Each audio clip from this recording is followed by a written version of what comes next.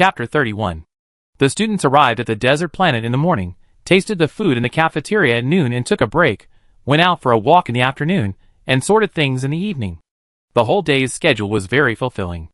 Having just arrived in a strange place, the students were watching and adapting. Only the king of papers, Ji Jiuxiao, started to roll immediately. Among a long list of zeros, Ji Jiuxiu ranked first, and the 9 points behind her name were very eye-catching. Below her was 188, with 7 points. Not all military school students have a heart to strive for progress. Half of them hold the mentality of muddling through, thinking of graduating mediocrely and joining the army, neither outstanding nor lame. The military school will show the students a cruel side. Only the upper class has privileges. If you want to live a better life, you have to work hard to fight for it. Of course, there are some students who have no ambitions and just muddle through to get a diploma, and the military school can do nothing about it. When the rules and rankings were released, 01 was directing the robot to pack up. The news released by the official blog was on the school's internal software. When she saw it, countless replies appeared under the post. She knew that Ji Jiuxiu and 188 were looking for work, and was not surprised by their results. She frowned and looked at the clothes she stuffed back into the suitcase. The dormitory change is based on your scores. These are your scores, and there are only 2 rooms. I can squeeze in with her, 188 suggested. She and Ji Jiuxiao are both casual and not spoiled. If she was not afraid that the second place would find trouble and quarrel every day, she would have no problem living in this dormitory. The second place and others stood outside the balcony and muttered, looking over from time to time, probably because they saw the post published by the school's official blog. 01 was unhappy. No, I can't monopolize the fruits of your efforts. Who will sleep with me tonight? Let me make it clear first, you can't make 2 big movements, grind your teeth, or snore when you sleep at night.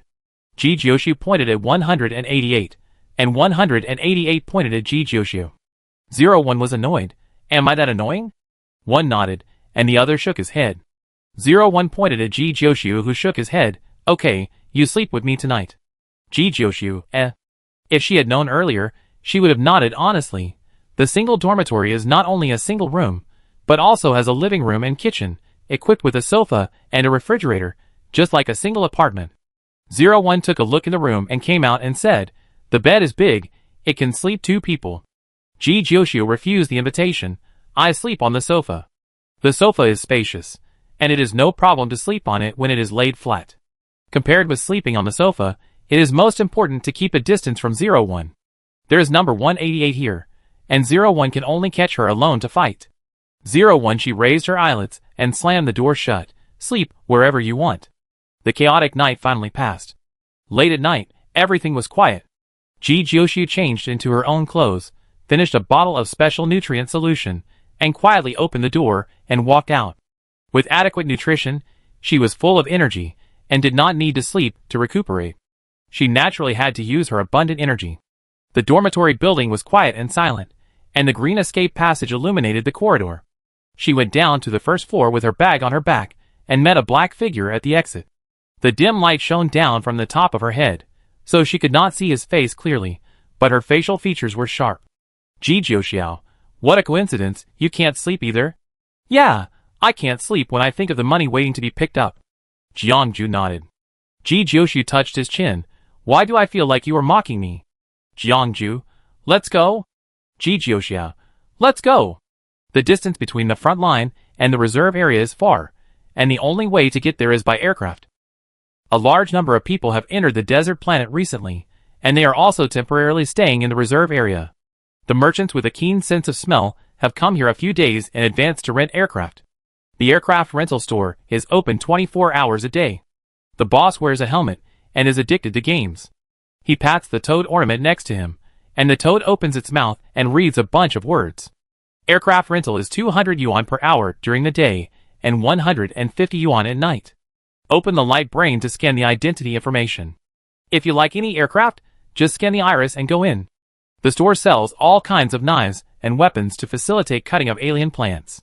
If you need, you are welcome to come to the store to choose. The aircraft are neither new nor old, quietly arranged on the open space, and there are many empty spaces. It seems that there are more people working at night. The black aircraft slowly left and flew to the front line of the war zone. The aircraft reached the highest speed and gradually approached the front line. The smell of grass mixed with earth in the air became strong. Ji Jioshu did not go deep into the front line, and stopped in an area at the edge. There was a blurry black in front of him, and some luminous plants had not completely lost their vitality, and emitted a slight fluorescence.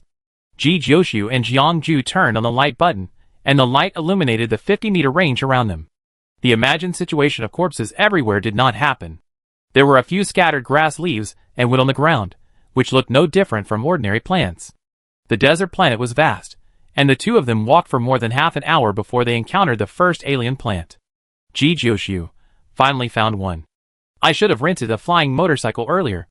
Flying motorcycles are not as fast as aircraft for long-distance travel, but they are more convenient and can be started and stopped at will, which is very suitable for the current situation where you need to walk.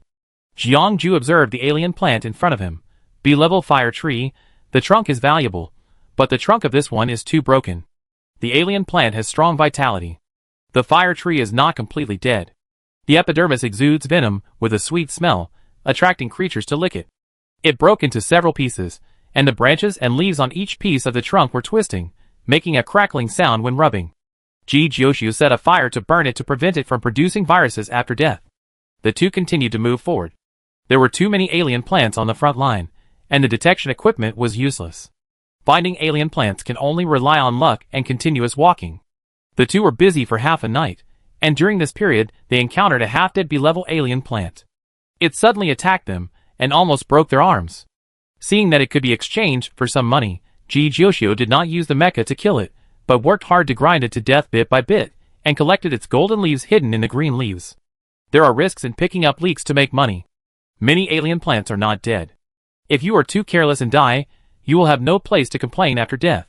Finally, the injury to his right hand declared the end of this trip. Jiangju took the spoils back to the aircraft, and the two went home. The first thing to do, when returning to the reserve area, is to sell money. There is a place dedicated to recycling alien plants. This trip made 22,000 yuan. After working for half a night, the harvest was not satisfactory. Ji Jioshu transferred half of the money to Jiangju. Go back and have a good rest, and we will form a team next time. Jiangju's mental power detection skill is very useful.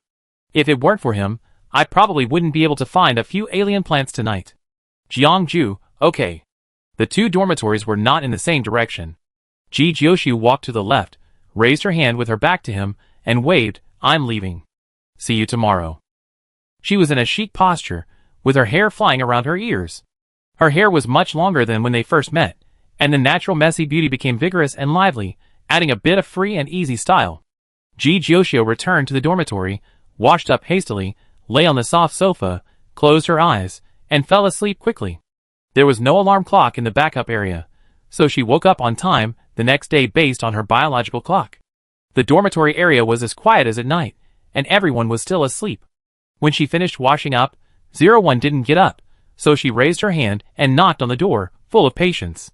The door of the room was open from the inside, and 01 had a face full of resentment. Ji Jioshu ignored her murderous eyes, and went to the next room to shout 188. Every time 01 got up, she had this expression, and she had long been accustomed to it. 20 minutes later, the robot delivered breakfast to the door, and the three of them sat at the table to eat breakfast. Ji Jioshu was eating beef noodles, smooth and chewy noodles mixed with the freshness of the sauce. She was addicted to eating noodles, and didn't say anything. 188 also buried his head in breakfast, eating a big bun in one bite. What are your plans for today? 01 took a sip of milk and asked. No one answered. People on both sides were eating breakfast seriously. She took a deep breath, didn't care about the glutton, picked up the sandwich and took a bite. At the end of breakfast, Ji Jioshu drank soup and thought, I guess there are more doctors than patients in the hospital. Otherwise, let's go to the front line of the war zone. It's dangerous there, and there are many patients. After a day of rest, the professional competition officially started today. Everyone's first choice must be the hospital. You don't have to think about it to know that it will be full. When they got off the spacecraft, they received instruments and wore them on their bodies. Every move they made would be recorded and transmitted to the electronic center. The artificial intelligence would score them according to their behavior. The scores would be fed back every day. If they had any objections to the scores, they could appeal to the school. The tasks assigned by the doctors were limited, so it was better to go out and try. The treatments performed outside would also be recorded. Before leaving, the three of them went to see Wusan first. To their surprise, Wu Sang got up early and was about to go to the warehouse to repair the machinery. 01 asked curiously, "Did you take the wrong medicine today? Why are you working so hard?" Wu Sang's eyes were dark and his face was haggard. 4 of my 5 roommates snore, and one of them grinds his teeth. I really can't sleep. For a single room, we have to fight for it. Under the sympathetic eyes of 3 people, Wu Sang picked up the tools and went to the warehouse, fearing that he would not be able to grab the repair items if he was late. Jiangju's situation was similar to Wu Sang's. I don't know if his roommate snores, but he is fighting for a single room anyway. On the second day of arriving at the desert planet, all the students were full of fighting spirit. Ji Jiuxiao went to rent a flying machine and negotiated the price with the boss. "I want to rent it for half a month. Can the price be cheaper?" The boss was still wearing a helmet and playing the holographic game, and he reached out and patted the toad's head twice. The toad opened his mouth. "Rent by the day, less than 3 days, 1,000 a day, 3 to 8 days, 800 a day, more than 8 days, 700 a day." Ji Jiuxiu set a 15-day, paid the money, and rented a flying motorcycle. "Are you planning to go to the front line for a long time?" 188 asked. Ji Jiuxiu nodded. "The front line can treat and pick up alien plants. It's a win-win situation." 01 said faintly, "I won't go out with you every day. After 2 days, when there are fewer people in the hospital, I will stay in the reserve area." She is different from Ji Jiuxiao. She needs to rest. She needs to live. Ji Jiuxiao, don't you want to get high scores? My mental strength level is high enough. My family requires me to do a good job of mental counseling, not the ranking. 01 showed a perfect fake smile. Ji Jiuxiu, then don't come to us to take you in when your score is not in the top 100. Ji Jiuxiu doesn't indulge her lazy and spoiled habits. 01's smile is stiff. Oops, I forgot about this all of a sudden. My score is too low to live in a single dormitory. She was instantly depressed, and was thinking about her future all the way. Should she put down her face and live there, or endure some hard work? As for living in a dormitory, impossible. Absolutely impossible. The spacecraft is not military, the style is relatively old, too close to the middle of the war zone, the magnetic field will start to be chaotic, and it is also troublesome to drive the spacecraft to the center. If it is hit by the running alien plants, it will also cost maintenance. Ji Jiuxiu parked the spaceship outside, drove out the flying motorcycle, and handed the helmet to 01 and 188. The 3-wheeled flying motorcycle she rented specially had 2 seats next to the driver's seat, which could accommodate 3 people. The flying motorcycle started, and the wind whistled, making the clothes rustle. 01's eyes widened slightly, and he stretched out his hand to feel the roaring wind. The wind passed through his fingers, as if it had become water and had substance. 188 was a little excited.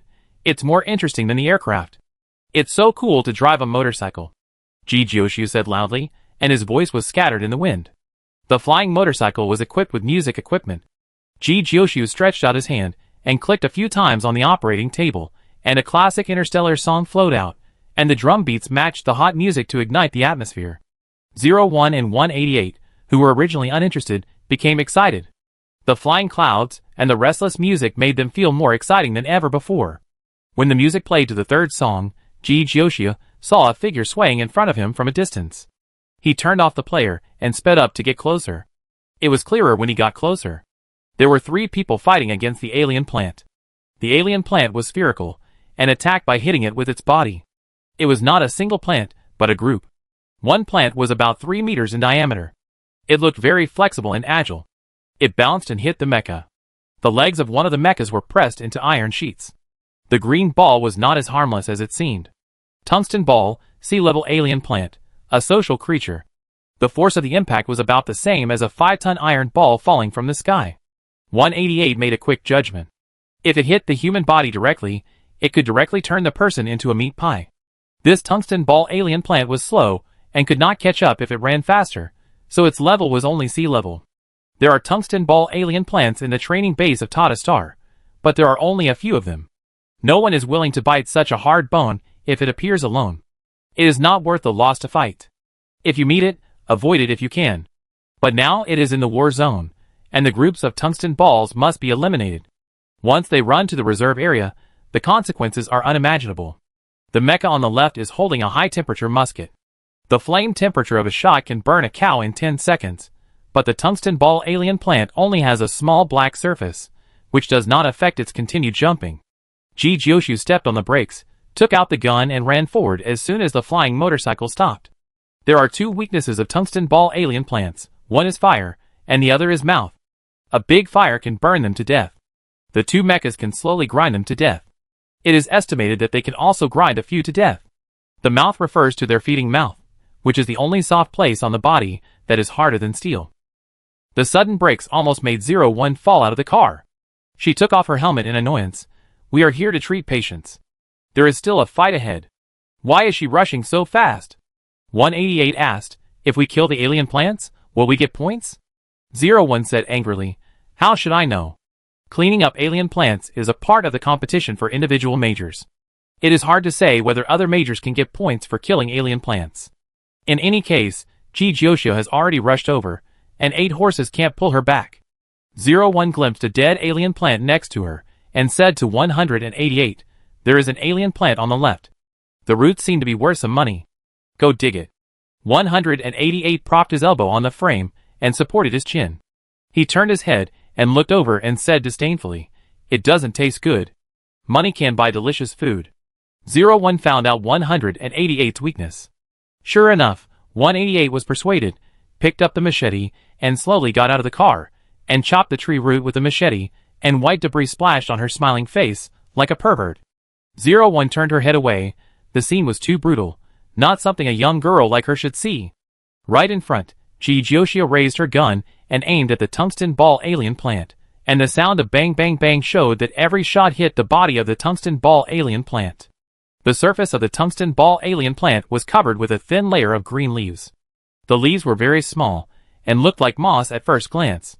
When it was not in the eating state, its mouth was white, and about the size of a human fingernail. It was difficult to find it in the green. This is why the two mechas did not shoot its mouth, but used a musket to spray it. In front of outsiders, Ji Jioshu could not use the mecha, not to mention that she didn't even have a musket, so she was forced to choose the difficult mode. The mecha was large and more aggressive. The tungsten plant ignored Ji Jioshu, a little bug, and focused on dealing with the two mechas. Ji Jioshu hoped that they would not look down on her, so she hid next to a dead tungsten plant and fired a hidden gun. The mecha killed another tungsten plant, but at the cost of crippling her left hand. The two sides were still fighting, and the fight was getting more and more intense. Ji Jioshu no longer shot rashly. She put the gun on the ground and stared at a tungsten plant fighting with the mecha, looking for its weakness. A tiny white dot flashed by, and she immediately pressed the trigger without any hesitation. Bang! The bullet passed through the air, hit the white dot, and pierced the body of the tungsten plant. The tungsten plant stopped moving, and stopped like a real ball, no longer moving. Ji Jioshu quickly added 2 more shots, and killed it completely. The two mechas took the opportunity to deal with another tungsten ball alien plant together. The fire gun sprayed at the same time, and the heat wave distorted the air. The tungsten ball alien plant rolled wildly on the ground, and slowly stopped moving. With the cooperation of the two sides, 2 more tungsten ball alien plants were killed. The other tungsten ball alien plants realized that they were no match for the enemy, rolled on the ground, turned around and ran away. Everyone watched them run away, and did not catch up. The battle consumed a lot of energy, and they might not be able to beat them even if they caught up. The people in the mecha walked out of the cockpit, a man and a woman, who looked somewhat similar. The man said, "Thank you for your help. You will be fine without my help, just don't think I'm meddling in your business." Ji Jioshu looked at the two people. They can run away even if they can't beat them. They are not fools. They don't look like military personnel. Her eyes fell on the man's limping foot. "Do you need treatment?" The man was stunned and nodded. "If you can treat it, it would be great. You need to pay for it, 300 star coins." Ji Jioshu observed the injury on his foot, and made a statement in advance. "We can only carry out basic treatment. If you want to recover as before, you still have to go to the hospital. The treatment itself does not cost money, but the medicines and equipment used are not provided free of charge. The things are bought from the hospital, and the money cannot be paid by yourself." The man breathed a sigh of relief. Only 300, very cheap. His foot was not crushed like the mecha, but swollen to the size of 2 feet, red and purple, and the meat and bones inside were probably broken a lot. He couldn't walk and had to be treated. It was really hard for him to talk to her while enduring the pain. She waved to 01 and 188, "Come here quickly, there is something to do." The two people driving the mecha were brothers and sisters. They came in to collect the corpses of alien plants and eliminate the scattered alien plants to exchange them with the army for star coins. Some alien plants reproduce quickly. If they are not eradicated thoroughly, a new batch will grow in 2 days. The army alone cannot quickly and thoroughly check them. It is better to make a deal with people who enter the desert planet to pick up alien plants. Helping to eliminate alien plants will get money. 188 threw the tree roots into the car and walked over with 01. Jijioshu pointed at the man's feet. It's time to test your level. Who will go first? 01 stared at the swollen and blackened feet, thought for 0.1 seconds, and said decisively, I will ask the instructor if I can get points for killing alien plants. As expected, Jijioshu looked at 188. 188 stepped forward and motioned the man to sit down. She put the medical bag on the ground and took out various treatment tools. Her movements were skillful, and her face showed no expression. She first roughly cleaned the bruises, applied ointment, and fixed them with a splint. The man's face was pale with pain, and his lips trembled as he said, Can you give me some anesthetic? 188 asked back, Didn't I get it? Jijioshu, do we have anesthetic? The two spoke in unison, looking at each other. The man was breathless. No. Anesthetic. What's the point of saying it now? He dared to say that there was a 99% chance that they didn't bring anesthetic. Jijioshu was very calm and comforted. Don't be nervous. You won't feel pain if you faint. 188 was even calmer. Is it easy to get anesthesia? She picked up the broken leaves of a foreign plant beside her with her backhand. This was a broken leaf, which became thinner from the tail end to the top. It was as long as a palm, with thick leaves and fleshy texture. The broken part was dry and shriveled, and the other parts lost moisture and became wilted. She broke the leaf in half, and a slightly transparent viscous liquid flowed out. The transparent liquid mixed with a few strands of light green liquid was applied to the man's feet, and the feeling of heat and numbness overwhelmed the pain. 188 said with satisfaction, That's good. The man's face turned green. Isn't it poisonous? And what he wanted was painlessness, not numbness. You actually know this plant? 188 was slightly surprised. Not bad. You have learned a lot about xenophytes.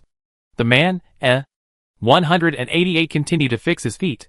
I don't know how long it has been dead. That little bit of poison won't kill you. The front line is full of xenophytes with paralytic toxins.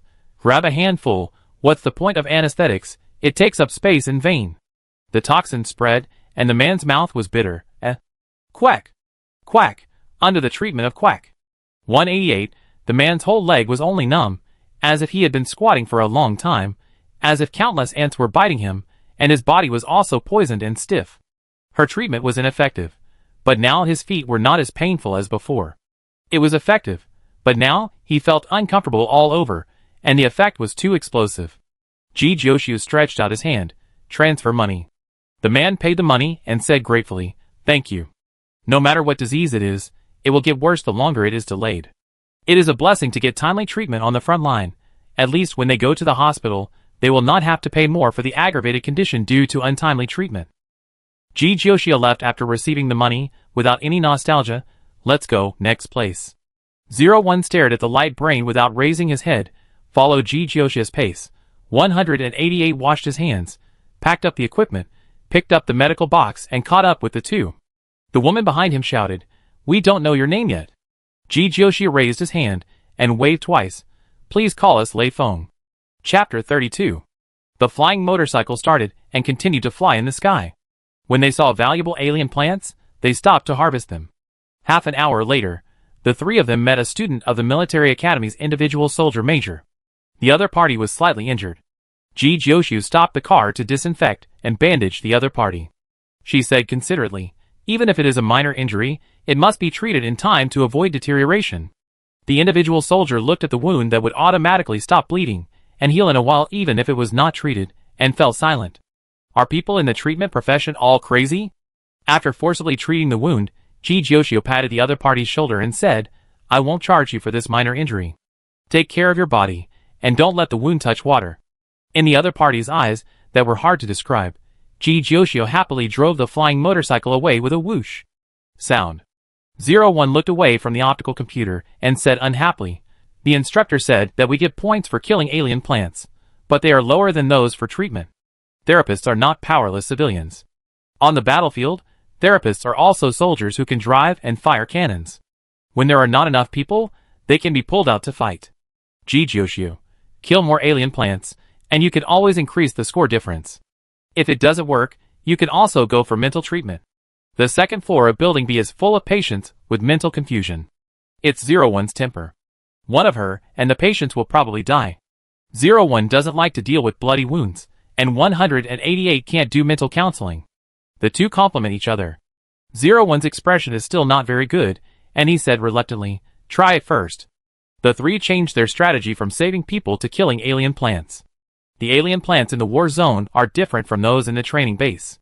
They are more aggressive, especially when they are dying. The power they burst out is very strong. Jijioshu was the only main attacker, so 01 and 188 could not be lazy, and each held a gun to assist her. A morning passed in a flash, and 01's hands were sore from shooting. Her hair, which had been carefully groomed before going out, was now covered with dust and looked dusty. Lunch was a lunch box packed by Jijioshu in an insulated box. After consuming too much in the morning, 01 was probably very hungry and ate more than before.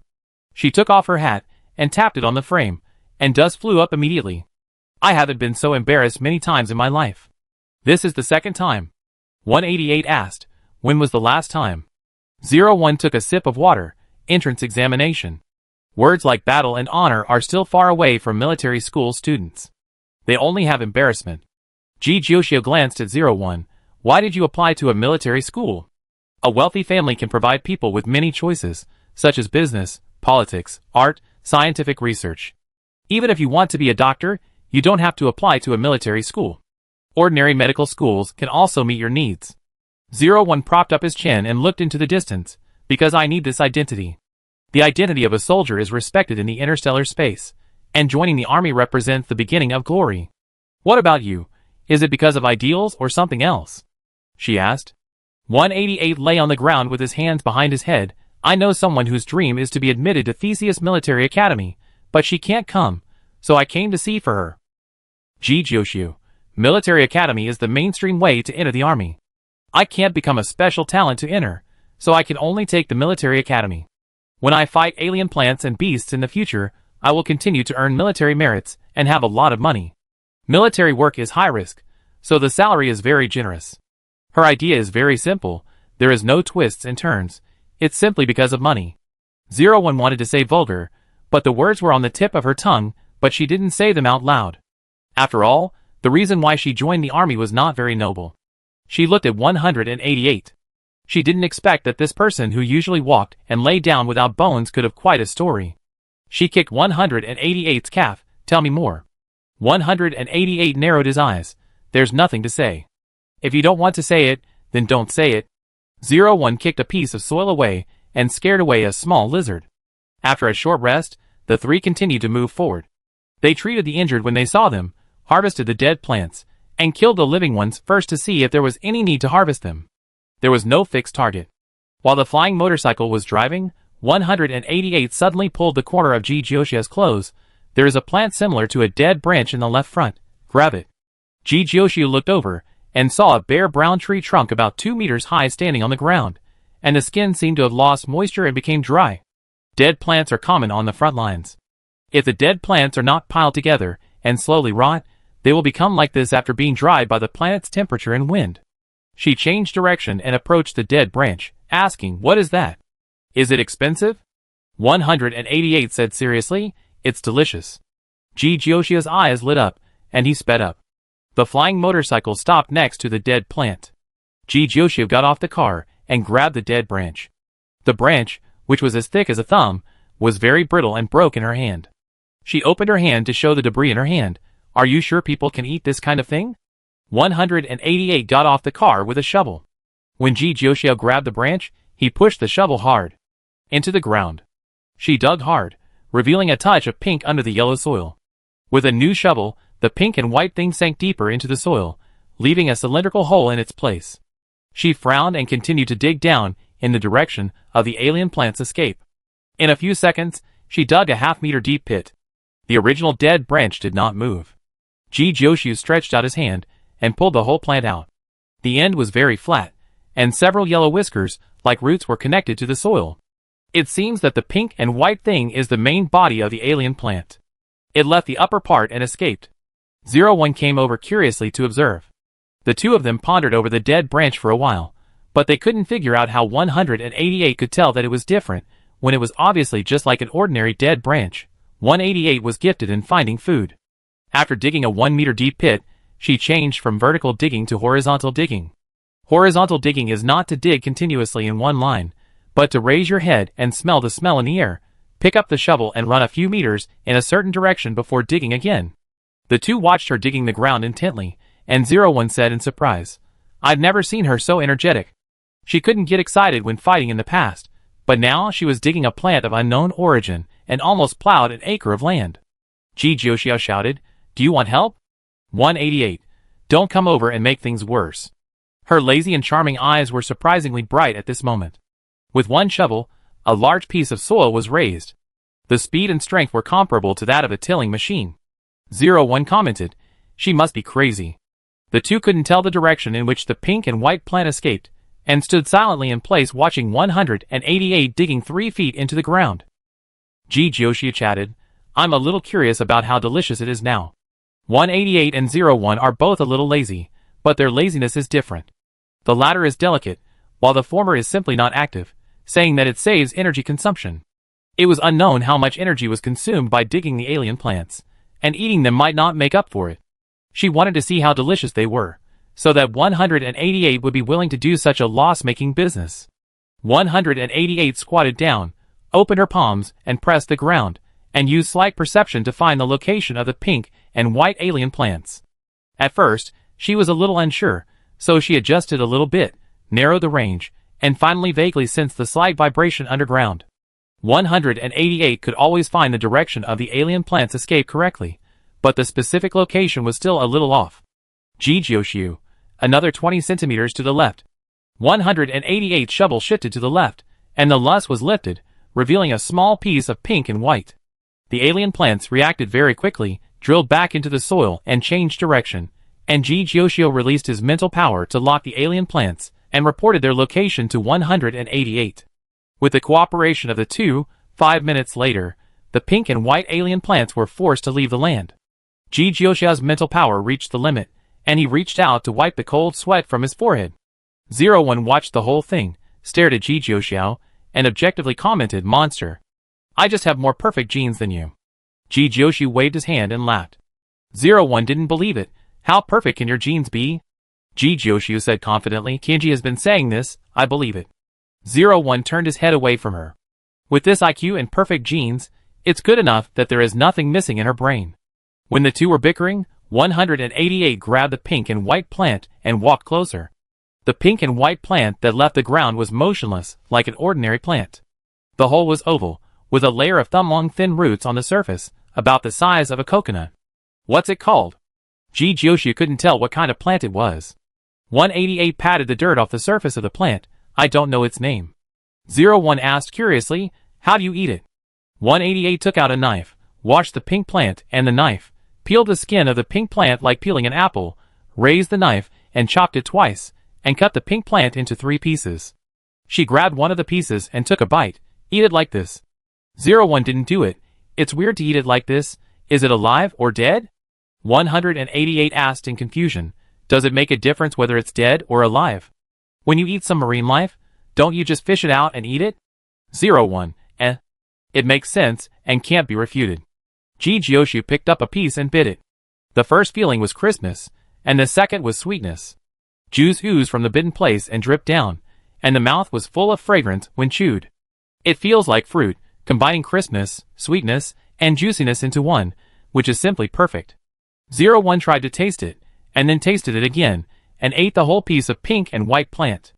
Its taste is not the niche sweetness that some people can accept, but popular, and most people in a group will like the taste. "It's delicious food." 01 exclaimed, "I haven't eaten it before." Ji Jiuxiao, let's not talk about whether we can catch up with it, just recognizing its identity is already very difficult. The dead branches of the pink and white plant growing on the ground are no different from ordinary dead plants. It is difficult to see the difference even if you observe carefully with the naked eye. How did you recognize it? 01 looked at 188. 188 pointed to the peel on the ground. The taste is very fragrant. 01 sighed. It's really unlucky for it to meet you. The pink and white plant has no smell when it stays in the soil. After it is unearthed, the smell is still very light. The fragrance is released after it is cut. 188's nose is simply extraordinary.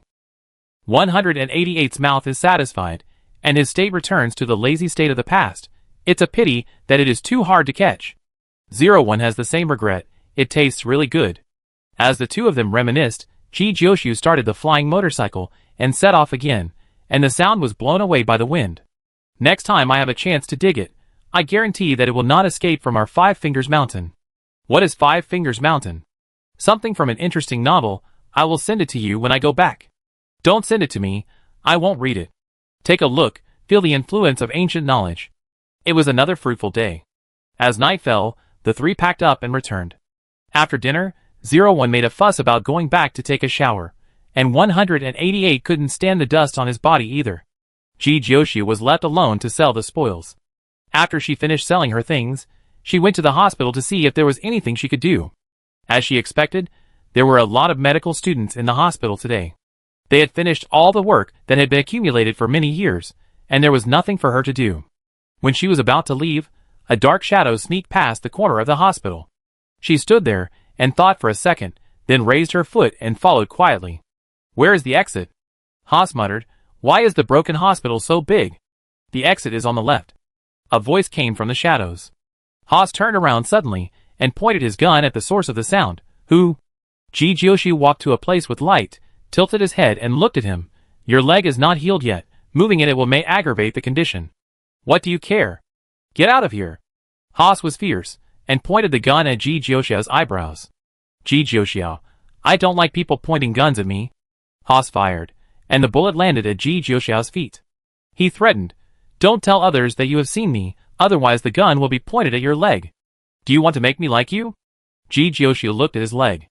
The plaster wrapped around his entire leg, causing him to limp when he walked. You dare to laugh at me.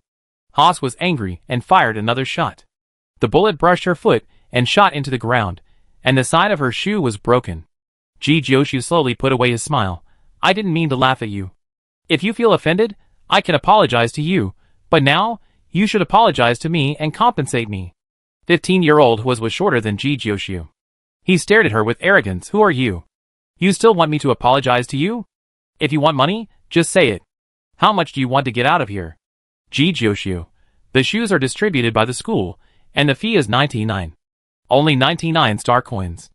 Was disdainfully took out the light computer. What's your account number? I give you 100 star coins. The tone was so loud that it seemed as if the transfer was not 100 but 1 million. Jijoshu received the transfer from the other party and nodded with satisfaction. For the sake of 100 star coins, I will be gentler.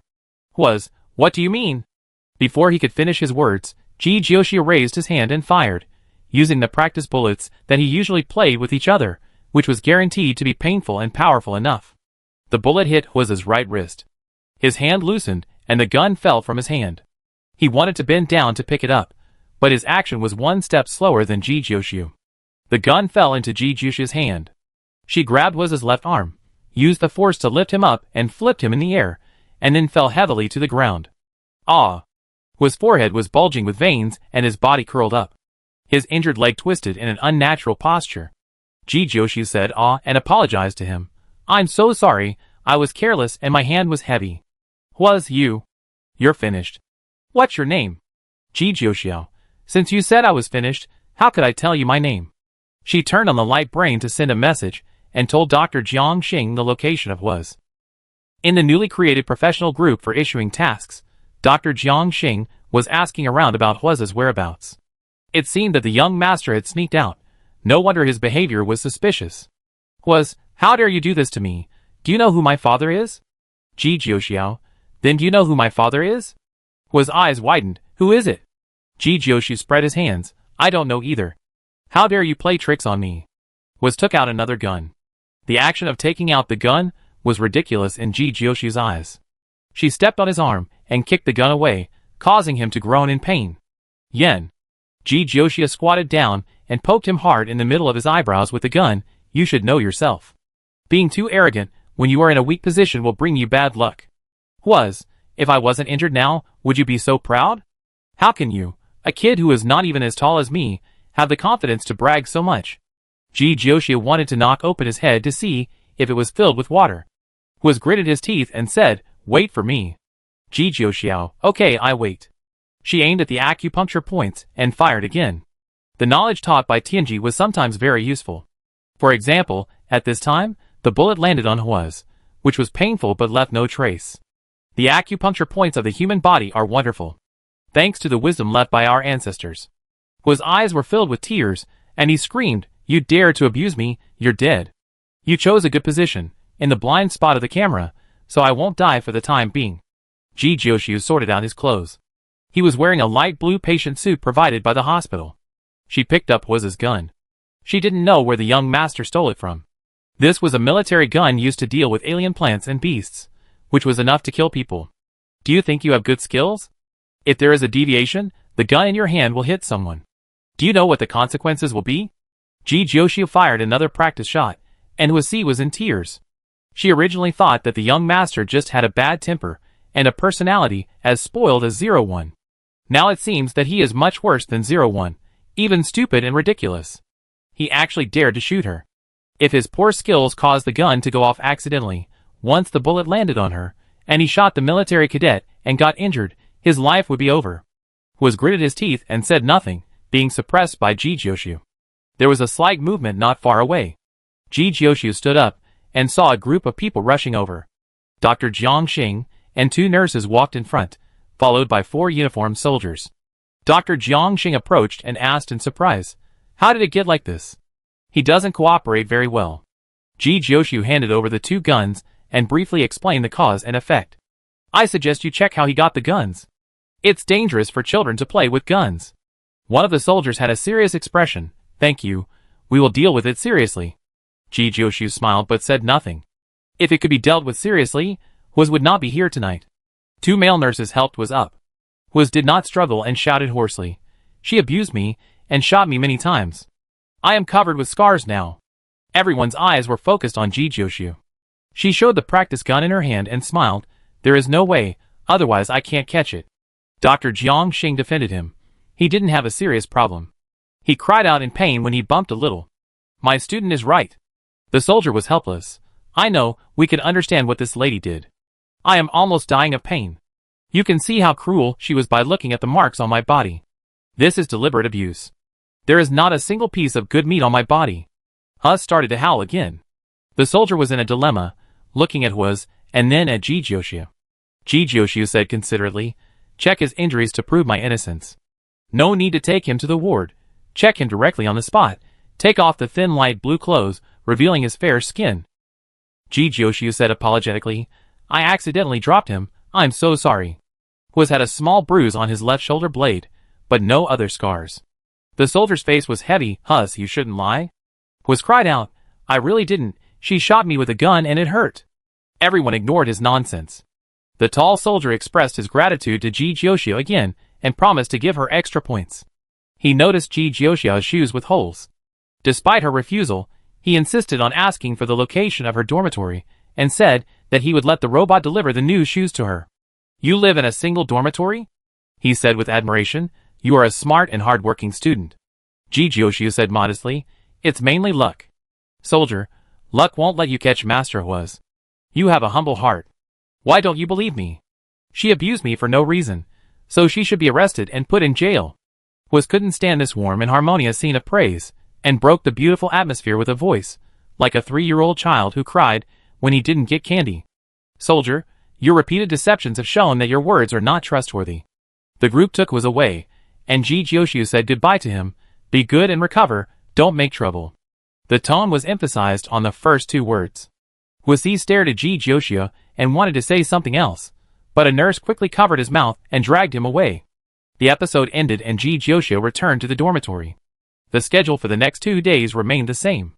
Jiuxiu and 01 and 188 went out early and came back late.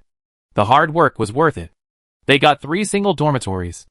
On the 5th day, 01 was unwilling to go out again. "Based on the situation in the past 2 days, our scores are much higher than others. We can take a break for a while. We won't go to the front line today. Let's go to the hospital to see what work we can do. Under Ji Jiuxiao's philosophy of killing himself and others, these 5 days were extremely difficult. Every day, he was so tired that he could fall asleep as soon as he washed and lay on the bed and closed his eyes. She lost 2 kilograms, her hair was rough, her skin was dry, she didn't get enough sleep every day, and she had no time to take care of herself. 188 also refused to continue working. I haven't gotten enough sleep recently, I need to sleep to restore my energy. Unable to call his teammates, Ji Jiuxiao went by himself. After drinking the special nutrient solution before, she needed to buy it again, which was a considerable expense. If she didn't do anything, she would always feel anxious about eating up all the money. She set out alone and entered the middle of the war zone. Usually, 188 would lock the position of the alien plant through smell. Now without assistance, she could only walk inside to reduce the time of searching for the alien plant. The aircraft landed, she opened the trunk and prepared to take out the flying motorcycle. As soon as the door opened, she met a pair of black eyes. The owner of the eyes was very familiar. With a lollipop in his mouth, he patted the flying motorcycle and praised, "This flying motorcycle looks very cool." Ji Jiuxiu said indifferently, "Why are you in my flying machine?" The person inside had met her once before. The place of meeting was very subtle, just as subtle as the other party's identity. She remembered the other party's name. Fatty told her that the patient in room 202 was called Song Xuedong. Song Xuedong had a face with clear contours and sharp features. He looked cold, handsome and very cold. But she loved to laugh. Her curved eyes washed away the indifference. Just like at this moment, she raised the corners of her mouth, held a lollipop in her mouth, and spoke in a vague way. I walked up. Song Xuedong blinked her eyes, and smiled like a cat. Ji Jiuxiu closed the door. I take you back. Song Xuedong rolled on the ground, got out of the aircraft close to the ground, and ran out. Don't worry, we go back later. Ji Jiuxiu was shocked by her action. His first thought was that she let a patient go. Would the hospital deduct her points? Bad luck, bad luck, bad luck. Chapter 33. The soles of his shoes rolled over the cracked land, raising some yellow soil, and small particles floated up and down in the yellow mist. Song Xuedong ran very fast, and disappeared in front of Ji Jiuxiu. Ji Jiuxiu reopened the hatch and took out the flying motorcycle, drove to chase him, and threw a rope to catch him when he got close, but Song Xuedong dodged it. After all, he was a soldier who had been on the battlefield. Although his brain was not normal, his skills were still there. Human legs could not run faster than cars, but they were more flexible. Song Xuedong suddenly stopped and turned back, running in the opposite direction. Ji Jiuxiu turned the car and continued to chase. Song Xuedong turned back and smiled at Ji Jiuxiu. Your driving skills are still a little bit worse. Ji Jiuxiu controlled the flying motorcycle to catch up. It's fine if I can catch you. This type of flying motorcycle has a weakness. It sacrifices weight for speed, and is easy to overturn when turning at high speed. If I have a gun in my hand, you will definitely not be able to catch me. Song Xuedong still has the energy to say a long paragraph. Ji Jiuxiu, it's a pity that it's an if. The chase lasted for half an hour, and Song Xuedong moved accurately according to the weakness of the flying motorcycle, avoiding capture again and again. Ji Jiuxiu simply abandoned the flying motorcycle and chased with her legs. She didn't believe that she wouldn't catch up. Facts proved that she really couldn't catch up. When she took out the gun and prepared to cheat, Song Xuedong stopped, calmed her breathing and raised her hands. Okay, warm-up is over, no more playing. Ji Jiuxiu took out a rope and tied her hands to prevent her from finding another chance to escape. Little classmate, if I hadn't let you, you wouldn't be able to catch me at all. There's no need to tie me up like this, right? Song Xuedong raised her tightly tied hands. Ji Jiuxiu ignored her and prepared to send her back. It would take a lot of time to go back and forth, and he was in no mood to play with her. Song Xuedong stopped and said, "What's your name?" Ji Jiuxiu pulled the rope, and Song Xuedong pulled it back. The rope was tightened under the force of both ends. You tell me your name, and I go. Song Xuedong said with a smile. Ji Jiuxiu, my name is Wuzishan. Okay, Wuzishan classmate. Song Xuedong changed her words, walked a few steps forward and stopped moving again. Let's make a deal. It's not easy for everyone to come out. You do your work, and I won't disturb you. We go back together in the evening. I promise to listen to you. How about that? Ji Jiuxiu, I don't believe you. Believe it or not. Song Xuedong sat on the ground. Anyway, I won't leave. Ji Jiuxiu clenched his fists and turned on the light brain. I notify Brother Pang to pick you up. Song Xuedong suddenly jumped up and pounced on Ji Jiuxiu to stop her from sending messages. Although her hands were bound, her legs could still move. She raised her foot and aimed at Ji Jiuxiu's light brain. With her long leg sweeping, Ji Jiuxiu had to retreat to avoid it. He stretched out his hand to pull the rope to make Song Xuedong lose his center of gravity. The two relied purely on physical combat. The interstellar people who relied on technology and mental power were at a disadvantage in close combat. In addition, Song Xuedong's hands were tied, and she gradually fell behind. Seeing that the situation was not good, she pulled the rope out of Ji Jiuxiu's hand with force. Without time to untie the rope, she ran away. Ji Jiuxiu hurriedly chased after her. When they ran to a slope, Ji Jiuxiu grabbed Song Xuedong's shoulders. She turned back and hit back, and the two wrestled again. The rope dragged on the ground, swinging back and forth with the movements of the two people, and accidentally circled Song Xuedong's feet. When she raised her left foot, her right foot was pulled, and she fell down unsteadily. Ji Jiuxiu reached out to grab her, but the soil under his feet loosened and he rolled down with her.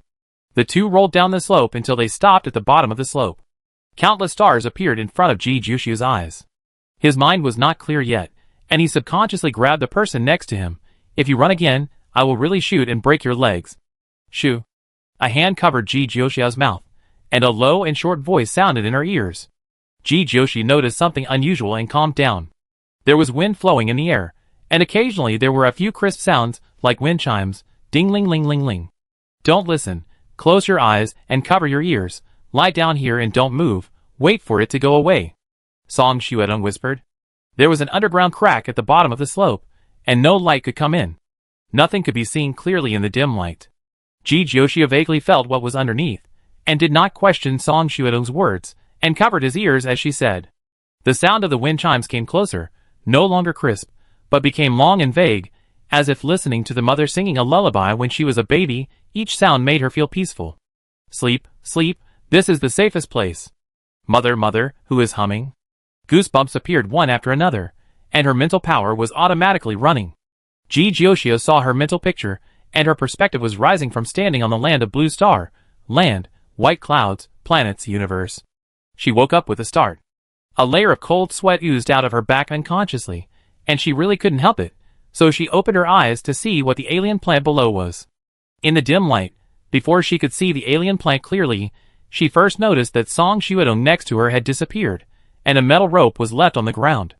Her first reaction was that Song Xuedong lied to her, that there was an alien plant, and then took the opportunity to run away, and then she realized that her perception would not be wrong, and this creepy feeling could not be faked. Without caring too much, she used her mental power to resist the strange sound, squatted on the ground, and slowly stood up to observe the movements around her. The sound of the wind chimes was still there, like a whisper. Her mental power was aroused, isolating the sound outside, and only a vague tune could be heard. The light was too dim, and she couldn't see anything clearly. She walked slowly forward in the direction of the sound, looking for Song Xuedong's figure. She landed on a raised piece of soil, and vaguely saw a moving shadow in front of her. The sound of the wind chimes became stronger, leading people forward. A figure stumbled in the front, and judging from the outline of the body, it should be Song Xuedong. She walked and stopped, covering her head with both hands, and her mental power escaped, so chaotic that she could feel it from such a distance. Song Xuedong herself had mental damage, and this stimulation was estimated to be more seriously injured. The alien plant's attack method was not physical injury, but brainwashing and seduction at the mental level. She was a healing mental power, and her resistance was stronger than Song Xuedong. Ji Jiuxiu turned on the light button, and the light dispelled the gloom and illuminated the appearance of the alien plant. The alien plant was covered with thorns, and branches of different sizes grew on a main trunk, and branches grew on branches. The whole plant looked very dense. There was a circle of white flowers on the top of the main trunk, shaped like a bell, shaking gently as it moved. It moved slowly, mainly relying on the brown roots at the bottom. The roots were only about half a meter long and densely packed together. There were dried blood stains on the thorns, and some small animal corpses, with a fishy smell.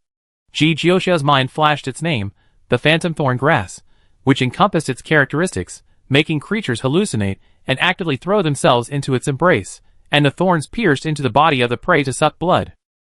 The phantom thorn grass is a B-level alien plant. The alien plants in the training base are not at the same level as it. The light stimulated the phantom thorn grass, and it stopped moving forward. The sound of the wind chimes gradually increased. Ji Jiuxiu was dazed for a while, and saw Tianji calling her back to eat at Lan Xing's home. Her mental power was running to the extreme, and the slight tingling sensation made her sober up. Her eyes regained focus, and she walked forward 4 or 5 meters without realizing it. She raised her gun and shot at the phantom thorn grass. In order to facilitate the pursuit of Song Xuedong, many weapons were left on the aircraft. Now she only had 2 different particle guns and a practice gun in her hand. She wanted to go back to get the weapon, but didn't dare. She was afraid that Song Xuedong would become fertilizer for the alien plant if she didn't pay attention. She could only find a way to attract the attention of the phantom thorn grass first. The phantom thorn grass was shot several times, and the bullets caused some damage to it, and holes appeared on its body, but this was far from enough. Ji Jiuxiu led the phantom thorn grass to another direction. It just moved a few steps, and then returned to chase Song Xuedong. It actually had some intelligence, and knew that Song Xuedong was easier to deal with. She looked at her hand, and made up her mind to cut a hole on her finger with a knife, squeezed out the blood, and waved her arm. Alien plants are very sensitive to human blood, and they can catch a little bit of smell. The first lesson in the military academy is that if you get injured in the wild, you must treat the wound as quickly as possible to remove the smell. The phantom thorn grass turned again, and the sound of the wind chimes became more and more urgent. Ji Jiuxiu's nose felt cold, and she reached out to touch it. There was blood on her fingertips. She started to bleed from the nose because of the heavy mental pressure. If I had known earlier, I would not have cut my hand just now. It was a knife in vain. Song Xuedong, who was temporarily spared, regained consciousness a little. After seeing Ji Jiuxiu, she said helplessly, "I told you to stay still. Why didn't you listen?" Ji Jiuxiu remained silent. It was not that she did not want to talk, but that blood would flow into her mouth if she opened her mouth. She gestured to Song Xuedong, signaling her to go first. Song Xuedong stood up, picked up a stone, and smashed it into the phantom thorn grass, and released her mental power to directly attack the bell flower on its head. The phantom thorn grass was enraged, and the bell sound became rapid, ding-ling-ling-ling non-stop, with a sharp and piercing sound. Ji Jiuxiu's ears felt warm, and it was probably bleeding. She wiped her nose and said anxiously, "I asked you to leave, not to hit me." Her hearing was distorted by the bell sound, and she felt that what she said was like a mosquito buzzing. She was afraid that Song Xuedong could not hear it, so she opened her throat and repeated it several times in a row until her throat became hoarse. Song Xuedong rubbed her ears. Blood flowed from both of her ears. "I heard it. Why are you so loud? Go away, I deal with it." Ji Jiuxiu was not forced to vomit blood by the phantom thorn grass, but Song Xuedong was about to vomit blood first. "Song Xuedong, come here, I want to kill it, be careful not to hurt you." Ji Jiuxiu once again deeply realized that Song Xuedong was a patient with a brain problem, but she couldn't really leave him alone, so she could only go around to find Song Xuedong. The place where they were was spacious, and the two of them, and the phantom thorn grass, stood in a triangle. She stayed away from the phantom thorn grass, and approached Song Xuedong in a fan shape. The attack of the phantom thorn grass is mainly mental power. As long as you can withstand it, you can still run. A fishy sweetness came to her throat, and she opened her mouth and vomited a mouthful of blood. Her eyes began to blur again, and her head hurt. She relied purely on her will to support her actions. She saw Song Xuedong approaching her vaguely, and the breath she was holding was almost leaking out. She shouted, "Don't come over." The mental power was squeezed to the extreme, and the mental picture was slightly shaking. She couldn't even hear what she said, and didn't know whether she shouted it out, because Song Xuedong was still moving forward. She was afraid that Song Xuedong would be confused by the phantom thorn grass, so she focused a little on shooting at the flowers on the top of the phantom thorn grass, rushed forward faster, and grabbed Song Xuedong's hand. In order to resist the attack of the phantom thorn grass, the mental power that was used to the extreme was forcibly separated to invade Song Xuedong's mental picture. She was really worried that Song Xuedong's condition would worsen. Song Xuedong grabbed her shoulders with his backhand and pressed her down, and then threw something at the phantom thorn grass. A loud rumbling sound resounded through the sky, dust covered the sky, and darkness came. Song Xuedong pulled Ji Jiuxiu over, hugged her head, and pressed her under her body. After the shock passed, the ground returned to calm. Ji Jiuxiu's head was buzzing, and when he felt that the flat ground was no longer shaking, he pushed Song Xuedong away and looked out. The place where the alien plant was originally located was submerged in mud, with some green skin and thorny residues scattered around, and no trace of the phantom thorn grass could be detected. The soil at the bottom of the slope was viscous, and they were some distance away from the location of the phantom thorn grass, so the collapse did not affect them. Song Xuedong lay flat on the ground, with blood on her face, mixed with yellow mud and stuck to her face, making her teeth look white and bright. Ji Jiuxiao, if you don't want to live, stay away from me when you die, and don't implicate me. The rolling mud was only 1 meter away from them. If the explosion was stronger, they would be buried underground forever like the phantom thorn grass. Song Xuedong said lazily, "Don't worry, it's just a small explosion. The phantom thorn grass has weak defense, so there is no need for a more powerful small explosion. Hand over all the dangerous items on you." Ji Jiuxi was exhausted and had a headache. He also slumped on the ground and was too lazy to move. He stretched out his hand to ask her for something. A mentally ill person carrying explosives was too dangerous to run around. Song Xuedong did not answer. Ji Jiuxi pushed her. "It's no use pretending to be dead." Song Xuedong still had no reaction. The collapse caused the hole in the sky to be torn open, and the light illuminated the ground. Ji Jiuxi felt better and climbed up to see Song Xuedong. Song Xuedong's chest was covered with blood, and large amounts of blood flowed out of her mouth and nose, still steaming. She stared at Ji Jiuxi blankly and slowly closed her eyes. Ji Jiuxi checked her injuries and found that her clothes on her back were torn to pieces, her back was bleeding, and the yellow soil particles raised by the explosion were embedded in her flesh. She lost consciousness, and Ji Jiuxi carried her on his back, trying to be careful when moving, for fear of tearing her wounds. Ji Jiuxi climbed out of the slope with her on his back. The road became difficult to walk due to the collapse. She adjusted her breathing, and squeezed out some more mental power from the dry and stinging mental picture to give Song Xuedong mental counseling. It's better to be a little painful, because it can keep people awake. Song Xuedong's mental picture was very chaotic, like a video edited together with various clips, one scene at a time, and the other scene at a time. However, no matter what the picture was, the theme remained fixed. Battlefield. Battlefields at different times and locations. The fuzzy gray shadows were her comrades. The threatening black shadows were the enemies. She kept fighting, the smell of blood and grass juice mixed together. Ji Jiuxi withdrew his mental power, and heard Song Xuedong moaning softly.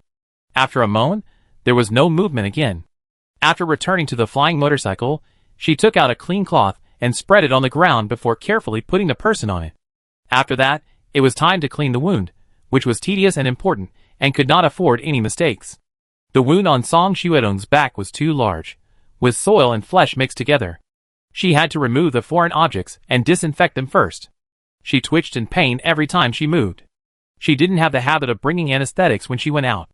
Ji Jiuxi looked around and found that there were alien plants with paralysis toxins around her, but in Song Xuedong's case, the consequences of the poison might be more serious than the wound on her back. She accelerated the cleaning speed, and in the slightly cool temperature, fine sweat oozed from her forehead. Finally, the cleaning was completed.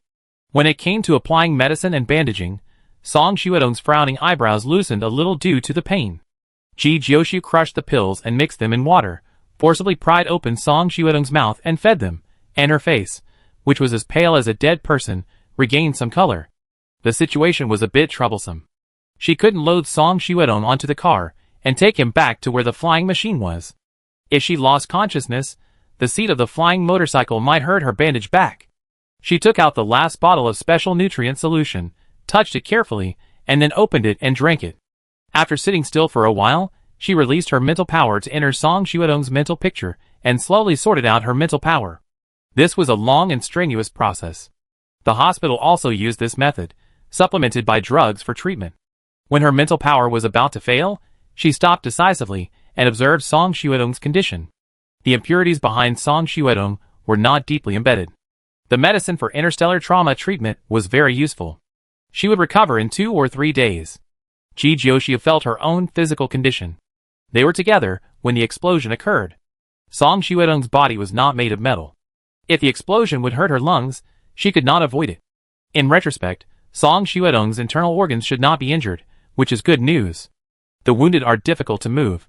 Ji Jiuxi stays by Song Xuedong's side, just using the bloody smell of the wound to attract the alien plants, so she doesn't have to work hard to find them.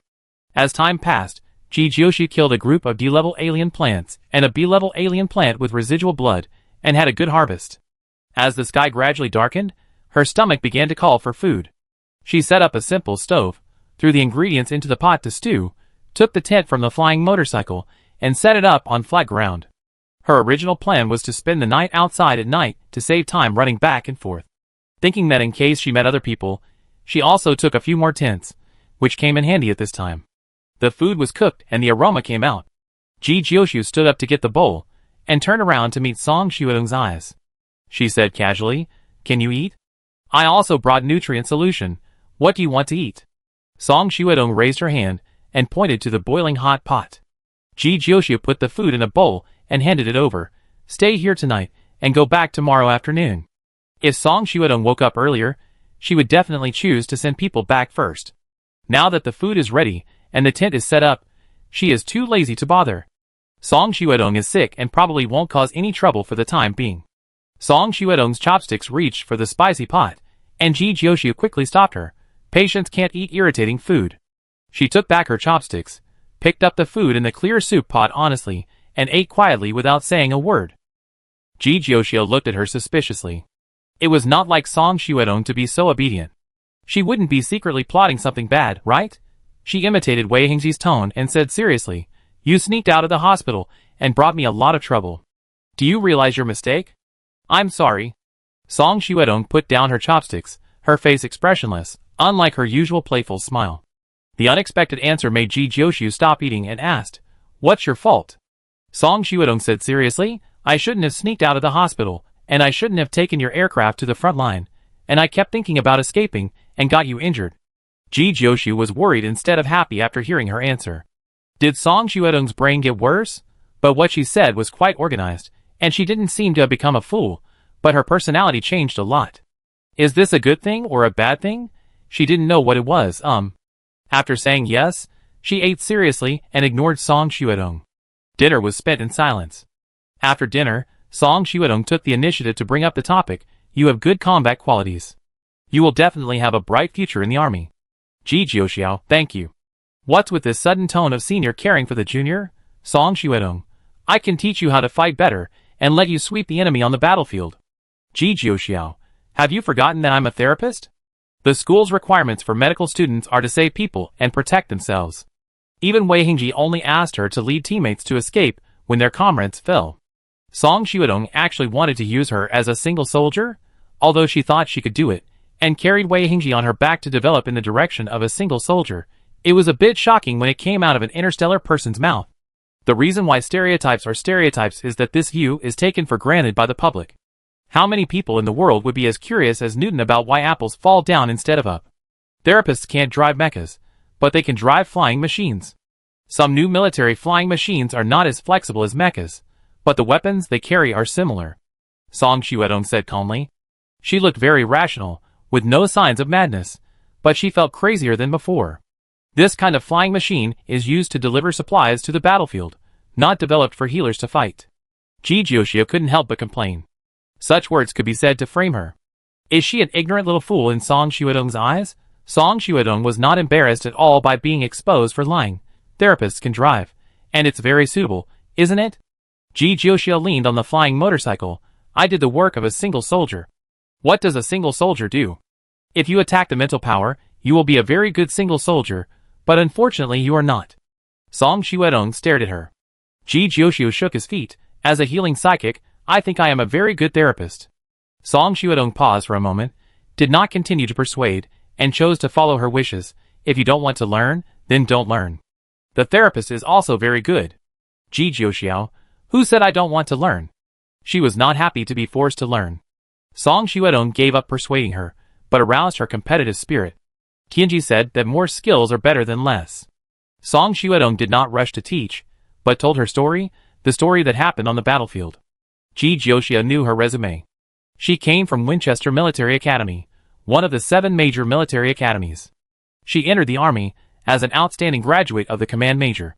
In 7 years, she went from a soldier to a major. She has been active on the front line of the battlefield for 5 years, and has experienced countless battles of all sizes. She talked about a battle with the most twists and turns, and constant reversals.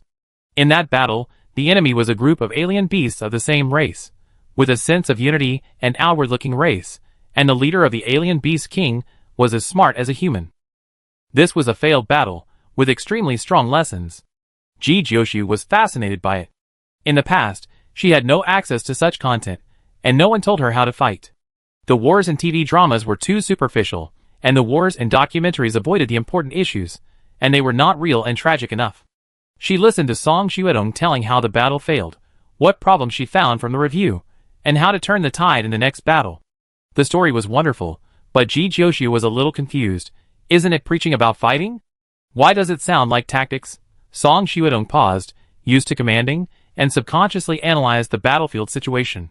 She continued to talk, and the focus this time was on how she killed the alien beast king in the final battle.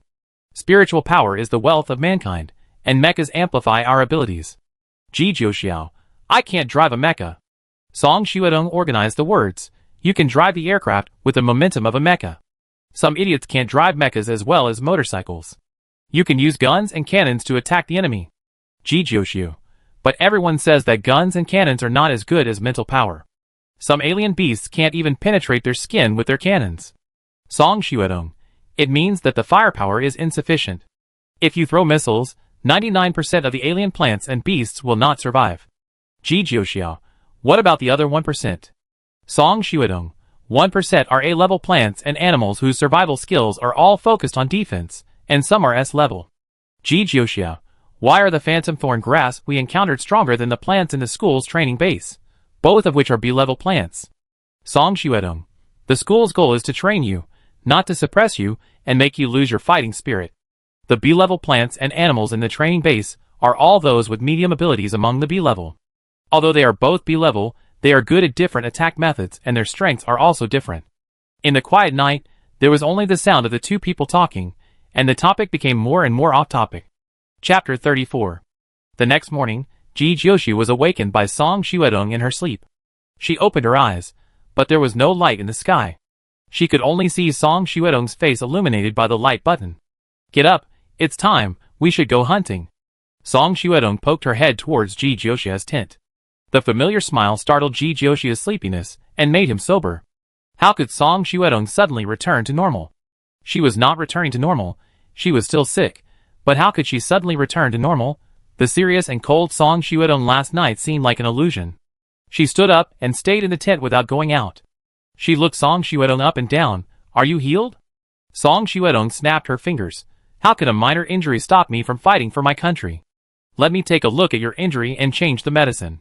Ji Jiuxiu crawled out of the tent. Song Xuedong showed her the wound. I know my limits. These are just superficial injuries. Are you smoking again? Ji Jiuxiu smelled a faint smell of cigarettes. Song Xuedong propped her chin with her hand and tilted her head to look at her. You found it. I feel it was handled very cleanly. You have a really good nose. Ji Jiuxiu stretched out her hand. Hand it over. Song Xuedong ignored him. Why do you healers all have the same personality? You are so young and your temperament is like a fat kid. Young people should not be dull, be more lively. Ji Jiuxiu changed the dressing on the wound and applied the newly refined xenoparalysis toxin. Song Xuedong was so lively that she could handle a little poison without any problem. I feel a little dizzy. Song Xuedong turned her head to look at the wound on her back and asked Ji Jiuxiu, do you have any clues? Ji Jiuxiu smiled. It means you are not suitable for exercise and should rest. Song Xuedong closed her eyes and fell to the ground. Fearing that Song Xuedong would be attacked by the alien plant while she was unconscious and would not be able to react in time, Ji Jiuxiu simply carried her into his tent. There was still an hour before the usual wake-up time, so she lay back to sleep and would talk about anything in the morning. When she woke up naturally, her worries were gone. She got up refreshed and realized that Song Xuedong should have been lying next to her when she was about to leave the tent, but she was nowhere to be seen. She walked out of the tent and wanted to check the surroundings to see if Song Xuedong was dragged away by the alien plant. When she looked up, she saw Song Xuedong leaning on the flying motorcycle. Song Xuedong's left foot rested on her right foot, leaning against the flying vehicle. Her pants outlined her long and straight legs, and there were flickering spots of light between her fingers. It was dawn, and the dim light outlined her into a clean and neat line. She lowered her head slightly and looked at a long-dead alien plant on the ground. There was no expression on her face, making it impossible to tell what stage she was in at the moment. Ji Jiuxiu stood up and rushed over, snatched the cigarette from Song Xuedong's hand, and under her stunned gaze, he opened her clothes and took out 2 more cigarettes from her inner pocket. When he wanted to search again, Song Shuedong reacted and pressed Ji Jiuxiao's arm down to hold her. Ji Jiuxiu kicked out of Song Shuedong's grip. Early in the morning, warm-up exercises began. Until both of them were slightly out of breath, Song Shuedong's cigarettes were all touched clean, and even the lollipop appeared in Ji Jiuxiu's hand. Ji Jiuxiu rubbed her face with a grin. In order to touch something, she was hit several times by Song Shuedong, and the other party did not hold back at all. It is estimated that there are many bruises on her body. Song Shuedong touched her pockets, and there was not a single cigarette left on her body. She cursed. "You are so skilled. Are you a thief?" Ji Jiuxiu said righteously, "I am not that kind of person." She threw the cigarette on the ground and took out a small flamethrower to burn the alien corpse. The gun was ready to burn the cigarette clean. "Don't burn it." Song Shuedong stopped pitifully. "I only have this little stuff hidden, and it will be gone if I burn it. I am quitting smoking. I usually eat lollipops and only take a puff when I really can't help it." Ji Jiuxiu coldly sentenced, "No, a small puff will make all your previous efforts go to waste." "Wait." The tone of emotionlessness sounded, and Song Shuedong's expression disappeared, looking at Ji Jiuxiu coldly. "I'm not in the hospital now. If I don't have the comfort of nicotine, I will easily lose control." Ji Jiuxiu, who was about to burn the cigarette, paused and turned his head to observe Song Shuedong carefully. The tone without any emotion made Ji Jiuxiu dream back to last night. He stopped burning cigarettes and asked, "Do you know that your personality is different from before?" "Song Shuedong, don't you know my illness?" Ji Jiuxiu asked sincerely, "I don't know, what is it?" That brother mentioned Song Shuedong's illness in passing, focusing on describing the legendary experience. She knew nothing except that Song Shuedong liked to pretend to be a doctor to deceive people. "Song Shuedong, in short, my personality is split into 2 parts. One half is rational and orderly, and the other half is indulgent and disordered." Ji Jiuxiu pondered and asked a sole question, "But I don't think the rational version of you is very rational. How clear-headed can a therapist be when he tells someone to kill people on the front line?" "Song Shuedong, I don't like my other self, full of lies, recklessly breaking rules, disobeying orders, and simply a disgrace to the army. It is because of her appearance that I can no longer continue to fight on the battlefield." While she was speaking derogatory words, her tone was still calm, cold and hard, without showing any expression related to anger. She was like a stone. No matter what kind of emotion she was in, she only showed one look, and her already sharp facial features were extremely oppressive when she was expressionless. Ji Jiuxiu was thoughtful and pointed at the cigarette on the ground. "You want to keep the cigarette?" Song Shuedong nodded. Her eyes swept over the cigarette. "If you have a tranquilizer, you don't need the cigarette." "Very good." Ji Jiuxiu pressed the trigger, and the flame burned the cigarette to ashes, leaving a pinch of black ash on the spot. Song Shuedong blurted out, "What are you doing? Didn't you say that a tranquilizer would be enough?" Ji Jiuxiu asked back, with an innocent expression. "Song Shuedong, but you didn't bring it. You know you searched my bag?" "Fire." The gun turned to Ji Jiuxiu's fingertips. "Don't get excited. You're not like her when you get excited." Song Shuedong choked. "Cunning little lunatic." Ji Jiuxiu retorted, "Cunning psychopath." She didn't doubt the 2 personalities, but she was skeptical about whether the person in front of her was the lawful version or the disordered version. Yesterday's personality change had a premise of being stimulated. Now the personality suddenly changed for no reason. Did Song Shuedong think she was a fool who believed everything she said? "Last night, I thought Song Shuedong had a brain injury and would always be normal. I didn't expect that she would switch back and forth. It was such a pity. Today's plan had to be changed." She lost her appetite even for breakfast, and ate 3 buns, 2 sandwiches, a glass of milk, and an egg before preparing to return. Song Shuedong watched her pack up the tent with cold eyes, and blocked the flying motorcycle to prevent her from driving. "I haven't had enough fun yet. I won't go back." "Ji Jiuxiu, didn't you have enough fun yesterday? Fighting against alien plants alone, blowing up the slope, and almost losing your life, is it not enough? Yesterday was an accident." Song Shuedong's face was full of depression, and he roughly opened a lollipop and stuffed it into his mouth. "If you hadn't chased me, we wouldn't have fallen." "Ji Jiuxiu, that's perfect. We go back now, and nothing will happen." Song Shuedong grabbed her arm. Her expression changed, and she said with a smile, "Don't be so anxious, let's make a deal. Didn't you talk to me very well yesterday? How about I teach you actual combat today? You drive the flying motorcycle, and I be your shooting machine." Ji Jiuxiu paused. "Not good." She and I are the same person. I can do what she can do. My disease is just a split consciousness, which does not affect my ability. Song Xuedong saw that she was a little shaken, and continued to encourage her. Since I'm here, it's too much trouble to send me back and come back again. Okay. Ji Jiushi nodded in agreement. The reason for agreeing is that it will only waste time if she continues to pull it. If Song Xuedong doesn't want to, it will be difficult for her to take her back by force. Song Xuedong showed two small canine teeth. You drive the flying motorcycle too slowly, I will teach you how to drive. The flying motorcycle is a three-seater. Ji Jiushi sat in the seat next to him. Just put his things down and fastened his seat belt. The car flew out of control and fell off a cliff. Ji Jiushi has never fallen off a cliff. This experience comes from the holographic equipment during filming. The wind blew, and it hurt his face. She put on a helmet to block out the wind, and Song Xuedong's voice came through the helmet. Song Xuedong, this is a military vehicle that has been modified after being eliminated. There is a hidden function here. Let's see if it can still be started. Ji Jiushi saw her raise her right foot and kick hard at a place below that didn't seem to have any special features. She observed carefully, and didn't see any changes in the flying motorcycle. As if knowing what Ji Jiushi was thinking, Song Xuedong said loudly, "Watch it, I will only demonstrate it once." There was a piece of moving green grass in front. Song Xuedong rushed straight over and pulled out a long knife from under the flying motorcycle, and the blade reflected a cold light. Ji Jiushi was sure that this knife didn't exist when she transported the flying motorcycle onto the aircraft. The flying motorcycle rushed to the edge of the green grass pile, and the mental power was attached to the knife. The green grass was neatly cut wherever the long knife passed. Suddenly, an ethereal female voice sounded from under the flying motorcycle. The volume was so loud that it seemed to be loaded with a dozen large speakers, and the singing spread around the two people. Under the dreamy singing, the long knife slashed wildly, and the flying motorcycle moved flexibly. Ji Jiushi's eyes flashed with patches of green, and there was a melodious music in her ears. The grass smelled strong, and the grass juice dripped on the back of her hand. The song ended, and the flying motorcycle drove away from the pile of green grass. Ji Jiushi looked back and saw that the green grass was in pieces, as if it had been severely ravaged. Song Xuedong threw the bomb back casually.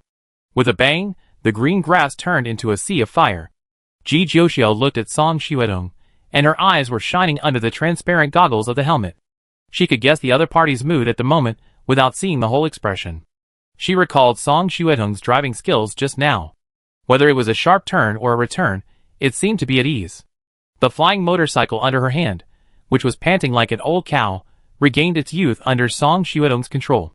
She asked, "What are the skills to drive a flying motorcycle?" Song Xuedong, ####. Ji Jiushi, She was so excited that she couldn't speak clearly. How excited was she? She suddenly understood why Song Xuedong didn't want to go back. As a person who fought on the battlefield, Song Xuedong's battlefield should be the vast land, not the small room in the hospital. Song Xuedong's excitement lasted for a long time. Just as she said, she drove the flying motorcycle like a mecha. Knives, guns, and hard dead branches of alien plants could all become her weapons. Until the flying motorcycle was declared to be insufficient in energy, she stopped reluctantly and ordered Ji Jiushi to drive the car back. Ji Jiushi had no experience during the whole process. He was covered in wind, leaves, branches, and mud. The flying motorcycle driver was replaced, and the song that made her ears callous finally stopped. She turned around and asked Song Xuedong, who took off her helmet and was enjoying the breeze, "The hidden function you mentioned is playing songs?" Song Xuedong, "Yes."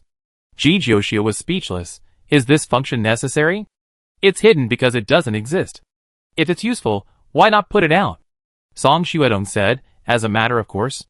"It makes sense." Ji Jiushi couldn't refute it.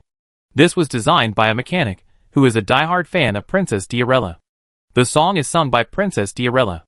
When the function is turned on, it can sense the state of a person. The more excited the person is, the louder the song will be. Song Xuedong talked about the origin of the hidden function. Later, some people thought it was disrespectful to the princess and useless, and began to resist this function. The designer couldn't argue and didn't want to dismantle it, so he secretly made it a hidden function. Ji Jiushi, how did you know there is such a function? Song Xuedong, because my father is the designer, and my mother is the one who jointly opposed the boycott. Ji Jiushi, I understand. It turns out that the abnormal brain is inherited from your family. After 2 days of hard work, Ji Jiuxiu finally brought Song Xuedong back to the reserve area. In 2 days, she didn't treat anyone and didn't kill any alien plants. She just watched Song Xuedong show off. Fortunately, she collected a lot of valuable alien plants, otherwise it would be a big loss. She brought Song Xuedong back to the hospital and handed it to Fatty. As early as when she found out that Song Xuedong ran to the front line with her, she sent a message to Fatty, so that he wouldn't get anxious if he couldn't find anyone. As for the message from Fatty asking her to bring the person back as soon as possible, she chose to ignore it. Fatty angrily taught Song Xuedong a lesson. You dare to run out in this mental state. Do you think your life is too long? Song Xuedong raised her hands to beg for mercy, and said with a smile, It's because you always don't let me go out. It's too boring to stay in the hospital, so I just go out for a walk. Don't worry, I didn't do anything, and my mental strength is very stable. She blinked at Ji Jiuxiu and continued, If you don't believe me, ask this classmate from Wuzishan. I have been very honest all the way, and didn't cause her any trouble. Ji Jiuxiu smiled. Major Song Xuedong has rich combat experience and provided me with a lot of help. Since she brought back a lot of exotic plants that could be exchanged for money, she could help tell some white lies. After all, she didn't want to be scolded by Fatty brother for letting Song Xuedong wander around outside. That brother was half believing and half doubting. He didn't trust Song Xuedong's words, but he had a good impression of Ji Jiuxiu, who was diligent and honest. He was still somewhat dissatisfied and taught Song Xuedong a lesson. If you run out again next time, I will have to lock you up. That brother took Song Xuedong to get checked, and was slightly relieved after seeing the results. Your mental strength is very stable, and there are signs of improvement. Maybe you will recover slowly in the future. What happened to the injury on your back? The last sentence suddenly increased in volume, and Song Xuedong rubbed his ears. A small accident, a small accident. That brother looked at Ji Jiuxiu, and Ji Jiuxiu said sincerely, It was really an accident. He frowned and checked the injury on Song Xuedong's back. Ji Jiuxiu handled it very well. The wound had begun to scab, and would be fine after 2 days of rest. This little injury is nothing. The mental stability shows that it is the right decision for me to go out. It can relax my mental strength. I apply to go out once a day in the future. Song Xuedong observed his expression, and saw that he showed no signs of being angry, and then pressed the issue. That brother said unhappily, The last time you left the hospital, you were confused and blew up the warehouse in the reserve area. Song Xuedong, that was an accident. That brother sneered. The last time you went out, you blew up the cafeteria. Song Xuedong was not guilty at all. I saw a mouse running, so I chose to take action for the safety of the food. In short, you can't go anywhere until you recover. That brother made the final decision. Ji Jiuxiu listened to the whole story, and thought of the bomb that killed the phantom thorn grass. Bomb, and carry bombs with you. Bombing things is Song Xuedong's basic operation. That brother glanced at Ji Jiuxiu on the side, and a light flashed in his mind, and waved his hand. Come, input your mental power into her mental picture and help her to vent. What are you going to do? Song Xuedong was suspicious. That brother ignored Song Xuedong's words, afraid that she would run away, so he reached out and pressed a switch on the seat, and a metal buckle popped out of the chair and buckled her. Ji Jiuxiu's eyes were subtle. The chair in the hospital also had this function? Isn't it just mental counseling? I have done it thousands of times, if not tens of thousands of times. Is it necessary to do this? Song Xuedong was very calm and moved her arm that was being held. That brother smiled without saying a word and called Ji Jiuxiu to come closer. Ji Jiuxiu understood what he meant. He just wanted to use the side effects of her mental counseling to teach Song Xuedong a little lesson. She raised the corners of her mouth and showed a mouthful of white teeth. She asked, That brother, can I get extra points for doing this job? Add. That brother waved his hand. You increase the strength, and I increase the points. The two smiled at each other, and Song Xuedong on the side was confused. Ji Jiuxiu sorted out the mental picture for Song Xuedong at the front line, but Song Xuedong was in a coma twice. Ordinary people cannot do spiritual counseling too frequently, but Song Xuedong is not an ordinary person. Her mental picture is too chaotic and must be cleaned up frequently. The moment Ji Jiuxiu's mental power invaded, Song Xuedong's relaxed expression froze on her face, and she clenched her teeth and refused to say a word. Her face turned pale little by little, and her eyes were full of accusations when she looked at Fatty. She squeezed out a sentence from her teeth. You, his fathers? Ji Jiuxiu pinched her lips with his thumb and index finger. Don't say dirty words. Song Xuedong, fuck. Ji Jiuxiao's mental power level was not as high as Song Xuedong's, and he withdrew his hand when he felt it was almost enough. Song Xuedong collapsed on the chair. Except for the fact that her mind was quite relaxed, her body was in pain everywhere. Song Xuedong turned her eyes to Ji Jiuxiao, her voice hoarse. What kind of new punishment is this? Ji Jiuxiao said solemnly. This is a talent. Go away, go back quickly, I don't want to see you. Song Xuedong rolled her eyes weakly. Let me go, I want to go back to sleep. The metal buckle was unfastened. Song Xuedong stood up and walked forward, her legs trembling slightly, when her center of gravity fell on her outstretched left foot. Ji Jiuxiao subconsciously reached out to help her. She dodged to the side, put her hand on the table for support, and said stubbornly, What are you doing? I can walk by myself, no problem at all. Ji Jiuxiao said, Oh, watching her trembling out. That brother looked at the time, and said to Ji Jiuxiao, You send her back, I should go to the ward. That brother walked out of the examination room, and went in another direction. Ji Jiuxiao put his hands in his pockets, and followed Song Xuedong slowly. Take me with you next time you go out, and tell Xiao Peng that you're taking me out for a walk. Song Xuedong saw that Brother Peng was not there, and her eyes rolled around, and she winked at Ji Jiuxiao. Ji Jiuxiao smiled vaguely. Let me think about it. What is there to think about? Let's go out together, and I kill alien plants and you make money, isn't it good? Song Xuedong stopped. Ji Jiuxiao continued to walk forward. I need to think about it. Don't think about it, it's settled, come on, let's add a communication. Song Xuedong stepped forward and put his arm around her shoulders. Ji Jiuxiao. No, such an important thing must be thought through. Song Xuedong. What's there to think about picking up money, and if you don't take me out, how can I teach you anything? She boasted about her achievements in an attempt to impress Ji Jiuxiao. As they were talking, they arrived at the ward. Ji Jiuxiao opened the door and walked in. Song Xuedong was immersed in persuasion, and subconsciously followed her steps. After Song Xuedong entered the room, Ji Jiuxiao quickly stepped back a few steps, and locked the door from the outside with a dong. She breathed a sigh of relief, and sent Song Xuedong back to the ward safely. The mission was successfully completed. Song Xuedong was stunned for a moment, and then she reacted and said angrily, You didn't listen to me at all, you just wanted to trick me back to the ward. Ji Jiuxiao stood outside the ward and knocked on the door, to signal her to be quiet, just rest and recuperate. You bastard. A dull sound rang heavily on the door, and Song Xuedong kicked the door angrily. When I catch you, you're done. Ji Jiuxiao walked away, and rubbed her ears. This sentence sounded familiar. Is this the only line that everyone uses to threaten people? It was still early, so she went to take a walk around Dr. Jiangxing to see if there was any odd jobs to do. Before she got close, she heard the head nurse's angry accusation. Look at that hoss. How many nurses and students were driven away by him? I can't take care of him now. Let Colonel Hood take care of him himself. Jiangxing, Colonel Hood is not on the desert planet.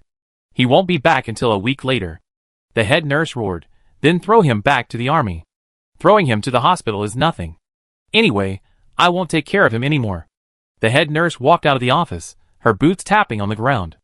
At the door, Ji Jiuxiao was hesitating whether to go in, and she bumped into her face to face. Ji Jiuxiao greeted her obediently. Good afternoon, head nurse.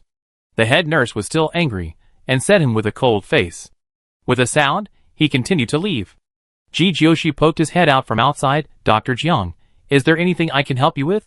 There is only one thing I need help with most now. Jiangxing's face was full of worry. You should go back first. There is nothing else for the time being. Ji Jiuxiao thought of the arrogant young master and asked, Why don't you hit Huasi harder? Children are disobedient because they are indulged by adults. When she was the most mischievous, Tianji was never soft-hearted to her. Spoiling is hurting, which is Tianji's educational principle. Jiangxing hesitated and said tactfully, Colonel Huda dotes on his youngest son. Colonel Huda didn't hit him hard, and others didn't dare to do it. All the students in the military academy's medical major took turns. No matter what their tempers were, none of them were not driven away by Huasi. Ji Jiuxiao suggested, You can hire a caregiver with money or points. There will always be people willing to do it under a big reward. Jiangxing sighed, I can only try it this way. That night, the task of caring for Huas was released in the treatment professional group. Many people were tempted by the points and signed up. However, the same task was released again the next day, and it was like this for several days in a row. Ji Jiuxiao came back from going out, and sent a seriously injured person to the hospital. When he went downstairs, he met Jiangxing.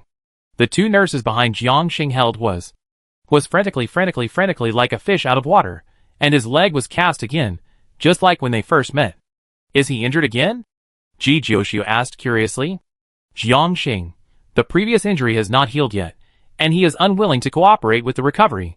It is obvious that you deliberately trapped me with plaster.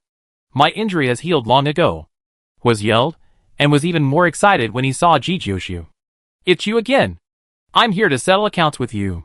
Ji Jiuxiu understood that the plaster was not only to help heal, but also a tool to restrict Waze's movements. Perhaps there was something else mixed in it besides the normal plaster, so that he couldn't break it easily.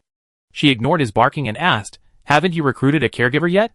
Jiangxing, none of them stayed long. There were many people who signed up, but none of them stayed for more than a day. Ji Jiuxiu glanced at the mad dog-like young master. Have you checked his brain? Are you sure there's no problem? Jiangxing, no. Ji Jiuxiu, let's go, do a checkup. Maybe he has a brain disease. I seriously suspect he has bipolar disorder, and he'd be honest after a few injections of tranquilizers. Jiangxing laughed, knowing that she was joking. Even if he really had a disease, it was not something that could be cured by tranquilizers. You are sick, I won't go. Waze struggled. How dare you disobey my order, I will tell my father. Ji Jiuxiu showed a hypocritical smile. We are all for your health, I believe Colonel Huda will understand us. With Jiangxing's tacit consent, two nurses took the young master to the examination room. The young master's loud voice filled the whole way. It seems that his lung capacity is larger than that of ordinary people, which is very suitable for singing. Chapter 35. The results of the examination showed that Waze's brain was fine. The examination sheet filled with various values was dazzling. Ji Jiuxiu read the data line by line carefully, very puzzled. Why is it normal? It must be a psychological problem that he is a little irritable and can't control his words and deeds, right? Waze snorted coldly. You are the ones who are sick. My legs are healed, but you still won't let me go. What's wrong with me wanting freedom? Why do you lock me up in the hospital? Ji Jiuxiu looked at Jiangxing's haggard face and said, I will be a nurse. What Waze did was simply a waste of medical resources. Jiangxing should arrange work and treat patients instead of being trapped in trivial matters. Are you sure? Jiangxing hesitated. Everyone knows that the young master has a nagging temper, and no one can stand him. Let me try before there is a better choice. Ji Jiuxiu put the examination sheet on the table. Jiangxing, okay. Many people have tried it, and if they can't do it, they can give up at any time. No. I don't agree. Haas yelled in a hoarse voice, I don't want to see her. If I'm handed over to her, I'd rather jump off the building. Ji Jiuxiu interrupted him. I applied to take him out. Instead of trapping him in the hospital, it's better to let him go out to consume excess energy.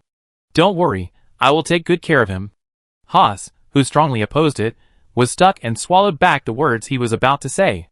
As long as he could go out, everything was fine. He didn't believe that Ji Jiuxiu could really control him. Jiangxing, take him out. Ji Jiuxiu, he wants to run out all day, so let him run. The more we don't let him go out, the more he fights. It's a waste of time and energy. Who has time to play the mouse game with him every day? It's better to tie a rope and let him run.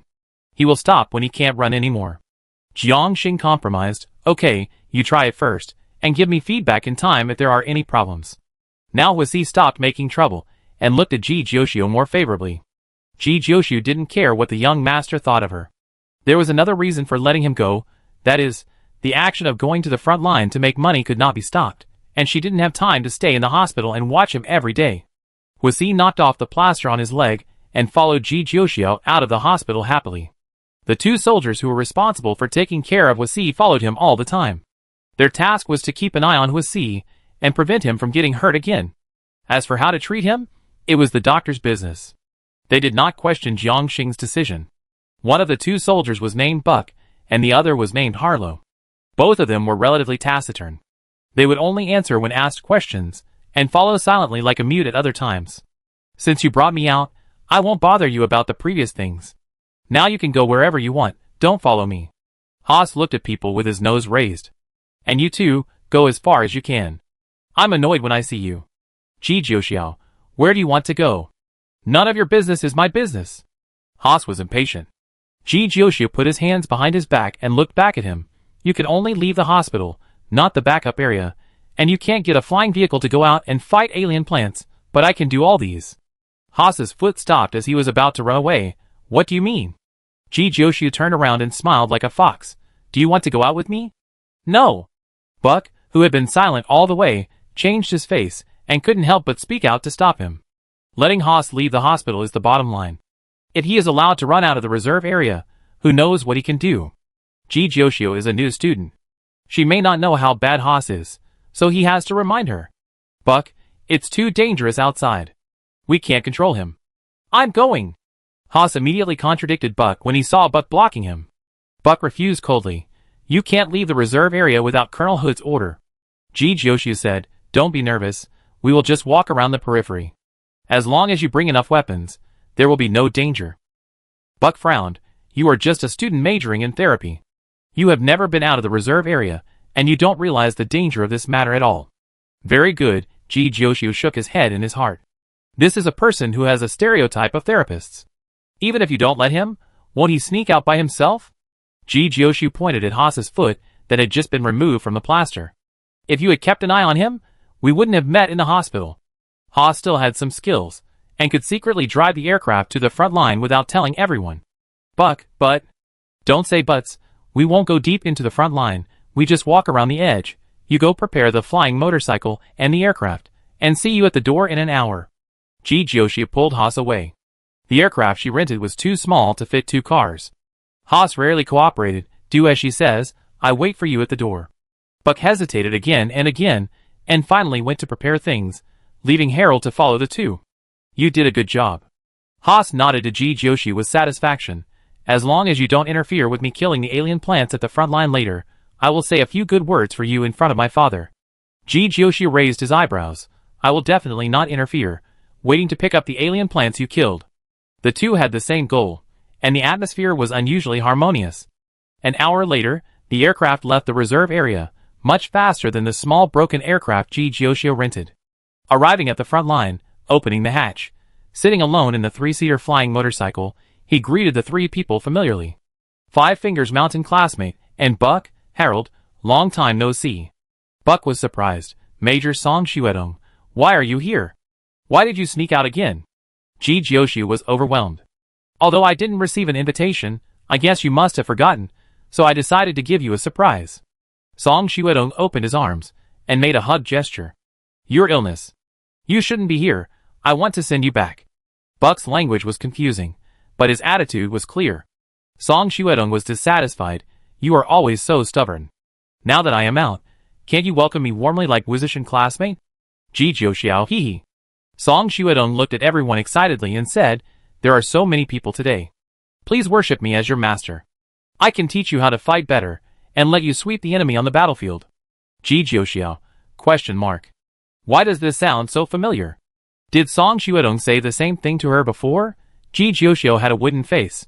Didn't you say that I have good fighting qualities and extraordinary talents, so you want to teach me? What is the point of casting a wide net now? Song Shuedong smiled shyly. I think they are not bad either.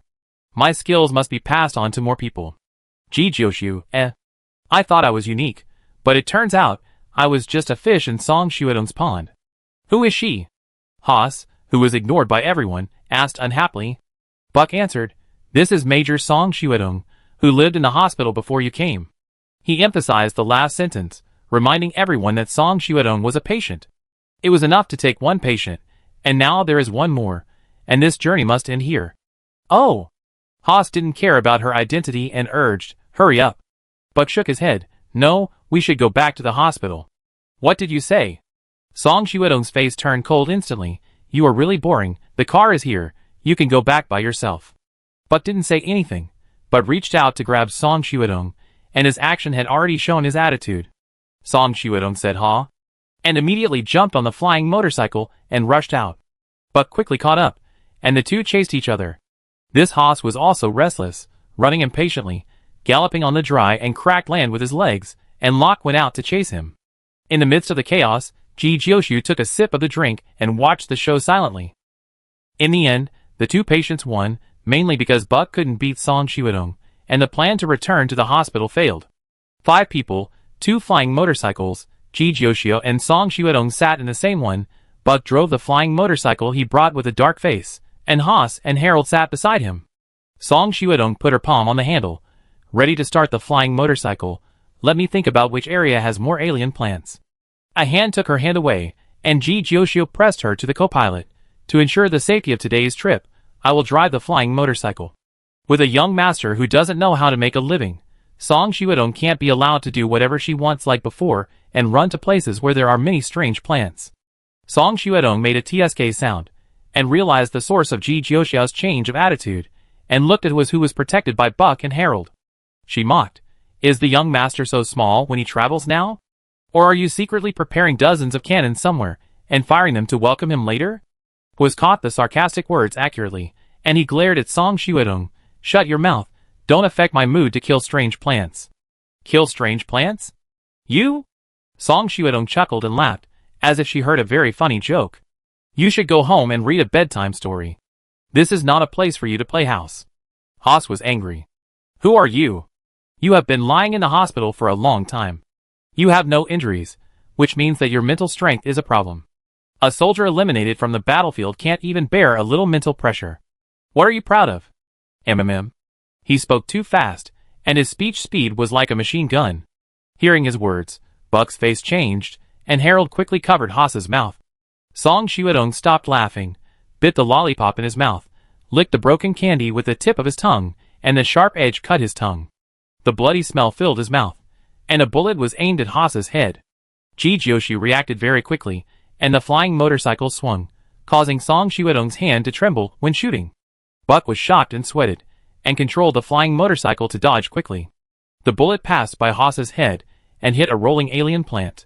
Ji Jioshio cursed, "You are really capable now, you can even steal a gun."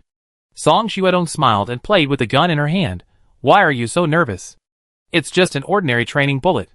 Buck said in a tense voice, "Major, this joke is not funny. Master Haas is the son of Colonel Hod." "Colonel Hod?" Song Shuadong repeated these 4 words. Memories flashed in her bright eyes, and laughter came out of her throat, clear and almost indifferent. "When I went to the hospital, he had just arrived at the desert planet." Buck was silent for a long time and shouted, "Major." He used to be a soldier under Song Shuadong. After Song Shuadong went to the hospital, the original team was disbanded and reorganized, and each was responsible for different tasks. He hadn't seen Song Shuadong for a long time. They were in the same hospital, less than a kilometer away, but he didn't dare to go. How could he face his boss, who was once so powerful on the battlefield but now could only be trapped in a small white room? In the weird atmosphere, Haas was furious and roared loudly, "Give me a gun. You dare to shoot me? I will shoot back." Buck didn't speak, so Harold could only say, "Master, calm down." His throat was injured, and his voice sounded like bark rubbing against each other, hoarse and unpleasant. "I don't want to talk to you, a broken speaker.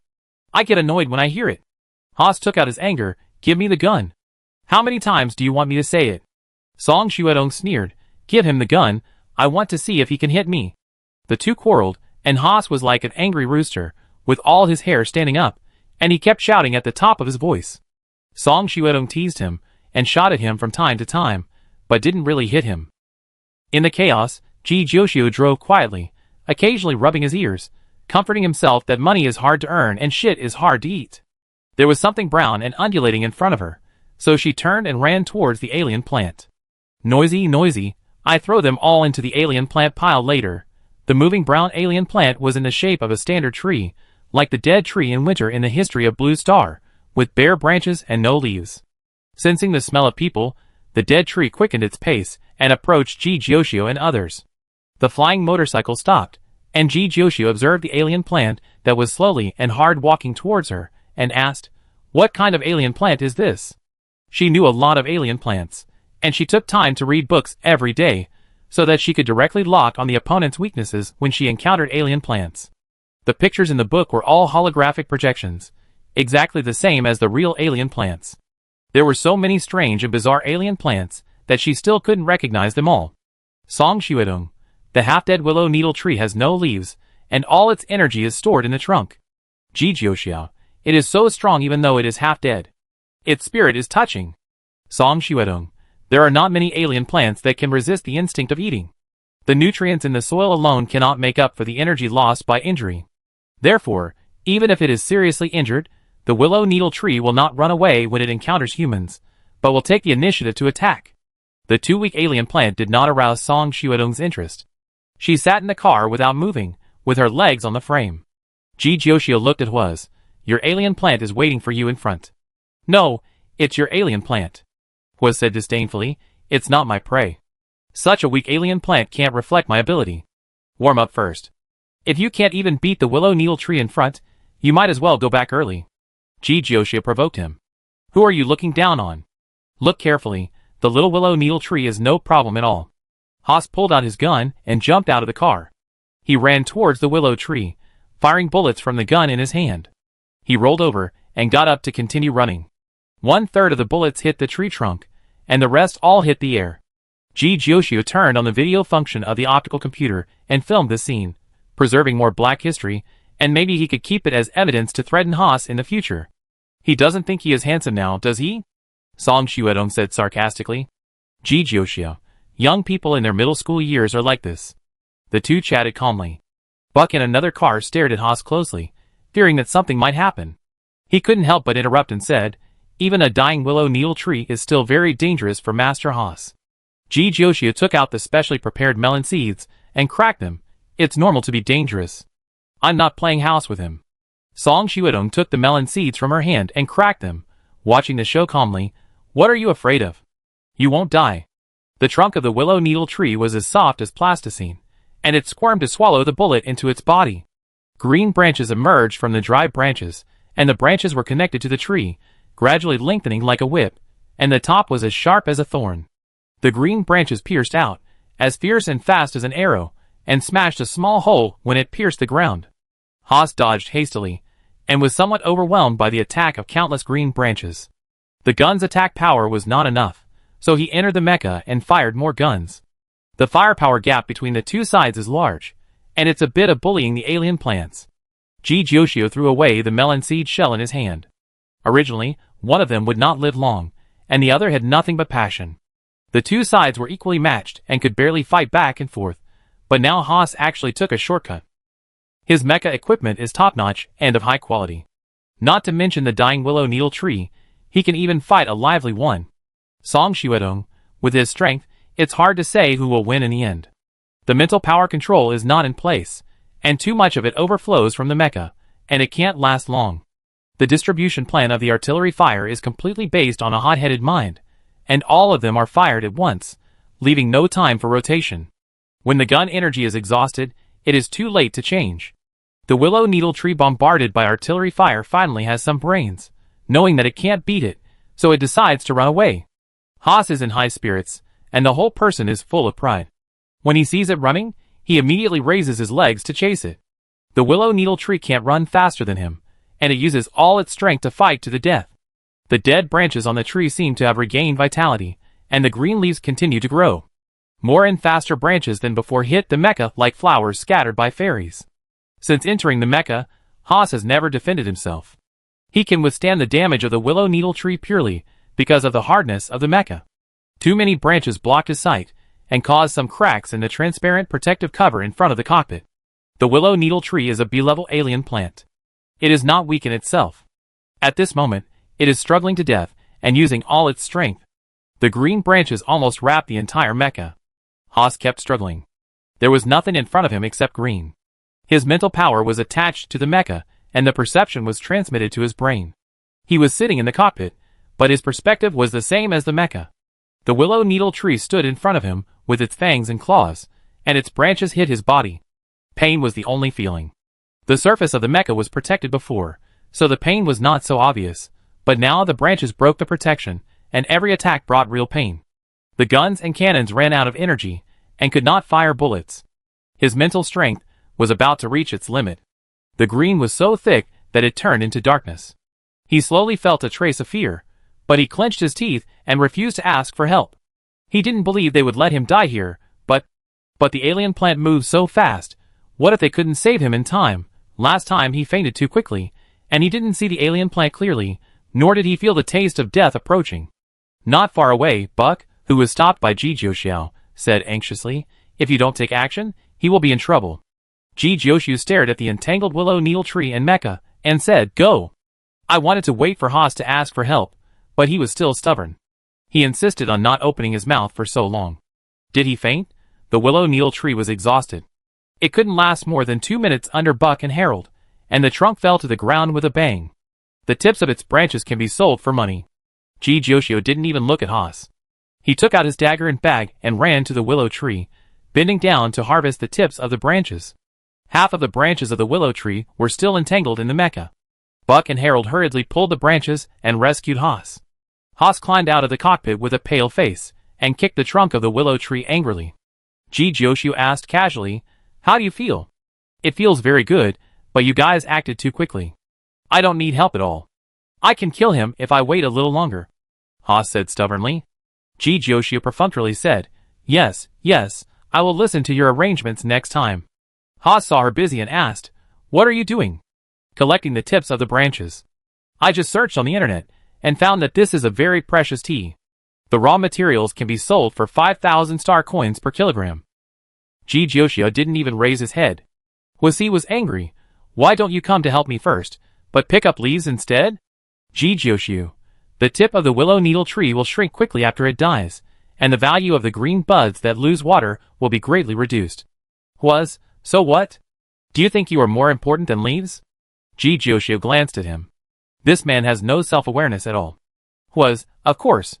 Joshua was about to scold this young master who regarded himself as the center of the universe, but before he could say anything, his eyes moved. She glanced at Song Shuedong not far away, and saw that she was still squinting her eyes and eating melon seeds, and a smile suddenly rose on her face. She waved to Wasi, "Come here." "What for?" Didn't move. Joshua called Buck and Harold, "Then come and help me collect it." Buck and Harold walked over, and Haas stopped them. "Don't go over there. Don't listen to her." Before he finished speaking, he was pulled into the ground with the mecha. A big bag protruded from the ground, the soil loosened and cracked, and the big bag moved quickly and soon disappeared. Buck rushed to the place where the big bag disappeared and said in surprise, "What's going on?" Harold frowned, observed the traces on the ground, and breathed a sigh of relief. "It's a tree mouse." The tree mouse is a kind of strange beast. Unlike other strange beasts, it doesn't like to eat meat, but only likes to chew tree trunks. The willow needle tree has a fresh fragrance, and is one of the tree mouse's favorite plants. I don't know how long the tree mouse has been following the willow needle tree underground. Maybe it was afraid that Joshua would pick all the tender buds of the willow needle tree, so it finally couldn't help but take action. However, it obviously confused the willow needle tree with Haas. The willow needle tree had attacked the mecha before, leaving a lot of juice on the mecha, causing the smell of the mecha to be much stronger than the willow needle tree itself. The tree rat confused the target, and took the mecha away as a willow needle tree. As for Haas, he was an incidental one. He was too close to the mecha, and was taken away as part of the willow needle tree.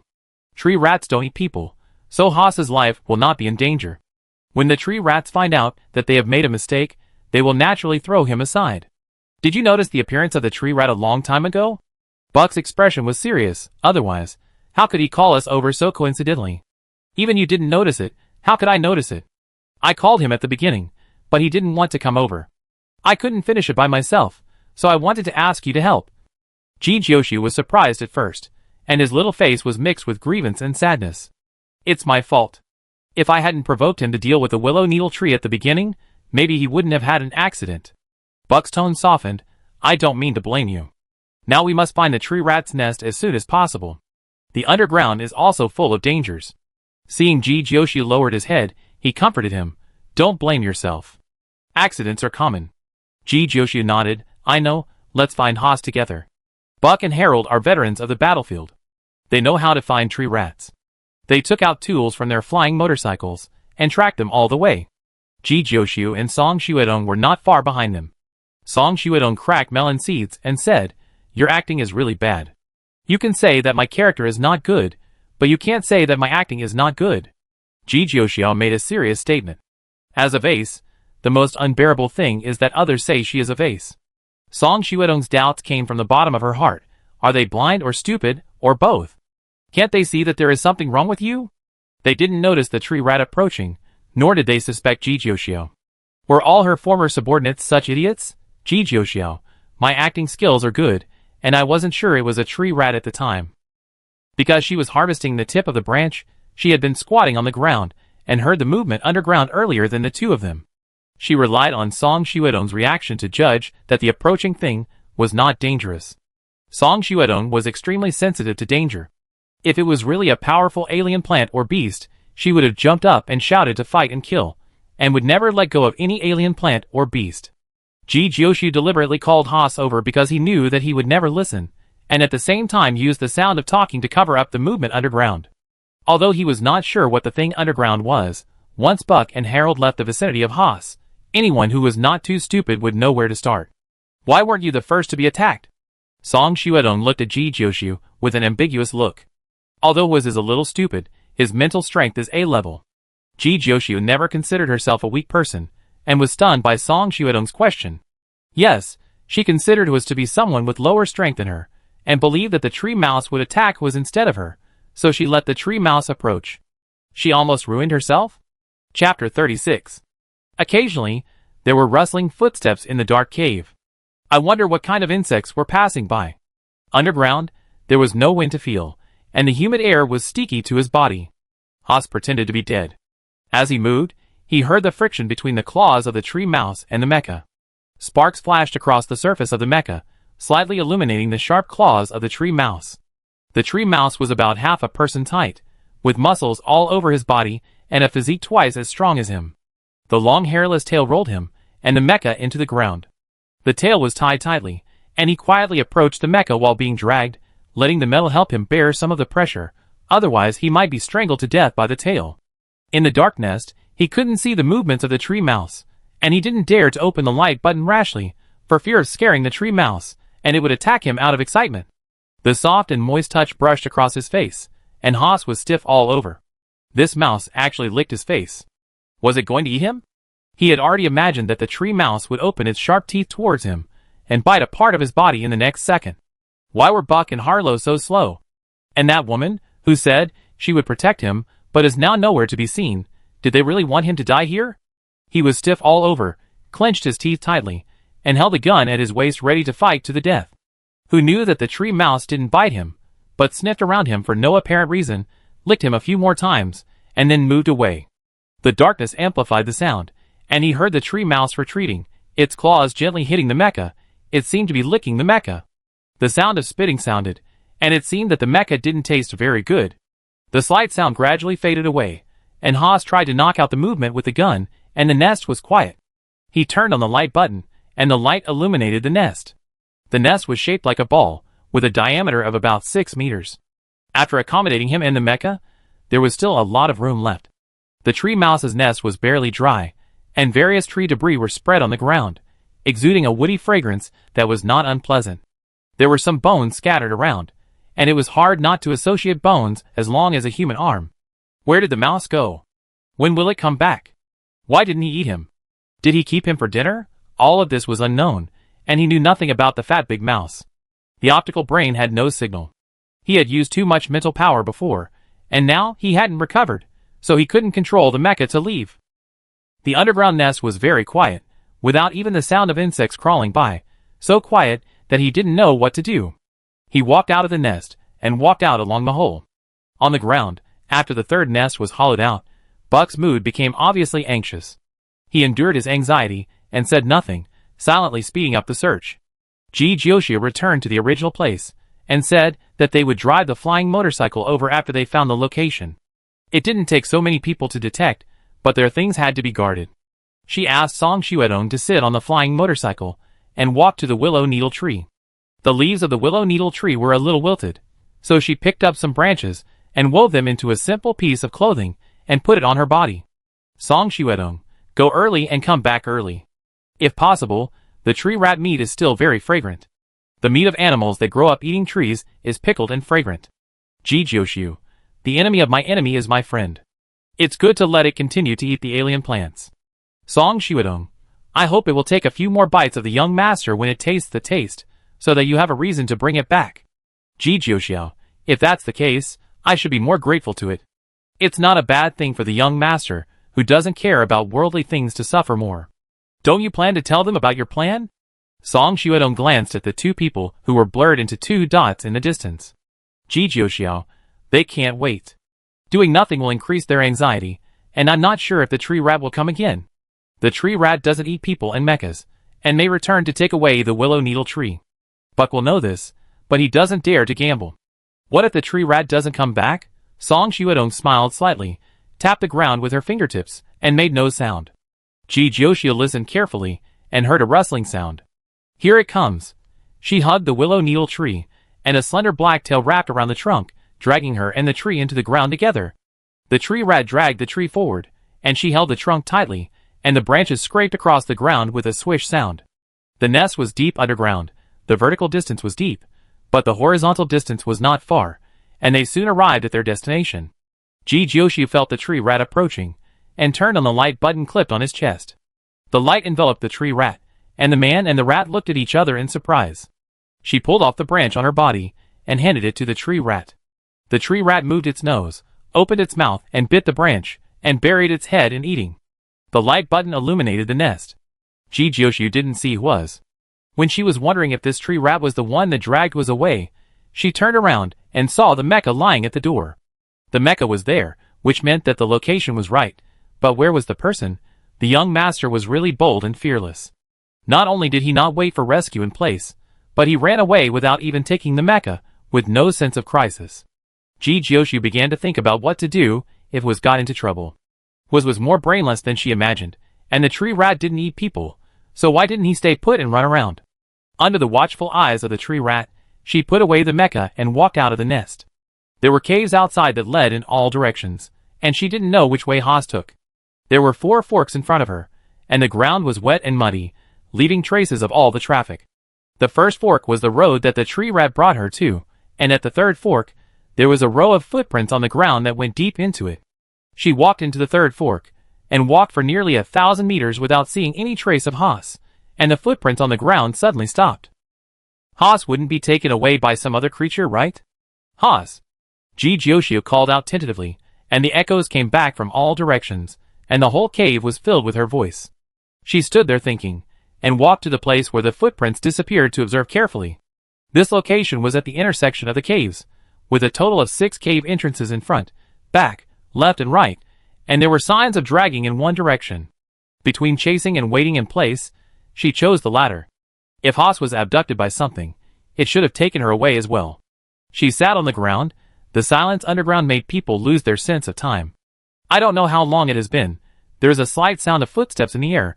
She tilted her head to look over. Her pupils dilated instantly. The person coming. No, it's not a person anymore. The combat uniform wrapped around the swollen body. The exposed skin was covered with bruises. Only half of the head was left, and he was approaching her twistedly.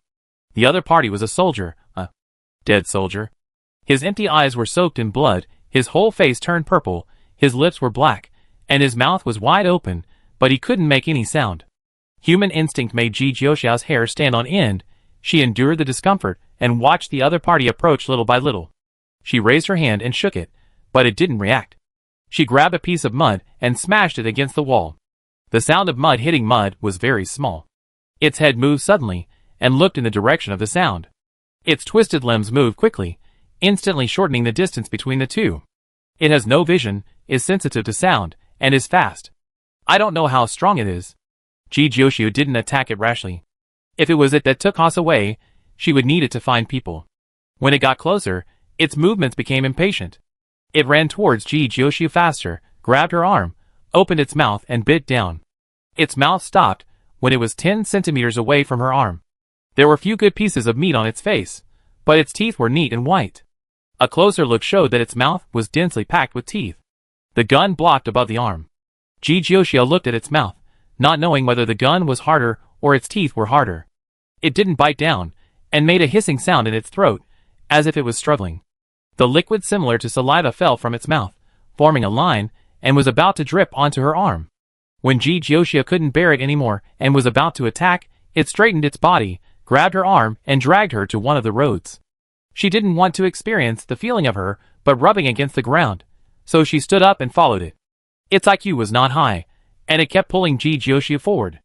Its slightly rotten hands, with exposed bones, held Ji Jiuxiu's arm tightly like a clamp. After walking for about half an hour, the passage in front became smaller and smaller, and the humidity gradually increased. Clothes stuck to the body, and it was uncomfortable to move. The air was mixed with various strange and unpleasant smells. Some glowing crystals gradually appeared on the wall. Jijioshu didn't know much about minerals, and couldn't recognize what they were. The further you go, the more crystals you will see. You can see the road clearly without a light button. After walking through the narrowest section of the road ahead will suddenly become clear. Glowing crystals are embedded in the earth wall, illuminating the underground world. What appeared in front of her was a huge deep pit, surrounded by countless caves, densely packed together, and she was in one of them. The deep pit was bottomless, and a giant tree grew from below. The tree was so tall that you couldn't see the top when you looked up, and even the trunk couldn't be seen in full view. This was a towering tree that grew underground, and no one knew about it. There were thin white lines connected to the branches, and at the end of the white lines was a slightly transparent cocoon. Through the fluorescence on the opposite side, you could vaguely see the silhouettes of the objects inside the cocoon. Some looked like tree rats, some looked like alien plants, and a few looked like people. Something climbed up from the bottom of the pit and entered a cave at random, and something walked out of the cave, holding alien plants or ordinary animals in their hands, and those creatures were pushed down the cliff by them. These things are rotten people, alien plants, and alien beasts. The three parties form a ridiculous harmony at this moment. They are all corpses that have lost their self-awareness. Jijioshu thought of a word from the old human era, which is very suitable to describe them: zombies. Wait. Pushed down?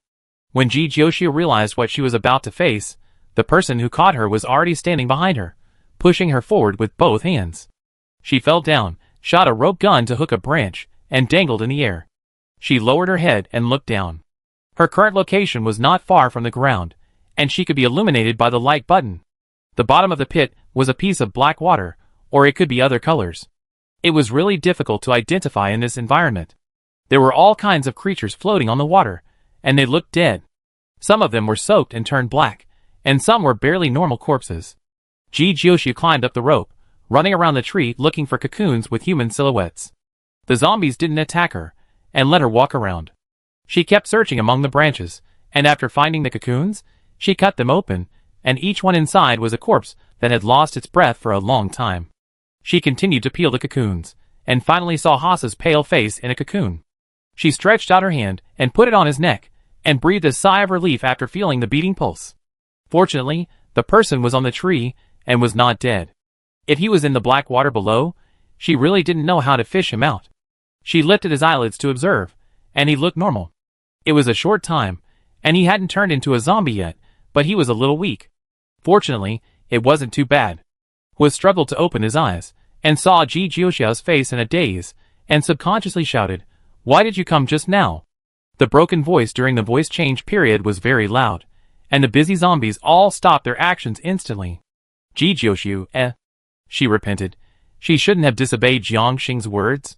Locking who was in the hospital was the best choice, was howled, and the echoes echoed through the dense caves, and then gradually fell into silence. The silence made Hua's mind clearer. He struggled to crawl out of the cocoon, pushed away the white silk-like object stuck to his exposed skin, and asked softly, "Where is this place? Where are the others?" Jijioshu stared at his face, and looked carefully. "No one else came, only me. Didn't you pay attention to where you were when you came? I was knocked unconscious and brought here. I don't know anything." Hua touched his face. "Why are you looking at me?" Jijioshu turned around and looked around, and said casually, "You've lost weight." She didn't explain the meaning of her words. Hua was indeed thinner. He had been out of contact for less than an hour, but his changes were obvious. His cheeks were slightly sunken, and his eyes were dark blue, like a poor passerby in the story of an ancient book whose essence and blood were sucked away by a monster. Jijioshu twisted a thin line with his fingertips, and it automatically attached to her hand, rising and falling gently like breathing. "What is this?" "No matter, let's get out of here quickly." "What's the sound below?" Hua glanced down. The light of the crystal stone illuminated the appearance of zombies. The alien plants were better. It was not obvious how distorted they were after mutation. The alien beasts and humans looked a little scary. The eyes with only whites were enough to creep people out. Hua's face changed drastically, and he suddenly hid behind Jijioshu, and his duck voice resounded through the ground again. "What the hell? Jijioshu, aren't you afraid of nothing? Are you afraid of zombies?" Hua tightly grasped Jijioshu's arm, and spoke incoherently. "What zombies?" Go, they are coming up, Oh, I forgot that you are just a therapist and a student. We are going to die together. Hold me tight. Jiyoshu fired the rope gun, and the claws at the top of the metal rope circled the branch twice, and the tip firmly hooked the branch. Seeing he was not moving, she grabbed his hand and put it around her neck, saying hold on tight. Then she jumped down suddenly. The hand of a humanoid zombie brushed past his feet, and was hit by his downward force with a click, and the wrist was bent. Zombies, weightlessness, wind blowing on his face. Everything was so thrilling that it seemed like a dream. He was lying in a safe and comfortable hospital bed 3 hours ago. The horror of the front line was truly reflected for the first time. There were only the two of them here, and no one else came to save him. He would be torn to pieces and eaten by the terrible monsters, or turned into a monster like them, just like the zombie soldiers who captured him. Are you trying to strangle me to death with such force? Jiyoshu couldn't help rolling his eyes. The two fell into a passage. Jiyoshu patted his arm, and when he saw that he didn't respond, he forcibly pried his hand apart. The young master lowered his head, looking distraught, and Jiyoshu slapped him on the head. Was stunned. What are you doing? You were so energetic when you were about to die, and you are sighing now that you are not dead yet. Is your brain structure different from others? Jiyoshu cursed. When Haas was scolded, the rebellious spirit in his bones instantly came up, and he said stubbornly, I'm just thinking about how to get out. Jiyoshu put the gun in his hand, pointed at the alien plant zombie that was crawling the fastest and approaching them, and said, kill it first. The alien plant was not much different before and after the mutation, so Haas was not that scared.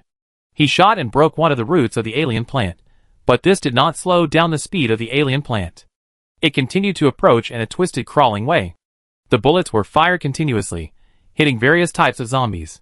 After being shot, the humanoid zombies had no reaction like the alien plants. They didn't know the pain and rushed over one after another. Haas wanted to shoot again, and Jiyoshu pulled him into the passage. Perhaps to facilitate the movement of the zombie alien plants with larger bodies, the cave is generally wider, so it is not troublesome to run. Haas, throw a bomb. Bomb them to death. Jiyoshu, this place is full of holes. If it collapses, it will collapse. I have no problem if you want to die with them, but I don't want to die. The two ran forward, and the stench behind them became increasingly strong. Some faster zombies and alien plants caught up with them, and the rotten branches that had been soaked in water for a long time grabbed the two.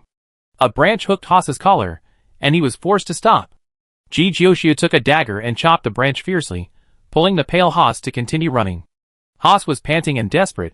We won't die here, will we? Are you still afraid of death? Jiyoshu asked back. Seeing how he insisted on running out before, I thought he was full of courage and was not afraid of death. Haas, even if I die, I should die decently on the battlefield, not in this sewer like underground, and certainly not at the hands of these disgusting monsters. Jiyoshu lit a fire. He stuffed the gun into Waz's hand. It's okay, when you die, drag them with you to be buried, it will also be considered as dying in battle. The words were calm and crazy. Was hurriedly said, no. I can't die. I'm just talking casually, I still have a lot of things to do, and I haven't even killed a few alien plants. There were more zombies chasing behind him, and the humanoid zombies were more flexible than the alien plant zombies. Jiyoshu raised his knife and cut off the head of the humanoid zombie. The head fell to the ground and rolled twice, but the limbs were still moving, and they couldn't tell the direction and bumped around. Haas got goosebumps all over his body and cursed, I really can't stand these disgusting things. Running to a more open place, Jiyoshu opened the fire. Gun, flames sprayed out, burning the zombies that caught up to her into charcoal. The smell underground was even worse. The smell of burning mixed with the smell of decay. Even the smell of the soil became fresh. The pursuers behind her were temporarily cleared, and their position was wide enough, so she released Haas's mecha. Haas was surprised. You brought the mecha, let me kill them. Run quickly. Don't let me think of throwing you into the zombie pile. Jiyoshu pulled Haas's hair. There was a pain on his head. Haas wanted to curse, but held it back. Jiyoshu was a little crazy. He was afraid that she would really throw him to the zombies if they didn't agree with him. If he died here, it would be easy for her to cover up the truth of his death. Haas sat in the driver's seat, rubbing his hands. Let me show you my ability, young master. He controlled the mecha to rush forward, much faster than human legs, and soon left the pursuers behind by a large distance. Boom, excessive joy leads to sorrow. There is no road ahead. The mecha crashes headfirst into the earth wall. The lights on the mecha's eyes, Huas is surprised. How can there be a dead end? Ji Jiuxiao, not only is there a dead end, but there is also a possibility of going back. There are so many caves underground that they are a bit like ant nests, connecting one to another. If you are not careful, you may run in the wrong direction and return to the deep pit. What should I do? Huas asked. Ji Jiuxiao closed his eyes. Go back and go left. Hus, are you sure the road over there is accessible? Why are you closing your eyes? Are you thinking of giving up? Why are you not talking? Ji Jiuxiao couldn't bear it anymore, raised his hand, and slapped Huas's head. Go! Hus was honest, retreated to the fork in the road, and ran in the direction pointed by Ji Jiuxiao. Sometimes to the left, sometimes to the right, sometimes to one of many forks in the road. It felt like a completely blind command, but fortunately, there was no dead end. The unpleasant smell in the air gradually dissipated. It seemed that the pursuers had been shaken off. Huas was nervous, and his feet were accidentally hooked by the roots on the ground, and he fell to the ground. His body was weak to begin with. He had been controlling the mecha to run so far, and had long been confused. He was relying on a breath to hold on. The mecha lay on the ground motionless. Ji Jiuxiao opened his eyes, and there was also a layer of cold sweat on his forehead. She withdrew her mental power to explore the way, and her head was throbbing. Huas, my head hurts so much. I can't run anymore. I'd rather die. Hearing Huas' words, Ji Jiuxiao's already uncomfortable head suddenly hurt more. She couldn't sense the pursuers, which meant that the two sides were far apart and could barely rest for a while. First, let Huas adjust the position of the mecha so that they can stay more comfortably, then take out the nutrient solution from the small backpack and drink it, and hand Huas a bottle. Do you want strawberry flavor or pineapple flavor? The small bag is not big, and it contains the most important supplies, and there is no extra space for other food. Huas said weakly. Why choose the flavor when drinking nutrient solution? Ji Jiuxiao gave him the strawberry flavor. The water moisturizes the thirsty throat and tongue. Huas drank too quickly, and choked on the nutrient solution. He coughed with tears in his eyes. This nutrient solution tastes barely okay. Everything tastes good when you are hungry. Ji Jiuxiao had a candy given by Song Xuedong in his pocket. He opened the package and put it in his mouth, and the sweet taste spread. I want to eat candy too. Huas reached out to her. Only this one, no more. She closed her bag and looked at Huas. Everything you went through today is your own fault. Huas pursed his lips. My family wants me to go into politics, and not to go to the battlefield. What's the point of being a civilian? Ji Jiuxiao patted his outstretched hand. So you think it's interesting now? Huas's hair was messy, and filled with a strange smell. He probably had a lot of bruises on his body. He was also sucked of his vitality by the strange giant tree before, and he looked very haggard. In his life, there must have been no such embarrassing moments in the past, and it was hard to say whether there would be such moments in the future. Huasi raised his chin high. Even if I am at a disadvantage now, so what? The alien plant can defeat my body, but it can't defeat my spirit. I have the blood of the Dellen family flowing in my body. There are no cowards in the Dellen family. Ji Jiuxiao raised his hand and clapped him a few times. What a boy with a middle school disease. The high spirits did not last long and fell again. Huasi twisted the broken soil with his fingertips. Can we go back alive? Ji Jiuxiao, of course. Huasi, we are trapped here now. If we can't find a way out and lack food supplies, we will die here. Ji Jiuxiao, it's okay. People in the Dellen family are not cowards. We are not afraid of dying here. Huasi, Seeing that the young master was about to cry, Ji Jiuxiao stopped provoking him. He looked at the time. It was already 10 o'clock in the evening. The journey was too thrilling, and the passage of time was not obvious. Ji Jiuxiao patted Huas's head, sleep for 4 hours, and then continue walking. Huas was angry and slapped her hand away. How can you sleep in this situation? Rest can restore energy, which is very important for the body. Don't let yourself collapse before being caught up and knocked down by the alien plants. Ji Jiuxiao adjusted the seat position and lay down slowly. Huas was still honking, and seeing that she didn't say anything and felt bored, she simply lay down to sleep. Not long after, a slight snoring sound came, telling the sweetness of the dream. Ji Jiuxiao opened his eyes and looked at Huas, then slowly closed them again. Chapter 37. Wake up! It's time to go! Ji Jiuxiao woke Huas up from his sleep. He turned over in a daze. Shut up! I want to sleep. Ji Jiuxiao approached him and said in a low voice, Zombies are chasing us. Zombies? What zombies? Huas was startled and conscious. He opened his eyes and sat up suddenly to look around. Are they catching up? Ji Jiuxiao, if you don't leave, they will really catch up. The air was not smelly, and the passage was very quiet. Huas glared at Ji Jiuxiao. You lied to me. Ji Jiuxiao, who told you not to get up? If you continue to sleep, you will never get up again in your life. Huas reluctantly reached out to wipe his face, and used his mental power to control the mecha to stand up. Don't control the mecha, you need to rest. Ji Jiuxiao stopped him. His face was still pale. When he didn't speak or make any expression, his eyes looked very dull. His lips were bloodless, as if he had been dead for 2 days. Huas said stubbornly, I'm fine, I don't need to rest. Ji Jiuxiao was too lazy to talk to him, and talking also took up energy, so she directly took control of the mecha and used her mental power to control the mecha to move forward. Huas was surprised. You know what to do when you discover someone's secret? Ji Jiuxiao grinned, but his eyes were not very smiling, and his pupils glowed a little coldly under the light emitted by the mecha. My kindness and patience are limited. If your slip of the tongue puts me in danger, I will be very unhappy. The slow tone and calm expression seemed to be telling a simple little thing. Against the dark and strange background, the oppression brought to people at this moment was no less than that of zombies. Huas looked frightened and kept silent. Ji Jiuxiao nodded with satisfaction. Who said her acting was bad? Her acting was simply amazing. Wasn't was scared by her. After walking in the tunnel for a long time, was whispered, Who are you? Ji Jiuxiao had to control the mecha and release his mental power to explore the way. He was highly focused. After hearing his question, he answered casually, I am an ordinary freshman in Theseus Military Academy. Huas didn't believe it, but if Ji Jiuxiao didn't want to say it, he couldn't get the answer. It was unusually silent all the way. Ji Jiuxiao occasionally cast a glance at Huas. The young master was weirdly quiet. She was afraid that he would do something weird again. Huas endured and endured, but finally couldn't help it. Which family are you from? Or are you an undercover of the anti-federal organization? Or a military agent carrying out a secret mission? Ji Jiuxiao, none.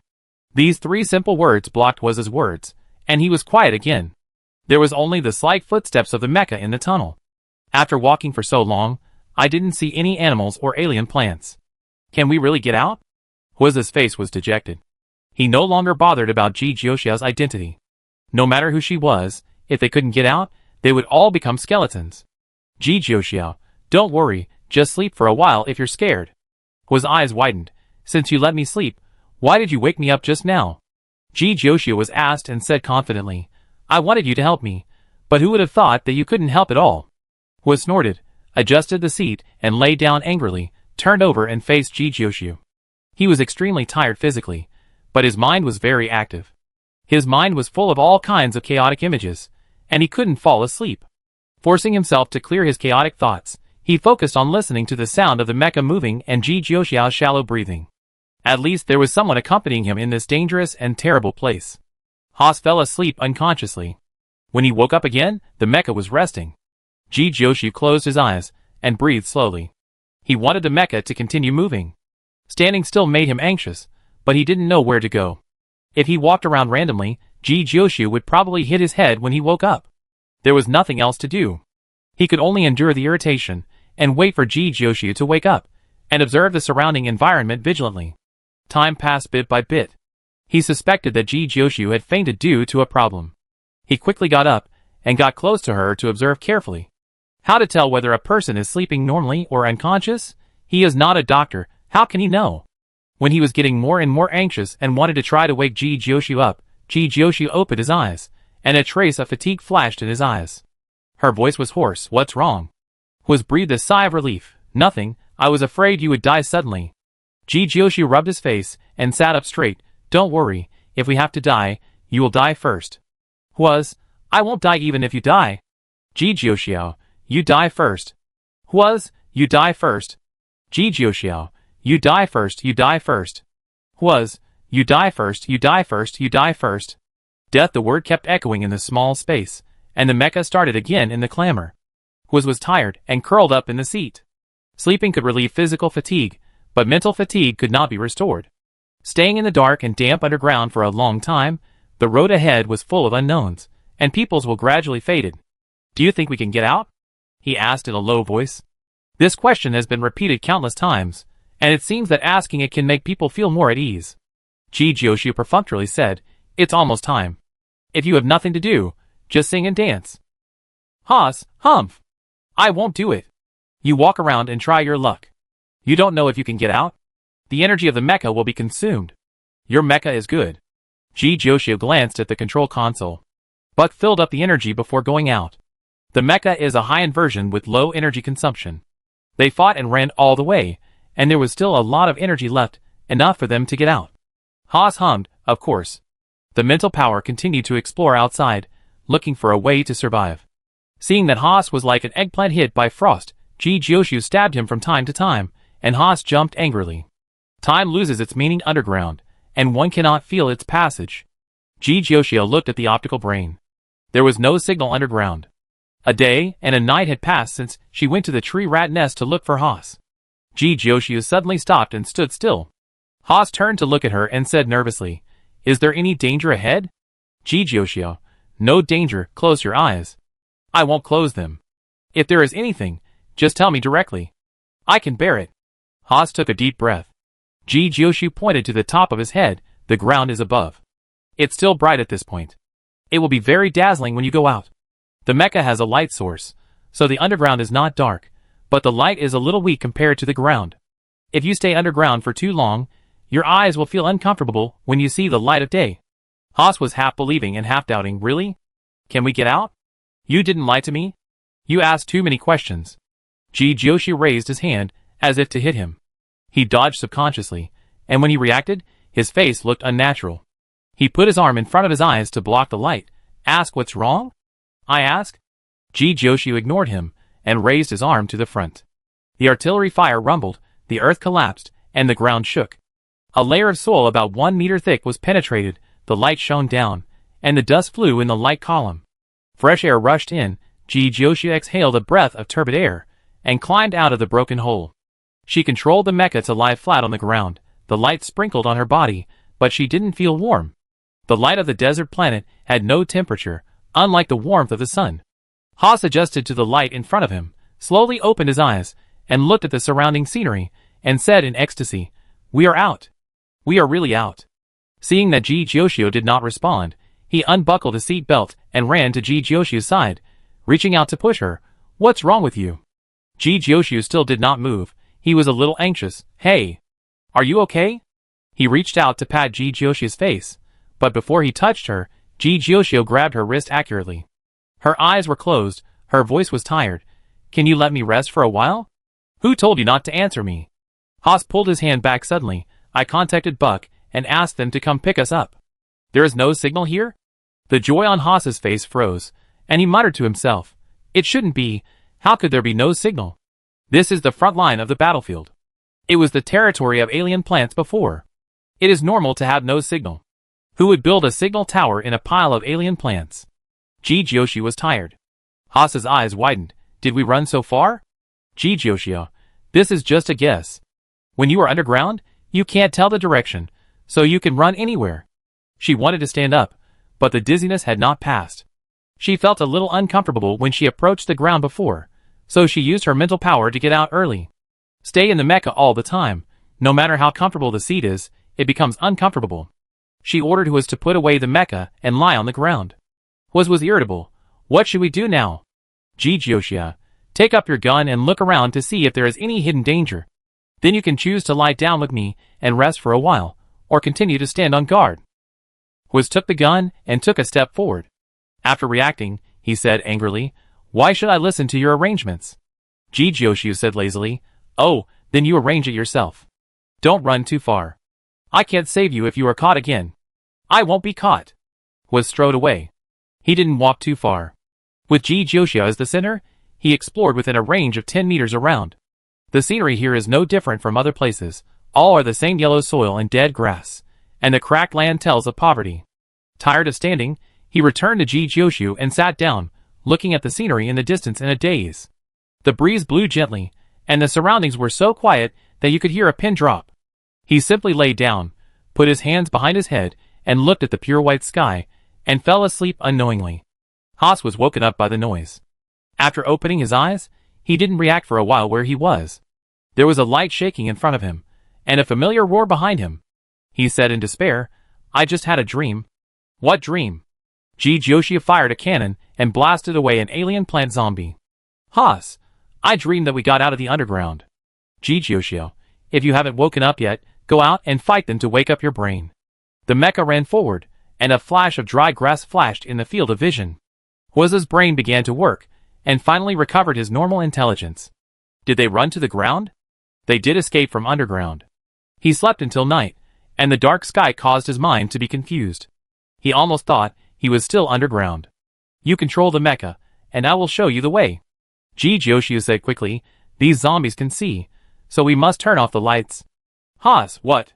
Joshua didn't wait for him to finish, and directly turned off the light of the mecha, and the world fell into darkness in an instant. Haas hurriedly picked up the mecha. I can't see the road. The terrain here is not flat. There is a small hill in front. You have to run up and down. From time to time, a big pit appears, and occasionally there are half-rotten alien plants falling on the road. Joshua, jump up, 1 meter high. The mecha ran straight forward, tripped by a pit, and rolled on the ground.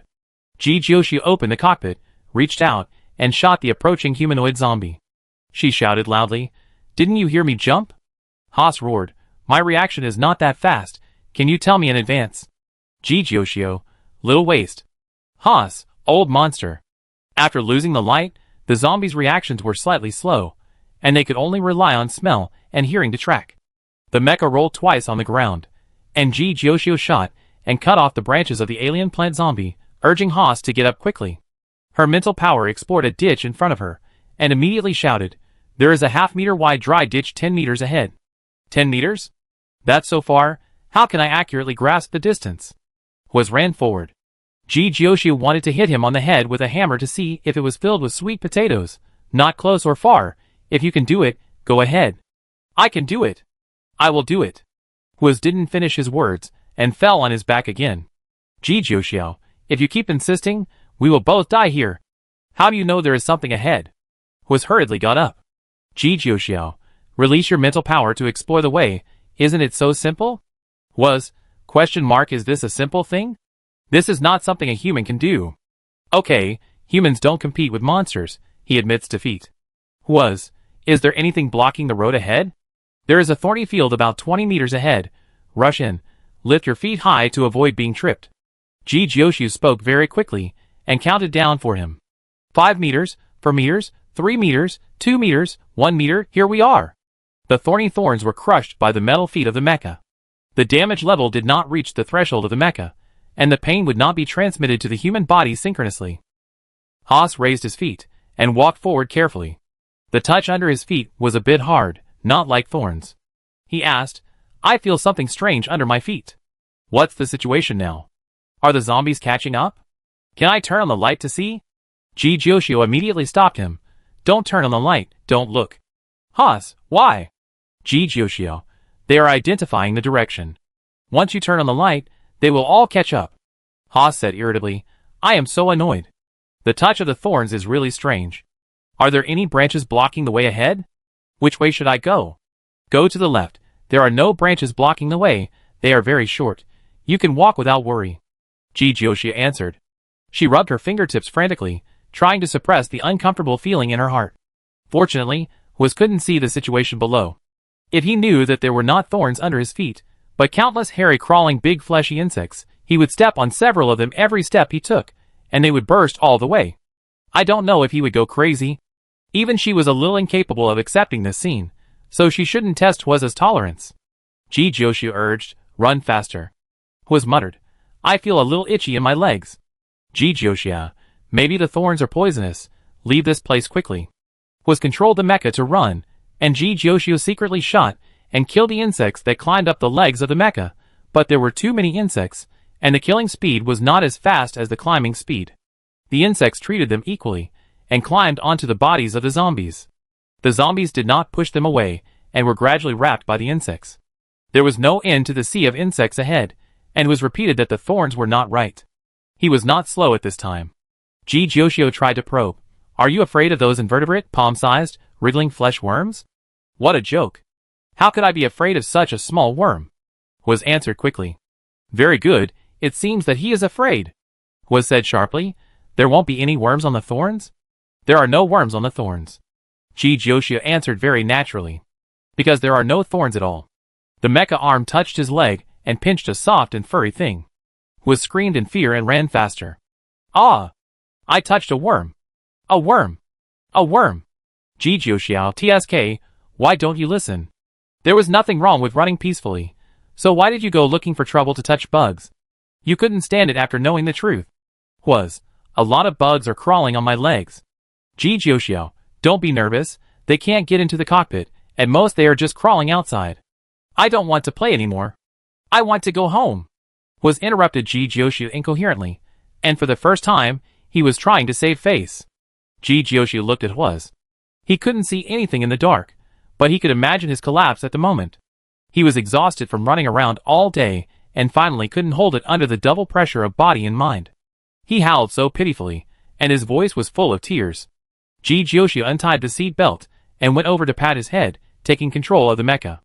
Hwas grabbed the corner of her clothes tightly, and he didn't let go even when he shouted at him to let go. In desperation, she could only stand and control the mecha. With her right hand, she clicked the light button on the operation panel. She raised her left hand to cover Haas's eyes, and the light illuminated the scene in front of her.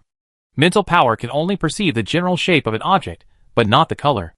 Unlike the striped or colorful flesh worms she expected, the worms on the ground were earthy yellow, crowded one by one.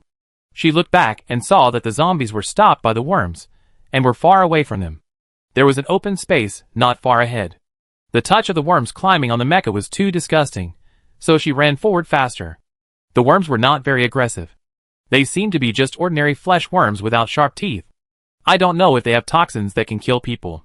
As for why the zombies were tripped, it was probably because there were too many worms on their bodies, and they couldn't run. Hwas couldn't help his curiosity. He tilted his head slightly, and one eye peeked out from behind Ji Joshua's palm. After seeing the insects rolling on the ground, a feeling of nausea rushed straight to his brain. He immediately closed his eyes, and held Ji Joshua's clothes tighter. Ji Joshua glanced at him, put down his hand, and pried open his fingers one by one. Didn't you say you were not afraid of insects? I'm not afraid, I just think they are disgusting. The stimulated was calmed down and began to be stubborn again, but his fingers still firmly grasped Ji Joshua's clothes. She pried 2 fingers, and one of them was recaptured. Ji Joshua pinched his wrist. Then you come? I won't. Rejecting too quickly, was made up. I have been operating the mecha for too long, and my head hurts now, and I need to rest. Hiss. It hurts. Ji Joshua relaxed his strength, shook his hand away, and rescued his wrinkled clothes. The mecha continued to move forward. Even with his eyes closed, he could still feel the swaying of light and shadow. Hwas closed his eyes tightly, his body tensed, and grabbed the collar on his chest. Time passed bit by bit, and his body became tired from the continuous tension, but the mecha did not stop. Hwas asked, why is the range of the bug so large? Ji Joshua, I walked out a long time ago, and now I'm looking for a suitable place to rest. Hwas didn't believe her, opened his eyes a little and looked out, confirmed that there were no flesh bugs in the field of vision, and then opened his eyes wide and shouted, why didn't you tell me that you walked out? He was so frightened all the way that he didn't dare to open his eyes. Ji Joshua, oh, I saw you closed your eyes, and thought you were asleep. Hwas shock. I knew she was fooling him as soon as I heard it. Does he look easy to fool? As soon as he opened his mouth, Ji Joshua immediately interrupted him, and said, I brought out a bug. If you say something I don't like, I will stuff the bug into your mouth. Haas opened his mouth, and Haas closed his mouth. Haas changed the subject as if nothing had happened. It's really strange, how could a large number of bugs suddenly appear there? Who knows? Ji Joshua also didn't know the answer. Maybe some giant creature died there, and the bugs were derived, or there may be other reasons. The natural world is full of wonders, and human exploration is very limited. Haas, I will go to the battlefield in the future, beat back all the enemies, and then study various unsolved mysteries. Then you need to improve your grades and pass the military academy entrance examination first. It is best to be admitted to a famous military academy, so that you can enter a better army after graduation, which will facilitate your promotion in the future. Ji Joshua analyzed it for him. Your father is a colonel. If you work hard for more than 10 years, you can become an officer. Then you can lead your own army to kill the enemy. Haas was surprised. Don't you think my idea is whimsical? They all said it was impossible to achieve, so let me change to a practical dream. Ji Joshua asked back, if you dare not even think about it, Can humans really repel the enemy? Haas whispered. You don't respect me at all. No one in this world respects you. Ji Jiuxiu followed his jumping topic. Haas, don't I have anything worthy of respect? It seems that you lack self-knowledge. Ji Jiuxiu said coldly, and his words chased was like a knife. Others let you go because of your father. If you didn't have a good father, you would have been put in a sack long ago. Haas, Haas, shut up. I don't want to hear you talk. He turned his head away angrily and sulked. The reason why he didn't dare to be angry openly was because he remembered Ji Jiuxiu's words before that she would feed him insects, and he was afraid that she would do it. Ji Jiuxiu found a sheltered place, controlled the mecha to stop and rest, put the mecha aside, and she walked out of the cockpit to breathe the air outside. The surrounding scenery was the same as other places on the desert planet, nothing to see. She asked Haas to stay and not move, and walked around to see if there was anything else. Her boots made a slight sound when they fell on the ground, and she found nothing. Good news, no enemies. Bad news, no food. She stood in front of a dead wood, reached out, and touched the smooth surface of the wood, stared at it, and fell into deep thought. Looking up, the light of the mecha only illuminated one side, and its back was blurry, and it was obvious that it was a piece of yellow earth. Ji Jiuxiu stayed outside for too long.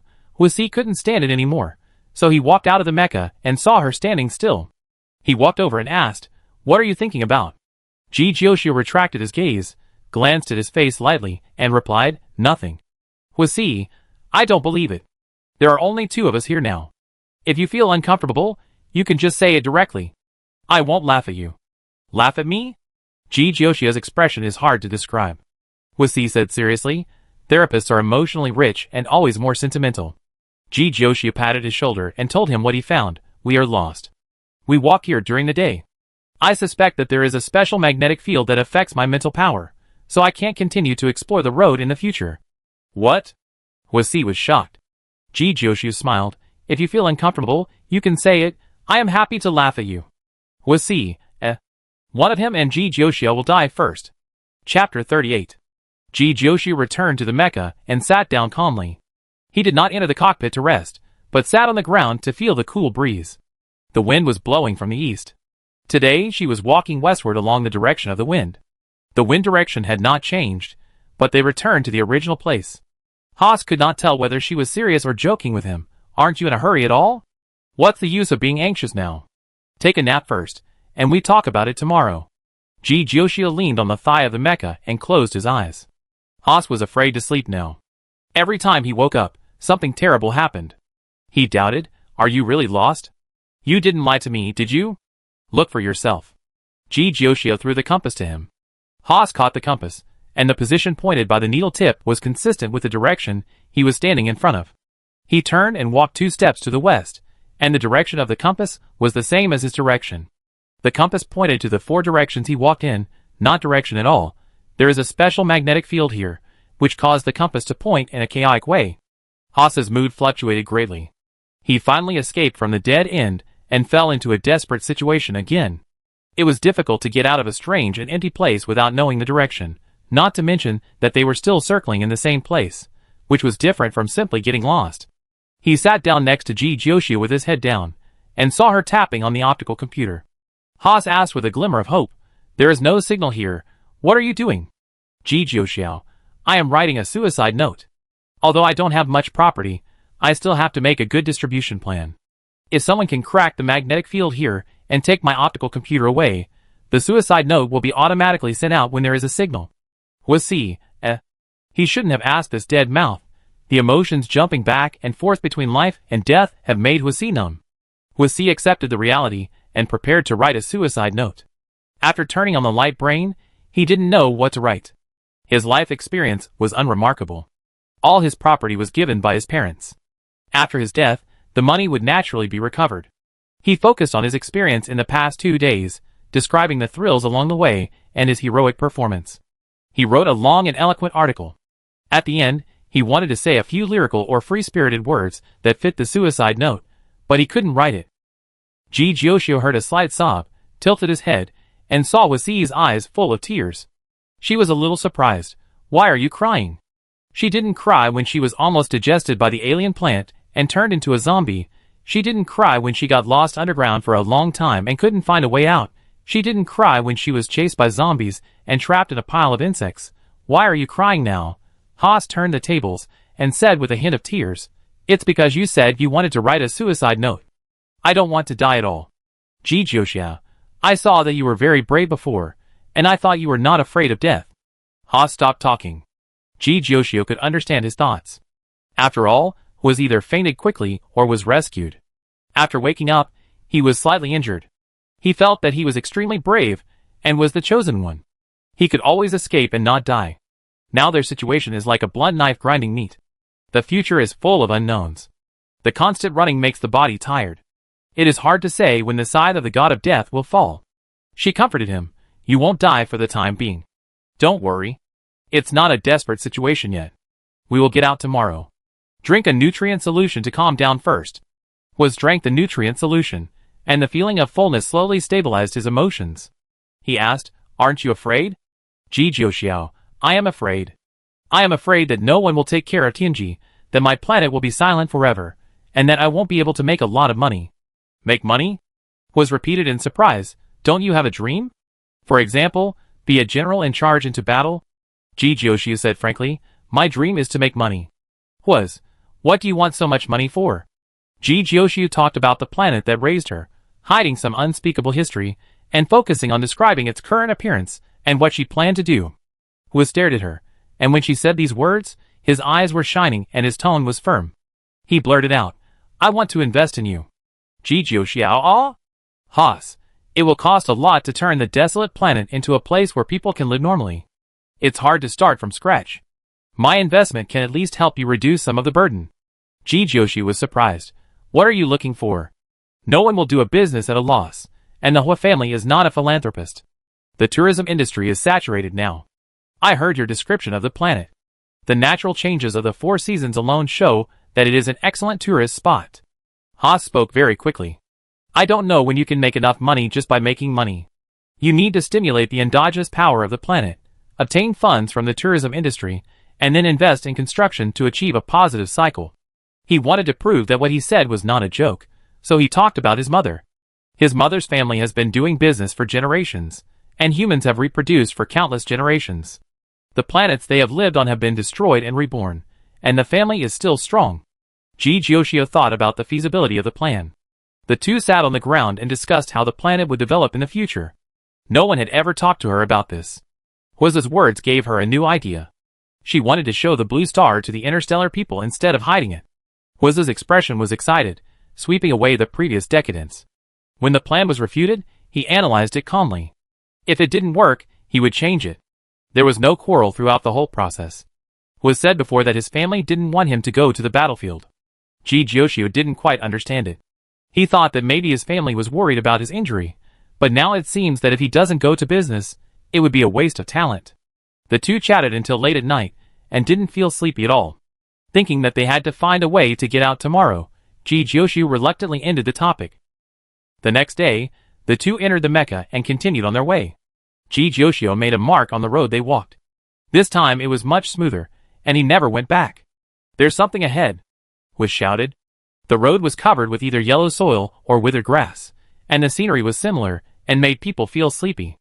As they got closer, the black in front of them became larger, and Ji Jioxiao had a bad feeling in his heart. Haas was surprised and said, It seems to be a flying motorcycle. Why does it look familiar? Ji Jioxiao, the one on the left is the one I rented. Haas was surprised and said, It's Buck and the others. We got out. The mecha ran faster, and the few people who heard the noise raised their guns and looked at it with serious expressions. After seeing the appearance of the mecha clearly, Buck said ecstatically, It's Haas. My God, they are still alive.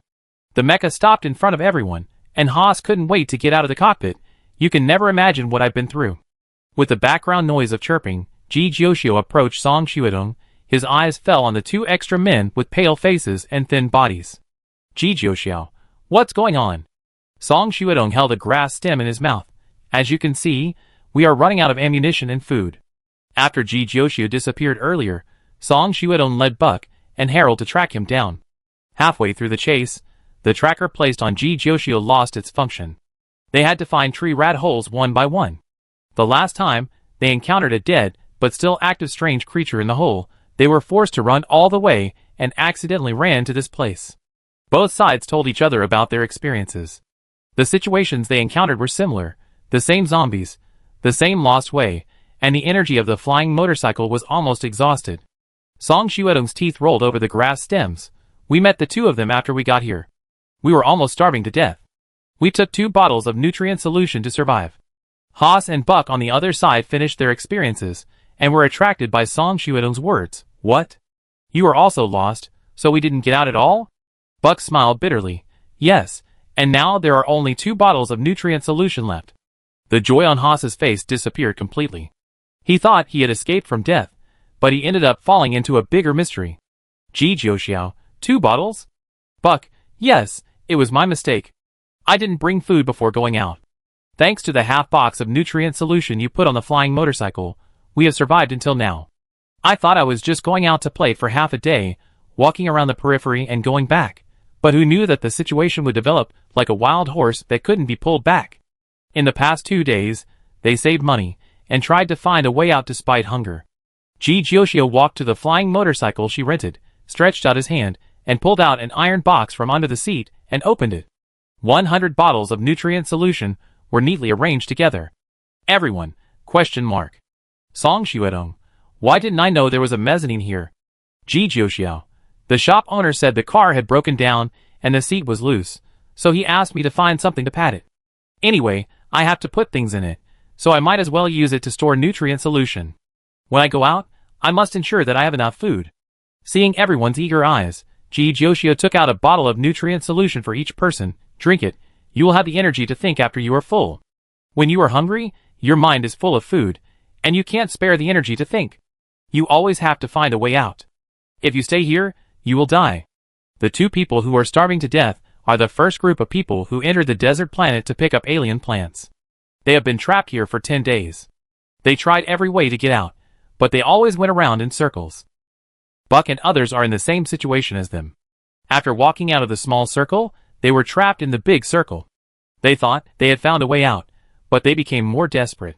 Everyone sat together to think of countermeasures, and shared their findings, but still found nothing. This is the place, which looks no different from other places. I don't know why I can't get out, even if I cover my eyes and walk in a straight line. Was approached Ji Jiuxiao and asked quietly, have you recovered your mental power? Can you find the way? Ji Jiuxiao's mental power is a secret, and cannot be said in public. She shook her head. I can't find the way. She tried it when she set out this morning, but her mental power was blocked by something. It felt like a person walking in water, and there was resistance pushing back, and the mental power was difficult to advance. Take your time to think about it. I believe we can definitely get out. Ji Jiuxiao looked sideways. Are you so optimistic? Nodded seriously. I believe you. Ji Jiuxiao, ? She refused to communicate with Hwas, and turned to find Song Shuedong to talk. Before she sat down, the dust on the ground trembled slightly. In the distance, there was a dark mass of zombies crawling twistedly. Buck shouted, the monsters are coming again. The 5 people quickly got on the flying motorcycle. Buck pulled Hwas on the car, and the other 2 men got on Song Shuedong's car. There were 7 people in total, 2 cars with 6 seats, and no extra space. Hwas saw her standing there, and suddenly became anxious. He stood up and wanted to get off. Get in the mecha, I drive. Buck and Harold didn't expect his action, and he ran out of the car without paying attention. Buck said anxiously, come back, I go down. Harold, you drive? No, I go with her. Haas's voice floated over, and he entered the mecha with Ji Jiuxiao. I feel safe only when I'm with Ji Jiuxiao. They won't understand. Buck and Harold looked at each other. Did the young master take the wrong medicine today? The zombies came one after another. The rotten and blackened alien zombies were not slow, and the thorny plants began to spray the spikes on their bodies. They have lost their vitality, and I don't know what is maintaining the movement of the body. After the spikes fell, the branches were bare, and no new thorns grew. The alien zombies swung their branches, and they actually cooperated, rolling up the human-shaped zombie and throwing it towards Ji Jiuxiao and others. A parabola was drawn in the air, and the human-shaped zombie fell on Buck's car, which startled Buck to make a sharp turn and throw the human-shaped zombie away. Harold immediately made up the knife and shot the human-shaped zombie in the leg. Shooting them in the heart or head won't stop them. You have to hit their knees to make them unable to stand. The humanoid zombies kneeling on the ground are still trying to crawl forward, but they are soon trampled into pulp by the zombies that are chasing them. A group of zombies are moving faster and are about to catch up with them. Yoshio shouted, "Hurry up and kill them." Now they are on the ground, so they don't have to worry about collapsing the cave. They can fire as much as they want. Fires are everywhere, rumbles sound one after another, and the zombies are blown away. Haas laughed, "Great! After being chased for so long, it's finally his turn to fight back. He wants to blow all these disgusting things into pieces.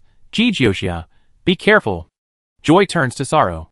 A vine entangles the legs of the mecha, tripping it to the ground.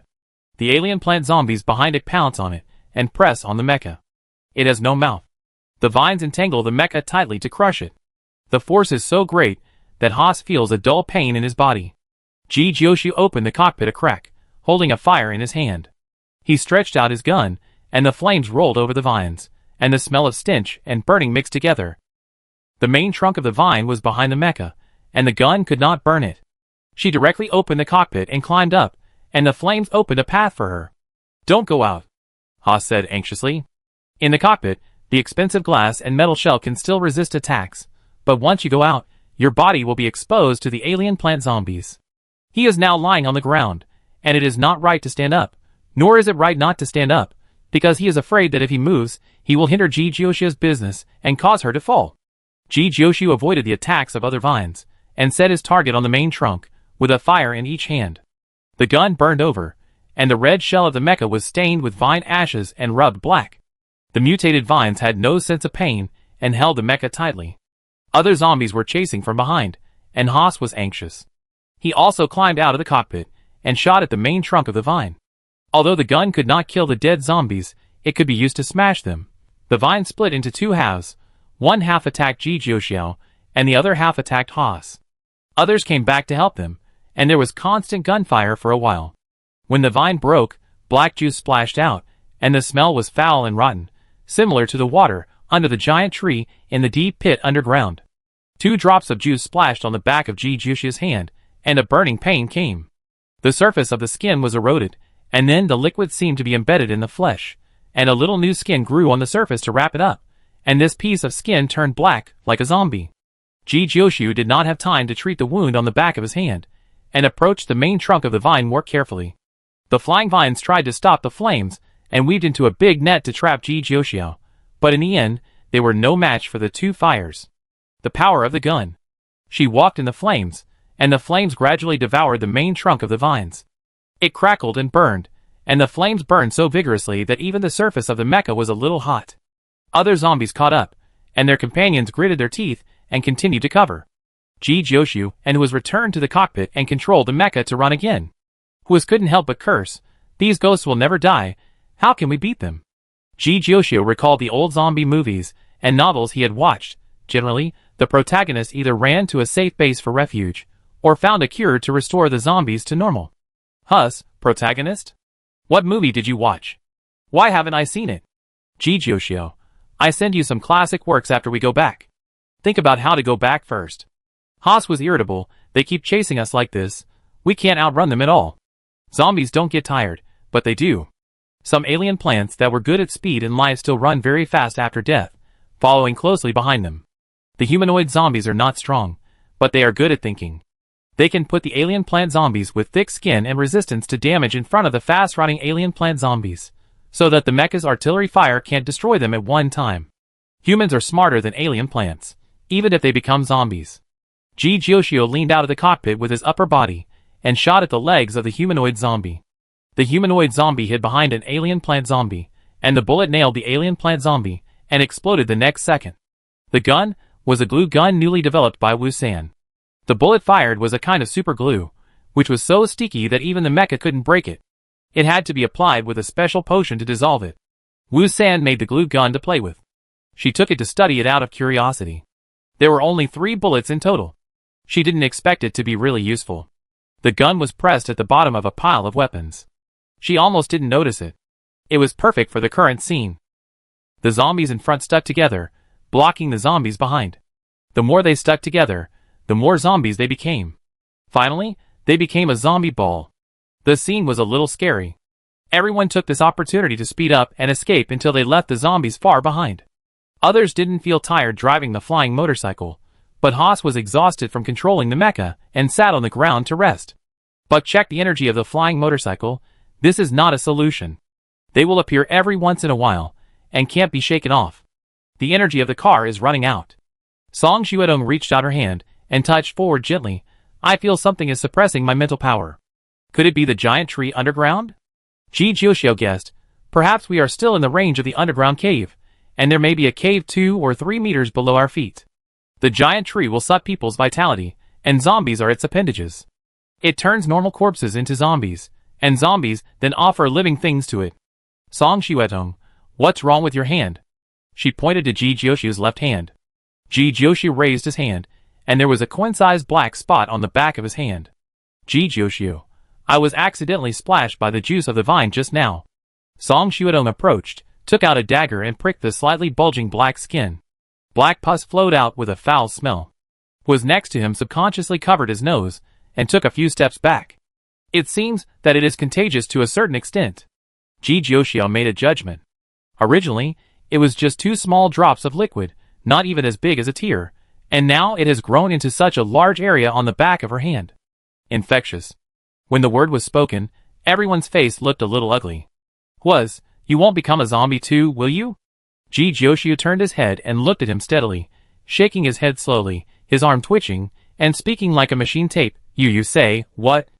Huss's face turned pale. If you become a zombie, we can't get out. Others drew their guns and pointed them at Ji Jiuxiu, their eyes full of doubt. Stop acting. Song Xuedong rolled her eyes. I think my acting is pretty good. Ji Jiuxiu smiled and instantly returned to normal. She looked at Huaz.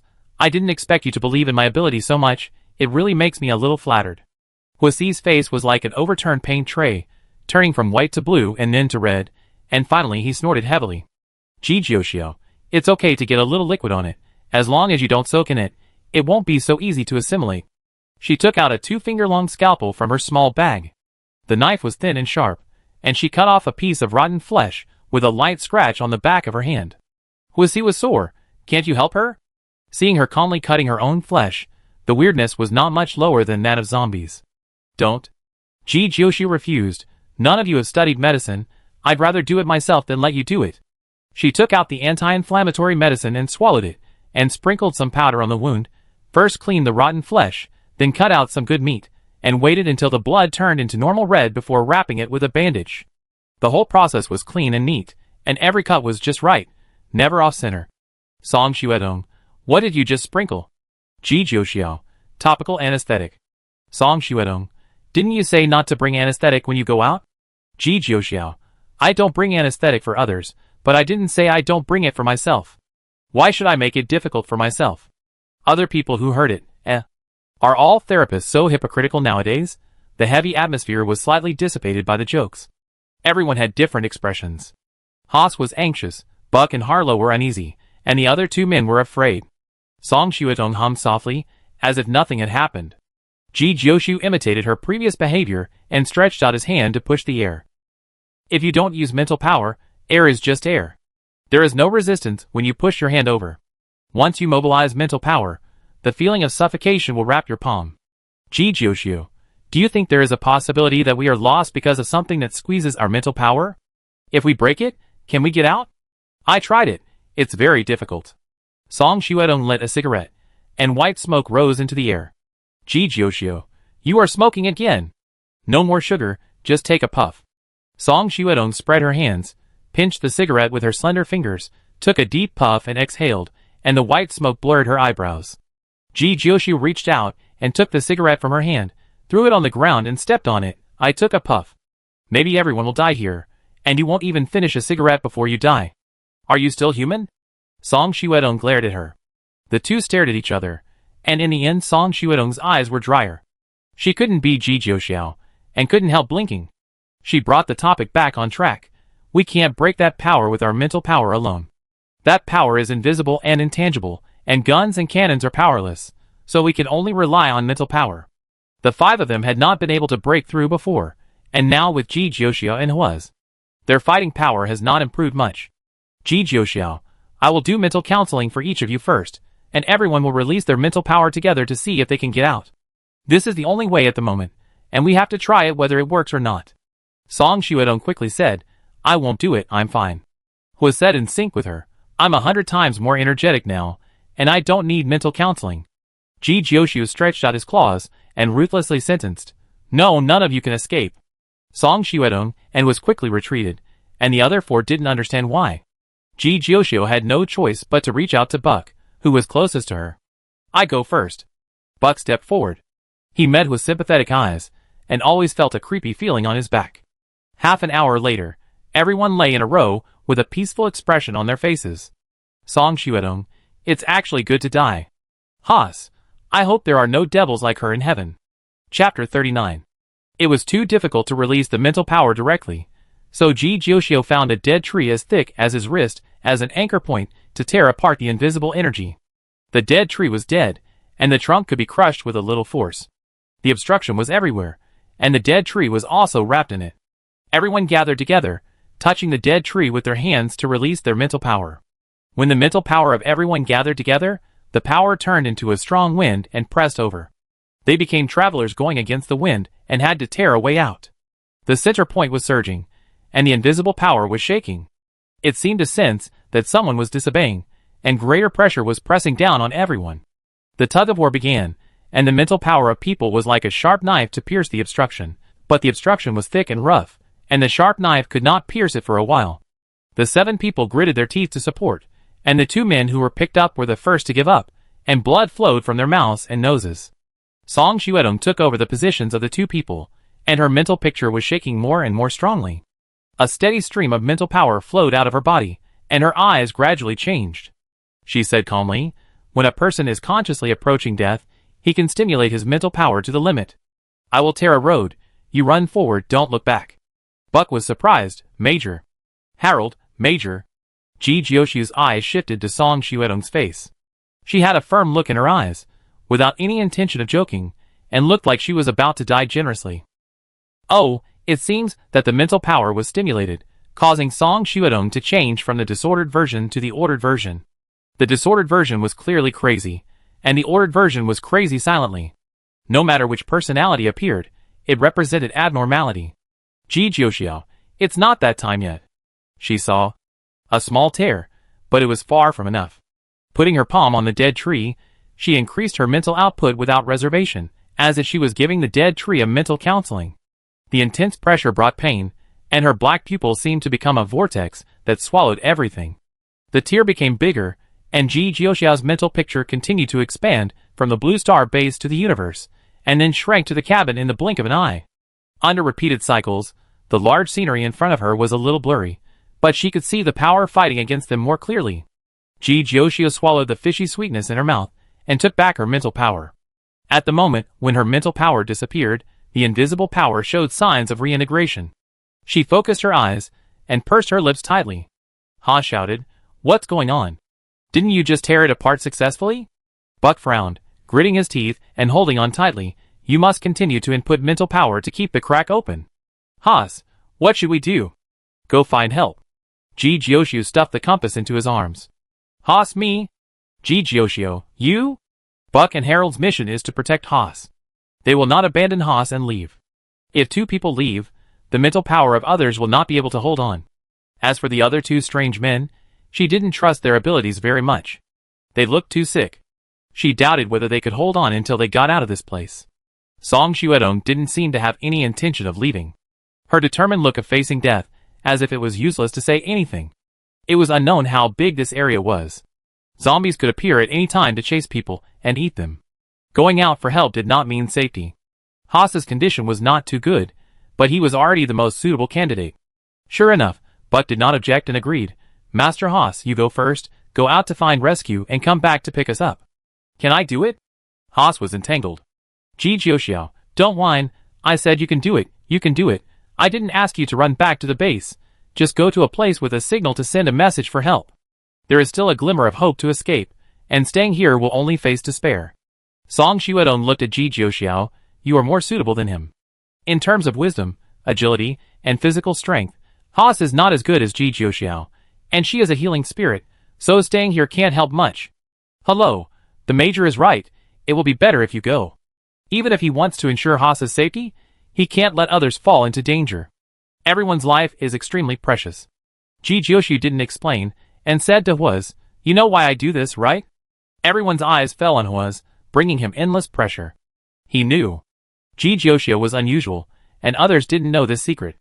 If it weren't for her, perhaps the strength of others would not be enough to open the crack. Before this, he didn't know that it was such a difficult thing to bear the expectations of others. Their lives weighed on him so heavily. He gritted his teeth and said, "Wait for me. Bring the nutrient solution." Ji Jioshu instructed. Haas grabbed 2 bottles of nutrient solution, put away the mecha, and rushed out on the flying motorcycle. Others cleared the way for him, and the mental power pushed and pulled each other to create an invisible storm. The buzzing sound that was difficult for human ears to hear swept across, and Buck's ears were the first to bleed. There were waves without wind. As if someone was leaving, the storm became stronger, roaring to close the gap. Ji Jioshu adjusted the compass, and when the magnetic field was normal, the needle tip would point to the base, indicating the direction for Haas.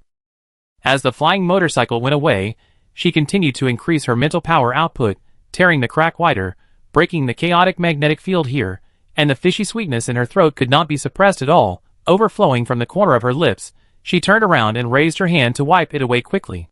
Song Xuedong took a keen look, opened her mouth to speak and closed it again. She turned her head to look in the direction where the flying motorcycle left.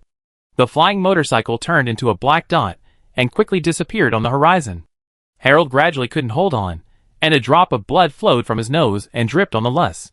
The blood was absorbed by the thirsty land, leaving a reddish-brown dot in the original place. Ji Jioshu put his hand on Buck's shoulder to pull him away, but he didn't pull him away. Buck could no longer speak, his face flushed, and veins popped out on his neck. "We can still continue." Harlow spoke, his voice hoarse. The longer they persisted, the greater the possibility that Haas would escape. Ji Jioshu forcibly pulled Buck's hand away, and then tried to pull Harlow, saying without question, "You have reached your limit. If they continue to release their mental power, they will be mentally confused, and if they are not careful, they will develop a mental breakdown, and then they will be powerless to save the situation." Song Xuedong was also unwilling to let go, so Ji Jioshu simply kicked the dead tree in half, and the dead tree that was struggling to maintain balance under the input of mental power was instantly turned into dust. Losing the anchor point, the mental power had nowhere to attach, and Buck and Harlow collapsed to the ground, their expressions painful, and the backlash of overusing mental power appeared. Song Xuedong didn't make a noise, and walked towards a bunch of yellow weeds on the ground, ready to re-input mental power. A metal rope was tied around her and tied tightly. Ji Jioshu grabbed one end of the rope. She knew that Song Xuedong was mentally unstable and might go crazy at any time, so she had prepared a rope for Song Xuedong. The tied Song Xuedong looked serious. "I can hold on." "Ji Jioshu, you are the least qualified to say this here. The others are at least normal people with stable mental power. She will not forget that Song Xuedong is a patient just because she looks normal. Song Xuedong, we should give him more protection so that he can go further. Ji Jioshu, it's not your turn to play before other people's mental power is seriously confused. If it really comes to a desperate situation, she is more suitable to hold on to the end than them. Her mental picture does not flicker and oscillate like other people's mental power is confused, but it keeps zooming in and out, from the universe to dust. Okay, I won't do it. Let me go first. You don't look well." Song Xuedong noticed Ji Jioshu's expression. The orderly version of Song Xuedong would not lie. Ji Jioshu just couldn't spare more energy to stare at the other party, so he simply untied the rope. She sat on the ground and patted the seat next to her. "Sit down. Now we have no other choice but to wait." Song Xuedong didn't move. She looked at the original dead tree. The dead tree that served as an anchor disappeared, but the crack torn by the mental power was still there. She looked at Ji Jioshu steadily. Ji Jioshu sat cross-legged with his eyes closed, one hand supporting his chin and looking into the distance. He was unaware of her sight. A closer look showed that Ji Jioshu's eyes were vaguely falling in the air, without focus. Ji Jioshu was still struggling with the cracks. Jiangju had taught her how to release her mental power without relying on a medium. She turned herself into a nail, nailed to the invisible force, and could not get rid of it no matter how hard she struggled. She coughed up blood, and her mental power could not be controlled and dissipated in the air, but her mind was still running fast. From the time she met the tree rat to the time she entered the cave to find Haas, and then got out of the cave, it didn't take long, and the distance was not too far. The underground roads were complicated, and she didn't run fast at the time. Buck said before that they met zombies not long after driving a flying motorcycle on the ground, which could also verify her idea. The place with normal signals might be nearby. The reason why they couldn't get out all the time was that the invisible force was exerting influence in secret. She had lasted for so long, it should be enough for Haas to escape. Her mental power reached the limit, and could not be overdrawn. Her fingers unconsciously picked up a dry grass on the ground. Song Xuedong, are you scared? Ji Jiuxiu shook her head, not bad. She had never seen death with her own eyes, so she was not afraid of it. But if she really died, she would inevitably feel a little regretful. What she was going to do had just begun, and there were still many things to be completed. Song Xuedong, this place is wrong. I suspect that the giant tree you saw is an A-level alien plant, which has the ability to mutate corpses and control minds.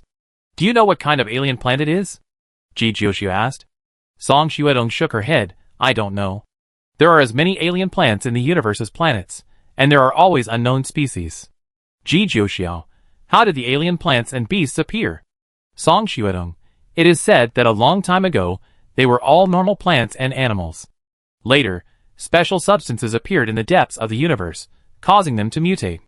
After generations of crossbreeding and reproduction, they became the various alien plants and beasts we see.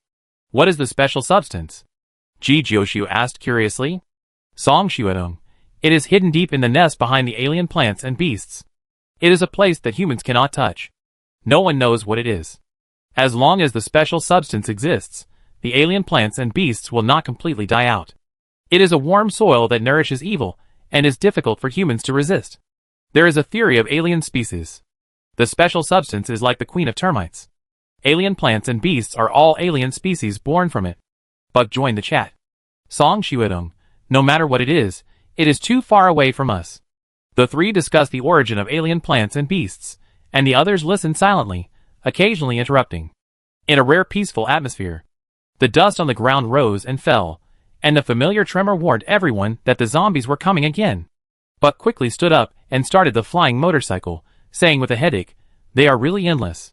The huge zombie army approached. Ji Jiuxiu sat on the flying motorcycle, looked back, and the appearance of the underground giant tree appeared in his mind. The cracks torn by mental power gradually closed, and the invisible power surged back and forth, which had a certain impact on the magnetic field. After shaking off the zombies, everyone finally did not return to the original place. It seemed that they were aroused by anger. This time, the zombie army had a lot of people. After one group was killed by artillery fire, another group rushed over. A humanoid zombie stood on the alien plant zombie, and quickly approached Ji Jiuxiu and others. Harold raised the gun in his hand, but he did not pull the trigger. Ji Jiuxiu continued to fire. The zombie was forced back by the flames. She frowned and said to Harold, "Are you injured?" "No," Harold replied in a low voice. Ji Jiuxiu frowned even tighter. "Then why didn't you shoot?" Harold's arm trembled slightly, sadness flowed in his eyes, and he reached out to wipe his face. "That's my comrade." It was a comrade, who had fought side by side on the battlefield, and finally died in the alien plant pile. The battle was too tragic, countless people fell asleep forever, and the counterattack of the alien plant was too fierce. He couldn't even collect the bones for his comrade. The opponent's 5 limbs were full of bite marks, and the remaining half of the face could barely see the once high-spirited appearance. The face of the previous humanoid zombie was severely damaged, with only half of the head left. It looked neither human nor ghost. The appearance of this zombie seemed to remind them that they were the same kind before the zombie lost his life. They even had meals together, talked together, and imagined the future. Now they took up arms against each other. Is it considered fratricide? Ji Jiuxiu, at the moment of death, their lives have ended, their souls have gone to another world, and now they are just occupied by monsters. Buck's tone was very calm, so straight that it was almost cruel. The talkative Buck was silent at this moment. Everyone was silent. Harold wiped his eyes quickly. The zombies caught up with him. Harold trembled and fired, hitting the legs of the humanoid zombie. The humanoid zombie roared, and its pure white eyes were different from those of humans. Song Xuedong, the flying motorcycle's energy is about to run out. I will hold the zombies, and you go first. Ji Jiuxiu, no hurry, it's not desperate yet. She secretly complained. What kind of obsession did Song Xuedong have to sacrifice herself, and always let others go first? Her mind worked quickly. She fired the bullets from the glue gun, took out the lubricant from the flying motorcycle, and sprinkled it on the ground, Fire. The gun used the last bit of energy to spray the lubricant. A raging fire ignited on the ground, temporarily blocking the zombies' way. Fire. The gun is a good thing. Whether it is a human or an alien plant, they are afraid of fire. Even zombies can be burned into charcoal. Buck, what's in front? Joshua squinted his eyes, and saw a tree suddenly appearing on the horizon. It was estimated to be at least 20 meters high, with a huge crown, looking like a cloud, and the leaves were dark green, that was so rich that it was black. Everywhere he looked was dry flat land. This tree was so huge, and the surface of the leaves was shiny and oily, which was out of tune with the barren desert planet. Joshua shouted, "Don't go over there." Buck continued to drive forward as if he didn't hear anything. Joshua was in the same car with him. She reached out and grabbed his arm and shouted again, "Stop!" Buck didn't respond. His eyes were fixed on the front.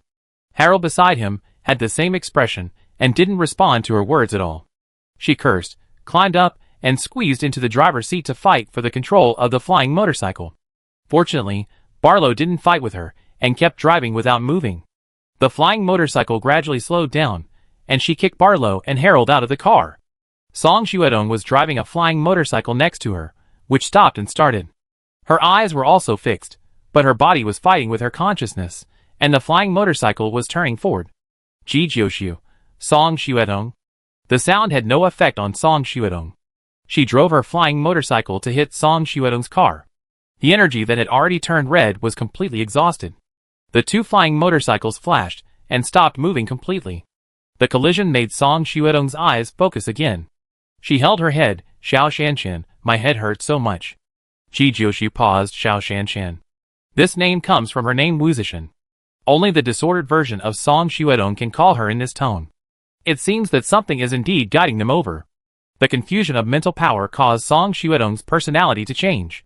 Buck, who was kicked off the car, got up and walked towards the tree. "Wake up!"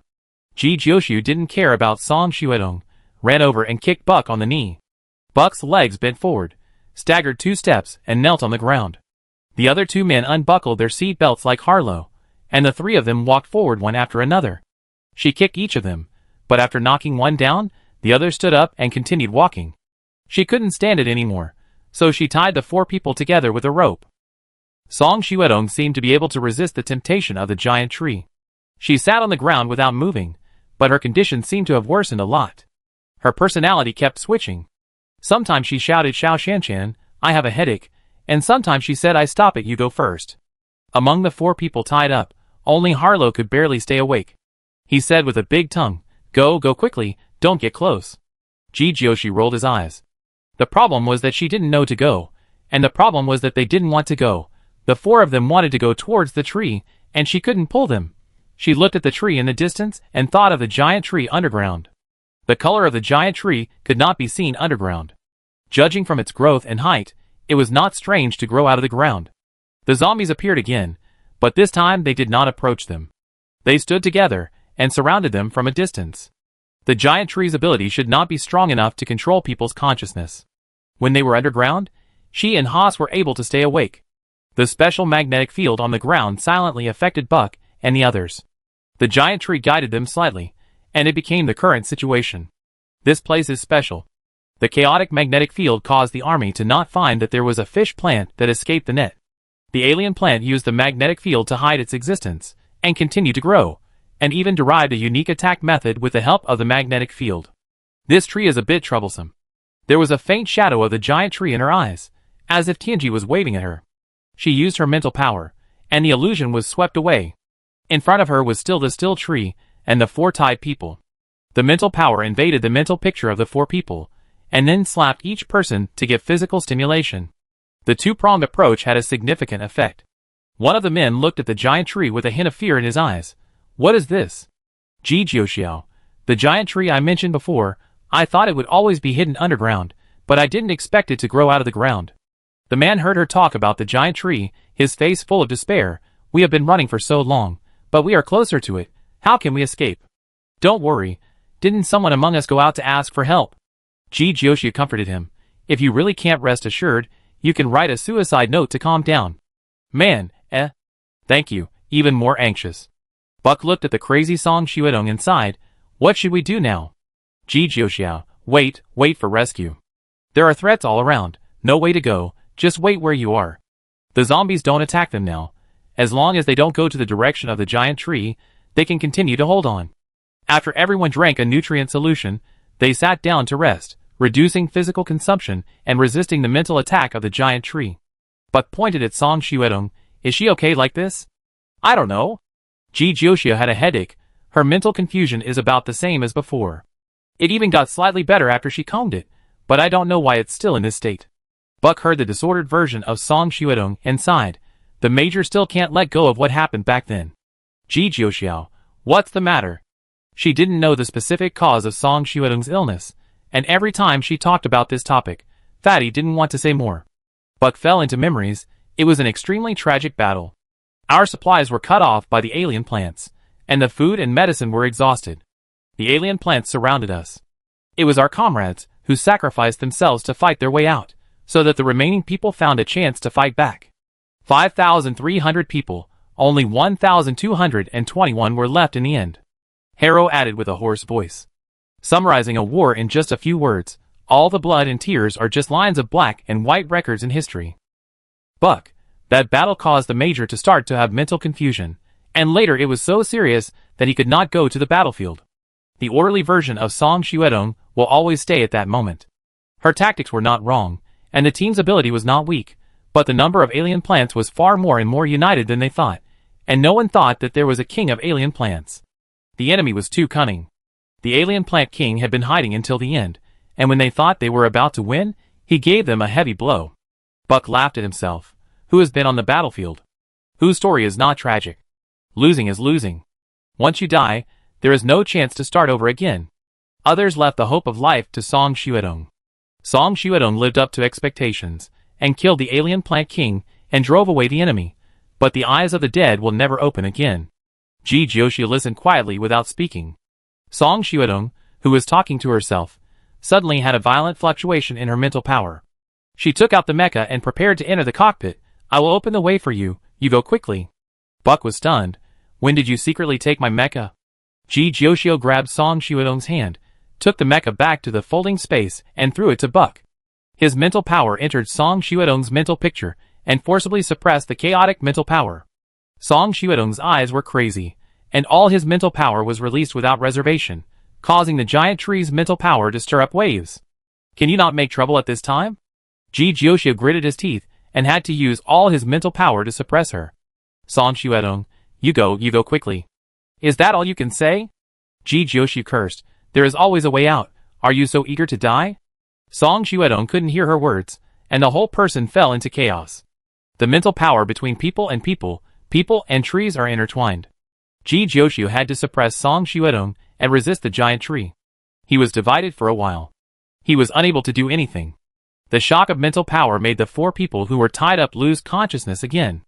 They sat back to back, facing different directions, and now all stood up and walked towards the direction of the giant tree. Buck was facing the direction of the giant tree, walking straight forward, and the others walked sideways and backwards. In short, the four people slowly approached the giant tree together. Ji Jiuxia was stunned, and stepped on the other end of the rope. Song Xuedong struggled to grab the mecha, so she simply increased her mental power output, no longer slowly combing, and cut the Gordian knot. Under the attack of the giant tree's mental power, and Song Xuedong's mental power, Ji Jiuxia gradually couldn't bear it. Her eyes went dark, and the last scene she saw was Song Xuedong falling to the ground unconscious. It's good to faint, and you won't want to die if you faint. Wait, why didn't she knock Song Xuedong unconscious at the beginning? Ji Jiuxia lost consciousness in regret. Chapter 40. When Ji Jiuxia woke up again, she saw the black water below as soon as she opened her eyes. A plant zombie carried her on the giant tree. She was facing downwards, and could see the scene below clearly. Under the fluorescent light, the white cocoon on the giant tree cracked, and the tree mouse inside fell into the black water with a splash. It was still conscious when it fell, and its claws were flapping in the water. Soon the water surface returned to calm. She turned her head to look for other people, and saw that they were carried up by zombies like her. They hung their heads and did not move, losing consciousness. The zombie put her on a treetop, then turned and left. Countless thin white silks stretched out from the treetop and stuck to her body, wrapping her around and around like an endless circle. Ji Jioshio touched the things on her body. Fortunately, her small bag was still there. She pulled out the dagger and gently cut the white thread. The white line was soft, with a little white liquid oozing out of the broken end.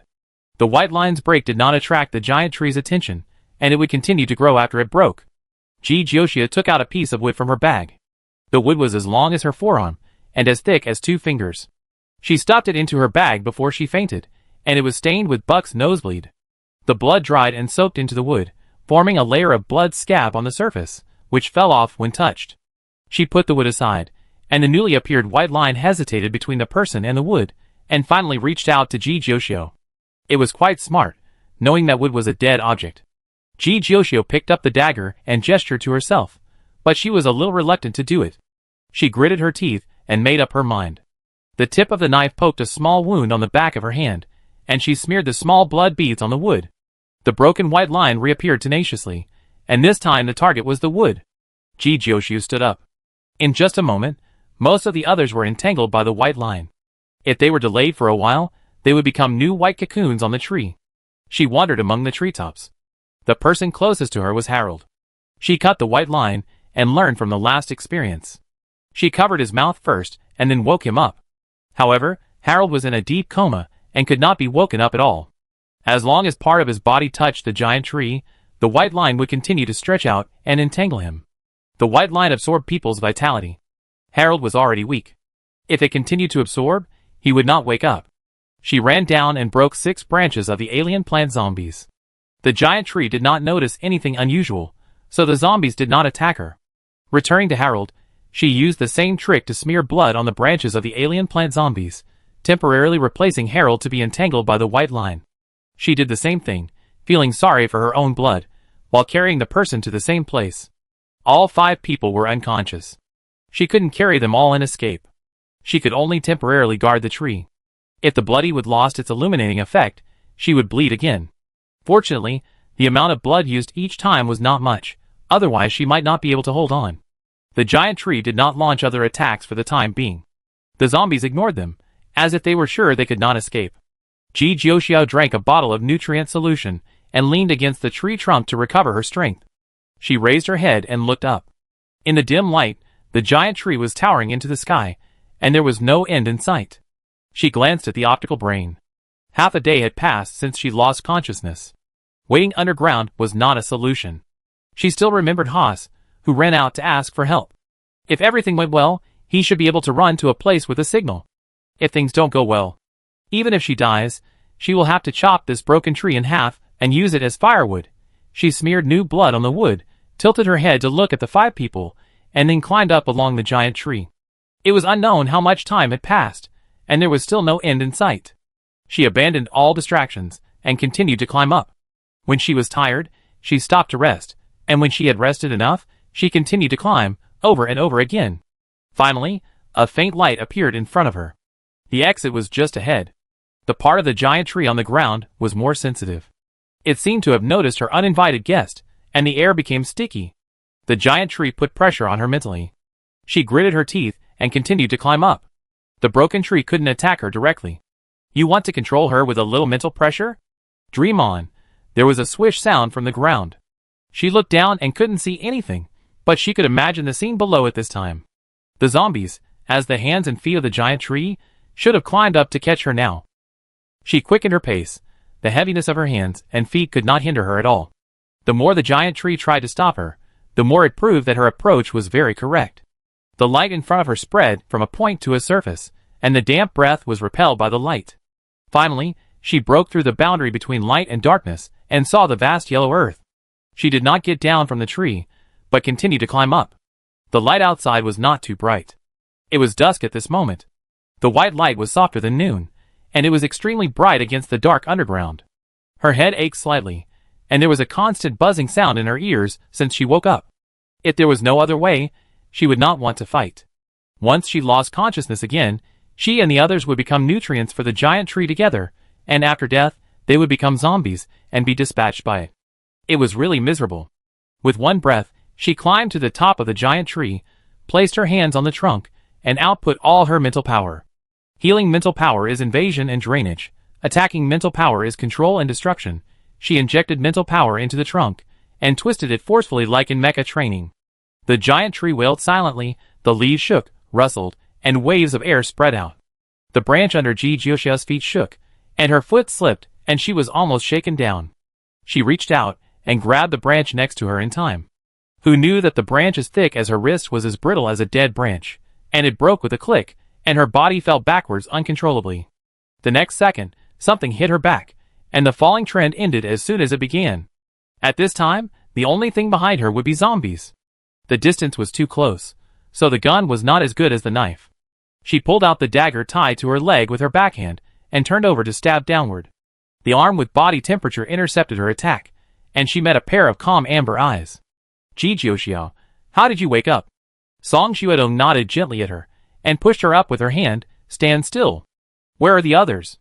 Jijioshio asked. Song Xuedong, not awake. Jijioshio glanced at the zombies climbing up. They were densely packed, wrapping around the trunk of the giant tree like borers, dyeing the brown trunk black. He looked at Song Xuedong again, and saw that she was breathing evenly. Her face was ruddy, and she looked so healthy that she could kill a cow with one punch. How did you get up here? She was amazed. You fought your way out of the zombies, so powerful. Maybe you can help everyone hold on for a while. Just come up like this. Song Xuedong took out a rope, tied one end to a thick branch, and handed the other end to Jijioshio. You hang down first. Jijioshio, okay. Song Xuedong is stronger than her. If the sky falls, there will be tall people to support it. She won't try to be brave. She took the rope and her fingertips touched Song Xuedong's hand. There was no temperature on the slender and powerful fingers. She paused after grabbing the rope and looked at Song Xuedong. In addition to the damp with smell of the giant tree and the disgusting rotten smell of the zombies, there was also a trace of imperceptible blood smell in her nose. Jijioshi didn't go down and asked again, how did you get up? Song Xuedong, climb up. I'm not sure I can get out of the zombie pile. How can you climb up so easily with a sick brain? Jijioshi questioned. Song Xuedong, I have experienced countless life and death on the battlefield. Even if I can't play now, it's no problem to pass through the zombie group. Jijioshi suddenly took action, took a step forward, grabbed Song Xuedong's left arm, and pushed the black sleeve up. On the white arm, a winding scar was clearly visible, and the blood on the surface had just stopped, forming a thin film. Song Xuedong's voice stopped abruptly, and Jijioshi pinched her hand and raised it in front of her. Is this what you call no problem? Jijioshi didn't understand her thoughts. Why do you hide it? Song Xuedong pulled back her hand, stuffed the rope into Jijioshi's hand, stretched out her hand and pushed, and Jijioshi fell backwards. The muscles in her arm were tense, and the wound that had just healed split again. The blood flowed down along her fingers. She smeared the blood on the tree trunk, and a winding blood line continued to flow downwards. The zombies immediately gave up trying to catch Jijioshi, and climbed up along the direction of the blood. Song Xuedong's figure gradually shrank in his sight, and Jijioshi suddenly realized that the focus of Song Xuedong's illness was not the chaotic mental power, but her strong tendency to self-destruction. Seeing Song Xuedong releasing her mental power, she would have a mental breakdown in less than 5 minutes in her current chaotic state. Jijioshi let go of her hand, yelled ah, and her body fell down like a kite with a broken string. A rope was wrapped around her waist, and the metal claws were buckled on her small bag. The inertia made her crash into the tree trunk, and she suddenly saw stars. Her heart was beating faster and faster, and her stomach was squeezed so hard that she wanted to vomit. Fortunately, Song Xuedong's firing angle was accurate enough. If the metal claws had grabbed her, she would have lost half her life without the zombies taking action. The zombie group split into 2 halves, and one half rushed towards her.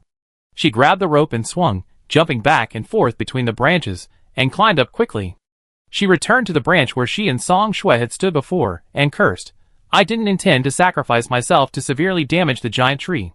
I planned to use the giant tree's mental power to vibrate and transmit the location information.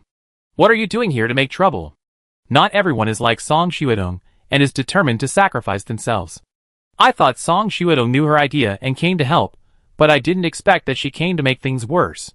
Song Xuedong was stunned. Ah? Jijioshi said unhappily, don't do it, help me stop the zombies. She re-input mental power, and the giant tree and mental power collided with her, and the whole tree trembled. The signal on the optical brain was sometimes there, and sometimes not. It seemed that someone was approaching in the distance, and disappeared in the blink of an eye. She seemed to hear Haas's voice vaguely, but she had no intention of listening. A force appeared on the surface of the tree trunk to push her out, and her 10 fingernails clasped the tree trunk fiercely.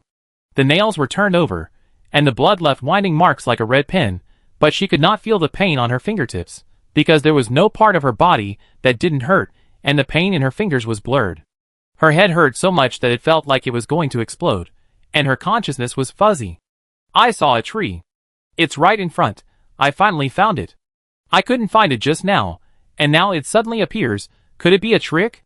Let's go and have a look first. The chaotic voices mixed together, and a huge roar sounded under the tree trunk, accompanied by a duck voice. Blow it up for me. I don't believe that so many cannons can't destroy it. Use my cannon, which is filled with molten iron, and scald it to death. She's up there. Give me the car. I go pick her up. If you peel off the leaves, it will become weak, and the leaves are very bitter and not delicious. The familiar voice sounded in her ears, and all kinds of noisy exclamations rose and fell, as if they were transmitted to her ears through a layer of membrane, and she couldn't hear clearly. Who was touching her hand and taking her fingers away? Her consciousness was too dull. Her mind was full of blue stars and the universe, and her mental picture turned into a starry sky map. The mental power wrapped around her fingers and pulled her back to reality. She saw Jiangju's profile and sensed his chaotic mental power. Before she could say a word, all the images returned to chaos.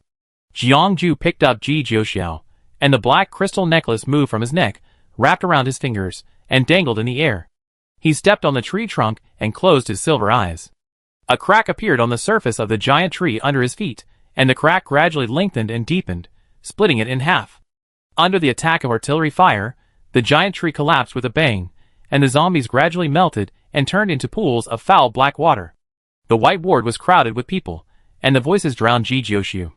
She ate an apple and watched Wu San and Tianji on the other side of the light brain chattering. Tianji's voice turned into an old female voice, sobbing with great emotion. If I'm not here, who will cook her favorite meal? Wu San said Ji Jiuxiao's rich lunch and her fierce appearance while eating lunch, and Tianji's sobbing paused. 188 sat in the seat next to him and took away bananas, oranges, apples from the table. 01 opened the light brain picture, called up the whole process of the giant tree from breaking to death, and made a harsh comment. Wei Hingji and Dr. Jiang Xing discussed Ji Jiuxiao's condition, and Fat Brother occasionally interjected a few words with a test report. 2 days have passed since she was rescued, and Ji Jiuxiao has also slept for 2 days. After waking up, she was full of energy. The test results showed that there was no problem, but others refused to let her leave the hospital. The others who were trapped with her were still in a coma, and they couldn't stay awake for a long time when they woke up occasionally. As long as they were still alive, it was all good news. Haas was also lying on the hospital bed, and his condition was worse than others. His mental power was overconsumed, and a lot of vitality was sucked away by the giant tree. After leaving the maze, the breath he had forced himself to take disappeared, and the whole person looked particularly pale and decadent, unable to even make a noise, and it was rare to be quiet. Because Haas was injured, Colonel Hod returned to the desert planet in advance, and was accompanying Haas in the next ward. Wei Hingji was furious and poked Ji Jiuxiao's head with his finger. You are lawless, right? It's fine if you go out to play by yourself, but you also bring 2 patients with you. Ji Jiuxiao threw away the apple core and repeatedly cried out injustice. Song Xuedong ran away by herself. It has nothing to do with me. Wei Hingji, when you found that she followed him out, you should have sent her back immediately. Instructor, do you think I can catch her? Ji Jiuxiao asked a soul-searching question. Wei Hingji was silent for a while, then glanced at the next ward with a hidden look, and sighed. Then you shouldn't have taken Hwas out at least. I just had bad luck. Ji Jiuxiao also sighed. A year in the film and television industry was enough for her to quickly understand the rules of this world. Some things are in a gray area. If nothing unexpected happens, nothing will happen and no one will pursue it. It's a pity that she was unlucky and happened to encounter a giant tree, which caused Colonel Huda's beloved son to suffer. Judging from Hwa's unscrupulous words and deeds, the colonel probably won't let her go easily. Jiangju peeled the orange, divided the flesh into 2 halves, and handed 1 half to Ji Jiuxiu. She broke off a piece of flesh and put it in her mouth. The sweet juice wrapped around the tip of her tongue. She narrowed her eyes, and her tone was sweet like orange. She asked, "What will he do?" She said, "What level is the giant tree?" Jiangju continued, "A level. An A-level alien plant lurking underground." Ji Jiuxiu continued, It can disrupt the magnetic field and establish its own domain. The corpses of the soldiers who disappeared on the battlefield were not collected, but were controlled by the alien plant to become zombies and hurt their comrades in arms. She described everything she saw underground. As she spoke, the ward gradually became quiet. She smiled. Do you think it is more important to discover it or to let it grow? She was not afraid if Colonel Hood wanted to punish her or make things difficult for her. She could use moral kidnapping on him. His son only suffered a little physical pain, but she pulled out a hidden big bomb for the desert planet. Bullet, she does not regret any decision she has made, and can bear the consequences of making mistakes. Wei Hingji snorted. So even if your grades are reset to 0, you don't care? Ji Jiuxiao's face changed in a second, and he said aggrievedly, After all, I am also investigating the crisis for the desert planet. Must it be so cruel? The school needs to discuss the results of this matter. Wei Hingji changed the subject and relaxed his tone. But you did do a good thing. I don't know how long the A-level alien plant has existed, and it has killed many people in secret. If it weren't for you, more people might have been killed in the future. Ji Jiuxiu clasped his hands together. Then can you not reset my grades to 0? After working so hard for so long, if she returns to the pre-liberation era, her fragile heart can't bear it. Look at your little achievement. Wei Hingji was helpless and amused, and handed a nutrient solution to Ji Jiuxiu. Ji Jiuxiu looked at the nutrient solution in his hand. I want to eat, not drink nutrient solution.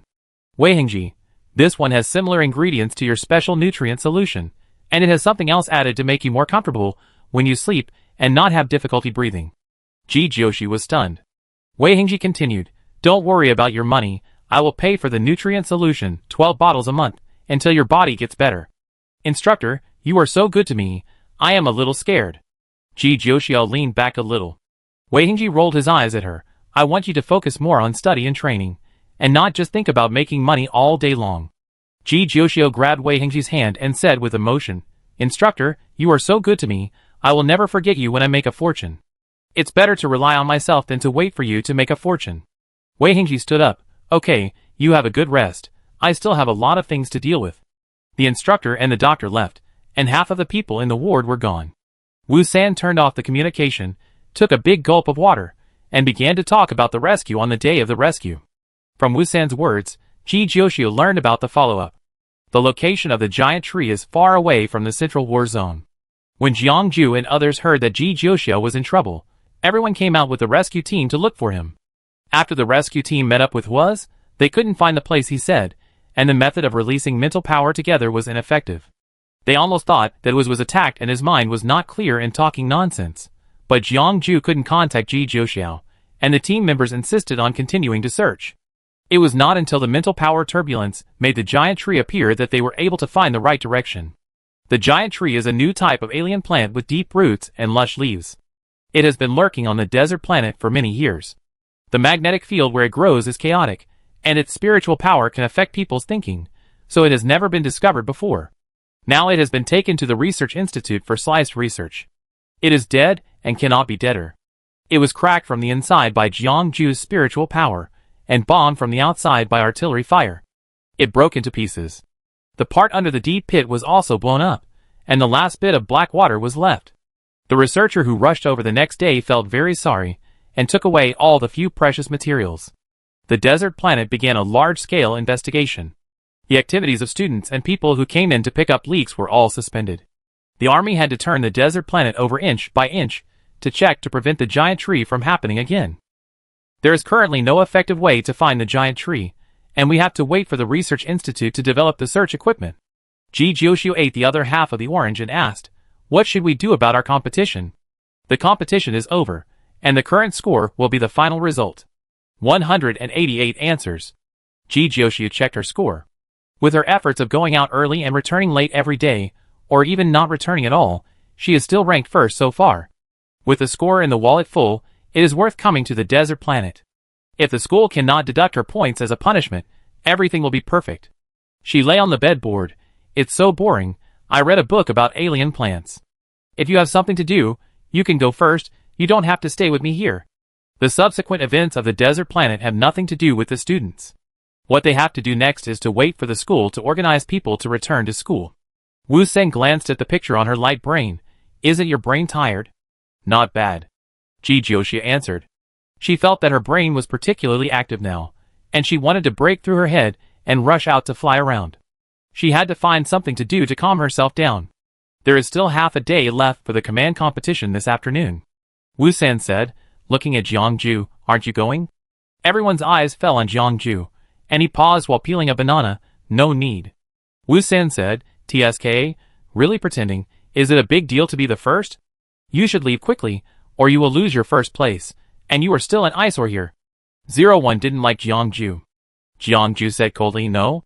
Ji Jiuxi raised his head, his eyes shining. I haven't seen the command competition yet, and I have nothing to do now, so let's go and see it together.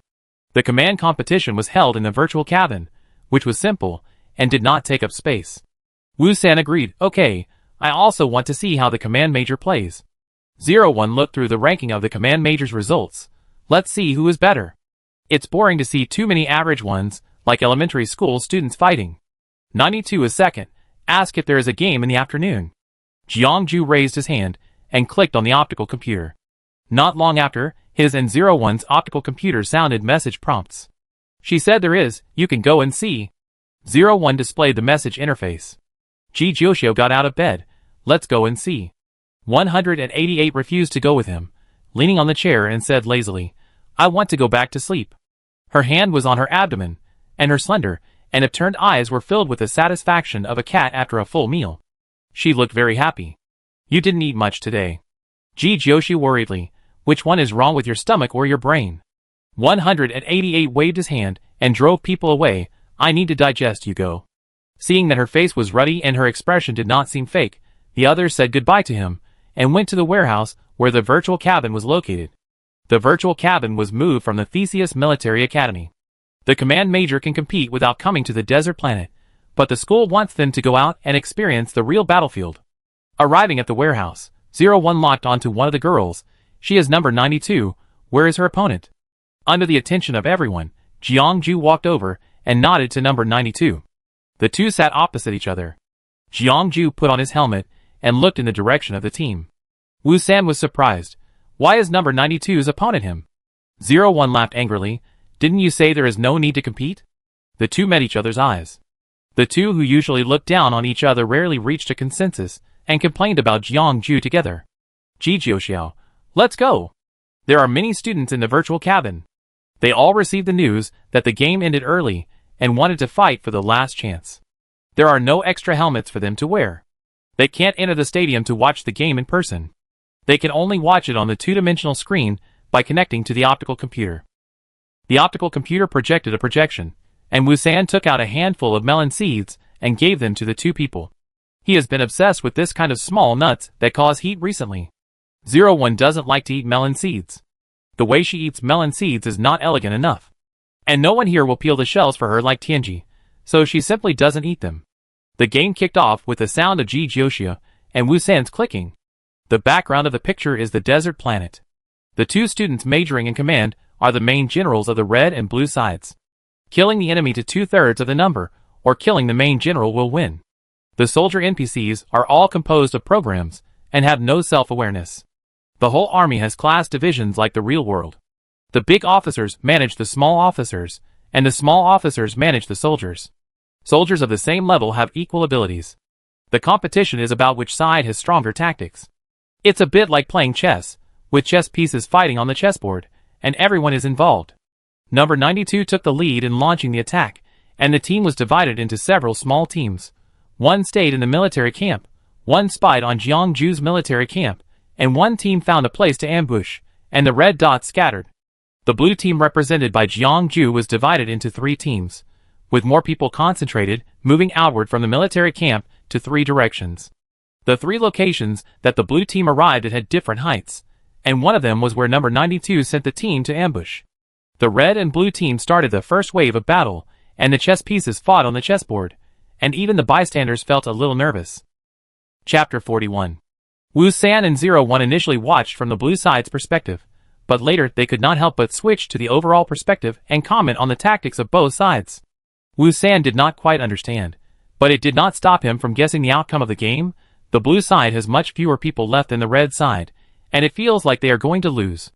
Don't just look at the number of people, but also their levels. The number of NPCs is arranged according to their levels. The blue side lost a lot of soldiers, but the main combat power is still there. 01 zoomed out the screen, and the people on the battlefield became small dots with colors, and the identity level of the NPC would be displayed on the dots. Although she did not like Jiangju very much, Jiangju's ability was beyond doubt. The blue side had only half of its people left, and they were besieging the red side bit by bit. No matter how hard the red side struggled, it could not reverse the decline. Wu San shook his head, using the lives of soldiers to lure the red team into the game. Although they won, too many innocent people died. Isn't it too cruel? Jijioshio, this is a virtual battlefield, not the real world. If you can't even distinguish this, and fail because of pity for data, you are not a qualified commander. She maintained absolute rationality, and stood in the same direction as Jiangju. The virtual battlefield and the real world are different after all. If it were her, she would choose to do the same. The NPC battle process is omitted. The system will calculate the win or loss based on the weapons and number of both sides, and focus on the commander's control of the battlefield. Compared to war movies and TV shows, the game between the two is a bit dull, lacking exciting scenes and twists and turns.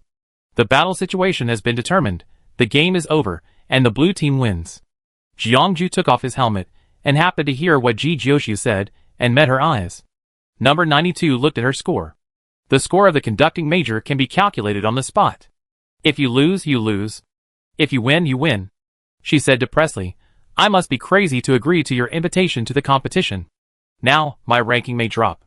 The rules of the competition are that the loser loses points, and the winner gains points.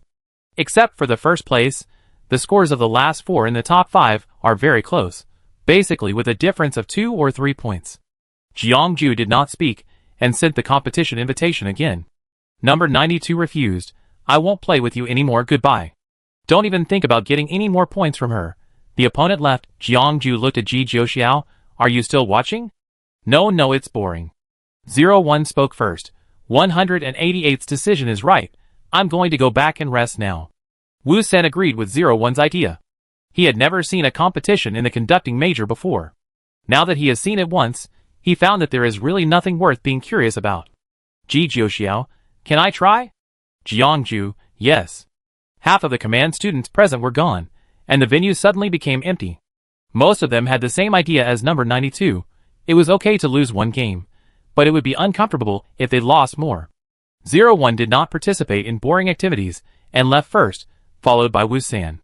Jiangju operated the virtual cabin and handed the helmet to Ji Jiuxiao, and the two entered the virtual battlefield. Watching from the outside was completely different from playing inside. Ji Jiuxiu lost the god's perspective, and was not sure what deployment Jiangju would make. She didn't care about the result of the game, just playing it as a game, controlling her soldiers to disperse and make preliminary arrangements. The two sides fought for the first time, with similar numbers and weapon configurations, and the system judged a serious injury draw. Ji Jiuxia's people were intercepted by Jiangju several times. He seemed to have the ability to predict the future and could accurately intercept her team every time. She was aroused by her desire to win and began to take it seriously. Song Xuedong's words surged in her memory. What measures should be taken in the face of what kind of situation, how to avoid losses and deceive the enemy. She was as calm and rational as Jiangju. When encountering problems, they would stop losses in time and never invest more resources to cause unnecessary losses. Ji Jiuxiu quickly digested the knowledge he had learned and assigned people to encircle Jiangju's team. The situation on the battlefield gradually became stalemate. 5 minutes later, the game was over. Ji Jiuxiu was defeated miserably, and said with a sense of unsatisfaction, it's quite interesting. Losing is losing, but it's still fun. Jiangju, another game? Ji Jiuxiu readily agreed, okay. Game after game, from 5 minutes to 10 minutes, then to 15 minutes, 20 minutes. Ji Jiuxiao's command quality improved rapidly at a speed visible to the naked eye, and he would not step into the pit he had stepped on a second time. Her tactics are flexible, and every move is unexpected, making it impossible to guess her purpose. Her style is changeable and treacherous, and it is easy to fall into her trap if you are not careful. After losing 10 games in a row, Ji Jiuxiu won the next one. She is not a student of the command major, and the points she lost will not be counted in Jiangju's total score. For the first time, Ji Jiuxiu realized that Jiangju was the first in the command major. The impression of fragility that she had formed on Jiangju due to several mental confusions faded, and she looked at Jiangju in front of her. This is an adult male, estimated to be 190 centimeters tall. Long-term training has made his muscles smooth, with broad shoulders and narrow waist. When his sharp eyebrows are pressed, he reveals the sharp indifference of a cold weapon. Jiangju noticed her gaze, and tilted his head to look over. What's wrong? Jijioshu, nothing. He was more like a taut string, with unstable mental strength under a strong appearance, and problems could occur at any time.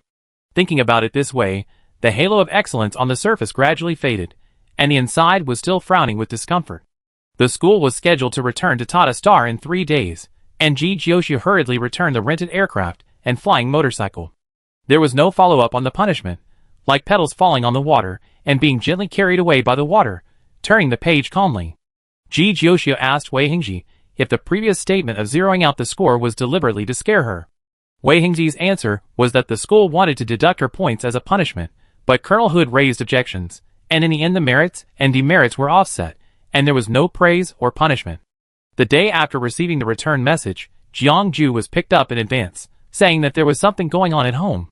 He left in a hurry and hurriedly sent a message in the teen group, without saying when he would return. His departure did not cause any ripples, and the others did what they were supposed to do. Jijioshu went to the hospital to see Song Xuedong. Song Xuedong's condition worsened in the fight against the giant tree, and the whole person looked much more haggard than before. She went to Song Xuedong every day to give her mental counseling, sorting out the messy mental picture bit by bit, trying to relieve the pain caused by the mental confusion.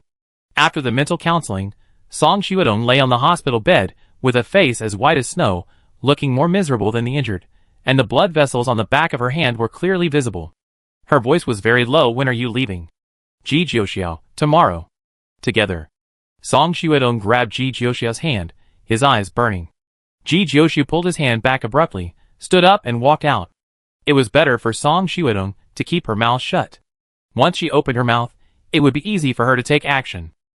Song Xuedong rushed to the end of the bed and grabbed her clothes. I'm going to the hospital on Tata Star to recuperate. You can help me sort out my mental picture regularly, and I will pay you. No. Jijioshu decisively refused and pushed her hand away. It's not a good thing to be involved in Song Xuedong's business. Song Xuedong held her clothes tightly. I said I would teach you to fight. People should not break their promises. I must teach you. Don't you want to learn more? Jijioshu thought of the game with Jiangju, and the strength in his hand was loosened. Song Xuedong took the opportunity to grab her arm and pull her back. Her legs hit the edge of the bed, and her body fell down. Song Xuedong pressed her legs and pressed her arms on her collarbone, suppressing her tightly. Jijioshu did not struggle. You can kill me, even if I die, I can't take you away. Song Xuedong scratched her waist, and her stern face broke instantly. She squirmed wildly on the bed, and the corners of her mouth rose uncontrollably, and she fought with Song Xuedong on the bed. The quilt fell to the ground, and Jijioshu kicked Song Xuedong on the back. Song Xuedong did not hold back and hit Jijioshu's abdomen with an elbow. The pillow was broken, and the fluff inside burst out, and a feather rain fell down. The two people pinched each other's necks at the same time, staring at each other, and neither of them let go. Xuedong. The door of the ward was opened at some point, and the gentle and mournful female voice just shouted 2 words, and the sound was cut off, and there was no movement. The two people on the bed didn't even see the appearance of the person who came, and quickly stopped. Song Xuedong pulled the half-remaining pillow to cushion her head and lay down. Jijioshu picked up the quilt and threw it over Song Xuedong. After tacitly restoring the bed to its normal state, the two looked towards the door at the same time. Standing in the front was a graceful woman with a few fine lines at the corners of her eyes, not too young. Behind her was a middle-aged man with a decent appearance and a young woman who looked a bit like Song Xuedong. Mom, Dad, sister, why are you here? Song Xuedong asked in surprise, sitting up from the bed. The young woman crossed her hands in front of her chest and looked down at Song Xuedong. Your superior said you are dying. Song Xuedong waved her hand. Don't listen to his nonsense, I'm fine. He's just afraid that I will accumulate military merits too quickly and surpass him. My baby, you must have suffered a lot. The woman walked to the bed and touched Song Xuedong's head. The middle-aged man said, the medical resources on Desert Planet are not good enough. You have been here for 3 years, and have not gotten better. No matter what you think, you must be transferred to Emperor Planet for treatment this time. Song Shuedong laid down with her hands behind her head. I'm going to Tata Planet. Why go to Tata Planet? It's not suitable for recuperation. The middle-aged man frowned into a Chuan character. Song Shuedong pointed with her hand. I have accepted a student. Wherever she goes, I will go. Ji Jiuxiao, who had been quietly acting as a background board and was moving towards the door of the ward, had already stepped out with his left foot and could walk out of the ward as long as his foot landed, said, eh. She smiled and greeted them obediently. Hello, uncle, aunt, and sister.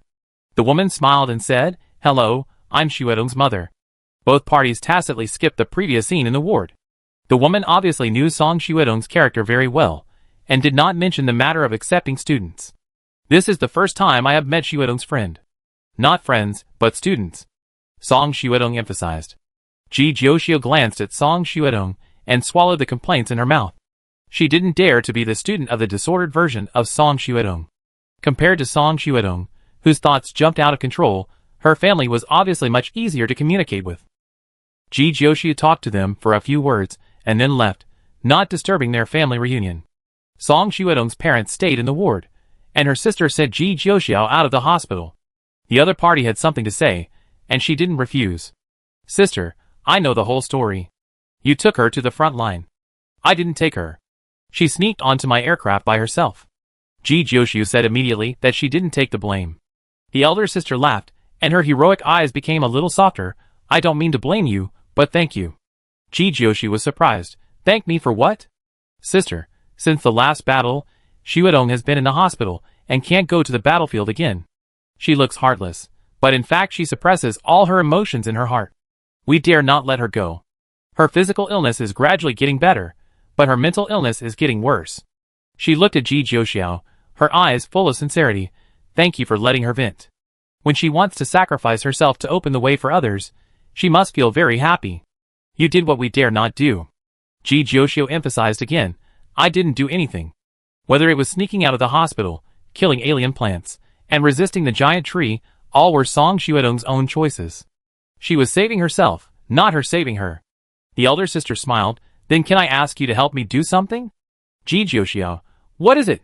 Take her to Tata Star. The elder sister answered in a gentle voice. I want her to do what she wants to do. If it causes you trouble, I can pay for mental damages. Ji Jiuxiao did not answer. Don't rush to answer. You can think about it for another day. The elder sister took out a lollipop and handed it to Ji Jiuxiao. I brought a lot of candy, but it seems that she doesn't need candy to quit smoking. I give you one. I wish you all the best.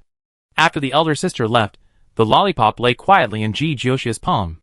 She picked it up, peeled off the packaging bag, and put the candy into her mouth. The night before leaving, Ji Jiuxiao received a friend request from a stranger. The avatar was a standing mecha, the background was dark, and it was full of affectation. She didn't know how many such requests she could receive in a day, so she just clicked to ignore. The request popped up again, this time with a note, I am Haas, add me quickly. 8 words made people lose the desire to add friends at a glance. She didn't hesitate at all, and clicked the close button in the upper right corner.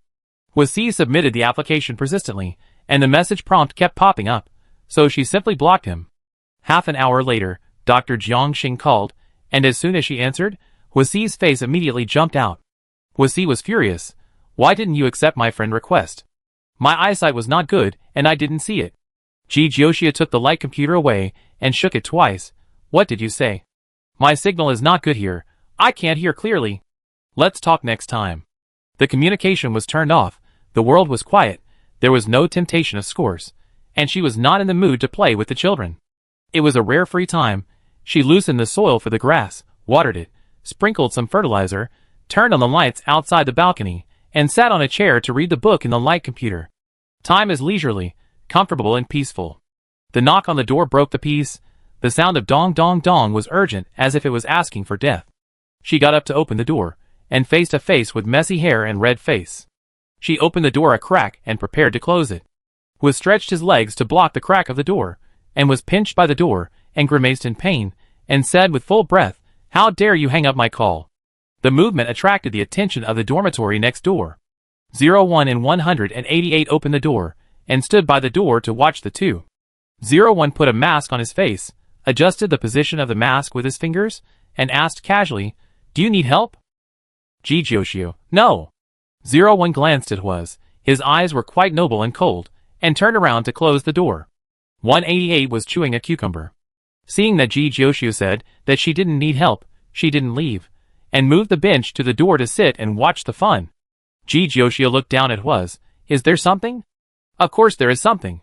Vase raised his voice. You are leaving tomorrow, why didn't you tell me? I was in the hospital for 3 days. Why didn't you come to see me? Ji Jiuxiu was puzzled. Is our relationship that good?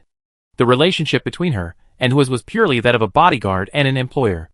If it weren't for Dr. Jiang Xing saying that taking care of Vase would be worth the same as taking care of other patients, she would not bother to pay attention to him. Now that the professional competition is over, it is equivalent to the expiration of the employment. With Vase's temper, he can't say a few human words. Why should she make herself suffer? Vase stared at her with wide eyes. His eyes slowly turned red, and his expression was unbelievable. Ji Jiuxiu was reflecting on whether he had done something unforgivable. Ji Jiuxiu couldn't help but say, Are you sick in the brain? We have experienced life and death together. Vase ignored her words. I thought we were friends, and you discussed the future of your planet with me, so it was all fake. You are just like them, and you are nice to me just because of the mission, right? Ji Jiuxiu. It may be a bit inappropriate, but she still wants to complain. Can Vase say such weird and sensational words? He won't be possessed by another body, right? Vase's eyes were full of tears, and Ji Jiuxiu opened his mouth. She really didn't know what to say. She couldn't say that she was really playing with Vase in the mentality of coaxing a child, right? Vase glared at her with tears in his eyes, turned around and ran away, his light and fluffy golden hair flying in the air. Ji Jiuxiu looked at 188 and couldn't help but ask, Is he sick? She was cursing before, but suddenly she turned to crying. It was really hard for her to adapt. In TV dramas, your behavior is usually that of a scumbag ex-boyfriend. The protagonist will run to true love later, but you chase your wife to the crematorium. 188 finished the last bite of cucumber, clapped his hands, stood up, closed the door, and went into the dormitory. Ji Jiuxiu? ? What day is today? Everyone is mentally abnormal. The next day, before leaving, Ji Jiuxiu had just finished breakfast, and Wei Hingji called her away and took her to an office. There was a man in military uniform in the office, standing at the window looking out. After hearing the noise, he turned around and showed a face that was 60% similar to Vase. Ji Jiuxiu guessed the other party's identity and shouted, Colonel Hod. Colonel Hod had some gray hair on his temples and a serious expression. Hello, I heard Vase talk about you. So the colonel is going to settle the score later? Ji Jiuxiu joked. She was not frightened by the other party, and her tone of voice was neither humble nor arrogant. In her eyes, Huda was no different from Wei Hingji, Dr. Jiang Xing and other people. Colonel Huda, you are very courageous. Years have left traces on Colonel Huda's face. He has no expression, and is so majestic that he can scare a child to tears. Are you referring to the fact that I took Vase to the front line? Ji Jiuxiu looked at him, his eyes curved, half joking and half serious. Colonel, maybe he is better than you think. Protecting him too well will make his claws rust. He is almost ruined by you. Wei Hingji stayed quietly aside, as a background board. Hearing this, he couldn't help but glance at Ji Jiuxiu. Even though he knew that she was bold, he was still surprised by her amazing words. Colonel Hood didn't react to her words, and narrated calmly, You almost killed him. This is my fault. Ji Jiuxiu admitted, he is not yet an adult, his brain is not mature, I should install a locator on him before setting off. Her only mistake was that she didn't expect there was a giant tree underground, which led to Vase being taken away by zombies after arriving at the tree rat's nest. As for taking Vase out, she didn't think it was wrong. Colonel Hood, aren't you afraid that I will punish you? Ji Jiuxiu, when I make a choice, it means that I can bear any consequences of the choice. Of course, this sentence is just a lip service. She knows what the senior superior likes to hear. If Colonel Hood insists on clearing her score, she will still make a fuss. Colonel Hood's eyes flashed with appreciation. It is Vase's luck to meet you. I spoiled him too much and raised him too arrogantly. He had been away from home for a long time, and could not accompany his family. He was inevitably a little doting on Vase. He thought about teaching him a lesson, but he could not do it when Vase cried. Ji Jiuxiu endured, and finally swallowed the offensive words in his mouth and asked, The spaceship is ready to leave. Is there anything else you want to ask me? Instead of wasting time here talking about parenting with Colonel Hod, it is better to go back and read a few more pages of books. Colonel Hod, can you add Vase as a friend? This question was beyond Ji Jiuxiao's expectations. She wanted to laugh a little, so his way of dealing with my refusal to add a friend was to tell his father and let you come forward to solve it. She shook her head and refused. I can't imagine that you would agree to such a childish request. If he put down his face and came to me, I might agree, but obviously I still overestimated him. I am not interested in serving the young master. This is a private matter, not a business matter. She has the right to refuse. Colonel Hod was speechless for a moment and didn't know how to start. Ji Jiuxiu said politely, if there is nothing else, I will leave first. I haven't packed my luggage in the dormitory yet. She left the office without looking back. In her mind, the image of Colonel Hood changed from a general who protected the planet on the battlefield to a father who indulged his son without reason. She really couldn't respect him. Before leaving, she glanced at the cubicle in the office. Colonel Hood noticed her gaze and remained silent. After Ji Jiuxiu left, the cubicle door opened, and Haas came out and punched the table angrily. Colonel Hood frowned and shouted, Haas! I'm so annoyed! Haas snorted heavily and walked out of the office quickly. The atmosphere became quiet, and only Colonel Huda and Wei Hingji were left in the office. Colonel Huda sighed, and his serious face was stained with a little sadness. Wei Hingji could not empathize with him, and said goodbye to him politely. Ji Jiuxiu didn't care about this little episode, went back to pack his luggage, and walked out with the team members holding Xiao Xiao. The spaceship was parked near the reserve area. A man appeared in front of them and blocked their way. 188 raised his eyebrows and said, the little friend is here to play with you again. 01 glanced at Huas and walked straight forward. I wait for you on the spaceship. Wu San looked at Ji Jiuxiao, then at Huas, and caught up with 01 and asked, who is he? What does he do? 01, a little brat who likes to make trouble and seek a sense of existence. Everyone else dispersed, and was said with a stinky face, I'm sorry. Ji Jiuxiu looked him up and down, and said curiously, you actually know how to apologize. Before Huas could speak, she continued, why are you apologizing to me? Huas said stiffly, I didn't ask my dad to ask you to add me as a friend. I just mentioned it to him. It was his own decision. He wanted to see you this morning. Oh! Ji Jiuxiu didn't care about the whole story. Anything else? Haas didn't expect her to answer like this. He swallowed the words he had prepared and paused for a long time before continuing. Can I add you as a friend? As if he was afraid that Ji Jiuxiu would refuse, he quickly said, no matter what you think, I have already recognized you as a friend. Thank you for taking you out of the backup area and giving me hope of life when you were trapped. He will never forget the scene he saw when he brought the reinforcements back. If he was a little later, the lives of Ji Jiuxiao, Song Xuedong, Buck, Harold, and the two men would have ended. The things he encountered in the past few days were more ups and downs than his life in the past 10 years, and he was not without gain. I have many friends, and you are not the only one. If you don't want to, forget it. Seeing Ji Jiuxiu didn't answer, he popped out his chest, as proud as a victorious rooster. After a long string of words, he finished all the words, and Ji Jiuxiu couldn't get a word in. Huasi, I'm leaving. I wish your dream will come true soon. He was about to leave after he finished speaking, and Ji Jiuxiu called him. You are in such a hurry to leave. Are you still adding friends? I thought you disagreed. Huasi turned around and stood still. Really a rebellious kid, Ji Jiuxiu walked towards him and patted his shoulder. Isn't this a good way to talk? She released Huasi from the blacklist and sent a request to add a friend. Huasi, I don't know your name yet. I tell you the next time we meet. Ji Jiuxiu smiled. Study hard and make progress every day. I take you to my planet to watch zombie movies in the future. What I said about planetary investment is true. Ji Jiuxiu nodded.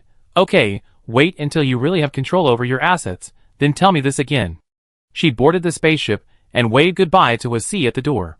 After entering the spaceship and finding a seat to sit down, the person next to her put his arm around her shoulders and stretched his neck to look out the window.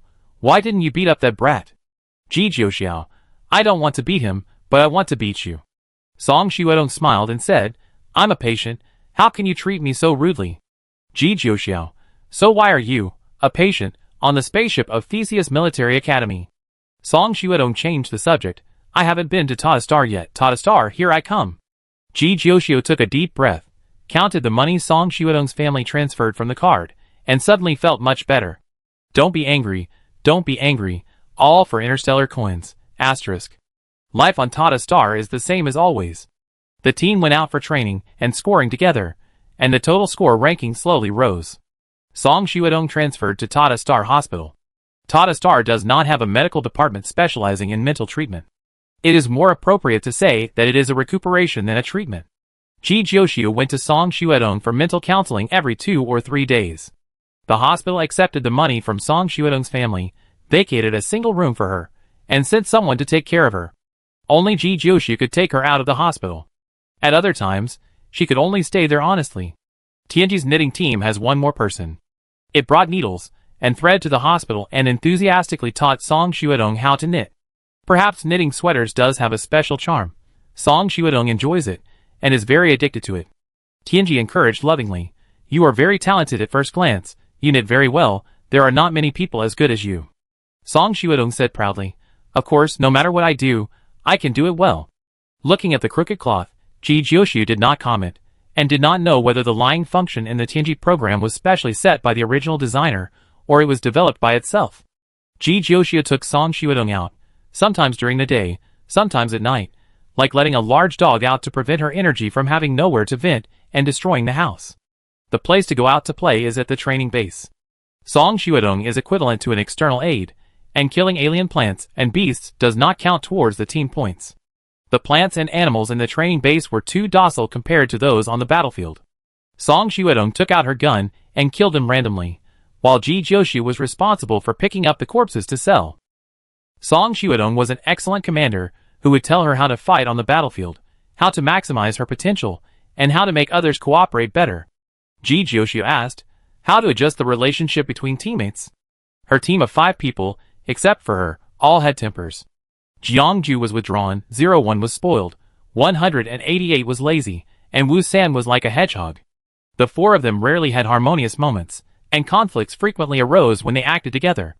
Song Xiaodong pondered and could not give an answer. My teammates when I was in school were all very obedient, and I replaced the disobedient ones. Ji Jiuxiu thought, it's not easy to change teammates now. Most of the students who don't have a team now are weird. No one will quit the team with a good atmosphere, and the teammates get along well with her. The conflicts are between them. Forget it, if the problem can't be solved, put it aside first, and you will get used to it naturally after running in. Ji Jiuxiu glanced at the time. Today is over, let's go. Song Xiaodong didn't play tricks and stay for the first time. Let's go, if it weren't for teaching you something, I wouldn't want to come out. I haven't finished knitting my hat yet. Ji Jiuxiu, Who is the one who is telling the truth? Tianji's weaving door will last forever, amen. Jiangju hasn't come back yet. Wu San and 01 are quite dissatisfied with this, thinking that he enjoys the team's points without any effort, and instigated Ji Jiuxiu to kick him out of the team. Ji Jiuxiu ignored their suggestions. I didn't say anything when you were cheating before. His family is poor and something happened. Shouldn't you be more considerate? Is his family poor? 01 questioned, are you blind? Wu San pointed at 01 and said, I'm not slacking off. I've been working diligently on the weapons. She's the only one who's not working. 01 glared at Wu San. What did you say? Wu San said loudly, I'm talking about you. You have all the princess problems, and want to be served everywhere. Anti-Jiangju. The alliance has not yet achieved its goal, and it collapsed due to internal strife. 188 chewed the apple in his mouth with a crackling sound. He ate the fruit and watched the show without making a sound. Jiangju appeared in the school at the end of the practical training. His face looked worse than before. His right hand was injured and bandaged, and he looked exhausted. Ji Jiuxiu took the team out for dinner at his own expense, as a welcome treat for Jiangju. At the dinner table, Ji Jiuxiu picked up fish meat for Jiangju, removed the big bones, and put the meat into Jiangju's bowl. I want fish too. 01 shouted at Ji Jiuxiu. Ji Jiuxiu, your hands are so well grown on your body, can't you pick them up yourself? 01 said sourly, people are really different. I don't deserve the same good treatment as some people. I get points for nothing, and people serve me and eat and drink. I occasionally take a break, and I am accused of taking advantage of the situation. Jiangju tilted his head and bent over, covering his mouth with his left hand, and coughing several times. Are you okay? Ji Jiuxiu patted his back. If it doesn't work, take a few days off and rest. Don't rush back. Jiangju, it's okay. His eyes accidentally met 01, and then moved away. I can't eat this meal. 01 slammed the table, and the bowl in front of her was accidentally swept away by her, and the rice was scattered all over the floor. Her face changed when the rice fell to the ground, and she glanced at Ji Jiuxiu quietly, and her eyes met Ji Jiuxiu's. Ji Jiuxiu always hated wasting food. His face turned cold. There's nothing wrong with the rice. If you can't eat it, just leave. Leave if you want. I don't care. 01 left angrily. The atmosphere at the table was a little stagnant. Wu San buried his head in eating, and left after finishing his meal, snorting at Jiangju before leaving. He didn't like Jiangju and 01, but it was a pity that Ji Jiuxiu insisted on pulling them into the team, when the team could have better configuration and development. Ji Jiuxiu watched Wu San leave, and reasonably suspected that he didn't want to go to the training base with her, so he made an excuse to leave first. Otherwise, why would he leave after eating? After the two left, the atmosphere was much more harmonious. 188 didn't pay attention to anything except the food, and bought the rest of the food. I go with you to score in the afternoon. Jiangju couldn't use his right hand, and he clumsily took the spoon with his left hand to drink the soup. The team is currently ranked in the top 10, purely because Ji Jiuxiu is too competitive, and teammates can't go out with her every day, so she pulls one a day. Even if 01 and 188 can't drive the mecha, don't want to collect the body parts of the alien plants and beasts, and don't need them for treatment, they can still shoot and attack. In short, unless there is force majeure, everyone must work. Jiangju's situation is an unexpected factor. Ji Jiuxiu glanced at his hand. You take good care of your injuries, and don't worry about other things. Jiangju, it's okay. I'm not an unscrupulous capitalist who exploits my subordinates. You don't have to work so hard. Ji Jiuxiu was afraid that Jiangju would think too much because of 01's words, so he comforted him. 01 does less work than you, don't feel burdened. 01, who was being dragged and trampled, sneezed while walking on the road. Jiangju, time is running out, points need to be raised. Okay. Ji Jiuxiu did not persuade her anymore. If her teammates were willing to join her, it would be great. 188 finished the last mouthful of soup. I go too. She preferred to stay in the wild and natural environment, and went out with Ji Jiuxiu to brush points more often than others. Ji Jiuxiu, go back and take a nap, and meet at the gate in 2 hours. The three of them walked out of the restaurant, and Ji Jiuxiu separated from them, packing a thin and crispy pumpkin pie to take to the hospital for Song Xuedong. 01's awkward mood continued, and Ji Jiuxiu had no time to care. There was still half a month before the end of the practical training, and she wanted to stay outside all day to brush points. The other students were also like chicken blood, taking advantage of the last time to earn another wave of points. Most of the original alien plants and beasts were cleared, and the college went to the battlefield to catch a wave of fierce new species and put them in. During this period, the team has not been able to gather people, but it has prevented the conflict from continuing to ferment. Ji Jiuxiu went out every day without fail, and others occasionally went with her. The most frequent one was Jiangju, who became the second best. In the last 5 days, the points between the teams on the list were very close. Ji Jiuxiu called everyone out to kill alien plants and beasts, and all conflicts and awkwardness were thrown aside in the face of points. Teammates did not fear her authority, so she changed her way to control them, taking pictures of each teammate's embarrassing moments, threatening that if they did not obey, their ugly photos would be exposed in the future. After this semester, the masks on their faces will be taken off, revealing their original appearance, and they will return to their respective classes and put on new masks. People of higher class value face more. 01 is the best example. This method is very useful for her. As for Jiangju and 188, she doesn't need to worry. They have always been obedient, but they are indifferent and not very sociable. Whether they are willing or forced, they all have to stand up and work for her. Under Ji Jiuxiu's crazy urging, 01 and 188, as healers, picked up guns to sneak attack the alien plants, and Jiangju and Wu San acted as individual soldiers and drove mechas into the group of alien beasts. Everyone has work to do, and everyone has a bright future. 01 complained. From childhood to adulthood, no one dared to threaten me, and even ordered me to do things. This resonated with Wu San, who had not been able to sleep well for 3 days. He slept in a hard tent every day, and had to deal with the enemy's sneak attacks at night. Obviously, his goal at the beginning was to eat and wait for death. He joined Ji Jiuxiu's team because he wanted to lie down and be led by the boss. Why did he roll up inexplicably? According to my observation, there are 2 types of children from high-class families. One is to rely on the protection of the family and learn nothing, and the other is to strictly demand themselves with higher standards. Obviously, we have both in our team. 188 sat on the treetop. Wu San immediately said, Who are you talking about who is unlearned? 01 said synchronously. You must do well enough so as not to disappoint your family. 188 glanced at the two people, smiling. We are now ranked second. If we work harder, the training will end in 3 days. Joshu skipped their topic. 01 straight back, relaxed slightly. It's finally over. Wu-san breathed a sigh of relief. I won't look for you next time I form a team. Don't you think it's interesting to see everyone working together for the same goal? Joshu took out the sweet and soft bread and shared it with everyone. 01 took a big bite of the bread and said nothing. I don't know if it's interesting or not, but I'm really tired. Wu-san collapsed to the ground. Joshu saw that they were really repulsive, and reflected on whether she was a little too much and imposed her own ideas on others. She said, after this semester, I won't make you suffer anymore, and everyone will go their own way. She learned from this experience, and if there are similar team tasks in the future, she will still have to find like-minded teammates.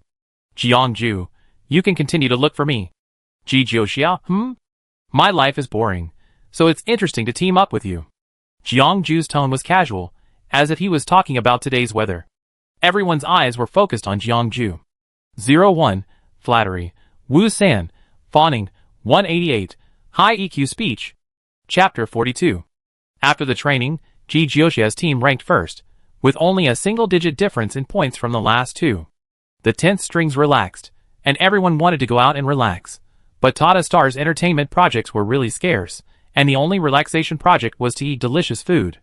Wu-san breathed a sigh of relief, lying in the dormitory for 2 consecutive days without going out, sleeping with his head covered for 2 days, and even drinking nutrient solution for meals. The final exam will be in 2 days. The 2 days in between are used for students to rest, but the classroom is still open, and students can choose whether to attend the class or not according to their wishes. Joshu got up on time to attend the class without fail. The other 3 were squeezed too hard, and were unwilling to go out with her. Only Jiangju had the same ambition as her. It was simple to have a preference for Jiangju. He was hardworking, simple, excellent in grades, serious and diligent. In contrast to the other 3 teammates, he couldn't be more perfect. The night before the final exam, the team gathered for dinner, and talked about the topic of the exam. This semester is about to end. Wu-san feels hope ahead, and has a bright future. He asked, how will the final exam be held? Others also turned to look at Joshu. They never paid attention to these news. Joshu notified them. Joshu replied, the final exam will be held at the training base.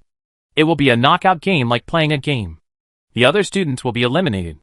The winner is the one who survives to the end. It's the training base again. 01 was not interested and not very happy. I am almost as familiar with the training base as I am with my home. She had been there during the day, slept there at night, and ran around everywhere. She didn't necessarily spend as much time in the dormitory as she did in the training base. 188 a small snack at a time, this is a good thing. It is more conducive to our performance in a familiar place. It's the same for others. Who hasn't earned points in the training base? Everyone is about the same. Wu-san gnawed a chicken leg. Joshu, enjoy your last meal. It's unknown how long the exam will last. It is not allowed to bring food in, and they cannot leave the exam room during the period. They will not be able to eat such good food in the future. As soon as the words came out, everyone was silent. The meal was originally very fragrant, but after hearing what she said, it suddenly felt like a fishbone stuck in the throat, and the chicken leg in the bowl was not fragrant anymore. In any case, what is coming will come, and the school can't even wait until dawn. At 3 o'clock in the morning, the emergency assembly horn sounded. Everyone hurriedly packed up their bags and gathered in front of the dormitory building. The chief instructor held a loudspeaker and looked at the rows of students gently. Time is like running water. This semester is about to pass. This is the last competition. I hope you can really gain something from your study at Theseus Military Academy. The teams gathered and headed for the training base. The innermost part of the training base was previously sealed off from students, but now it is fully open to the vast army of students. The opponents of this assessment are not alien plants or beasts, but each other, who are also students. It is forbidden to attack each other in the first 10 minutes of entering the competition venue. Everyone dispersed to find a base. The 10-minute countdown began, and Joshu and his teammates went to the previously scheduled camping site. It was still early, and the sky was not bright, so there was no rush to eliminate people. The weapons they carried were all distributed by the school, and the food was 5 bottles of nutrient solution per person, and there were 3 old mechas. Everyone drove the light button forward, and 188 suggested, "We can find a place to hide." Anyway, the rules of the game are that whoever survives to the end wins, and wait until the people outside have almost killed each other before coming out. Joshua glanced at her. "Did you not listen to the rules just now?" 188's ears moved, and he said casually, "I missed a little bit." Joshua, to prevent the behavior you mentioned, the school will announce everyone's location every 2 hours. It is impossible to fish in troubled waters. The school has seen all kinds of scenes, and is very clear about the students' little thoughts. That's just forcing everyone to kill each other, too bloody. It really doesn't fit my style. 01 wiped the gun in his hand, his eyes full of eagerness to try. Wu-san looked up at the sky. "My biggest wish is world peace, no fighting and killing." Joshua knocked his head. "When you were eating chicken legs, you didn't think about the peace of the chicken world. The alien plants and beasts are evolving, and humans must continue to become stronger to protect their homes. Everyone in the team has a poisonous mouth and quarreled with each other all the way. Only Jiangju remained silent. When they were halfway through the journey, the surroundings were too quiet. The 5 people stood in place, and a bullet flew towards Jiangju on the far left. Kill the healer first, but there were too many healers to kill, so the gun was aimed at the commander. The bullet did not stop and brushed Jiangju's shoulder. Joshua frowned. "Your mental power has weakened." Jiangju looked into her eyes. "It's okay." He pinched the black crystal pendant on his chest. The mental power that was like cheating before attracted the attention of the school. In order to ensure the fairness of the last exam, the restrictions on his mental power were increased. Joshua saw that he didn't want to elaborate, so he didn't ask any more questions. 01 fired the first shot in counterattack. The sound of the first bullet was a bit muffled, probably because it hit the tree trunk, and the bushes shook. Wu-san and 188's shooting skills were average, and they didn't hit anyone, but they were able to force the people who were ambushing on the tree out. It was pitch black, and there was no light source except the light buttons on their bodies. Joshua asked everyone to turn off the light buttons, and the darkness instantly enveloped everyone. Everyone was wearing anti-thermal imaging clothes, and the thermal imaging device could only vaguely see a slight red shadow on the face of the person. But this was enough for 01. She shot the person who showed his head on the tree with one shot, accurately hitting the opponent's head. The bullet exploded, and red dust flew up from the opponent's helmet, announcing his elimination. The opponent cursed softly, and kicked the tree trunk to vent his anger. He wanted to ignore the rules, and continue to attack, but the machine bound to his body locked him in place, and couldn't move, imitating a real corpse. Joshua aimed at the person moving in the bushes, and the bullet flew out, and hit the opponent's leg. The instrument on the opponent's body determined that his leg was severely injured, and immediately locked his thigh, and his movement slowed down. The opponent's teammates came to support, and after a quick exchange of a few words, they took out their guns and fired wildly. Joshua and others found a place to cover and slowly retreated. Seeing the opponent retreat, they became more excited, relying on firepower to gradually approach, and the gunshots continued. The team continued to approach, and suddenly there was a slight noise in the bushes next to them. Wu-san had ambushed there at some point, adjusted his weapon and fired. After a loud bang, red smoke floated all over the ground. The teachers came quickly, and in less than 3 minutes, they appeared and took away the eliminated people on the tree. Joshua's team was also not slow. They caught the remaining members of the enemy team just when the teacher arrived, so the teacher didn't have to run a second time. Wu-san commented, "They are so weak, not as strong as the alien plants." One of them turned around and said angrily, "Soldiers can be killed but not humiliated. I admit that I lost, but do you have to humiliate us like this? I'm just telling the truth. You are indeed weaker than I expected." Wu-san had a smile on his face, and looked like he deserved a beating.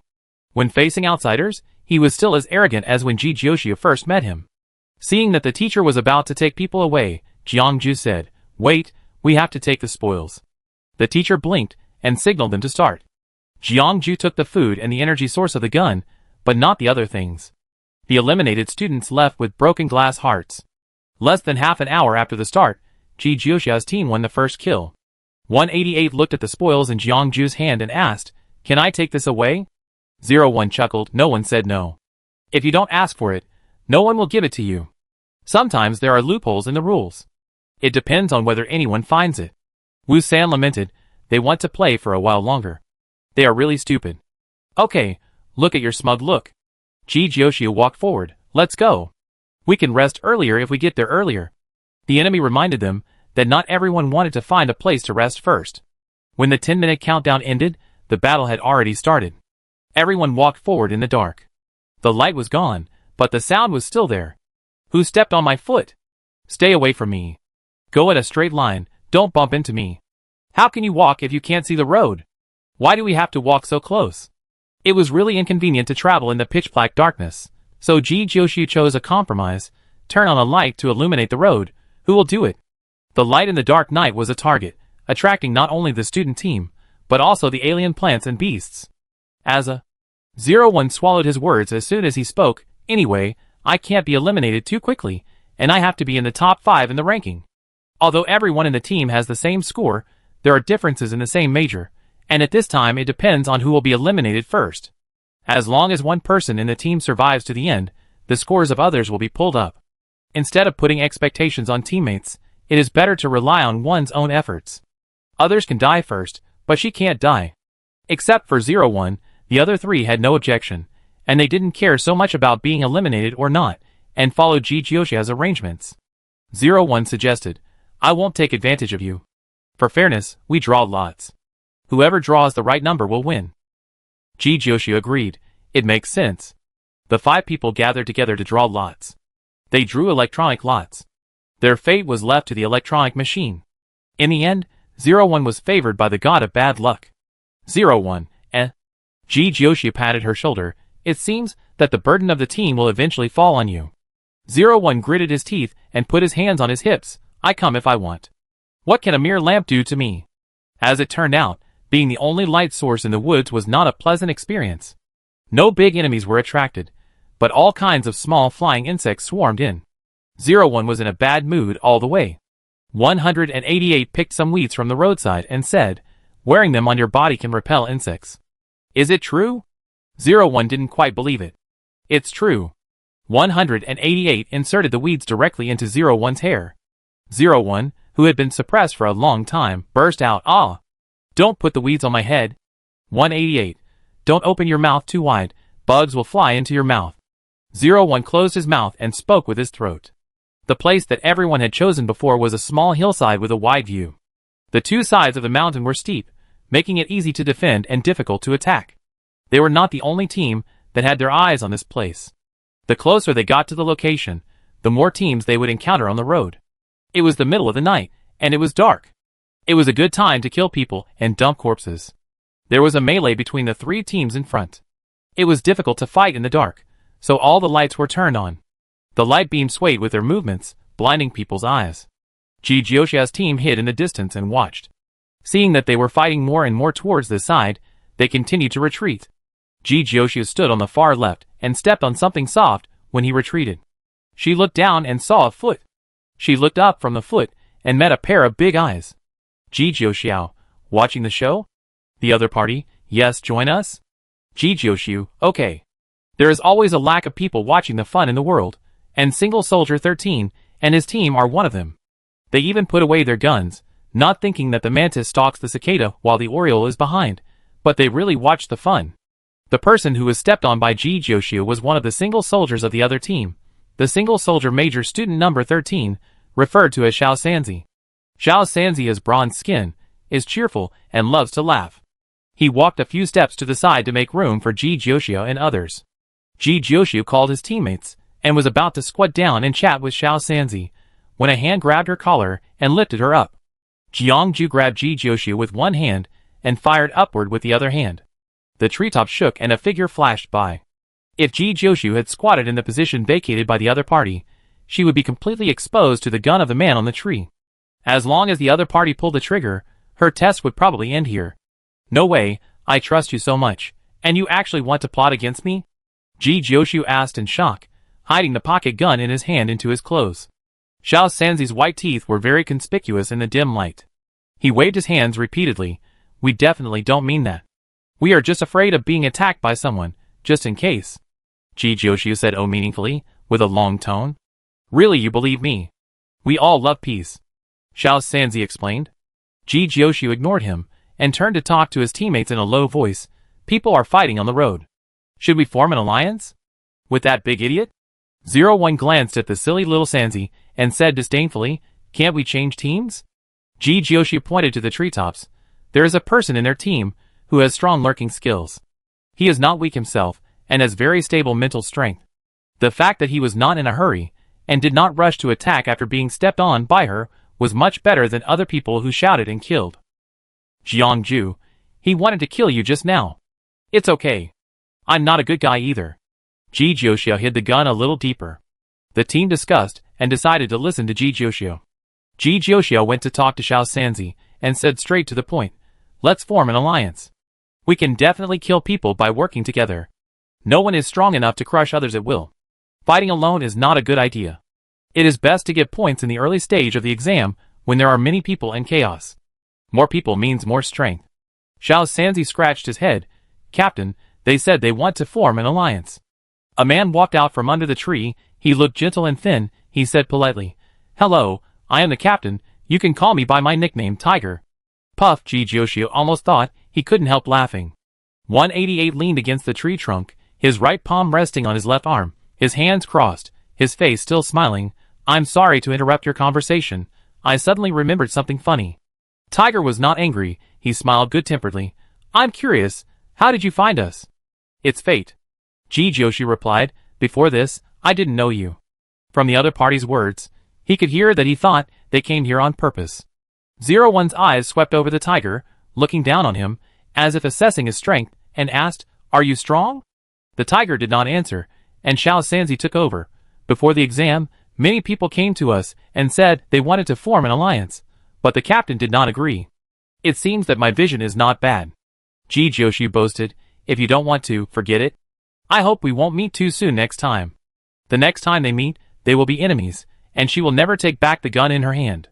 Xiao Sanzi and the tiger looked at each other, and the tiger pondered, you really didn't come here on purpose. Do you think you are star coins, and people will snatch them everywhere? Wu San was disdainful. The tiger, can I see your strength? 01 was unhappy. What are you looking at?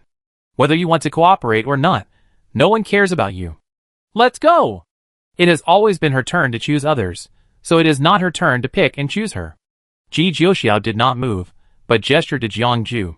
She was always very tolerant of people with real skills, and it was reasonable for powerful people to have a little temper. If the tiger team was too easy to talk to, it would be boring if everyone agreed to form a team. Jiangju raised his gun and shot at the three teams in the melee. One of the mechanics did not enter the mecha and was directly hit in the chest by a bullet, and was eliminated.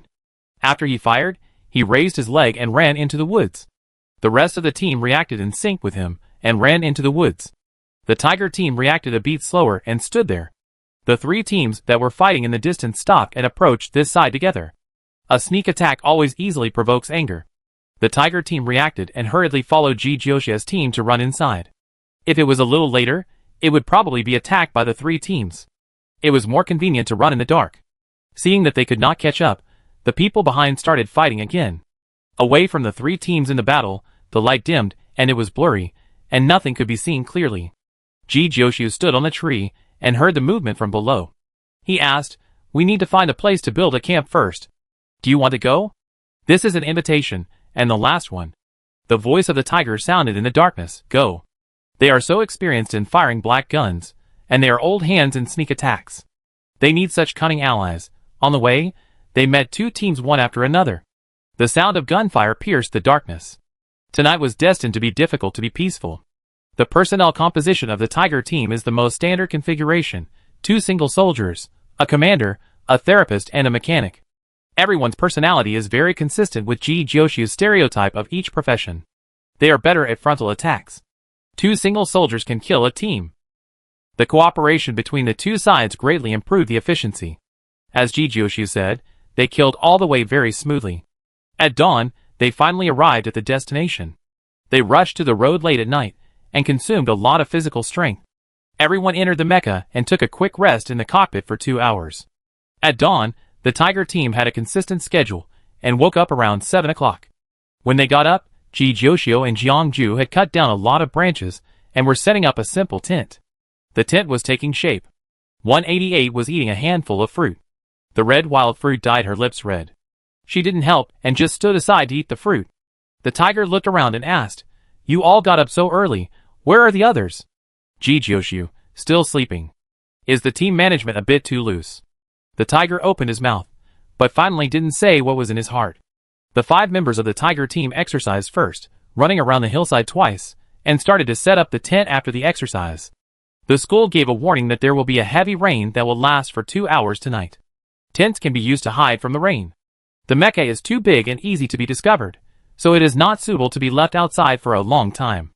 After the tiger team set up the tent, 01 and Wusan woke up with sleepy eyes. 01 washed up and started to exercise. She was very self-disciplined in this regard. Wusan asked Ji Jioshio what to eat for breakfast. The whole team was incredibly relaxed, as if they were not taking a survival test in a dangerous forest, but going out for fun. Tiger said, "It's best not to drink the nutrient solution first, save it for emergency use at the end. When I was running just now, I noticed that there were a lot of edible animals and plants around. I go out and fight later." Cuckoo, cuckoo. Before he finished speaking, 3 chickens tied up by vines fell from the sky, and 188 walked out of the woods holding a huge leaf with white and red fruits in it. Tiger, ? Ji Jioshio pointed at the chicken on the ground. Just a simple breakfast. While Ji Jioshio was killing the chicken, 188 entered the jungle again, and Wusan went to the stream on the back of the hill to fetch water.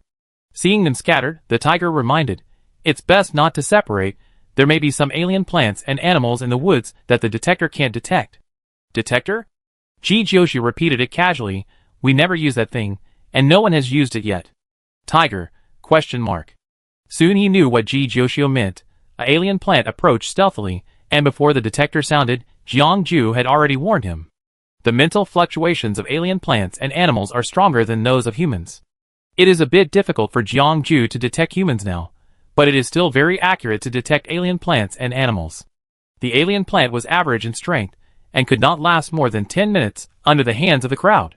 Ji Jioshio killed the chicken and cut it into small pieces. 01 took out the stove and pot, opened it, poured in the water brought by Wusan, turned on the fire to the maximum, and the chicken soup soon became fragrant. 188 brought back a bundle of tree roots with a rough surface, and lit another fire next to it. When the flames went out, and only red charcoal remained, she dug a pit to bury the tree roots, and then covered them with charcoal. When the chicken was cooked, the chicken soup was boiling, and the tree roots were also stewed. The tree roots called cassava are rich in starch and taste slightly sweet. They are very fragrant after being roasted, and can be used as a staple food. The 5 members of the tiger team never looked away from the food. In addition to cassava, 188 also brought back a variety of plants, mushrooms, leaf sprouts, weeds. All kinds of messy things. Xiao Sanzi hesitated and said, "Are you sure these things are edible? It looks very tempting and smells crazy, but it is doubtful whether it can be eaten." The content about plants in class is mostly how to identify and kill alien plants. As for whether they can be eaten, they rarely mention it. When they go out, they bring their own nutrient solution. Even if the nutrient solution is used up, they usually eat a few common and confirmed edible plants, or eat animals. I have never seen people like Ji Jioshio and others put all kinds of grass into the pot when they camp.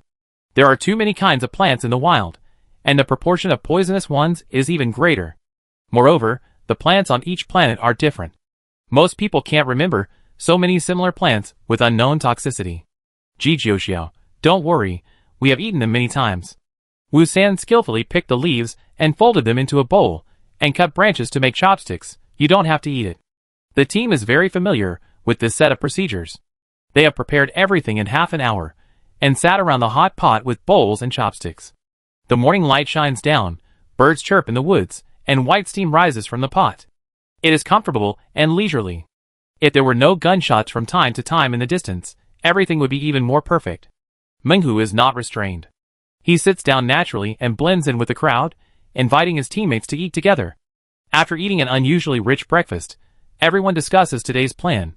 Ji Jioshio's idea is to leave 3 people to guard the camp, and all the others go out. Menghu, Old 4 can guard the camp. Old 4 is another individual soldier in their team, shorter in stature, with clear muscles. Ji Jioshio, you don't need to keep the main force. I will leave Wusan. And 188 here, and you can send another person. Which of them is a single soldier? Can one person do it? Menghu asked. The cooperation was rather hasty, and he didn't know much about the personnel configuration of the friendly forces. After the first attack, Ji Jiuxia's team took off the armband representing professionalism. There are no single soldiers in our team. Ji Jiuxia replied, pointing his finger at 01, 118 and Wu San. They are both healers, and he is a mechanic. No single soldier? Menghu's pupil shook, pointing at Jiangju. Then he? Ji Jiuxiao. He is the commander. Menghu was even more shocked. Than you? Ji Jiuxiao. I am also a healer. Menghu, Why do I feel like I'm on a pirate ship? After some discussion, Menghu decided to keep the single soldier Lao Si in the team, mainly because he was really worried about Wu San and 188. The location of the camp is very good, with a wide view, and it is easy to observe the enemy approaching.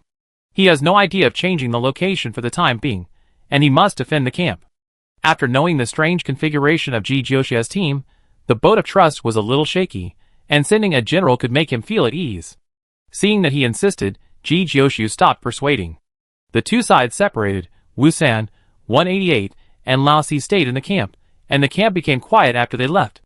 Their tent was very simple, with a frame made of several branches on the top, covered with a layer of large water-repellent leaves to make the roof, and branches and soft leaves underneath as a bed. Wu San sat on the bed, tinkering with tools and guns silently. 188 stood barefoot on the ground, eyes closed, motionless like a tree stump, and a few leaves could disguise it as a tree.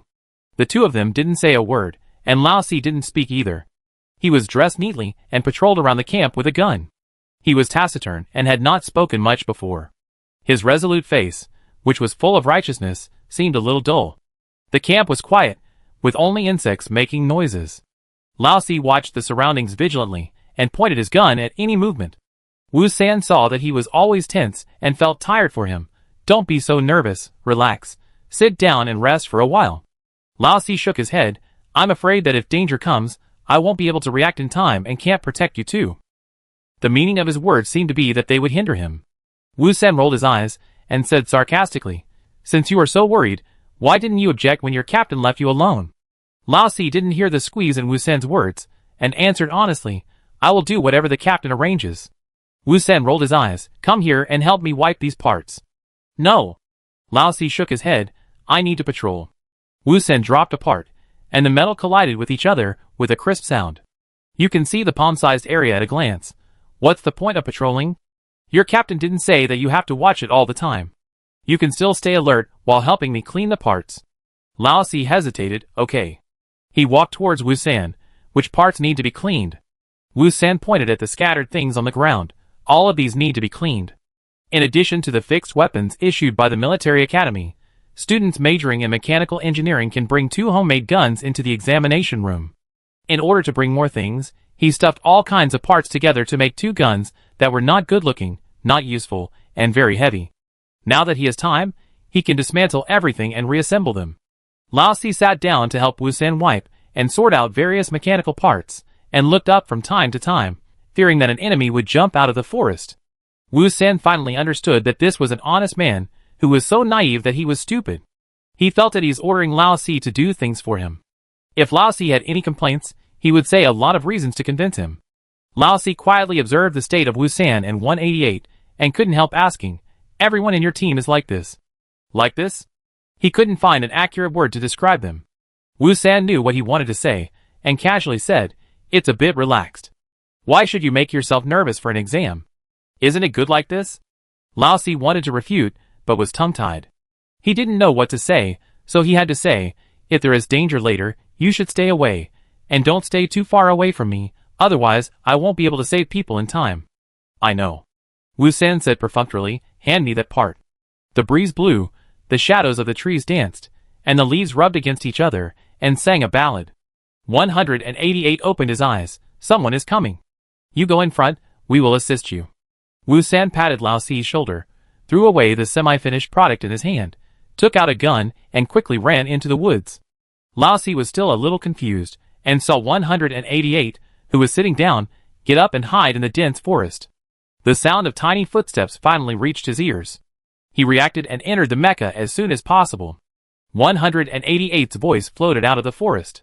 The person is right in front, about 50 meters away, rush over and fire directly. He didn't know where 188 was hiding, let alone how she made such an accurate judgment, but he never doubted his own people, and acted according to 188's instructions without hesitation. The weapons on the mecha are more powerful than handheld guns. He ran and fired, killing a person directly. Damn it! How did they find out? How many people are there? Can we fight? I don't know. I saw a mecha rushing out. Get on the mecha. Get on the mecha quickly. There's someone on the left, be careful. Damn it, I've been shot, and you're just saying it now. There were attacks in front, on the left, and on the right, and they seemed to be under siege.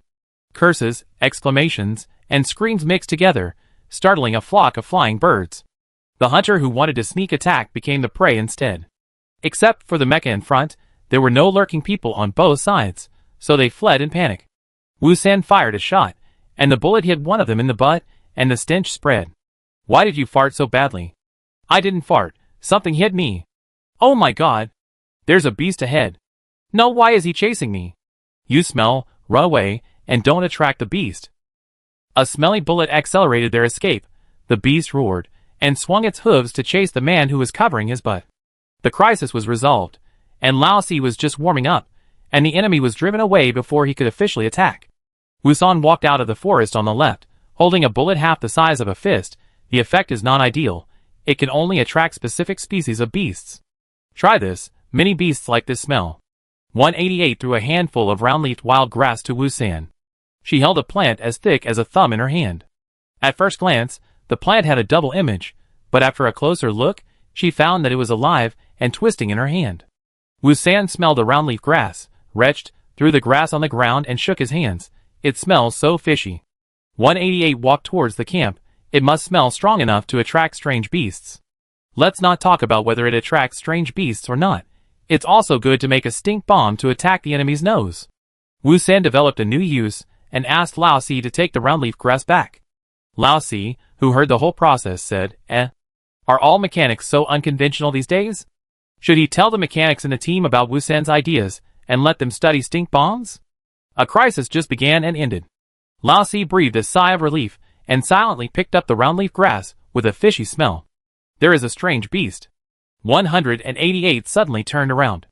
Lao-Si followed 188's line of sight and saw a strange beast lurking in the forest.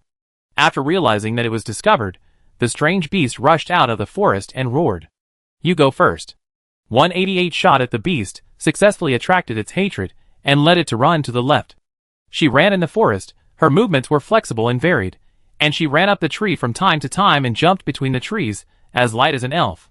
The fourth brother was about to drive the mecha to chase after it, but Wu-san stopped him. Don't go, she can handle it.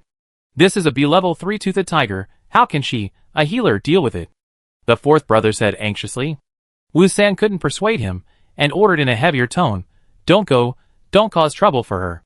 The fourth brother, who was used to obeying orders, stopped and looked helplessly and anxiously in the direction where 188 left.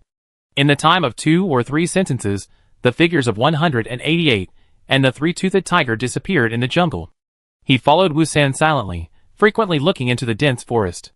Wu-san picked up the still twisting plant that 188 had thrown on the ground, took it back, and cut it into several sections neatly, and the plant soon stopped moving. He hummed a leisurely tune, but Lao-Si was fidgeting and couldn't help thinking about random things. The captain said that the team outside was very chaotic, and there were often conflicts between teammates. He glanced at Wu-san secretly. Could the other party be deliberately targeting 188? Wu-san looked calm, and the more he thought about it, the more likely it was. Just as he was hesitating whether to go back to find 188, the shadow of the tree shook, and 188 fell from the sky holding a vine, interrupting his conspiracy theory. He stood up suddenly and looked 188 up and down. Are you okay? Nothing. 188 walked to Wu-san and threw a handful of young branches in his hand next to him. This is very tender and delicious. Old 4 was dazed. How did you kill the three-toothed tiger? 188 walked back to the original position and continued to install trees. It is large in size and can't run fast in places with many trees. There is a cliff below the west, and it didn't look at the road and fell down. She grabbed the vine and swung gently on the cliff. The crazy three-toothed tiger followed her and rushed forward, directly to the bottom of the cliff. Wu-san ate the young shoots with a crunching sound and said, Take it yourself if you want to eat it. Old 4 was in a complicated mood. He picked up one of the young shoots and ate it like them. The light green leaves had a faint sweetness and rich juice, which was very thirst-quenching. For the next half day, they did not encounter other teams, but encountered some strange plants and animals sporadically. The fourth brother hardly made any moves, the fifth brother wanted to test out some strange guns, and the 188th brother liked to run in the woods, luring away all the strange plants and animals.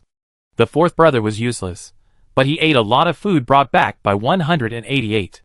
At the other end of the stadium, the teammates were as leisurely as them, and they didn't meet any teams along the way. They chased according to the personnel positions announced by the school, but every time they rushed to the place where other teams were, they were empty. Yoshio reflected on whether their number was too large and eye-catching, scaring other teams away from approaching, so the two teams went separately, but still couldn't catch anyone. There are only 3 of us. Isn't it easy to fight at first glance? Yoshio wondered. Why didn't anyone come to fight them? 01 stepped on the road under his feet. Maybe it's because we are walking on the main road. There was no road in the forest, but when more people walked, it naturally became a road. The area under his feet was sparsely wooded and flat.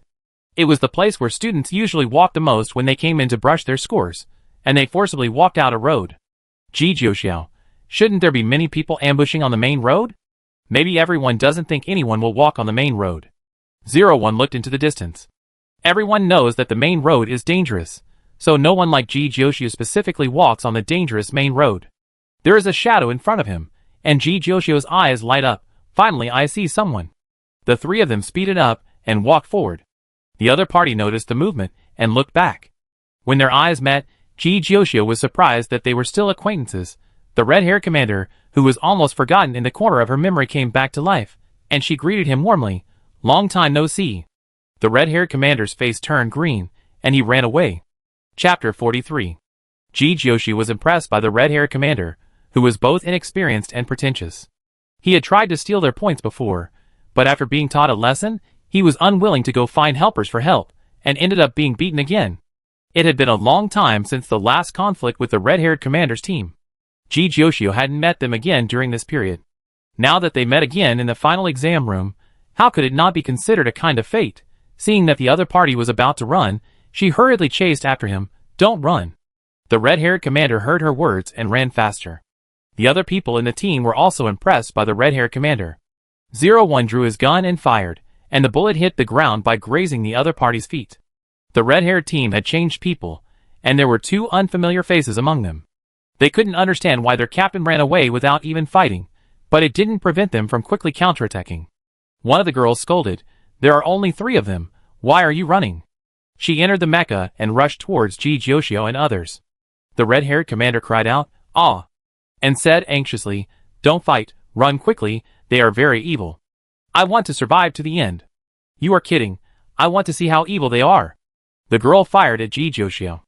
Jiangju entered the mecha, pulled Yoshio away, and fired bullets that flew through the air and hit the opponent's shells. The explosion created a blast and overturned the weeds. The red-haired commander called on other teammates to continue running forward, and after the loud noise, he said, "They are the first in the training points, you can fight if you want, we will go ahead." The girl stopped suddenly, fired a shell to stop Jiangju, and then turned back and rushed back. "Can't you say such an important thing earlier?" The red-haired commander said, "I told you to run away quickly and not to fight, but you insisted on fighting." The 2 of them quarreled and quickly distanced themselves from Yoshio's team. Yoshio was ready for battle, but the opponent braked and ran away halfway. Their figures were blocked by dense trees and difficult to aim at, and they soon disappeared into the dense forest. It seems that they finally understand what it means to be a hero who knows the current situation. 01 put down the gun. Yoshio, hurry up and chase. It was not easy to meet a team. With new and old hatreds added together, when would we not fight now? The jungle was densely wooded, and the mecha was not easy to move. Running and chasing people all depended on 2 legs. I take a detour and chase from the side. I wait for you in front, and come to outflank you later. Yoshio shot out a metal rope, which wrapped around a branch. His body swung in the air, and climbed up the tree in a few steps. Thanks to the foundation laid during the training, she was very familiar with this terrain. There was a downward slope in front, and she could swing from the side to intercept their way. She shuttled through the trees like a monkey, and could vaguely see the fleeing figures among the leaves. There were 2 teams fighting in front of them. The sudden intrusion of the red-haired team made the 2 teams stop fighting temporarily. They were forced to get involved, and it became a three-way melee. There were communication tools between the teams. Ji Jiuxia told Jiangju and 01 about the current situation, so that they didn't have to rush too much and were ready to catch them all in one net. She squatted on the crown of a tall tree, watching the snipe and the clam fighting below, waiting for the fishermen to benefit. There was nothing to do for the time being, so she contacted Minghu to ask about their situation, wanting them to come together to finish it off. The sound on the Minghu's side was too noisy, and it seemed that they were fighting. She asked if he needed help, but she couldn't hear what he was saying, so she just assumed he didn't need it. Crack, crack, there was a sound from the treetops at the other end. She turned her head and looked over, and met the eyes of a big-eyed monkey. The big-eyed monkey bared its teeth and grabbed her with its sharp claws. Ji Jiuxiu broke off a branch and hit the big-eyed monkey, repelling it. I didn't do anything, we don't interfere with each other, why do you attack me? The big-eyed monkey screamed and stepped on the tree trunk with its feet, raising its claws to threaten. Ji Jiuxiu glanced at a peach tree with fruits below and said, you said this tree is yours, and they came to pick your peaches? The big-eyed monkey naturally didn't answer her question, and continued to stretch out its claws to scratch her. The two fought on the tree, and Ji Jiuxiu was not as flexible as the big-eyed monkey. He was scratched by a claw, and 3 scratches appeared on his arm. She didn't care that the gunshot would alert the students below, and shot at the big-eyed monkey, angrily saying, I didn't steal your peaches, you really can't tell right from wrong. The monkey was very quick to dodge the bullet, and its claws attacked her face again, then it fainted, and tried to grab the gun in her hand. Ji Jiuxiu kicked the big-eyed monkey, and kicked it away from the treetop. It grabbed the branch at the end and swung itself, swinging in the air like an acrobatic, and returned to the tree again. The exam had nothing to do with the strange beast, and killing it would not score any points. Ji Jiuxiu didn't want to get too entangled with the big-eyed monkey. Seeing that the battle below was about to end, she prepared to go down and secretly eliminate a few people. But the big-eyed monkey kept pestering her and pounced on her again and again. The branch was too shaking, and the bullets she fired lost their accuracy. She simply tied the rope around her waist to ensure that she would be fine if she fell down because of a misstep. She stopped holding the branch with her left hand, and used it to hold a gun. The branch was still shaking. She held 2 guns and fired continuously. The dense bullets always hit the target. After the first bullet hit the big-eyed monkey's abdomen, the rest was much easier. While it was injured and moving slowly, she shot 1 shot at the head, and 1 shot at the neck. The training bullets used for the exam could not kill people. She approached the big-eyed monkey, and pulled out the dagger she carried with her to end its life. This kind of strange beast is the most cunning. As long as you have a conflict with it, you will be targeted. It will find ways to retaliate and disembowel its prey. The big-eyed monkey was dealt with, and the battle below was also coming to an end. The 3 teams suffered losses. The red-haired team was seriously injured, but no one was eliminated. It was a pity. Ji Jiuxiu switched to another tree and fired a shot at the red-haired commander, aiming right at his head. Bang! The bullet hit the back of the head, and red smoke billowed. The red-haired commander looked back in surprise. Ji Jiuxiu hid behind the tree trunk, constantly changing positions, and the voice came from behind the tree, there is no way, I can't cure my grudge problem. When he was looking for trouble, he was arrogant. I wonder if he thought that this day would come. The red-haired commander cursed, the matter was a foregone conclusion, anger and regret could not save it. The girls in the red-haired team looked for cover to hide, and had no sympathy for him at all. I told you long ago, your temper will kill you sooner or later. The red-haired commander had a gloomy face and gritted his teeth and said, help me get revenge, kill her for me. The girl sneered, I'm not a fool. We will only cooperate for this semester. I won't get into trouble for you. As long as I don't eliminate the team, there will be points. You can go back and wait. She left without any reluctance. The remaining 3 people in the team looked at the red-haired team and followed her, leaving the incompetent and furious red-haired commander behind. Jiangju and 01 arrived and intercepted them. After a fight, they eliminated another common face who had originally followed the red-haired commander. Ji Jiuxiu was not idle either. He aimed at the other 2 teams, and successfully took away a group of people. The 2 teams were separated by hatred, and would not cooperate. They fought against Ji Jiuxiu on their own. Jiangju drove the mecha to help, and 01 hid in the dark, and fired to assist. In the end, the 3 teams were surrounded by Ji Jiuxiu and others, and most of the people were eliminated. The girl in the red-haired team, and another single soldier fled. At noon, Ji Jiuxiu and his 3 people met up with the tiger team. Except for a small wound on Ji Jiuxiao's arm caused by the big-eyed monkey, the other two teammates were unharmed. Compared with them, the situation of the Tiger team was much more tragic. According to the Tiger, they encountered a team head-on, and the opponent was quite strong and almost eliminated the fifth member of their team. Their action principle is that companions are more important than scores, so they immediately chose to evacuate after eliminating a member of the opponent. Ji Jiuxiu treated the wounds of others, with the second healer in the Tiger team. Her movements were as skillful as the second healer. The second healer was surprised and said, "I didn't expect you to do so well in treating wounds?" "Ji Jiuxiu, I am the first in the professional competition." "I know, but the instructor said that the first in the professional competition is to kill alien plants. I thought you didn't like being a healer." The second one was a little shy. Not everyone is satisfied with their awakened spiritual power. Attacking spiritual power users are more outstanding on the battlefield, and related film and television works tend to praise heroes in this area. Healing spiritual power users have a low sense of presence, so some healing spiritual power users do not focus on their professional abilities, but imitate attacking abilities. "Ji Jiuxiu, I like my ability very much. Saving people is the same as killing enemies. I learned a lot of things purely because I thought that more skills are better than less skills. I learned as much as I could. If I didn't learn something that would be useful in the future, wouldn't it be a pity?" In the afternoon, the two sides continued to act separately. This time, they were not too far apart so that they could help each other when needed. They gained a lot throughout the day. In the evening, everyone returned to the camp. Menghu saw that everything was normal in the camp, so he was relieved and praised Ji Jiuxiu for choosing a good place. It was very concealed, and no one found it. The fourth one had a complicated expression, and pulled Menghu aside to tell him what happened today. It was impossible to have no accidents. First, there were the candidates, and then, there were the strange plants and beasts. They kept coming all day.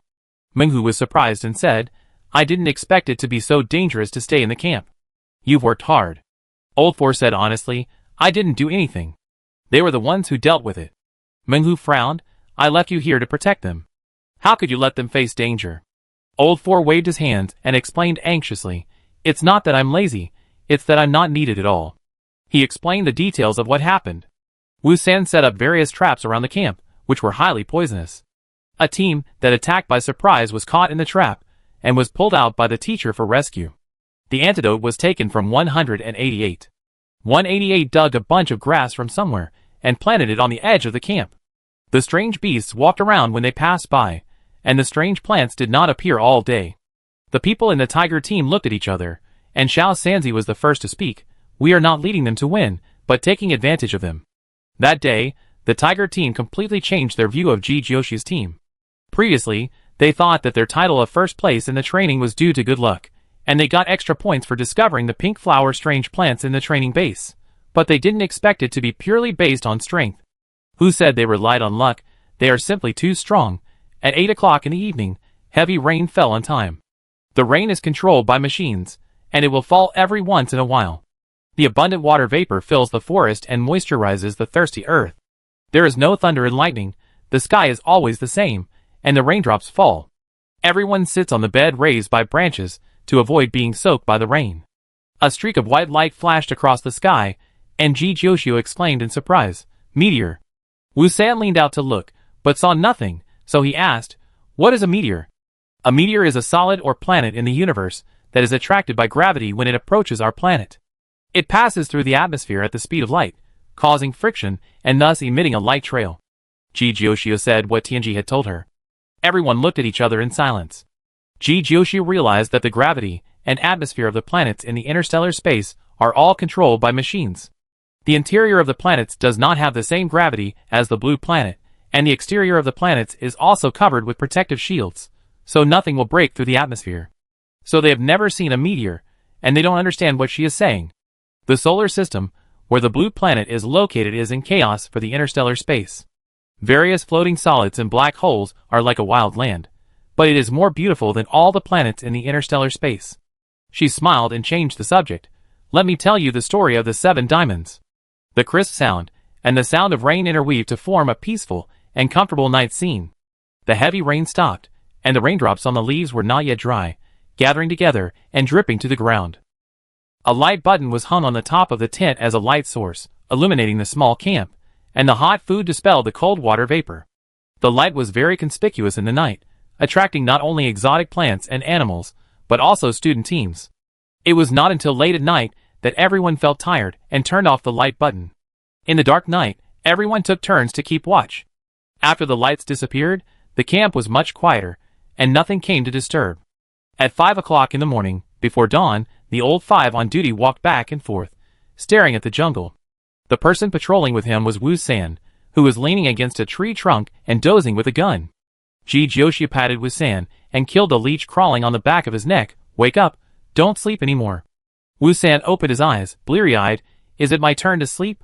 Without waiting for Ji-Joshua to answer, he walked to the bottom of the shed with his gun, chose a place on the edge to lie down, and fell asleep as soon as he closed his eyes. Lao Wu also went to rest, leaving Ji-Joshua and Jiangju to patrol. It was still early, and the forest was silent. Ji-Joshua released her mental power to look around, but found nothing unusual. She couldn't release her mental power for a long time, so she took it back. She lowered her voice and chatted with Jiangju, talking about the shooting star she saw last night. They didn't talk about this topic in depth yesterday. The more she thought about it, the more strange it felt. There are no shooting stars on Tata star, so what did she see yesterday? Jiangju, I have seen such shooting stars many times. Jiangju didn't mention this last night. Ji-Joshua was surprised and asked, "What is that?" Jiangju was silent for a moment, and answered, "A crashed aircraft or spacecraft." Hearing this, Ji-Joshua was stunned. The word crashed always makes people have bad associations. Ji-Joshua, the military academy will solve it. If the sky falls, there are tall people to support it. No matter what it is not their turn to worry about it. She asked, "Do you live on a war zone planet?" Otherwise, she couldn't imagine where else she would often see crashed vehicles. No. Jiangju shook his head, but didn't specify the reason. Seeing that he didn't want to say more, Ji-Joshua didn't continue asking, and changed the topic to talk about working part-time to earn money during the holidays, and enthusiastically invited Jiangju to go to the film and television industry with her to develop a vase business to earn some extra money. Jiangju, I may not have time. Do you have another job? Ji-Joshua understood. It's okay. If you have free time one day and want to earn some pocket money, come find me again. With Jiangju's appearance, it's not a problem to be a beautiful guest role. Although it's not nice to say that she's just a vase, the star coins in her hand are real. The sky gradually brightened. 188 woke up first, greeted Ji-Joshua, and entered the jungle. She always went out to find food alone, and didn't like others to follow her. 01 woke up very early too. The first thing she did after getting up was to take care of herself, do some fitness exercises first, and then tidy up her clothes. She didn't need to be exquisite and beautiful, but she had to be energetic, neat and energetic. The people in the tiger team got up one after another, and the camp gradually became lively. It had just rained yesterday, and the ground was a little muddy. 01 called Wu-san and asked him to pick some leaves and spread them on the ground. Wu-san was reluctant, and the two started to quarrel again. Ji-Joshua was used to this. When the members of the tiger team went to persuade them to stop fighting, they were all ordered by 01 to pick leaves.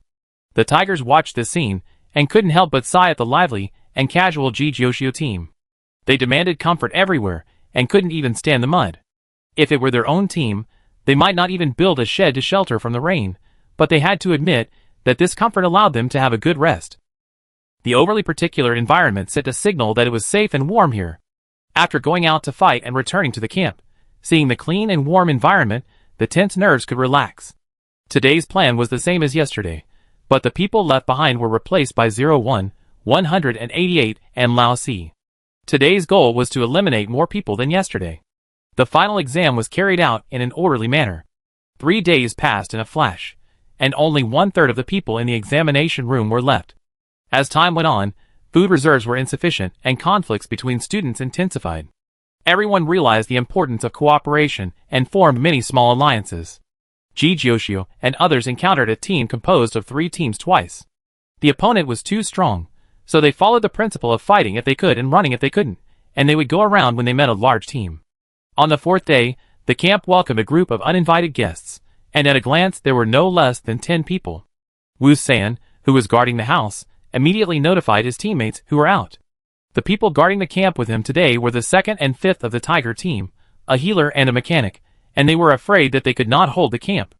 Nothing happened in the camp for several days, causing everyone to relax their vigilance, and the main force went out to eliminate others. The enemy team approached, and the person in the front missed a step and fell into a deep pit. Previously, 188 put poisonous grass with thorns in the pit. It hurts a little but is not fatal. The key point is that it can paralyze people's nerves and make people faint. In the first confrontation, the enemy lost one person. The remaining people stopped, 2 people walked forward, took out instruments to scan and detect, and 2 mechas in the back opened fire. The shed that was built with great effort was blown up, and Wusan entered the mecha and fought back. The second brother held him. Let's go first, we can't beat them, and the camp is not as important as life. If you want to go, you go first, I won't go. Wusan couldn't suppress his anger. How dare you smash my things? What kind of thing is worthy of being wild in front of me? The second brother couldn't persuade him, and drove the mecha to take the fifth brother to hide aside for sneak attacks. The other members of the enemy team besieged him. He was anxious and wanted to run first, but he was worried that Wusan couldn't resist alone. Wusan dodged the bullets and sprinkled the light pink liquid in front of the enemy team. The inconspicuous weeds in front of them suddenly grew wildly, and the leaves kept stretching, wrapping everyone. This alien plant was dug up by 188 from somewhere else and planted. The pink liquid is the blood of an alien beast diluted with water. When the alien plant comes into contact with the blood, it will be stimulated and attack all living things around it. While they can't move, Wusan immediately makes up for the lack of accuracy with numbers. The gunshots continued. One of the shots hit the power source of a mecha, and the mecha crashed. He struck while the iron was hot, lit a fireball, and threw it next to the crashed mecha. The roots of an alien plant felt the burning of the flames and immediately twisted and entangled the mecha. The mecha flashed a red light, indicating that the fuselage was damaged. The 2 people inside hurried out. Wusan fired frantically, and the enemy team eliminated 2 more people. The second brother, who was assisting on the side, widened his eyes. He could kill 2 out of a dozen people. Is this something a normal mechanic can do? Seeing a shell flying towards Wusan from the side, he quickly pulled Wusan away with a rope, but he was still a step too slow, and Wusan's right arm of the mecha was injured. Wusan was sweating with pain, but he didn't say a word. He took out his crossbow and shot an arrow. The arrow was not aimed at a person, but at a huge alien plant next to him. The tip of the arrow was coated with a semi-solid substance that 188 brought. She said that the alien plant would go crazy when it came into contact with the semi-solid substance, and the whole camp would be destroyed if it went crazy. It couldn't be used until the last moment. They stayed in this place for too long, and their position had been exposed long ago. Even if they defended this camp today, others might come to attack tomorrow. It would be a good thing if they could take so many people away in one wave. The alien plant was a woody plant, without a single leaf on its body, and its green branches were full of short and thick thorns. The wooden body was very soft, and the roots were pulled out of the mud after being shot by a crossbow arrow. It rolled out, rolled into a ball, and small holes appeared on the ground it rolled over. The plants that could not move turned into green mud. It hit a mecha, and the mecha directly popped up a red warning of 50% damage. Fuck, what is this? Growing so many alien plants, are they crazy? Stop fighting, run, help. It crushed my foot, I'm out first, you must avenge me. The life-saving instrument was turned on, and a silver light shield quickly formed on the surface of the cadet's body. He was saved from a disaster, and the exam was over. This kind of alien plant was released, which hurt the enemy 1,000 and hurt itself 800. The camp was completely crushed to the ground. While being chased by the alien plants, the enemy team did not forget their original intention and ran towards the direction of Wusan. Wusan was furious. If it weren't for this group of people, how could the camp be destroyed?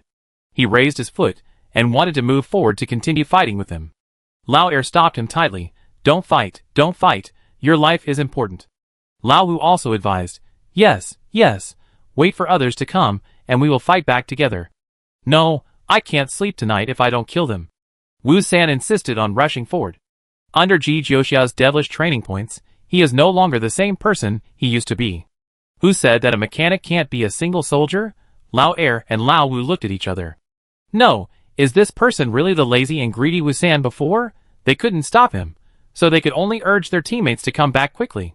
When Menghu heard about Wusan, he was so shocked that he suspected that there was something wrong with his ears. He told Ji Jiuxiu about the incident and said tactfully, your mechanic seems to be a little mentally abnormal due to the stimulation. Ji Jiuxiu asked back, isn't this quite normal? Menghu, Question mark. Is this normal? They walked quite far away, and even if they increased their speed to the extreme, they couldn't get back for a while. Ji Joshio adjusted the headset and said to Wusan on the other end, "Be careful, don't die." "I'm so angry." Wusan's anger did not diminish at all, almost.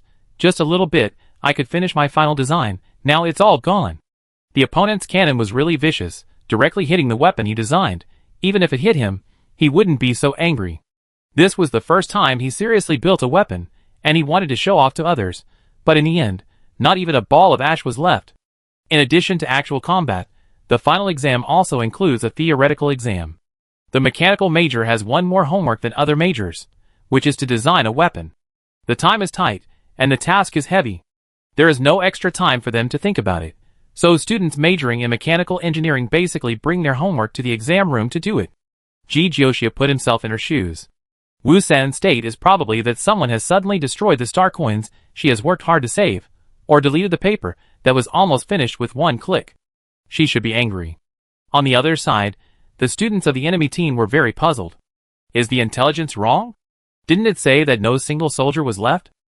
That's right, that person is the mechanic. Are you kidding me? Who do you say is the mechanic? Hey, hey, hey, the alien plant is coming again. Get out of the way.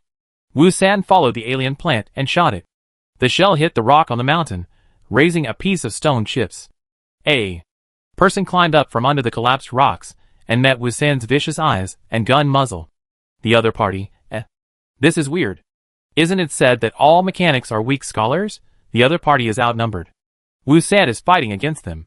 Even with the help of Lao Air and Lao Si, the overall strength is still weak. New wounds keep appearing on Wusan's body. He vents his anger and his anger dissipates a lot along with his physical strength. He shoots and eliminates the person who destroyed his final homework. When the attack comes from the side, he can't dodge, and is hit hard on the back by the scimitar wrapped in mental power. The damage caused by cold weapons attached with mental power is heavier than that of hot weapons. He loses control of the mecha for a short time and staggers forward. Lao Wu controls the mecha to rush forward to block the enemy and cover Wusan's continuous retreat. Lao Air takes the opportunity to move to Wusan's mecha to treat him and see if he can stop going crazy through mental counseling. After calming down from his passion, Wusan no longer wanted to fight and urged Lao Wu to run first. He ran towards the alien plant and moved flexibly to the left when he was about to collide with the alien plant. He quickly escaped with the cover of the alien plant. The enemy team behind him was chasing him closely, and the artillery fire made the surface of his mecha full of wounds. Wusan cursed. The defense of the broken mecha is so weak.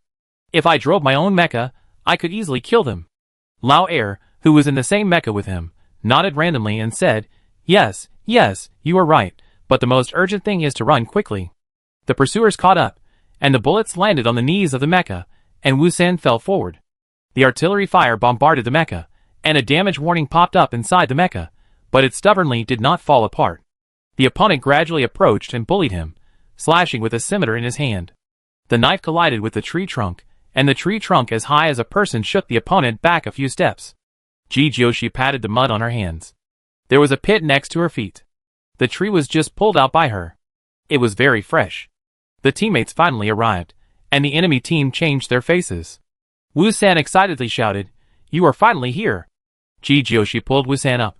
Jiangju next to him had already rushed over and fired the shells first. He followed closely and rushed into the enemy team. Chaos arose again. This time it was not a one-sided situation. The enemy team could not move forward half a step. The situation was evenly matched at the beginning, but as time went on, the enemy team gradually fell behind. Seeing that the situation was not good, they immediately turned around and fled. This camp was safe and sound for 3 days, which was enough to prove the strength of Ji Jushia's team. They dared to come and attack while others left during the day. They wanted to fight quickly, but they didn't expect that the mechanics and healers who stayed behind were so difficult to deal with, and they dragged them until others returned. Seeing that they wanted to run, Wusan jumped up and chased them. It was not so easy to come and go as he pleased. It had been exactly 2 hours since the last location was announced. Everyone's locator received a new location map. Ji Joshi glanced at the red dots on it and found that there were 2 teams not far away. She fired at one of the places and blew out 3 people.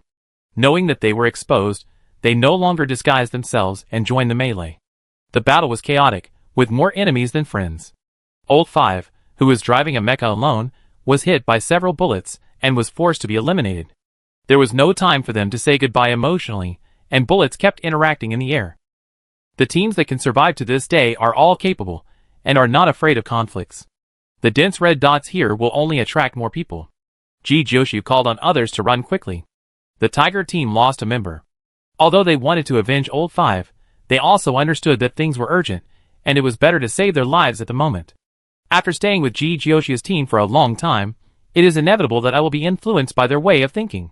As long as the team survives to the end, the score of the team will be higher. They will survive if they can, and will not do anything impulsive. Joshu's team and the Tiger team took advantage of the chaos, slowly withdrew from the center of the battle, and slipped away.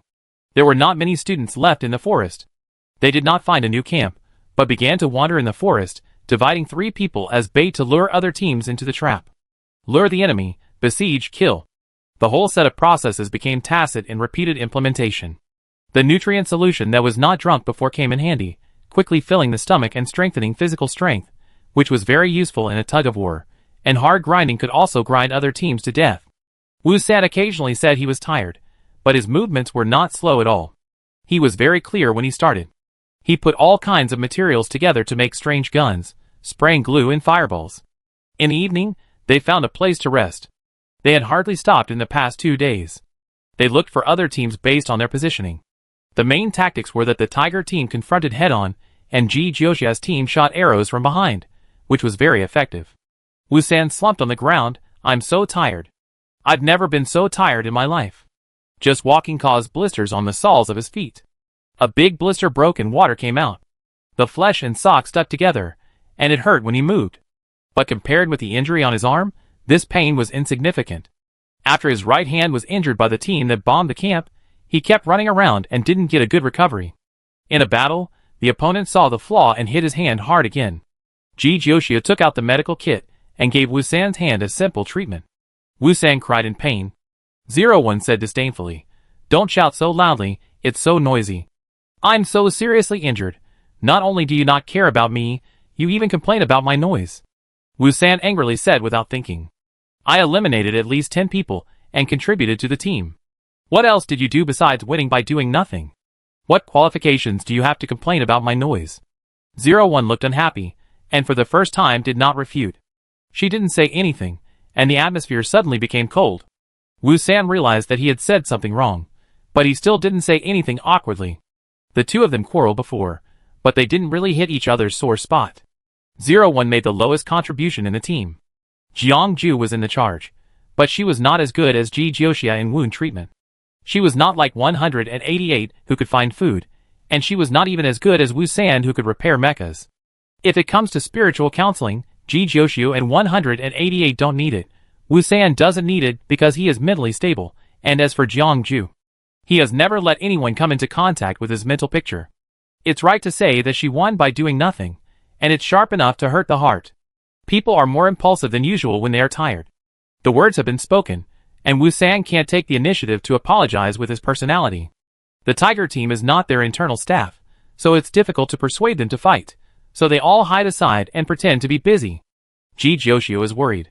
She has to face alien plants and beasts every day, deal with other student teams, and reconcile the conflicts between teammates. She is really tired. She quickly thinks about how to comfort her teammates with high emotional intelligence in her mind. Before she can say anything, 01 walks to the side and sits down, facing away from everyone, with his back straight. "Forget it. Let's eat first. Maybe she will feel better after eating."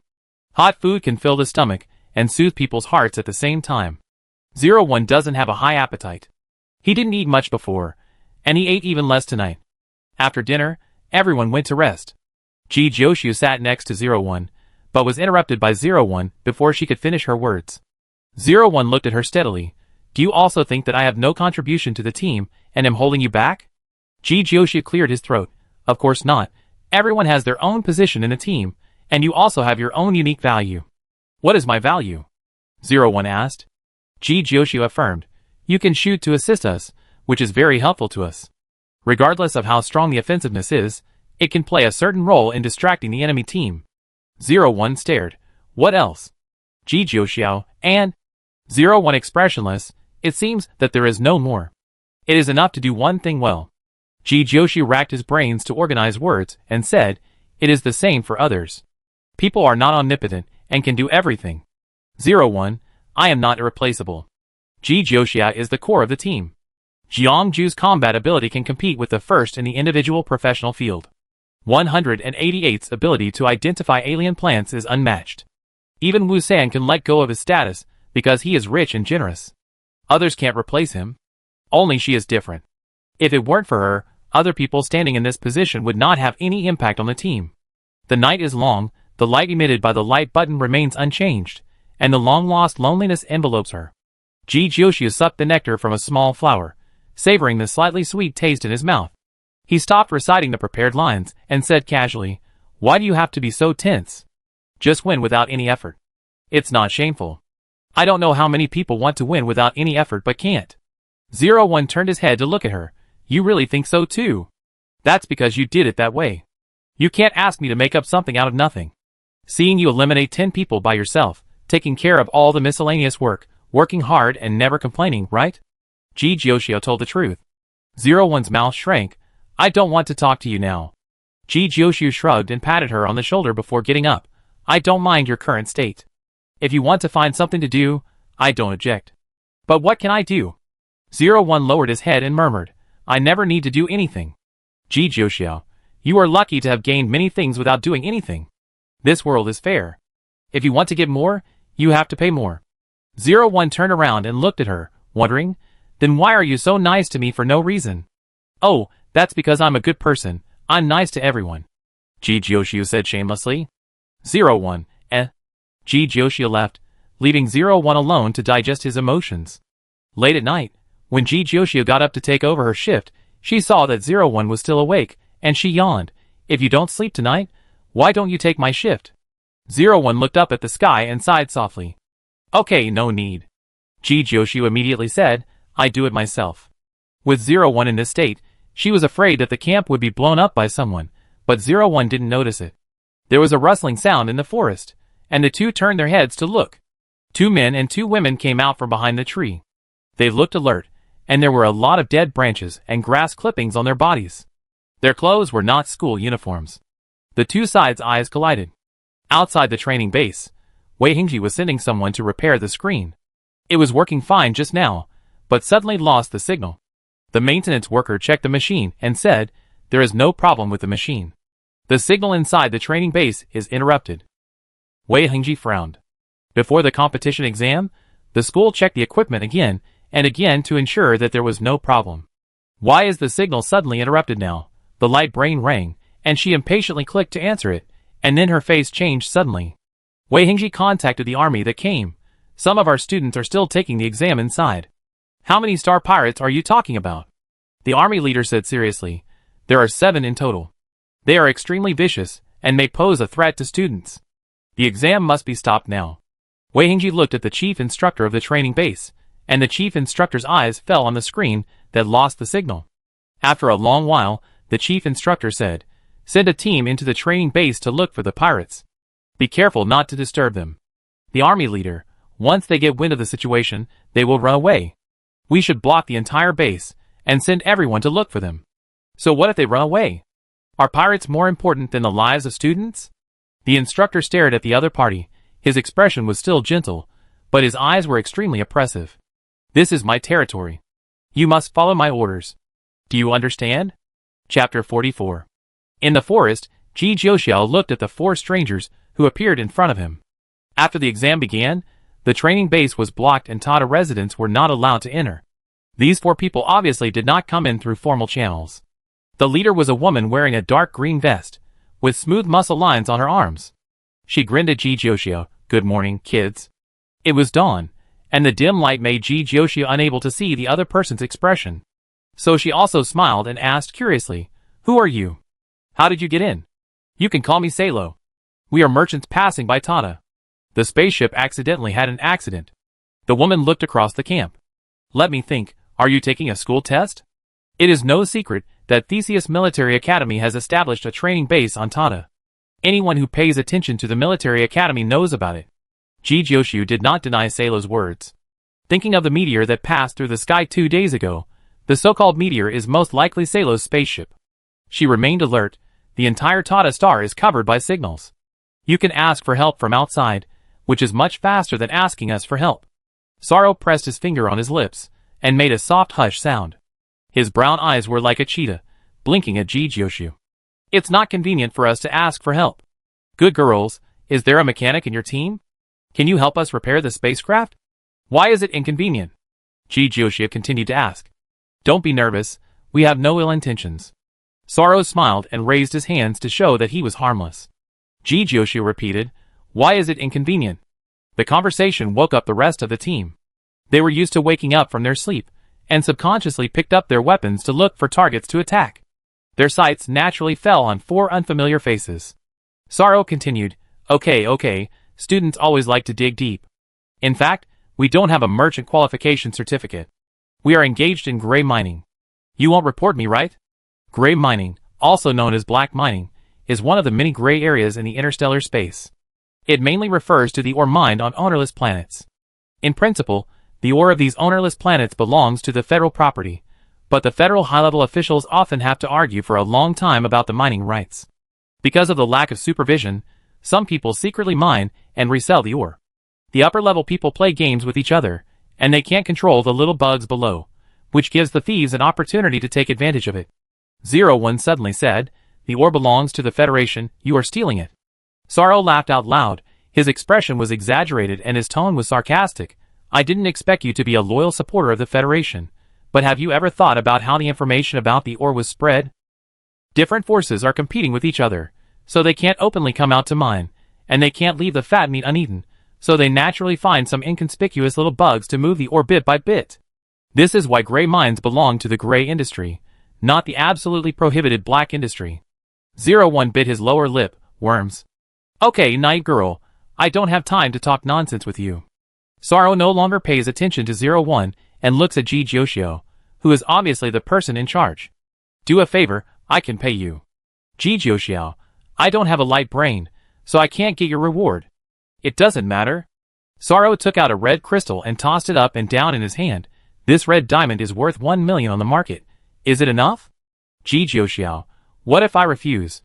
Salu grinned, then I can only try my luck and find the next person, and pray that the other person is a kind person who is short of money. The red diamond is a smooth stone in the dark.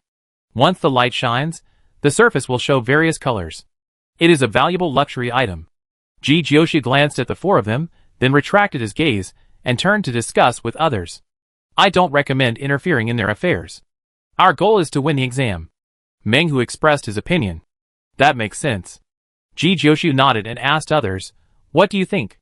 Everyone in the Menghu team agreed with Menghu's statement. 01 rejected the gray mine and opposed helping Salo. 188 and Wu San both thought that it was better to have less trouble than more. Jiangju expressed his support for any decision of Jijyoshu. Jijyoshu, okay, then we will act separately. I will help them repair the spacecraft, and you will continue the exam. Hearing Jijyoshu's words, everyone reacted differently. 01 is angry. You are not allowed to help them. Wu San is speechless. If you want 1 million, I will give it to you directly, okay? Menghu is surprised. You don't have to be so kind. Wait, you can repair spaceships? I will explain this to you later. Jijyoshu first answered Menghu's question, and then said to 01 seriously, you have been lying for so long, it's okay for me to lie for a while, right? What do you mean? 01 looked cold, stared at Jijyoshu for a second, and swallowed the words that were about to come out. She snorted, I didn't take action before because the enemy was too weak. This time I will let you see my ability. Wu San looked at 01, looking surprised. Did you take the wrong medicine today? Idiot, you know nothing. 01 turned his head away, and didn't look at him. Jiangju, I go with you. Jijyoshu, no need. The 2 people's eyes met.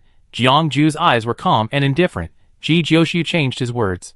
Okay, you go with me, and the others continue to take the exam. It's too troublesome to persuade Jiangju, so let's go together. 188 rarely refutes Jijyoshu's arrangements. 01 actually changed his mind to support Jijyoshu. Wu San wanted to stop but couldn't influence Jijyoshu's ideas, so the matter was settled. The Tiger team wanted to persuade them again, but seeing that they had reached a consensus among themselves, they didn't say anything. Tiger, Then we will act first, and come back to join us after you finish repairing the spacecraft. Ji Jiuxiu nodded, and went to find Sa Luo to explain the results of their discussion. Can you two do it? Sa Luo didn't quite believe her. Ji Jiuxiu, I am the only mechanic in the team, he just accompanies me, if I can't do it, then no one can. Sa Luo, okay, won't you bring 2 more teammates with you? The exam is not over yet, they have to continue to get scores. Ji Jiuxiu looked at Sa Luo, his tone innocent. Will you send us back after the spaceship is repaired? Sa Luo smiled, of course. Ji Jiuxiu and Jiangju followed Sa Luo, and the other 4 people to leave. The spaceship stopped at the other end of the forest, and they needed to cross the entire forest. Didn't you meet other teams on the way here? Ji Jiuxiu said casually. Sa Luo, if you did, you wouldn't continue to look for it. There are so few students in your school, so the number of teachers is even smaller. Can you defend the forest? Ji Jiuxiu, I study hard every day and research mechanics. I don't know how many teachers there are in the school. It's not good to become a nerd by studying too much. Only practical experience can make people grow. If you take exams, the teachers will be outside to pay attention to your situation, right? Saro chatted with Ji Jiuxiu. Ji Jiuxiu, I don't know. We never know where the teachers are hiding during exams. I can only say that you are really unlucky. It's really bad luck. Saro ended the chat with one sentence. There are not many exotic plants and beasts in the inner forest, and their strength is stronger than that in the outer forest. However, there is no need for Ji Jiuxiu and Jiangju to take action. The 4 of them will clear the obstacles and have a smooth journey. Compared to businessmen, the 4 of them are more like bodyguards of businessmen. They have tight muscles, agile movements, and are skilled in dealing with exotic plants and beasts. Saro explained that they are indeed hired bodyguards. After all, it is impossible for the boss to go out and cross the forest to find mechanics everywhere. Rich people always have privileges. Saro joked. Ji Jiuxiu nodded in agreement. If it weren't for the money, I wouldn't have stopped taking the exam and walked this road with you. Saro praised. You are a kind girl, God will bless you. Do you believe in God? Ji Jiuxiu wanted to laugh for some reason. Saro laughed and shot the monster's head with one shot. Compared to God, I believe in money more. She was as agile as a cheetah in the jungle, exploring the way ahead, leading everyone to avoid dangerous plants and monsters, and heading straight to the destination. Wait. Saro called for a stop. She took a few steps forward and fired a few shots at the ground. The dull sound didn't sound like the bullets hitting the ground directly. As the bullets were fired continuously, several holes appeared in the grass on the ground in front of them, and then collapsed. In front of everyone was a 2-person high deep pit. The ground camouflage was done very perfectly. If you were not careful, you might step into it. A bullet flew from the left and attacked Salo. She dodged it suddenly, and looked in the direction where the bullet came from. She saw a group of green grass hiding behind the tree. Salo ran forward, stepped on the tree trunk, and climbed up the tree in a few steps. He shot at the green grass group, and the bright red blood gushed out. The screams of pain echoed in the forest, and the green grass groups on other treetops moved towards this side. Salo grabbed the top of the green grass group and pulled off the camouflage made of green grass. A boy appeared in front of everyone. The bullet pierced his thigh, and blood kept pouring out. He was pale, and was held in Salo's hand with a gun pointed at his head. Don't do it, this is a competition, Ji Jiuxiu shouted. Salo looked down and kicked the boy off the tree. Ji Jiuxiu ran over and took out a bandage to bandage him. She didn't bring any other medical tools, so she could only stop the bleeding by pressing. The bullet in the wound could not be removed for the time being. The other green grass group stared at them from a distance, and a female voice sounded, You are not military school students, who are you? And you, 258, why are you with them? This voice was a little familiar, and Ji Jiuxiu couldn't remember who the other person was for a while. Jiangju looked up, number 92? Ji Jiuxiu's mind flashed, and the number 92 mentioned by Jiangju was the girl who had competed with Jiangju and lost before the end of the last game on the desert planet. Number 92 took off the disguise of the green grass group and asked coldly, Answer my question. It's a long story. You should treat him first. Ji Jiuxiu's hands were covered with blood, and he pointed at the boy next to him. The 2 green grass groups observed their movements, approached cautiously, took the boy away, and quickly hid in the jungle. Number 92 never put down his gun from beginning to end. Number 92 said coldly, I have bad news for you. The training base has lost the signal to contact the outside world. Maybe it's an instrument failure. Everything in the school is broken and broken. It's not the first or second time that it has broken down, Ji Jiuxiu said in a relaxed tone. Number 92. Now answer my first question. Are you done? Saro interrupted them.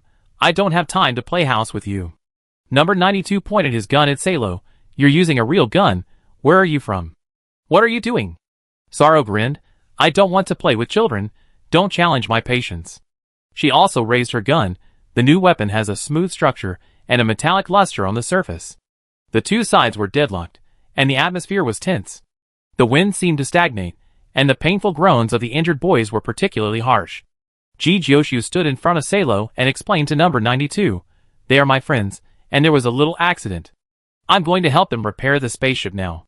Why do you want to repair the spaceship? Did you quit the exam? Why didn't you ask the instructor for help in the accident? Number 92 asked 3 fatal questions. Because the signal is not working, I can't contact the instructor. Ji Jiuxiu brought up what number 92 said. The exam is not over yet. I will be back soon. Number 92 did not move. You joined forces with others in the exam? This is cheating. Ji Jiuxiu saw the gun in Saro's hand move. As if impatient, she quickened her voice and said, We didn't eliminate anyone. We just want to repair the spaceship. Let us go now. I will explain it to you in detail later. I will report what happened today to my superiors truthfully, and I will not hide it for you. Number 92 carefully observed their movements and expressions, and took the injured boy into the jungle, and the voice came from afar.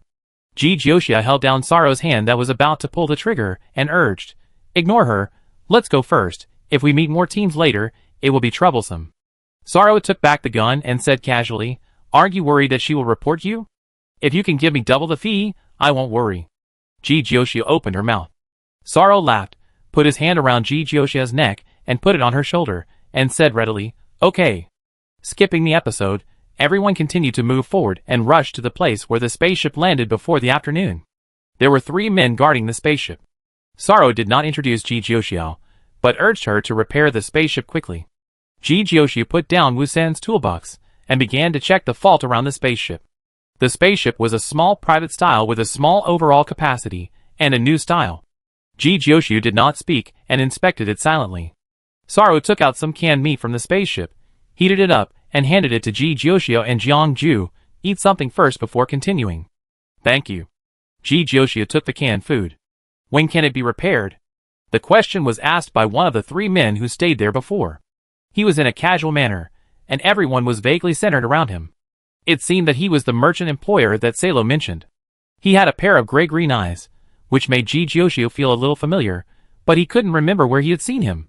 Ji Jiuxiu, the energy equipment has poor contact, which is very troublesome to repair. I don't bring all the tools with me, and I'm not sure if I can fix it. Why did you come here without all the tools? The man looked down and spoke in a bad tone. Ji Jiuxiu, I was called here in the middle of the exam, and I didn't bring any tools specifically for repairing the spacecraft. The man rested his elbows on the spacecraft, tapped the hull with his fingertips, and stared at Ji Jiuxiu. Ji Jiuxiu ignored his gaze, ate canned food by himself, and asked Salo for a bottle of water. Jiang Ju walked to Ji Jiuxiu's side and blocked the man's sight. Why did he call him here if he didn't repair the spacecraft? The man asked. Saro casually said, Isn't it normal for a little girl to ask someone to accompany her when she goes out? Man, trouble. Saro, the trouble started when the spaceship broke down. We should be thankful that we met a kind girl. She was very satisfied with Ji Jiuxiu and blocked the man's aggressive words. The two quarreled after just a few words. It seems that Saro, the bodyguard, is not very loyal to his employer. Ji Jiuxiu lowered his head to eat canned food and quietly stretched his ears. The man pointed the finger at Ji Jiuxiu. Are you sure she can fix the spaceship, rather than you going out for a long time and getting nothing, so you just bring back a useless piece of trash to get by? TSK, this is a personal attack. Ji Jiuxiu is dissatisfied. Saro, Theseus Military Academy is taking exams. There are people outside. If you are capable, why don't you go out and find someone? Knowing that Theseus Military Academy organized an exam and entered the training base, it seems that it was indeed forced to land, Ji Jiuxiu thought to herself. The two of them parted unhappily, each standing on one side of the spaceship. Saro also came to comfort Ji Jiuxiu, telling her not to care about what the man said and to relax and repair the spaceship. The repair lasted until the evening, and Saro and his group looked relaxed and did not seem to be in a hurry at all. Dinner was still canned food, which was richer than lunch, and there were also various canned fruits. Ji Jiuxiu finished the delicious canned food and asked to leave first. She stood up and said, "The spaceship cannot be repaired without tools.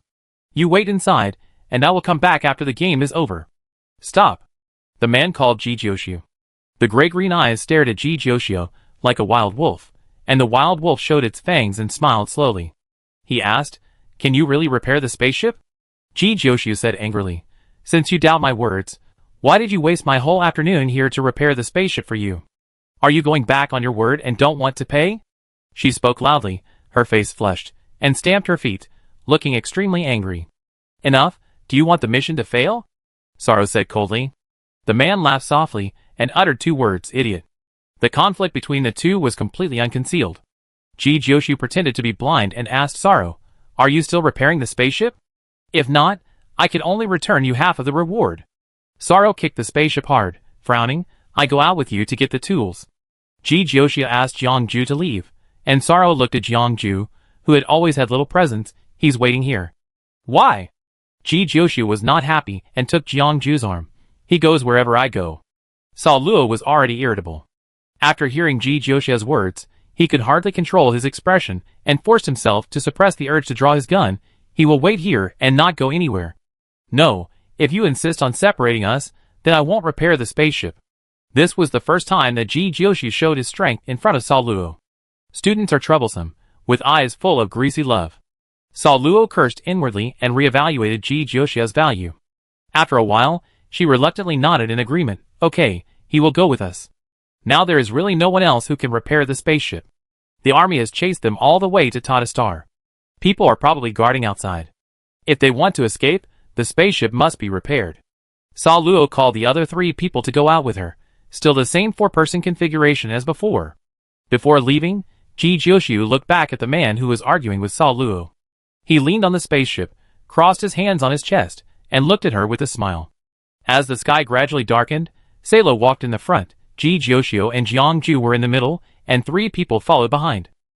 The entire training base was surrounded, with entrances and exits in the 4 directions of southeast, northwest, and northeast. "Which side has the weakest defense?" Salo asked. "We have to go out quietly and come back, so that it won't interfere with your exam." Ji Jiuxiu replied, "You can go to the southeast, where the trees are sparse and there are relatively fewer exotic plants and animals, so the people on duty are often lazy." "Same idea as mine." Salo put away the compass. She took the lead and walked in the direction Ji Jiuxiu said. As Ji Jiuxiu said, the taller the trees, the fewer they were. A group of people moved quickly in the forest. As time passed, the sky was like a light bulb without electricity, and all the light was gone in the blink of an eye. Ji Jiuxiu approached Jiangju and quietly held his hand. The 3 people behind him glanced at them and looked away carelessly. Her index finger tapped twice on the back of his hand, and her fingertips drew 2 arrows. The 3 people behind them were in a casual posture, laughing and joking. "You still have to hold hands when walking, so clingy?" "I'm afraid of the dark. He wants to protect me." Ji Jiuxiu leaned her head on Jiangju's shoulder. "Don't you think so?" Jiangju said in a low voice. Ji Jiuxiu considered the response method in her mind. If she used the mental counseling method to attack, she needed to be in contact with the opponent for more than 3 seconds. They were quick to react and had guns in their hands, so this method was not feasible. She stepped on the air and said ouch, and the whole person fell forward. Salo in front of her turned around. "What?" The light button hung on her chest, and the light swept backwards. Before she could see Ji Jiuxiu's situation clearly, a cold light flew forward. She didn't react to what happened, and subconsciously dodged sideways. Ji Jiuxiu kicked her on the knee, and she fell to the ground, and the muzzle of the gun pointed at her back and shot. The awakening of mental power gives humans infinite potential. In extreme cases, speed can even dodge bullets, such as now. The bullet was fired. Salo rolled on the ground, with a fierce look in her eyes. As soon as she raised her hand to draw the gun, she was kicked away by Ji Jiuxiu. The gun in her hand was aimed at Salo's heart and shot. The training gun can't kill people, but it is inevitable. 2 or 3 shots can break people's bones. Sorrow was shot, but it aroused her ferocity.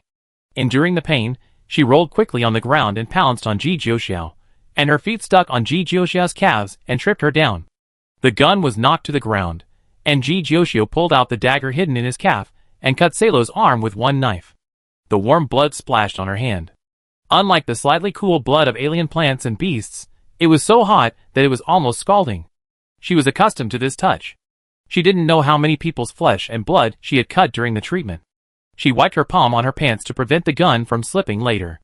While Ji Jiuxiu attacked Salo, Jiangju also drew his gun and fired at the 3 people behind him. The muzzle of the gun was aimed at the eyes of the people, and one eye of the man on the far left was blown out. The other 2 people were not hit in the eyeballs, and the training bullets fell on their faces, which was not enough to be fatal. They immediately fought back. Unlike Jiangju's training gun, the guns in their hands were real guns and bullets, and one shot penetrated the trees behind Jiangju. After Jiangju fired the gun, he did not hesitate at all, quickly entered the mecha, first punched the man in the middle and flew away, and then fired at the woman on the right. He moved too fast, without any pause in the whole process. The 3 people were injured to varying degrees. After they reacted, they entered the mecha and were hammered to the ground by Jiangju. On Ji Jiuxiu's side, Sorrow looked at the wound on his arm and burst into anger. "Bitch! Are you crazy? Ji Jiuxiu, I was just protecting myself. I gave you a chance, but you didn't want to let me go." If Sorrow let her and Jiangju go, when she said she wanted to leave, these things would not have happened later. "Sorrow, don't you want money? I said I would pay you. Although I wanted very much, but life is more important than money." Ji Jiuxiu said lightly, "Even if the spaceship is repaired, will you really let us go?" Sorrow's eyes changed when he looked at her. "You have been acting since the beginning. What do you know?" "Ji Jiuxiu, I don't know anything. I only know one thing, that is, you are not good people." When Sorrow appeared, she noticed that they were not ordinary people. They insisted on finding a mechanic, and they had real guns in their hands. For the safety of others, she chose to lead them away. The moment Sorrow's figure swayed, she fired again, but the bullet could not stop the other party from entering the mecha.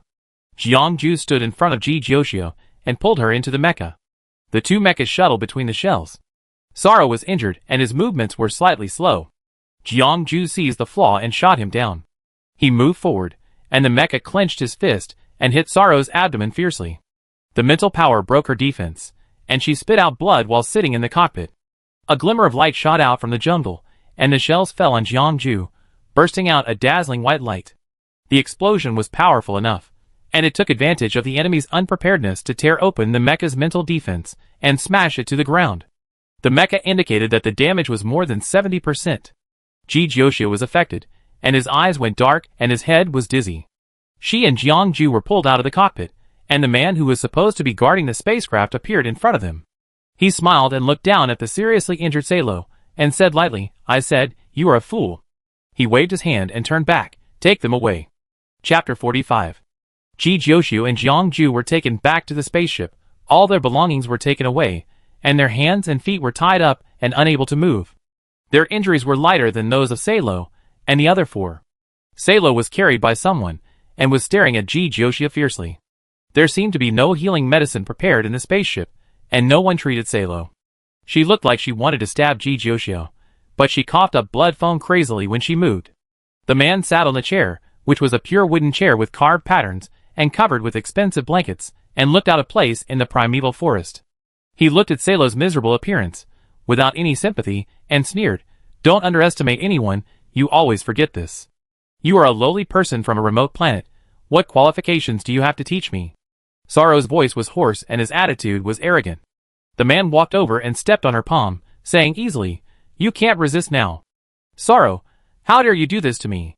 Man, from today on, you are removed from the organization." Sorrow shouted at the top of his lungs, "What do you want to do?" The man smiled, "Tata Star is not bad, suitable for your grave, you can stay here forever." He did not attack Sorrow directly. As long as she was not treated, death was a matter of time. He ignored Sorrow's roar, squatted in front of Ji Jiuxiu, and fell into thought, "I seem to have seen you somewhere. Many people say so, maybe because I have a common face." Ji Jiuxiu said obediently, "I promise I won't run away. My hands are a little numb because they are tied. Can you loosen them for a while?" The man pondered, "Aren't you curious about my identity?" "Not curious at all." Ji Jiuxiu shook her head with a sincere expression. Seeing that she was not curious, the man insisted on saying, "I am a space pirate.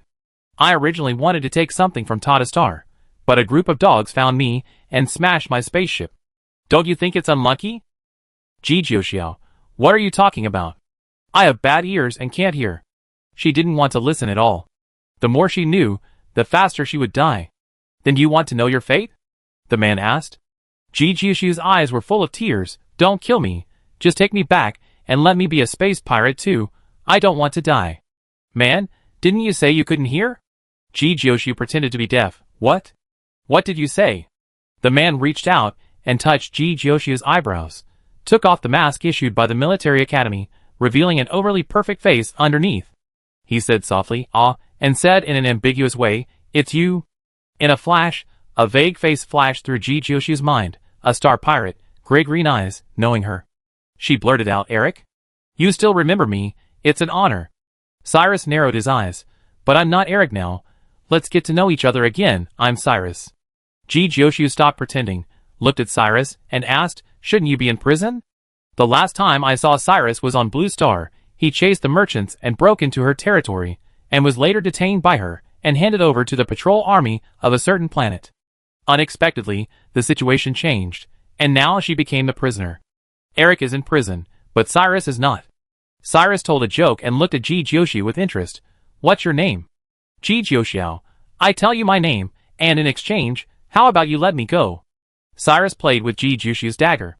The dagger had a unique style and ordinary material, and it didn't look like an interstellar product. "Ji Jiuxiao, can you return the dagger to me?"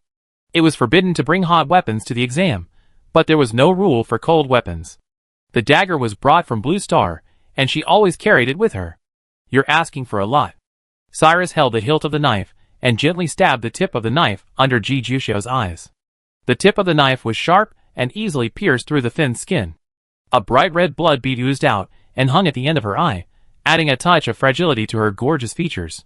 Cyrus got excited and objectively commented, "You are prettier than some so-called stars." "Ji Jiuxiu, thank you. I am also the so-called star in your mouth."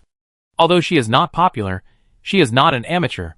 She occasionally sees fans' secondary creation and editing videos regretting that she can't continue to film on the Star Network. "Cyrus, it's a pity to kill you." Ji Jiuxiao, "Yeah, I think so too."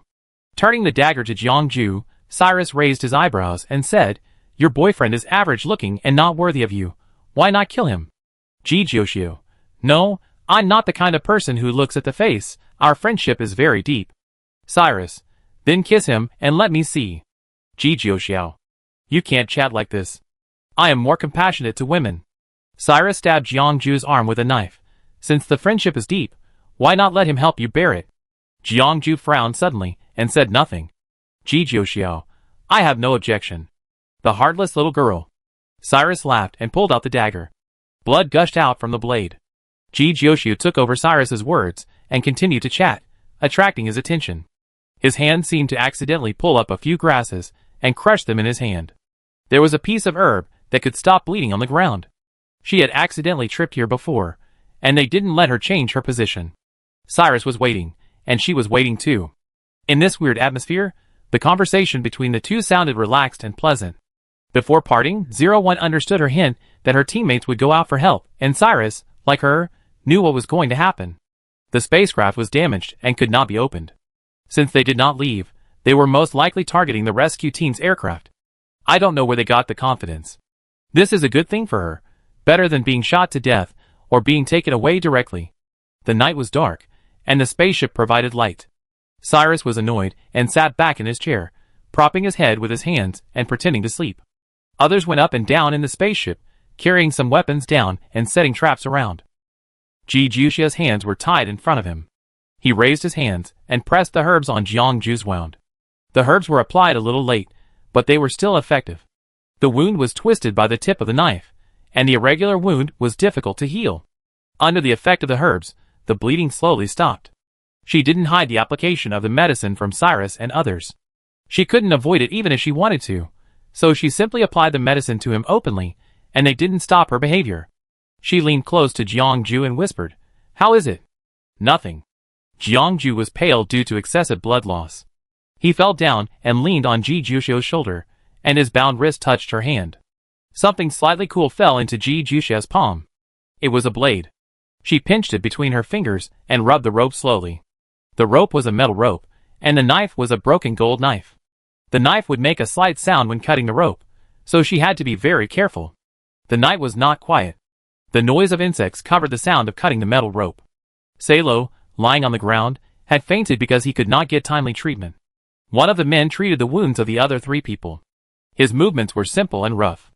They were not seriously injured and could move independently. The night remained unchanged. I don't know how much time has passed. Jiangju looked up into the distance. Cyrus's movements were almost synchronized with his. He opened his eyelids and entered the mecha, reminding others, they are coming. He tied Ji Jiuxiao and Jiangju's feet with ropes and hung them upside down in the air. Ji Jiuxiao, I told you not to come at first, but you insisted on coming, and now you are suffering with me. Jiangju, it's better to stand here than over there. His stabbed arm was aching, but it was better to fight side by side than to watch her suffer from afar. If he wasn't there, she might suffer more.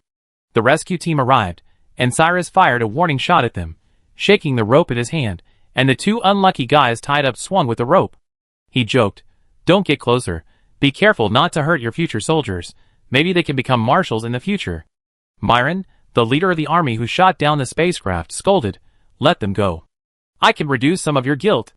Why do you think I care about this insignificant charge? Cyrus shot at Ji Jiuxiao's thigh, the bullet passed through the flesh, and blood gushed out instantly. The instructor stepped forward, what do you want? Cyrus said casually, who are you? Instructor, I am Zhong Hong, the instructor of the Theseus Military Academy Training Base, and the administrator of Tata Star. Am I qualified to negotiate with you? Even in such a serious occasion, she still spoke slowly. Of course I am qualified. Cyrus put forward a condition, I want to leave Tata Star, prepare a spaceship for me. Zhong Hong, okay. Myron, no. Myron spoke very quickly and analyzed the pros and cons with Zhong Hong. They are members of the Tingsha organization. They are extremely vicious. They will not come to Tata Star for no reason. They must have other purposes. They must be arrested and interrogated clearly. He found the other party's traces before Cyrus landed on Tata Star and followed him all the way. Later, he was discovered by Cyrus and the 2 sides clashed. He took great pains to shoot down Cyrus's spaceship. Each planet has its own manager. As a patrol team of another planet, he is not under the management of Tata Star and cannot force Zhong Hong to do things according to his arrangement. Zhong Hong was indifferent. I don't care whether you really want to figure out their conspiracy or want to catch the Star Pirates to add a mark to your resume, but nothing is more important than the lives of students. They may not die. As long as we attack with all our strength, it is only a matter of time to capture Cyrus. Myron tried his best to persuade. You don't understand, Tingsha. Zhong Hong and Myron looked at each other. Their eyes were extremely oppressive. They are desperate criminals. Tingsha organization likes to fight to the death. Doing what they say may not achieve the goal, but going against them will definitely not get any benefits. Many hostages died in their hands. She arranged for people to prepare the spacecraft. Myron was powerless to stop her, and could only stare at Cyrus angrily. Ji Jiuxiao, who was hanging upside down, suddenly shouted, Master, check Tata Star. Maybe there are rats sneaking in. The already tense atmosphere froze instantly. The bullet shot towards Ji Jiuxiao's head.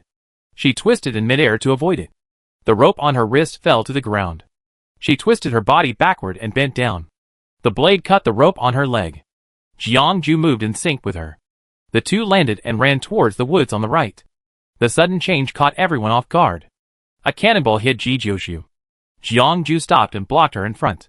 He took off the black crystal pendant and held it in his hand. His mental power released an invisible protective shield that distorted the air. The collision between mental power and the cannonball produced a huge wave. The mask on his face shattered, and his flying silver hair appeared in front of people. The extraordinary mental power was shaking, and everyone lost control of the mecha in an instant. This feeling lasted only a short second, but it was shocking enough. Cyrus' pupils contracted the moment he saw his appearance clearly, and he gritted his teeth and said, Jiangju. All the attacks were blocked by Jiangju. He raised his eyes, and was a little confused about Cyrus's shouting. He asked, Who are you? The tone was too light, neither knowing the person nor caring about the person. Cyrus gritted his teeth and smiled. It's true that noble people forget things easily. We just met half a month ago. I was lying in the medical cabin for so long because of you. Half a month ago? Ji Jiuxiao poked his head out. Didn't Jiangju say that he went back home because of something at that time? Did he meet a star pirate on the way? Why didn't he hear him mention it? Too many people have been defeated by me. I'm not interested in remembering them one by one. Jiangju snapped his fingers, and his mental power formed a vortex that sucked the flying bullets into it. Ji Jiuxia's eyes fell on the vortex of the distorted space, thinking, can mental power reach this point? The battle was about to break out, and the Star Pirates with Cyrus launched an attack. Chief Instructor Zhong Hong personally drove the mecha to the front. Wei Hingji followed closely behind, throwing the folding space box with the mecha to Ji Jiuxiu to block other attacks for her. Ji Jiuxiu didn't walk far, took the box and walked back. With Jiangju standing in front, the road was unobstructed. The mecha can make Jiangju's mental power reach its limit. The two entered the cockpit, and Ji Jiuxiu sat in the co-pilot seat to bandage the wound. Cyrus bid Jiangju tightly, ignoring everything else, and just stared at him and attacked. When the mental power is concentrated on a certain part of the mecha, the shells cannot penetrate it. Cyrus gave up the bombardment and took out the light knife to attack Jiangju. The blade emitting a faint light was like a silent lightning. Ji Jiuxiu became a little interested. I do it. Jiangju, okay. The two completed the exchange of control of the mecha in the blink of an eye. Ji Jiuxiu controlled the mecha to avoid Cyrus's attack and also took out a laser knife from the mecha. This mecha is much smoother and more sensitive than the broken mecha during the exam. She was not used to it for a while and almost tripped herself. Cyrus took the opportunity to cut her arm with a knife. The light knife attached with mental power temporarily disconnected her from the mecha arm, and the artillery fire followed, focusing on her injured arm. The knife cut the mecha arm, and the pain was transmitted to her brain. The continuous shells made the pain worse. Jiangju, do you want to continue? The pain made Ji Jiuxiu frown unconsciously, but it could not shake her will at all. She gave a positive answer. Of course, I will continue. Song Xuedong did not teach her how to control the mecha to fight, but she told her how to observe the enemy's flaws. The mental power covered the arm of the mecha again, and she shook her hand. The mecha was damaged to a certain extent, and the movement was a little sluggish than before, but it was not a problem. Cyrus laughed and said, your strength has dropped to this level after half a month. It seems that you were also seriously injured before, and you are not as relaxed as you pretend to be. The two fought again, and the lightsabers collided with each other. No one was at a disadvantage in the confrontation of mental power. Ji Jiuxiu gradually adapted to the new mecha, and her movements became more and more smooth. The mecha made up for her own lack of strength very well. So far, no one can beat her in the field of mecha close combat. She kicked Cyrus in the abdomen, and as he retreated, she slashed his arm with a light knife, and then opened fire like he had just done. Cyrus's arm fell limply, and the surface flashed with lightning. The left arm of the mecha was useless. The pain was fed back to him, and his expression could be seen through the cockpit of the mecha. He pressed the tip of his tongue against his upper palate and smiled. This is not like your usual fighting style. He looked at Ji Jiuxiu next to Jiangju and raised his hand to make a gun gesture. Ji Jiuxiu, you can't change your style. It's no wonder you can't beat Jiangju if you are so rigid. Cyrus leaned forward, and when Ji Jiuxiu was ready to take the attack, he suddenly turned and ran in another direction. Aircraft! Ji Jiuxiu shouted. Wei Hingji was the closest and reacted in time. He stepped on the hoverboard and shot at Cyrus, commanding others to stop him. Who knew he was still a fake move, rolling into the jungle and disappeared in a flash. Ji Jiuxiu realized that his original purpose was to attract the main force of the army, use other pirates to contain them, and then escape alone with the mecha. He never thought of taking his companions with him, and his cold-blooded and ruthless approach did allow him to escape. Most of the remaining 6 people were injured, and the 2 pirates from Cyrus' faction could not hold on for too long under the siege of the army, and they all received a pair of silver bracelets. The mecha was put away, and Ji Jiuxiu had no time to say a word to Wei Hingji, who came over, and she covered her chest and coughed violently, coughing out fine blood foam. Cyrus's sneak attack when she escaped earlier was not light, and her internal organs were in pain, and she was holding on with one breath. Wei Hingji supported her and called for the aircraft to come and pick them up. She grabbed Wei Hingji's arm, resisting the itch in her throat, and said, I suspect they are making a feint to the east and attacking in the west. Cyrus has dragged all the people here. There must be people from them in the city who are still operating, cough cough cough. If she hadn't seen the irritable and angry expression of Sorrow when he learned that the spaceship couldn't be repaired yesterday, she would even suspect that the damage to the spaceship was a trap. Cyrus is cunning and treacherous. He doesn't care about the safety of his companions, and he can escape the encirclement. Since he chooses to waste time here, it means he has other plans. The instructor Zhong Hong approached. Our people have intercepted them. Your information is very timely. Two instructors stepped forward to take Ji Jiuxiu to the aircraft. Ji Jiuxiu waved his hand, indicating that he could walk by himself. The silver eyes of Jiang Ju beside him slowly faded, and his body swayed and stood unsteadily. Ji Jiuxiu immediately grabbed his hand and skillfully input his mental power, and Jiang Ju's chaotic mental power calmed down a little. All the star pirates were packed up, and Myron looked over here. The moment he saw Jiang Ju's hair clearly, his pupil shook. He rushed over with a group of people to surround Jiang Ju and squeezed Ji Jiuxiu aside. Mr. Jiang, Myron exclaimed, why is it you? Is your mental power starting to become unstable again? Do you have any medicine? The damn star pirate dared to do this to you. Others' attention shifted to Jiang Ju. He lowered his long and dense eyelashes and said lightly, get out of the way. Zhong Hong's expression changed slightly, and he was more nervous than before when he confronted the star pirates. He arranged for people to send Jiang Ju to the hospital quickly, and then turned on the optical brain to dial the communication. Jiang Ju entered the aircraft without looking at Ji Jiuxiu before leaving. When his long silver hair appeared, he took off his ordinary and lonely coat like taking off a mask, and became the lonely and cold person when Ji Jiuxiu first saw him. Ji Jiuxiu covered his chest and pulled Wei Hingji, who was staring at Jiang Ju. Instructor, I'm in pain too. Wei Hingji came back to her senses and helped her get on the aircraft. Who is Jiang Ju? What's special about him? Ji Jiuxiu asked, feeling strange about other people's reactions. Wei Hingji's eyes were complicated. Take good care of your injuries, and don't think too much. Ji Jiuxiu was sent to the hospital, and the doctor asked her to lie in the medical cabin for half an hour. She fell asleep unconsciously while lying there. When she opened her eyes again, she had been transferred from the medical cabin to the ordinary ward, and there were two strangers in the room. The man had fluffy light golden curly hair, deep facial features, and was handsome and unruly. He was sitting on a small stool cracking melon seeds. The stool was too low, so his legs were awkwardly bent and together. He was cracking the seeds so seriously that he didn't even notice that she had woken up. The woman occupied the entire sofa, sleeping with her eyes closed, her long legs crossed on the armrests of the sofa, her dark green hair casually scattered, estimated to be more than 1 meter long. Noticing that she woke up, the woman opened her eyes. Her pupils and hair were the same color, green as if the entire forest was fused together. The tail of her eyes was slightly obturned, matched with the delicate facial features just right, amazingly charming. Woman, do you want to eat? The man looked over. You finally woke up. Do you know who 258 is? He is Jiang Ju. My God, he turned out to be Jiang Ju. The voice and appearance were unfamiliar, but the tone was very familiar. Ji Jiuxiu was not used to the current appearance of his teammates. The end of the exam meant that the grades were set, and the study of this semester was over. Students no longer had to wear masks to cover their faces. How long have I slept? Ji Jiuxiu asked. Why did it feel like the sky outside had changed when he opened his eyes? Only 1 day. Wu San answered casually, pulling the topic back. Why did you change the subject? Aren't you surprised by Jiang Ju's identity? He kept chattering. Ji Jiuxiu rubbed her ears. Her teammates, Jiang Ju's identity, the exam that ended. All kinds of things mixed together, making her mind confused for a while. Ji Jiuxiu interrupted Wu San. Let's talk about it one thing at a time. Now we need to get to know each other again. Hello, my name is Ji Jiuxiu. Finally, it's today. I hope you won't be scared when I say my name.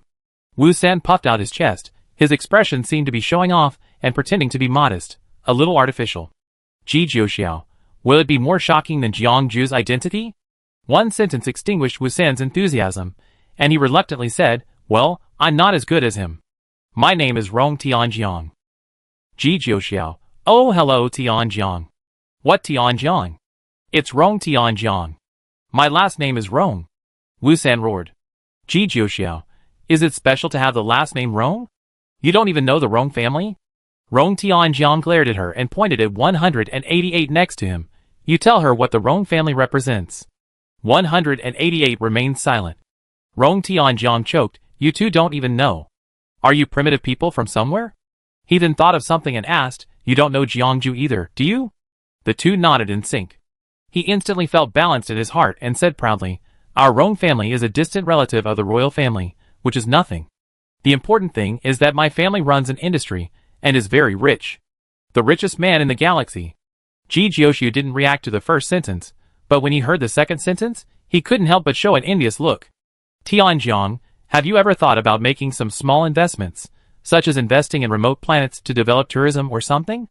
Rong Tianjiang was very satisfied with Ji Jiuxiu's eyes, but was very disgusted with the name. Don't call me Tianjiang. Ji Jiuxiu, okay Tianjiang. Rong Tianjiang, eh. The way he expressed his anger was to refuse to continue communicating with Ji Jiuxiu, and look at another primitive.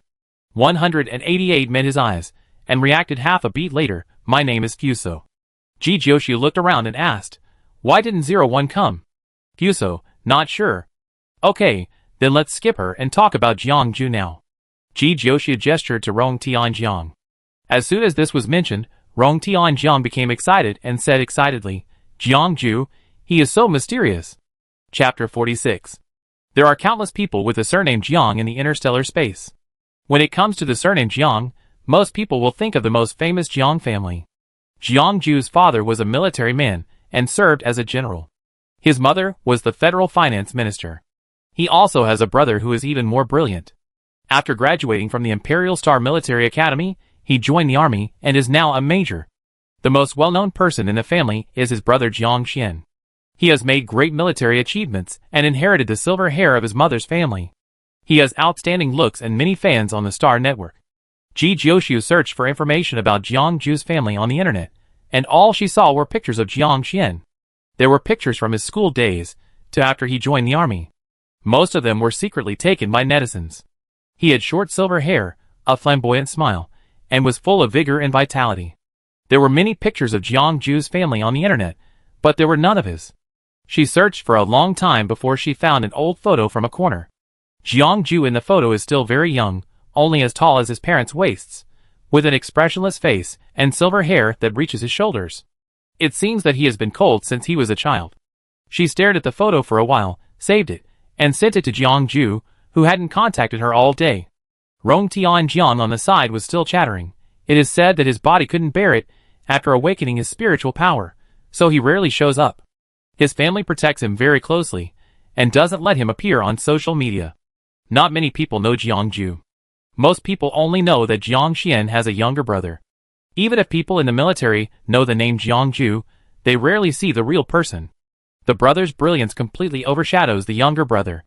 And because his spiritual power is too unstable and his family background is too prominent, he is a precious and fragile porcelain in the eyes of everyone and must be treated with care. Rong Tianjiang kept talking. He never attends social dinners. He didn't even go to Princess Darula's coming-of-age ceremony. I haven't seen what he looks like. Ji Jiuxiu's mind flashed Jiangju's face, and he objectively commented, he looks good. I didn't expect that I would team up with Jiangju. I thought he would go to the Imperial Star Military Academy. He doesn't look very fragile, right? The rumors are not credible. Rong Tianjiang made the final summary. Ji Jiuxiu didn't say anything. If she hadn't continued to provide mental counseling for Jiangju, he didn't know how many times he would have had a mental breakdown. After digging up the gossip about Jiangju, Rong Tianjiang was still not satisfied. He took a sip of water to moisten his throat. Now you know how rare it is to see him, right? Ji Jiuxiu's focus shifted, and he thought of another thing. It turns out that he is not poor. So the reason why he had never ridden a flying motorcycle before was that he had a private aircraft for travel. She was so surprised that she wanted to bring him to debut as a vase to make money. She looked at Fusong and asked cautiously, is your family rich? Fusong grabbed a handful of melon seeds and cracked them slowly, thinking, I am the only one in my family. There are a total of 500 star coins in my card. Is it rich? Ji Jiuxiu's expression instantly became pity. Only she and Fusong were really poor. Tianji said that an instrument that she had taken a fancy to that could control the atmosphere of a planet was about to sell out. She was so anxious that she immediately placed an order and paid in installments. Now she is in debt of 98 million. The three talked about the exam. Because the Star Pirates interfered, the exam ended early. There were still 6 teams left at the deadline, and the results were evaluated based on the number of other people eliminated. We are ranked 3rd. Rong Tianjiang felt a little regretful. If they hadn't left the examination room early to ask for help, they could still have fought for the first place. Ji Jiuxiu, it's okay, I just need to be the first.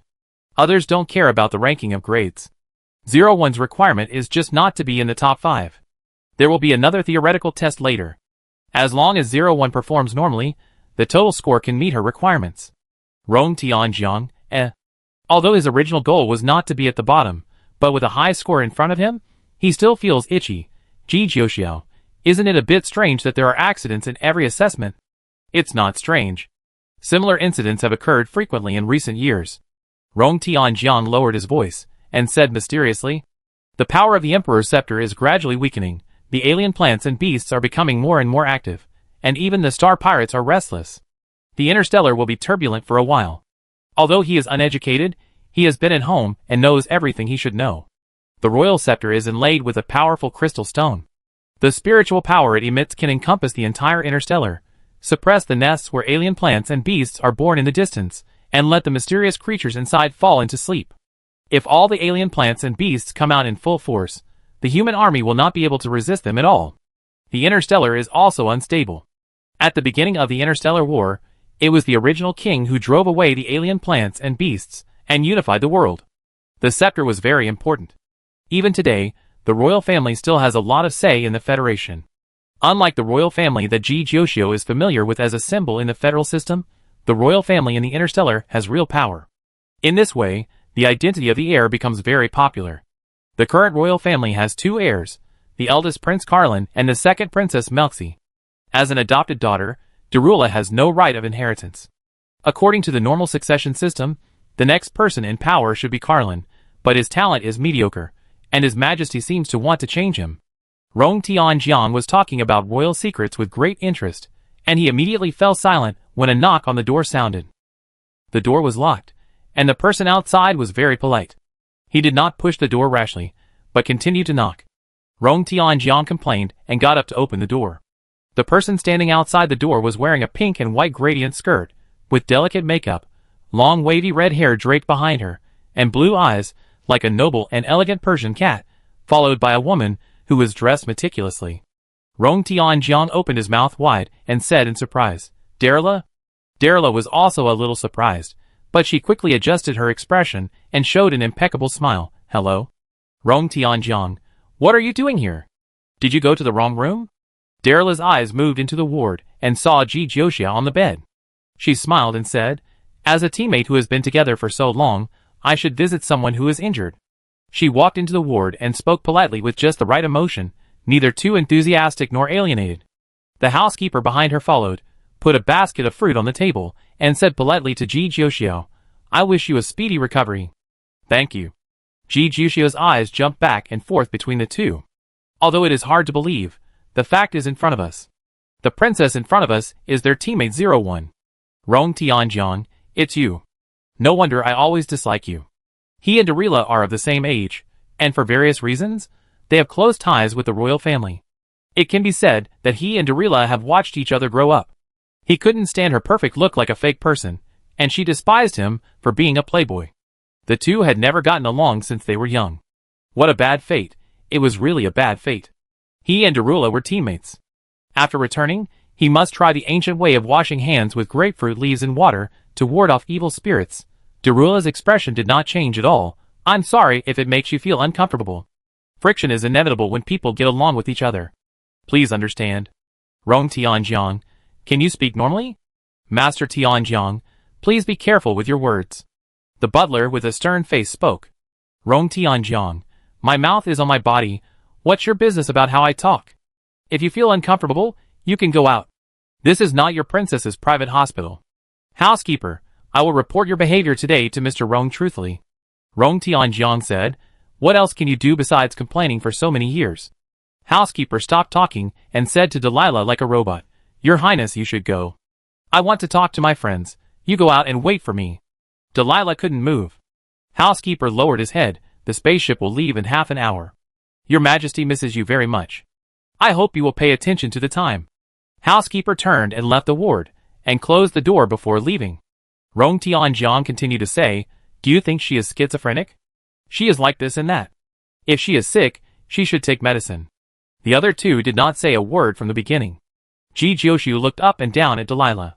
The other party's noble and elegant appearance did not match 01 at all. She could not match the two people together.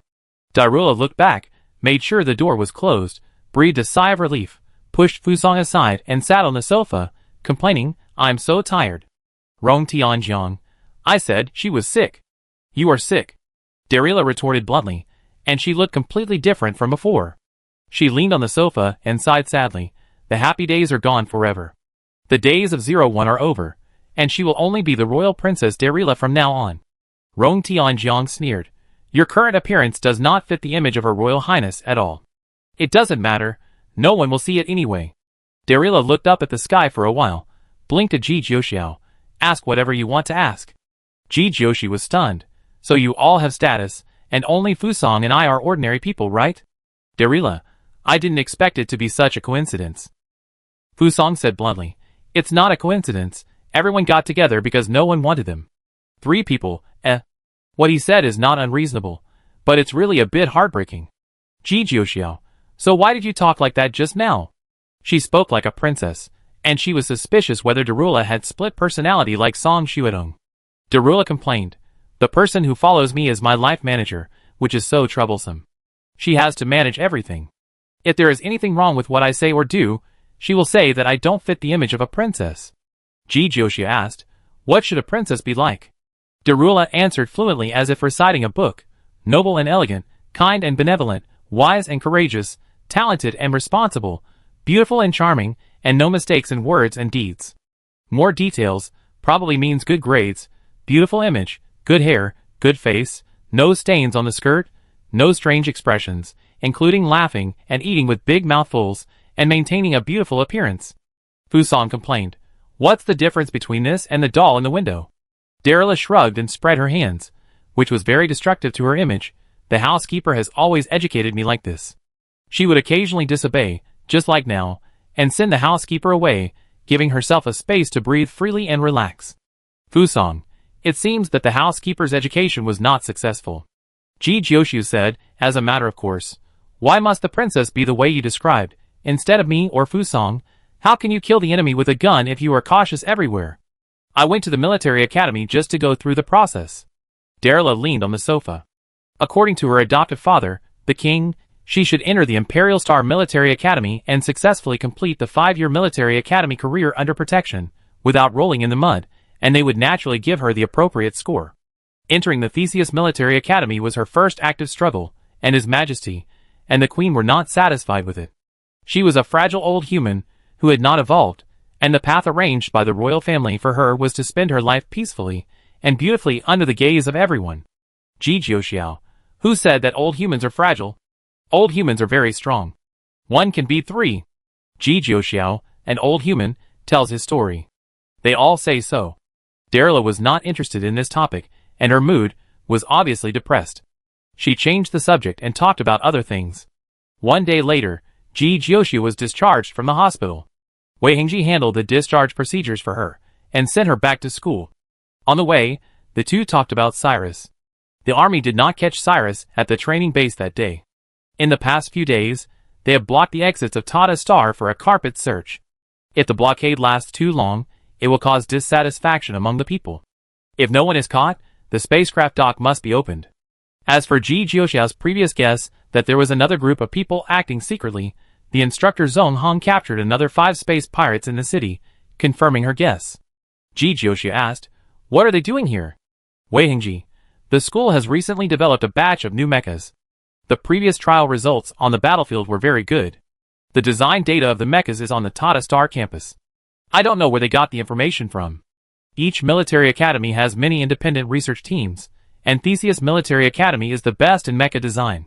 In order to prevent someone from harming the researchers or stealing data and information, the researchers and data of the mechas are absolutely confidential, but they still leaked out. Ji Jiuxiao, can you find out how the information was leaked? Wei Hingji, Instructor Zhong Hong is checking, but I don't think he can find out.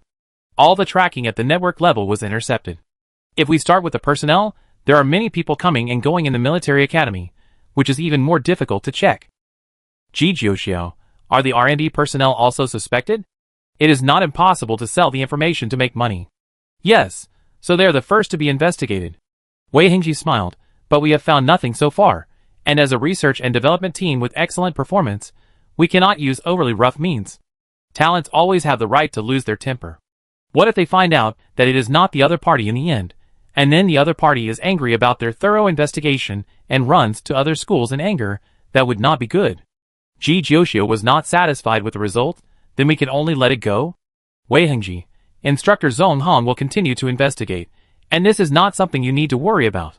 Enjoy your vacation. Holiday? Ji Jiuxiu was stunned.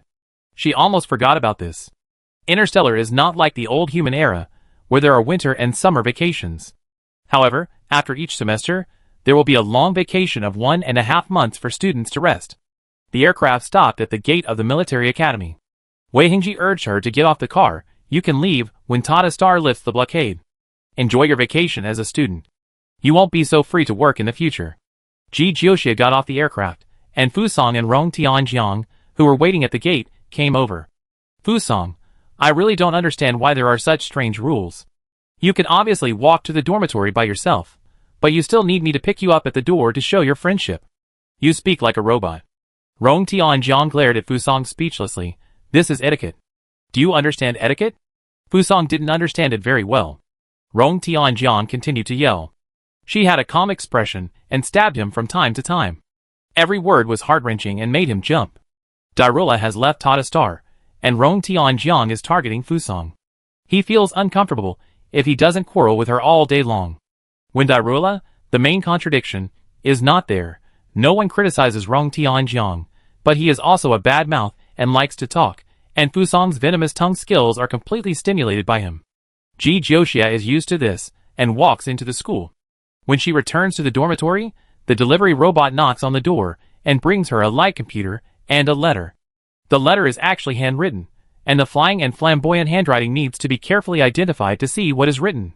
There is only one sentence on it. This is the light computer I promised to give you when we parted last time.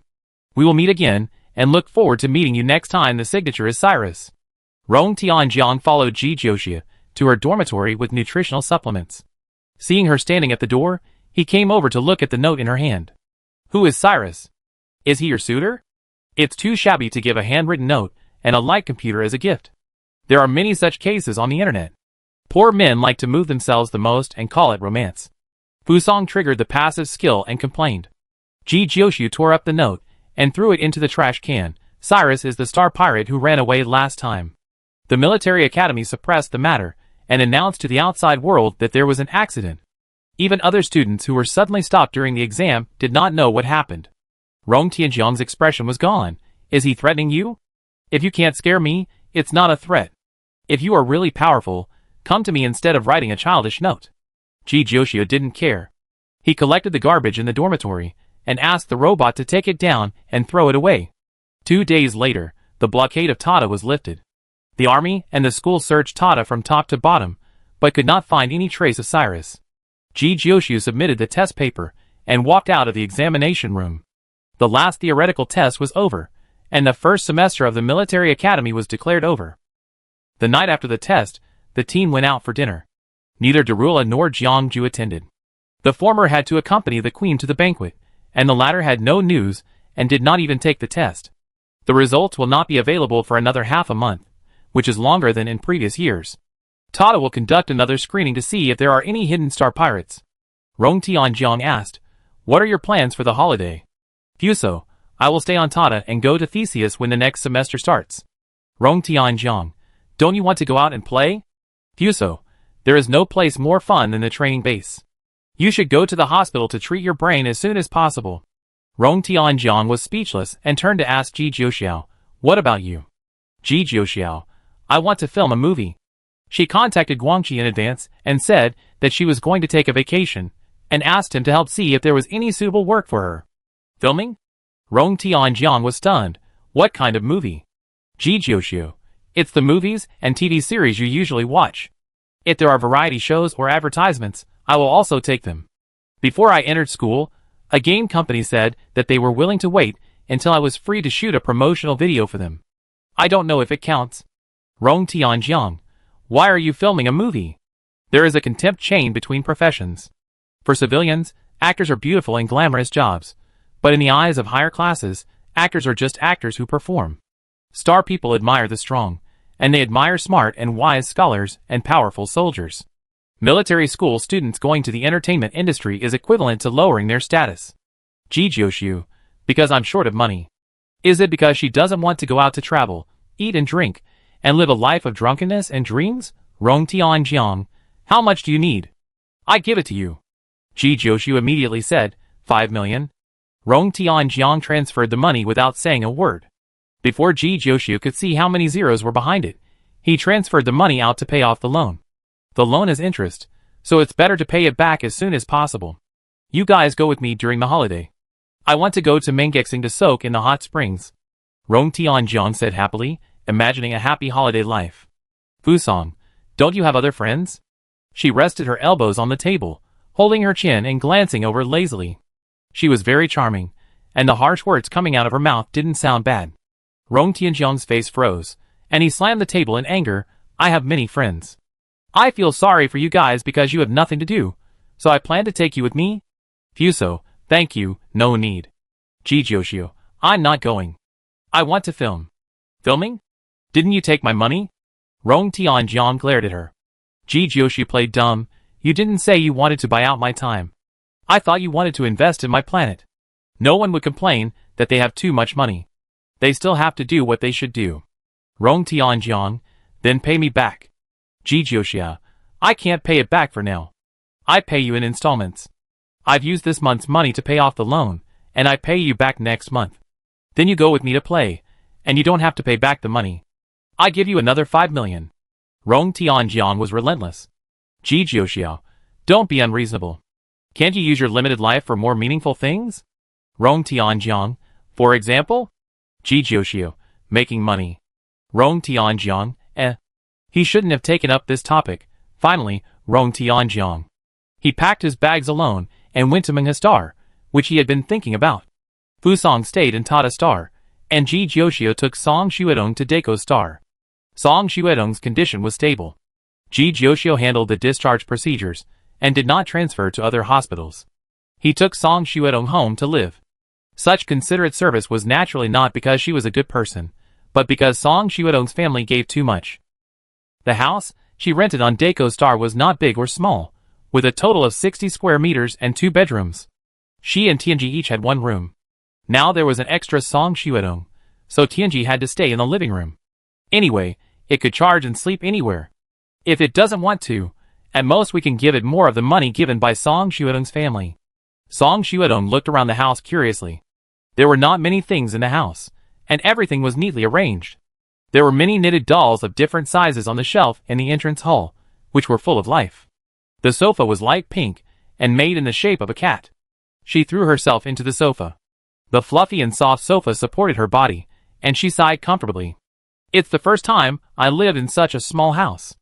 I didn't expect that such a small space can hold so many things. It's quite romantic. Ji Jiushu, I'm not happy if you say that. You used to live in a big house, okay? Tianji said happily. It's the first time someone comes to visit my home. I order some food and have it delivered. I make a big meal tonight to welcome them. Song Xuedong lifted her hair and swung her feet on the edge of the sofa. I'm not here as a guest. This house will be mine in the future. Ji Jiushu ignored her crazy words and actions, put the grass she had been holding outside the balcony, and added some soil and water. Is there something wrong with your grass? It's still like this after so long.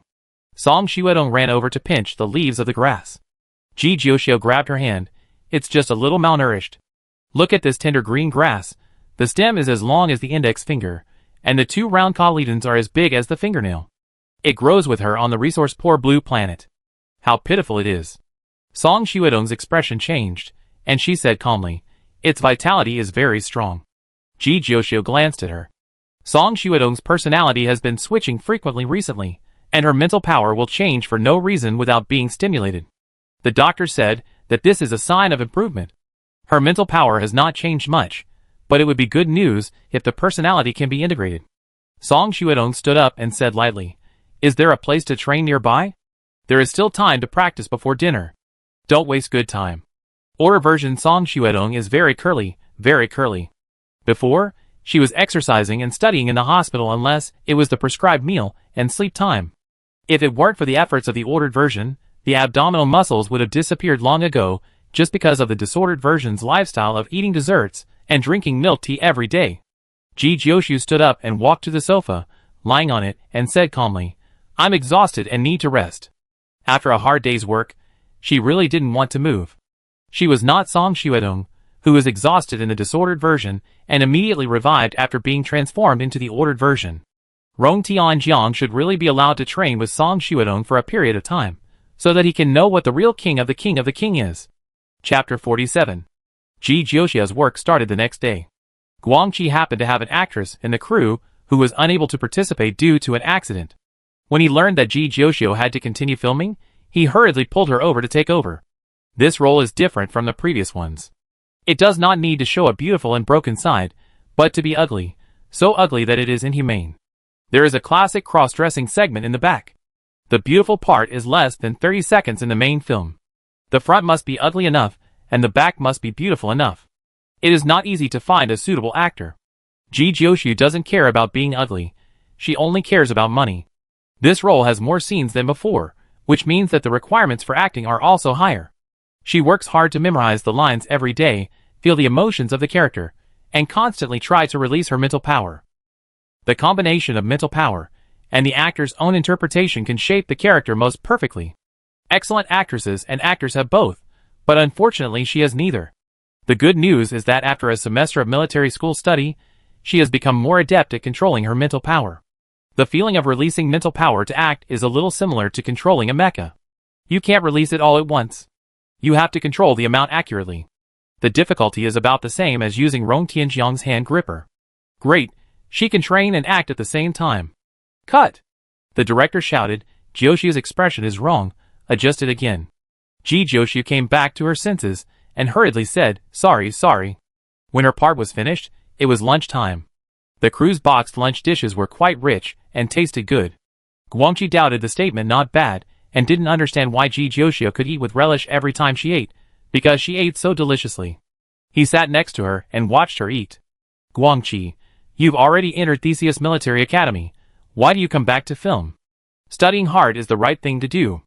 It's not that the film and television industry is bad, but it's full of good and bad people, and the status is low, so it's not as good as joining the army. He rarely opens up to people, but perhaps because Ji Jiuxiu was discovered by him, and has a poor family background, he knows how to be silly all day long, so he always takes care of her a little more. Ji Jiuxiu swallowed the food in his mouth. I'm short of money, and the school doesn't have a rule that says you can't film. Is it because no one has ever done this? Guangqi was speechless. Doesn't the military academy have a monthly subsidy? Ji Jiuxiu nodded yes, but I'm embarrassed to apply for it. She is not really struggling to survive. She is poor because she needs to buy things, which is equivalent to satisfying her personal desires. She has the ability to earn money independently, so the subsidy should be left to students like Fuso. Guangqi thought of what she said before about transforming the blue planet, and said nothing more. I will help you pay attention to some advertising work. Advertisements take a short time to shoot and make money quickly, which is suitable for Ji Jiuxiu, who works during holidays. Thank you. I will invite you to visit my planet when it is built in the future. Ji Jiuxia's eyes curved, and he ate the last bite of rice. Guangqi didn't take her words seriously. She was penniless and had nothing. How could it be easy to build a remote planet? Ji Jiuxiu didn't have many scenes in the afternoon. After filming, she went home. On the way, she received a message from Rong Tianjiang. She clicked it, and saw that he sent a contract. She had seen many similar contracts. During her most popular period, major brokerage companies offered her olive branches, and the pile of electronic contracts could make her light computer jam. Rong Tianjiang called, have you seen the contract I sent you? Sign it quickly. Ji Jiuxiu, I sell my art but not my body. What weird words. Wait a minute. Rong Tianjiang's back was noisy, and the noise gradually decreased after a while. Aren't you going to film a movie? I asked someone and found out that you haven't signed a company yet. This is my new company to support you and make you famous. His voice was too loud, and Ji Jiuxiu turned down the volume of his headphones. I'm afraid your company will go bankrupt within 2 days of signing. Are you talking like a human being? Rong Tianjiang's roar came. Don't worry, I won't interfere with the company's affairs. I recruit a group of industry insiders from other companies to ensure professionalism. Ji Jiuxiu didn't understand. I just take a vacation to make some pocket money. Why do you want to build a company? Don't you have too much money to spend? Rong Tianjiang said, as a matter of course. I have nothing to do, so spending this little money is nothing. Ji Jiuxiu was silent. There was a wall between her and the rich, and she couldn't empathize. She sent the contract to Tianji, and after confirming that there were no hidden unfair terms, she signed her name neatly and sent it back to Rong Tianjiang. Since he has the time to build a company, then just sign it. It would be better if someone could help her screen jobs. Rong Tianjiang. Wait, I find someone to write the script and set up a crew now, and I let you know in a week. Ji Jioxia wondered, isn't a week enough time? Rong Tianjiang. As long as you have money, you can spend 100 million or 200 million. If you can't do it, just get out of the company. What a big deal. It would be great to just give her the money. Ji Jioxia didn't dare to say this, for fear that Rong Tianjiang, who was stupid and rich, would turn into a roaring puppy again. She was moved and said, Xiao Tianjiang, you are so good to me. I will take you to my planet to play when I have the chance in the future. I've heard this hundreds of times. It's faster for me to buy a planet myself. Also, don't call me Tianjiang. Rong Tianjiang hung up the phone with a pop. Ji Jioxia hummed a little tune and returned home, telling Tianji that she had signed the contract and became an artist of Rong Tianjiang's company. Tianji decided to celebrate with a big dinner in the evening to show her support. That night, the company's agent team created a new official operating account exclusively for her on the social software. They posted a post saying that she was back to continue filming, and attached 2 photos of her, with a string of cute little emoticons after the text. Ji Jioxia was asked to log into his account to forward the team's post. After seeing the content of the post, he sighed that professional things should be done by professionals. The photo was a character photo of the Guangxi crew that she had just taken today. The company was extremely efficient and contacted the crew immediately, and even asked the crew's official account to post a separate post for this character. 2 photos, one ugly and one beautiful, with obvious contrast, the number of likes soared visibly. Song Xuedong came over to read with her, and pointed her finger at the small expression behind the text, don't they know you? How can they type such a cute little sweet expression? What's wrong with little sweet? Can't I be little sweet? Ji Jioxia flicked Song Xuedong's finger away. Tianji was busy activating his 1,000 small accounts. Because he hadn't logged in for too long, half of the small accounts were killed. He used the remaining small accounts to like the post, and sent out all kinds of shameful compliments that made people dig their toes into the ground. Ji Jioxia couldn't keep up with the comments. His fans were like robots one by one, and the black fans also arrived at the battlefield and started to fight. She called Song Xuedong, come on, go out and practice driving your mecha. Song Xuedong, how did you know I had a mecha? Ji Jioxia, I didn't know just now, I was just kidding you, now I know. Song Xuedong. Tianji covered her mouth. It's not good to say bad words. I punish you by not letting you eat chicken legs tonight. Song Xuedong. After a friendly exchange, the two reached a consensus and went out together. So on this ordinary afternoon, Song Xuedong saw Ji Jioxia could drive a mecha, her worldview collapsed, and she even wanted to carry Ji Jioxia to the hospital for a physical examination. After Ji Jioxia repeatedly emphasized 800 times that there was no reason for his physical examination, she gave up half believing and half doubtingly. Song Xuedong, why? Ji Jioxia repeated, because my genes are perfect. Song Xuedong, have you ever done a genetic test? Ji Jioxia, no. Song Xuedong, then how do you know your genes are perfect? Ji Jioxia, that's what Tianji said. Song Xuedong, I think you and your robot are both sick. After knowing that Ji Jioxia can control the mecha, Song Xuedong dragged her to test repeatedly, doubled the training level, and completely drained Ji Jioxia before going home. After dinner, Song Xuedong sat cross-legged on the sofa and thought, looked at Ji Jioxia, and said in a low voice, you are not simple. Then, he looked at Tianji again, you are not simple either. One person and one machine ignored her tacitly, and began to watch movies to learn how to act. After entering the military academy, she fell behind in her acting studies, and now it's time to learn again. Song Xuedong had a deep look on her face, mumbling to herself. Tianji was afraid that she would chew her fingers, so he stuffed a piece of teething biscuit into her hand. She opened her mouth and bit it piece by piece, making a crunching sound. Tianji was distracted by reading the comments about Ji Jioxia on the Star Network. The post released by the company at noon had been on the hot search on the Star Network. She was the only military school student to act, and her popularity was still soaring. Ji Jioxia's optical brain message notifications never stopped. Various familiar and unfamiliar people sent her messages. She turned on the Do Not Disturb mode and thought about whether to hand over this account to the company for operation. The people who praised and scolded each other on the internet accounted for half. The praises were basically good grades, good acting skills, and good looks. The scoldings were varied, and the spearhead was aimed at her identity as a military school student. Some said that she couldn't stay in the military school and was expelled from school, so she came back to the film and television industry. Some said that she was at the bottom of the grades and degenerate. They said it with details, and even a few people who claimed to be insiders of Theseus Military School appeared. Tianji was arguing with the haters, while analyzing the emotional expression of the heroine of the movie with Ji Jiushu. He also had to take time to see if Song Shuadong was making trouble. Its optical computer rang with a communication request ringtone, and the note name was Wu San. It clicked to connect. Rong Tianxiang's loud voice echoed throughout the house. What is Ji Jiushu doing? Why didn't he answer my call? Forget it, this is not the point. I have seen all the news on the internet. What nonsense is it? You can let her rest assured. I will have someone control public opinion. He chattered a lot, and Ji Jiushu next to him squeezed into the communication screen and said blankly, What are you talking about? Rong Tianjiang, didn't you see the comments on the internet? I didn't pay attention. I was busy learning how to improve my acting skills. Ji Jiushu showed the screen of his optical computer playing a classic movie. Rong Tianjiang didn't know how to respond for a moment, and said oh, and turned off the optical computer. He returned to the software page, and saw the bad reviews about Ji Jiushu as soon as he refreshed it. After asking others to deal with it, he was still angry, so he just started to curse at netizens. Tianji found this unusually active new account, carefully hacked into the Star Network, and found that it was Rong Tianjiang. He immediately explained his identity, and shared his cursing skills enthusiastically.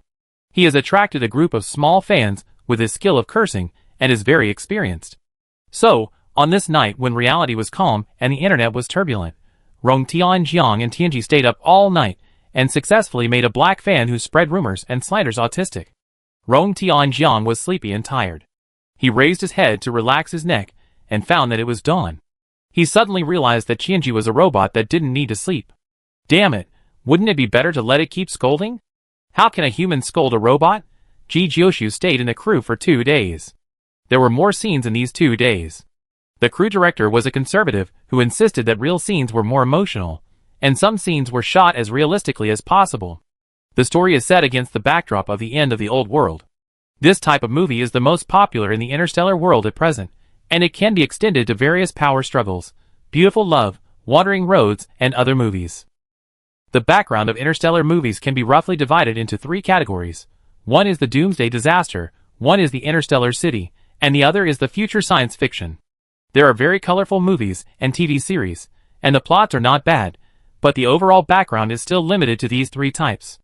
Interstellar has too little knowledge about the old world, so their imagination of the past mostly stays in the end of the world.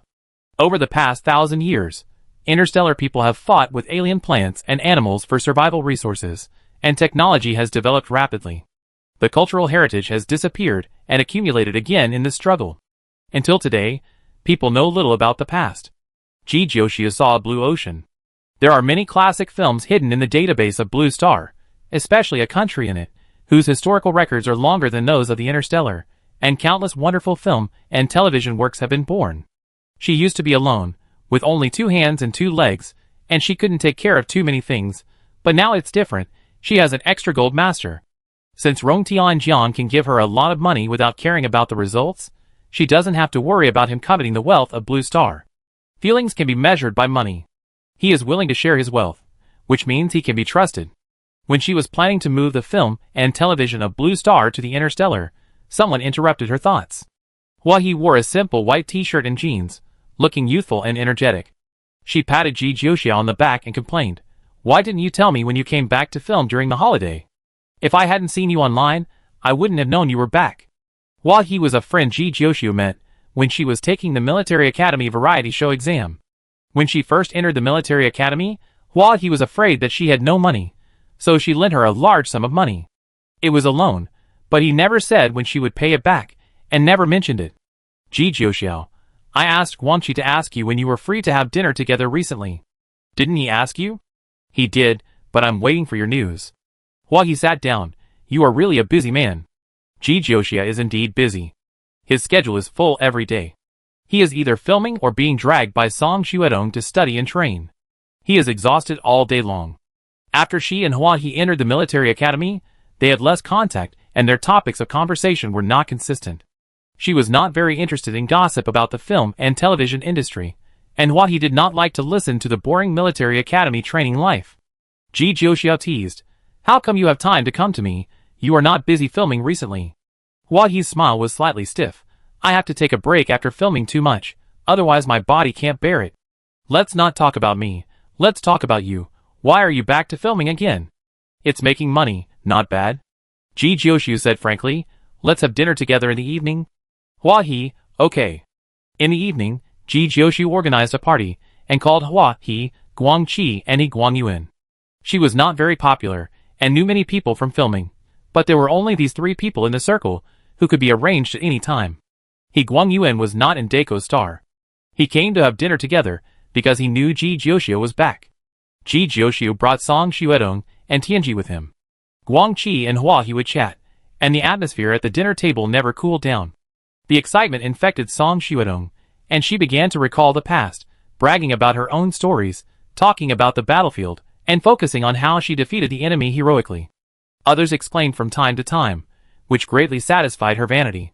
She suppressed her eyebrows, and raised the corners of her mouth slightly, suppressing her complacent expression, and her profile was extremely beautiful. Hua He and the other two did not take it seriously, just thinking she was joking.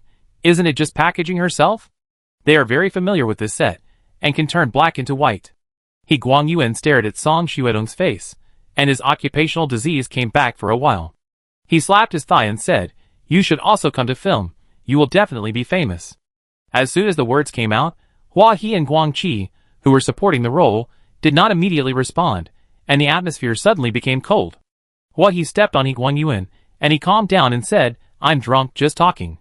Not all soldiers are like Ji Jiuxiao, who can accept the idea of filming. You told me the same thing at the beginning." Ji Jiuxiu took a sip of water and pretended to be deep. "I'm still not popular." Everyone laughed, and He Guang Yuan defended himself. "It's not my fault. You went to school and didn't have time to film, and you didn't want to sign a company. No one continued to post marketing posts for you, so your popularity slowly went down." Speaking of this, Ji Jiuxiu raised his glass and said, "I'm signed to a company now." Guanqi was puzzled. "Which one?" "Ji Jiuxiao. It's newly opened, called Chongshang Yinshao. The name is a bit childish and embarrassing to read." The three people in the circle discussed it all at once, opened the light brain to contact and inquire, and soon dug out all the company's information. "What?" he said worriedly. "It's a new company. The people in it are a little famous in the circle, but I heard that they haven't started signing people yet. Is it reliable?" "Oh, it's okay. My friend opened it." Ji Jiuxiu casually dropped a heavy bomb. The three of them screamed, and He Guang Yuan said with a smile, "I didn't expect you to be so successful in secret. Don't forget me when you become successful in the future." Hua He hesitated and asked, "Such a big deal, is the friend you are talking about a serious friend?" One question calmed the three of them down, and 6 pairs of eyes stared at Ji Jiuxiu. "Guangqi, you must not go the wrong way. Are there any non-serious friends?" Song Xuedong interrupted in confusion. Guangqi hesitated. That? Ji Jiuxiu continued, "I met her at school. She is my teammate who worked on the mission with me." "Don't worry." The three of them breathed a sigh of relief, but they still didn't dare to worry. They told Ji Jiuxiu about several stories in the circle who served as canaries for the big guys and ended up with tragic endings. The three people's words sounded incomprehensible to Song Xuedong. "Do you think she will suffer? Star pirates can't get any good in her hands. She has peeled off the skin of A-level alien plants. They are actually worried about her." He Guang Yuan sighed. "She is very miserable. She grew up alone on a remote planet since she was a child." "Not alone, there is me," Tianji interrupted. He Guang Yuan changed his words. "We grew up alone since we were young. We haven't come into contact with many people, and don't know how dangerous society is. She is very stupid. She didn't even know that she was deceived." While he continued, talking about the story of Ji Jiuxiu being cheated when she first started filming. Song Xuedong was speechless for a moment. She could only say that Ji Jiuxiu's growth rate was amazing. He had evolved from a little white rabbit to an old fox. They knew Ji Jiuxiu at different times, and they still regarded her as a rabbit. She was a little curious about filming. Can attack-oriented mental power also be used for filming? Ji Jiuxiu, just be a vase. Attack-oriented mental power cannot be integrated into the performance to give the audience an immersive experience, but it is still okay to play an insignificant small role. Everyone saw that Song Xiaodong was interested, and they gave her advice, and proposed to take her to be an extra tomorrow to experience it. The topic was brought to the hot search on Xinguang. Talking about the fans and black fans who tore each other apart under Ji Jiuxiao's post, Song Xiaodong was excited and opened the optical brain to search for comments on Ji Jiuxia's related entries. Negative comments were mainly focused on her returning from military school to film, suspecting that she dropped out because of poor grades or lack of stress resistance. Rong Tianjiang's suggestion to use trolls to clean up the situation was rejected by the company. Now there are more black fans than real fans, and the internet is full of doubts. Song Xiaodong read the comments with interest. They are all scolding you, and the fabricated stories are as reasonable as the real ones. Don't you clarify? There is no point in arguing. It's a waste of time. Ji Jiuxia was eating fruit and had an idea. Do you think they will compensate if I sue them for defamation? Wahi, they will apologize, but not compensate. Ji Jiuxia lost interest immediately. Forget it. The comments on the internet are not alien plants or alien beasts, and they can't rush to her and really hurt her. She is mentally strong enough and will not be affected by public opinion. The company that operates Ji Jiuxia's official account did not issue any response, but only quietly released some stills and promotional pictures, relying on her popularity, and the TV series became popular before it was broadcast. When the popularity reached its peak and gradually declined, the company sent out screenshots of Ji Jiuxia's results. The scores of each assessment were listed in it, clearly and without doubt. Ji Jiuxia. The 3 words overwhelmed everyone and ranked first, and a stone stirred up 1,000 waves. The water surface that had just calmed down was once again stirred up by huge waves. Xiaoxiao got in with a high score. How could it be bad? Has the black fans been slapped in the face? They can't eat grapes and say grapes are sour. I know Xiaoxiao is the best. Xiaoxiao must have had a hard time after entering the military academy and filming. Why don't the black fans say anything? Do they still doubt the fairness of Theseus Military Academy? If you doubt it, speak out boldly. We support it very much, but we are afraid that you can't stand it. The results came out 2 days ago, but the company has not made any moves. It was released during the period when the popularity was slightly declining, slapping the black fans in the face and raising the popularity again. Otherwise, how can we say that they are professionals? Ji Jiuxia admires this operation very much. Starnet is a battlefield, and this is the company's tactics. Black fans have shut up, and fans are enthusiastic. There are more and more flattery about Ji Jiuxia, and various high-resolution Reuters pictures are active in major marketing accounts. Ji Jiuxia called Khan, the head of the brokerage team, and asked him to withdraw the water army. The embarrassing flattery made her dig her toes. Khan is very active, and will withdraw as soon as he says. She knows who her real boss is. Rong Tianjiang is a fake, and Ji Jiuxia is the boss. She asked tentatively, what route do you want to take? Ji Jiuxia was asked. She has always been a matter of what she has, and has never thought about such a deep career question. She could only give a vague idea. You don't need to post anything specifically, just be yourself. Whether you are popular or not, it doesn't matter, as long as you can make money. Khan was a little surprised and replied, okay, I understand. After hanging up the call, she turned around and changed the luxurious queen-style photo she planned to shoot, and changed Ji Jiuxia's label to chic, sassy, and calm. She got an overly generous monthly salary, and only had to serve Ji Jiuxia, who was particularly easy to talk to. If she didn't make some achievements, she would be embarrassed. Ji Jiuxia, who caused a storm as soon as he appeared, was fertilizing the grass. He was a little homesick after leaving Blue Star for so long, and he would go back after the filming was over. Blue Star was too far away, and the shop that repaired the atmospheric instrument was unwilling to deliver the goods, so she had to move it herself. The instrument was not small, and she had to find a special ship to transport the goods. She called Rong Tianjiang's communication. Xiao Tianjiang, how have you been recently? Are you interested in going to my planet to play? Chapter 48. Rong Tianjiang readily agreed and happily prepared the cargo ship. Ji Jiuxia also sent invitations to several other teammates. Darula and Fuso said they didn't have time, and Jiangju never replied. Since she separated from Jiangju last time, she has not received any news from him. Darula openly discussed him in the teen group, saying that he was fine and ignored people because he might have a problem with his brain. I don't know if it's because she has been with Fuso for too long, but Darula's harsh words are one after another. After so many days apart, everyone will post pictures of their lives in the group. Darula's pictures are endless banquets and etiquette classes, and she learns the music, chess, calligraphy and painting of the upper class. Fuso mostly posts flowers, plants and food from the training base, and seems to be living a comfortable life. Rong Tianjiang posted the most pictures, from food from various high-end restaurants to magnificent buildings, and it can be seen that he spends money like water. When Ji Jiuxiu was about to turn off the optical computer to study, an entry jumped into her eyes. She caught the words Jiangxian in it, and clicked on the entry to enter the social software. A picture appeared in front of her. The photographer took a sneak shot from a corner, and the picture was a little blurry. In the middle of the picture was a silver-haired man wearing work clothes. He turned sideways to the camera and showed most of his face. He was smiling and talking to the person next to him.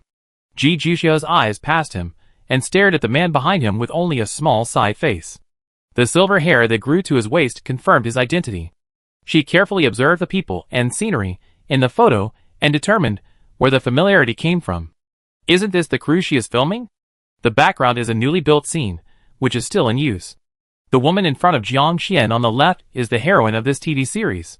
She laughed in anger, so Jiang Ju appeared in Daco Star and came to her crew, but didn't come to find her. As long as Jiang Ju took a look at the message in the group, he would know where she is now. She sent some pictures of the crew to the group. Is he ready to part ways with everyone after the cooperation? Ji Jiuxiu's fists were hardened. They have been together for a semester, and there is some affection between them. What does he want to do by unilaterally disconnecting without saying a word? She sent the pictures to the small group and denounced Jiang Ju's ruthlessness. Rong Tianjiang was the first to respond, and quickly bought water troops to push the post to the hot search, and the keyword also changed from Jiang Xian to Jiang Ju. He said confidently, although I don't like him, at least we have brushed points together and slept in the forest. He is the only friend I don't want to make, and no one else has taken the initiative to break up with me. He took a sip of the drink, and the purple grape sparkling water swayed in the transparent glass cup, and he put the cup down heavily. With a light sound, the cup fell on the table. The wine splashed at the bottom, reflecting the silver hair. Jiang Xian looked at the picture that was spreading quickly, tapped the glass with his fingertips, and said casually, "What do you think the person behind it wants to do? You think too much. Can't it be because he is more handsome than you?" Danny joked with his friend. As the popularity increased, the discussion also increased. It was no longer a one-sided topic of the water army, and the comments of passers-by gradually increased. Who is this? I heard that Jiang Xian has a younger brother, is it him? The younger brother is so handsome. The sense of brokenness is full. Why haven't I seen him before? Long hair, so special. I am the only one who pays attention to them. Are they in the survival crew? I also want to visit the set. Jiang Xian clicked on the light brain and said casually, since he was 5 years old, all media have known not to spread any photos of him. He passed by Tata Star and heard that Danny was here with his girlfriend filming a movie. He came to see it on a whim. It was normal to be photographed. What was abnormal was the popularity of this picture. Why? Tina asked curiously. Danny put away his smiling expression and said half jokingly and half seriously, because Jiang Ju was in very poor health when he was a child. He almost died several times. So the Jiang family pursued ancient metaphysics, saying that too much exposure at a young age would affect his luck. Tina looked at Jiang Ju after hearing this. He rarely spoke, like a silent tree. His figure was not as thin as a person who had been ill for a long time. Instead, he was healthy and strong, with a thin waist and long legs comparable to a model. The source of his pain was not in his body, but in the spiritual power inside his soul. Jiang Ju noticed her gaze and looked over. His eyes were so cold that they were almost piercing. Tina subconsciously looked away. Danny sighed. I haven't seen Xiaojue for a long time. I feel that you have changed a lot. He sat there and automatically attracted everyone's attention without doing anything. On the one hand, his spiritual power was too oppressive, and on the other hand, it was because of his appearance. Jiang Xian refreshed the software page, and most of the posts about Jiang Ju were gone. The media that had just been criticized were as quiet as chickens. Jiang Ju, no need to care. Jiang Xian, as soon as there was a sign of unrest at the top, the people below began to test it. We can't just let others bully us without fighting back. Maybe it's just a joke. You think too much, Jiang Ju said coldly. He thought of the old photo in the dialogue box from many years ago. The behavior of Xingwang promoting the picture is no different from sending the old photo to him. The focus of online comments is on appearance, which is the most insignificant thing, like a small prank that he has to see. Is she angry? This sea of water army, Is it Rong Tianjiang who pays for it? You don't understand. Jiang Xian shook his head, and when he was about to say something, his finger accidentally touched the light computer, and the video automatically played. Everyone, the person who only shows half of his face in the picture is Jiang Ju. His facial features are delicate and don't look like a real person, and he is no less than his brother. Jiang Xian turned off the light computer with a cold face. In just a short while, various related posts popped up like mushrooms after rain, and they were even more than before. He crushed the walnut in his hand. The walnut made a click and broke into two halves. Rong Tianjiang picked out the walnut meat and put it in his mouth, showing the light computer screen proudly. Someone opposed him and wanted to remove the entry. He urgently notified the company to buy another batch of Water Army and find the media to forward it. Although some media did not take this job, as long as the money was enough, there would always be someone willing to do it. Ji Jiuxiao, okay, stop playing, it's boring. No! Rong Tianjiang was aroused by his competitive spirit. If he doesn't stay on the hot search for 24 hours today, I won't be named Rong. Comparing money with him, he wants to see who can last longer. This storm lasted for a long time. So long that the popularity of the movie heroine Tina and her boyfriend and Jiang Xian in the same frame was suppressed, and even suppressed the entries related to Ji Jiuxiu.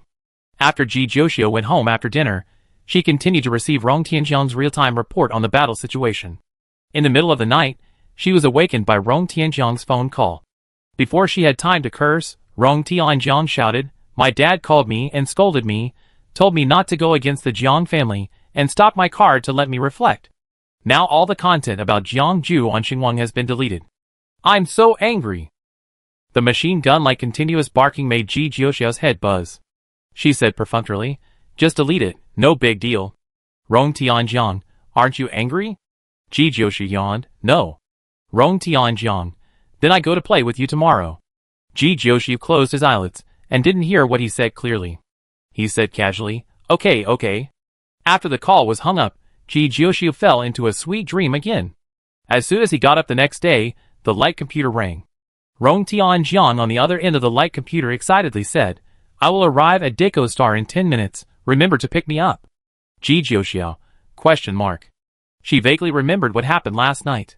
It was no problem for Rong Tianjiang to come to Deco Star, but she had to shoot the last scene today and had no time to pick him up, so she sent Tianji to pick him up. A new day begins, and new work is waiting. In the middle of the filming, he went to the crew to find Ji Jiuxiu. She looked at the set curiously. Someone she knew greeted her, and she responded with a smile. "Ji Jiuxiu, I will finish one more scene, and we can go back together. Take your time, there is no rush." He shook her head, "I am here to say goodbye to you. I am going to go back to my big villa and lie down. I will not play with you anymore. See you next time." "Ji Jiuxiu, won't you go to Blue Star with me?" He smiled. "Let's go next time if we have a chance." Ji Jiuxiu sent he to the station outside, and after watching her leave, he returned to the makeup room of the crew. Her last scene was a good one, and the ugly makeup on her face had to be removed and repainted. As soon as she walked to the door of the dressing room, she heard a conversation coming from inside, and her hand that was about to push the door stopped. He was so popular before, but now she is quiet. She was hidden, and her works were not released. The last time I saw her on the street, she was handing out flyers. She looked so shabby. What happened? Before, a young master fell in love with her and wanted to pursue her. She refused and insulted him, so she was hidden and disappeared from then on. No way, if she doesn't agree, then don't agree. Why humiliate her? It's not humiliating. She just told the truth. It's true that the young master has a wife and is still flirting with others. Don't say I said that. The two of them turned to other topics. Ji Jiuxiu's hand hanging on the door fell down, and the knock on the door interrupted their conversation. The things on his face were taken off, and Ji Jiuxiu let the makeup artist fiddle with it, and his thoughts drifted to other places. Huahi's family is not good. Her mother is disabled, her father is seriously ill, and she has a younger sister who goes to school. The family's livelihood depends on her alone. She worked hard and made a name for herself in the film and television industry within a year. She was sunny and cheerful in the variety show entrance examination for Military Academy, and was determined to win the award for Best Actress. In less than half a year, her life was turned upside down because of a rubbish person. Ji Jiuxiu contacted Rong Tianjiang. "Have you seen Tianji? You didn't come to pick me up in person, and you still have the nerve to call me." Rong Tianjiang was dissatisfied, speaking vaguely, accompanied by a crunching sound, as if he was eating. Ji Jiuxiao, is your company still signing people? Rong Tianjiang, it's expensive enough to support you. I'm not interested in supporting another one. Ji Jiuxiao, I recommend someone to you. She won't waste your money, but will make money for you. Make money? Rong Tianjiang chewed on a candied strawberry. Okay, you contact the company yourself. I don't care. You can sign whoever you want. Ji Jiuxiao, one more thing. Do you know Jude? Rong Tianjiang, I don't know him. What's wrong? Ji Jiuxiao, nothing. I just want to bankrupt him, but I don't know much about business. The weather is cold. Jude should go bankrupt. Rong Tianjiang, oh, bankrupt. Cough cough cough, what bankruptcy? Ji Jiuxiao, it means to make the other party lose money and status, and disappear from the film and television industry forever. I know what bankruptcy means. Rong Tianjiang put down the candied strawberry. What do you want to do? Ji Jiuxiao, make Jude bankrupt. Rong Tianjiang, Unable to get an answer from Rong Tianjiang, and he didn't seem to understand, Ji Jiuxiao ended the call, and thought about what to learn to achieve his goal. In the corner, a pair of eyes looked at her, listened to the entire call, and watched her leave. After a long time, he turned around and prepared to leave. Ji Jiuxiao stood behind him without knowing when. She crossed her hands in front of her chest, and raised her chin to glare at him. The quiet corner was filled with debris, separating it from the hustle and bustle. Ji Jiuxiao tilted his head slightly. His dark eyes seemed to be able to see through people's hearts. Is it fun to eavesdrop? Jiangju. I didn't mean to eavesdrop. He came here before her. There were too many debris. She blocked the exit in front. It would be easy to make noise if he walked from another place. He didn't want to disturb her, so he had to wait silently. Oh, really? Ji Jiuxiao stretched out his tone. Then you showed up on the crew to give me a surprise? She didn't mention the widely circulated pictures on the star internet, pretending to know nothing about his existence, pretending to be naive, waiting to see his reaction. Jiangju was silent for a moment, took out a small box and handed it to Ji Jiuxiao, and replied, Happy birthday. Ji Jiuxiao, ah? This move caught her off guard. Jiangju turned the tables, and she became the one who didn't know how to answer. It was obviously Jiangju who was wrong first, coming to Dakostar but not looking for her. Why did the current scene seem to turn into her being a bully and Jiangju being a kind little sheep? She abandoned the roundabout way of chatting, and got straight to the point. What are you doing on Dakostar? Jiangju, my brother and I are going to Emperor Star, passing by Dakostar, and came to see it by the way. So this was originally planned to be given to someone else, and I caught it so I took it out to apologize? Ji Jiuxiao pointed to the palm-sized box in his hand. No. Jiangju denied, and handed the box forward. This is a gift that has been prepared long ago. The box lay in Jiangju's palm. Ji Jiuxiao did not pick it up, and he held it. She stretched out her hand to open the box, and inside was a chip the size of a fingernail, all black, with the 3 numbers 500 printed on it. After working in the film and television industry, she has seen some small worlds. This is a bank card without a password, which can be used by inserting it into the optical computer. As for the amount of 5 million or 500 yuan, you have to see it to know. After closing the box, she took back her hand. So you are not going to explain your behavior during this period? Jiangju, aren't you angry about my deception? Ji Jiuxiao, deception? Jiangju, I am not what you think. Ji Jiuxiao thought back. If he had to say that Jiangju was deceiving, it would only be that he was not poor. You didn't say you were poor, it was my subjective opinion. What's there to be angry about? Would I want you to have a poor family and a hard life? You are the first person to contact me. Jiangju lowered his eyes. Ji Jiuxiao, so? I have no friends, and I don't need any. Jiangju said coldly, this is a gift for you, happy birthday. In the team chat, Darula and Rong Tianjiang often discussed gossip about Jiangju. He was too mysterious and always aroused people's curiosity. They belonged to the same class as Jiangju, and knew more about him than others. Indifferent, weird, and withdrawn. These were the labels they gave him. Compared with the introverted 258, when he was Jiangju, all his characteristics were infinitely magnified, with a piercing indifference. Ji Jiuxiao lowered his head and said sadly, I don't want money, I want flowers. No one has ever given me flowers, and no one has ever said happy birthday to me. Jiangju held the box, his expression still cold and distant. After a while, he asked, what flowers do you want? If you have money, spend whatever you want. Ji Jiuxiu took the box from him, looked up at him, and said with a tut. Xiao Jiang, if you want to break up, just be thorough. Why give me a birthday gift? Isn't it obvious that you are still lingering? Jiangju opened his eyes wide. This was his most vivid expression since they met. Ji Jiuxiu patted his shoulder, his eyes flashing with tiny lights. It's a pleasure to make friends with you. It's so easy to manipulate Jiangju. Xiaoju's friend. A voice interrupted their conversation.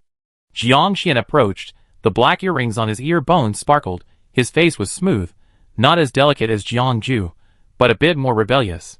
His eyes fell on the box in Ji Jiuxiu's hand, and he smiled and said, Hello, I'm Jiang Xian, Jiangju's brother. Jiangju's slightly loosened expression solidified again, as if he was wearing a mask made of solid ice. Ji Jiuxiu noticed his change. Jiangju easily reminded her of the moon in her hometown. On a starless and cloudless night, the bright moon was hanging high, far away from the human world, and it was always silent and emitting clear light. I'm Ji Jiuxiu. She turned her attention to Jiang Xian and greeted him politely. What are you talking about? Jiang Xian asked with a smile. Jiangju and Jiang Xian have very different personalities. The latter's smile almost never disappears, while Jiangju rarely smiles, like a robot. Ji Jiuxiu stared at Jiang Xian. His eyes were wanton and perhaps a little offensive. Who asked him to look at her like this? Ji Jiuxiu smiled. Let's talk about school. I know you. Jiang Xian nodded. Why did you choose to come back to film? Ji Jiuxiu, because I want to do this. The two of them looked at each other. Neither of them gave in. Jiang Xian did not continue to ask, and said meaningfully, Shijua's picture is too widely circulated. Friends should not put the other party in an awkward situation, right? Really? Ji Jiuxiu asked back, looking at Jiangju. A few days ago, a picture of you was very popular on Star Network. I was one of the driving forces behind it. Did it hurt you? She didn't guess and play charades. She said what she had to say, and put the matter bluntly. Jiangju shook his head. No. Jiang Xian's smile froze slightly. You are doing something hurtful in the name of friends, and you have no idea what consequences this will bring to him. If you mean that increasing exposure will make him feel uncomfortable, I can only say that you are more superstitious than the old zombies of the Qin dynasty. Ji Jiuxiu laughed sarcastically. He is in poor health because his body cannot withstand too strong mental power. Your so-called protection is meaningless. The Qin dynasty died long ago. In the interstellar era, he still engaged in feudal superstition. He did not learn a single crystal of blue star cultural knowledge. It is rare to be able to take the dregs and discard the essence. Jiang Xian did not understand the first half of her sentence, but it did not affect his understanding of the other party's meaning. When he was a child, he was photographed too many times secretly, which caused mental confusion. Obviously you don't know this. I am different from you. In my eyes, Jiangju is not a 5-year-old child. Ji Jiuxiu was too lazy to continue arguing with him. If Jiangju feels uncomfortable, he can tell her directly. She has always taught him this way. He should learn to express his own ideas instead of suppressing everything in his heart. She had been giving Jiangju regular spiritual counseling before, which was more effective than any other means for his mental stability. She stopped looking at Jiang Xian and asked Jiangju, I will be back to Blue Star in 2 days, will you go? Jiang Xian also looked at Jiangju. You will go to the hospital for a follow-up visit in 2 days. 2 pairs of eyes stared at Jiangju. Just as Jiangju was about to speak, a loud voice, like a trumpet, interrupted him. Ji Jiuxiu. No wonder you want to run out to film. At home, Tianji only knows how to knit sweaters, and the other crazy woman insisted on taking me to training. Rong Tianjiang rushed in. Jiangju? Why are you here? Jiang Xian suppressed his emotions and shouted, Tianjiang. Ah, you are here too. Rong Tianjiang's tone was not good. Seeing Jiang Xian reminded him of his pocket money that had been cut off. Perhaps every parent has a child from another family. Jiang Xian is excellent in every way. He grew up listening to Jiang Xian's stories, which led to a rebellious mentality. He felt annoyed when he saw Jiang Xian, and hated Jiangju. He had always thought that Jiangju was not a good person. More people poured into the prop storage room, and the script supervisor urged Ji Jiuxiu, It's your turn. What are you doing hiding here? Ji Jiuxiu was pulled away by the script supervisor, and Rong Tianjiang followed him. Only 2 people were left in the storage room. When Ji Jiuxiu finished filming, Jiangju and Jiang Xian were nowhere to be seen. Rong Tianjiang felt bored and left early, and asked her for some money to spend. When she returned home, it was already dark. There were sensor lights on the stairs and corridors, which automatically lit up when they heard footsteps. There was a dark shadow standing in front of the door, which was vague in the dim light, and could not be seen clearly. She approached slowly, and the soles of her shoes made a light sound when hitting the floor. The lights in front of her lit up one by one, and then went out one by one after she walked past. Tianji received the news that she had finished work and went home. He opened the door on time to welcome her home, waving a shovel in his hand. "We're having stewed pork ribs today." The warm white light tilted down from the door, and the aroma of stewed pork ribs wafted out, mixed with the smell of radish. Just by smelling it, you can imagine its sweetness. The shadow at the door was startled. He moved, and soon returned to stillness. Ji Jiuxiu finally walked to the door of his house, and said to the person at the door very naturally, "Come in, there are pork ribs today. No stealing, no eating without washing hands." Song Xuedong's voice came from home. Rong Tianjiang shouted, "Don't think that I can't beat you, you can do whatever you want." Okay, I go wash my hands, can't I?" Ji Jiuxiu walked towards the door, followed by Jiangju. At the dinner table, Rong Tianjiang still didn't like Jiangju. "Your brother doesn't follow the rules of the underworld, he's not a good person. Conflicts between juniors should be resolved by themselves." Jiang Xian actually complained to his father. "It's simply not something a human can do." Jiangju swallowed the carrot in his mouth. He is good at ending the fight as quickly as possible. Jiang Xian didn't take Rong Tianjiang seriously at all, and didn't care about the struggle of the juniors. He only had winning in his eyes, and how to win faster. "Why didn't you ignore us before?" Rong Tianjiang brought up the past. Jiangju didn't answer. Rong Tianjiang was not willing to give up. Ji Jiuxiu spoke up for Jiangju. He was dissatisfied and said, "Why don't you stand on the same side as me?" "Because he gave me 5 million. Ji Jiuxiu replied. "After all, he is not willing to give back." Rong Tianjiang, "I also gave you 5 million. Why didn't you say it?" So Ji Jiuxiu said, "Thank you for your enthusiastic support for the Blue Star construction plan. Let me toast you with soup instead of wine. I will drink it. You can do whatever you want." Rong Tianjiang, Rong Tianjiang, "Give me back 5 million. The doorbell rang. Ji Jiuxiu got up to open the door. Outside the door was Hua, he who said she was leaving today. Her eyes were shining. Her voice was slightly hoarse. "I will pay you back the penalty." Ji Jiuxiu, "Okay." Hua he, "So can I have a meal tonight?" Ji Jiuxiu, "Your new boss is eating inside, so you can meet him, but you'd better not listen to anything he says." Another person sat down.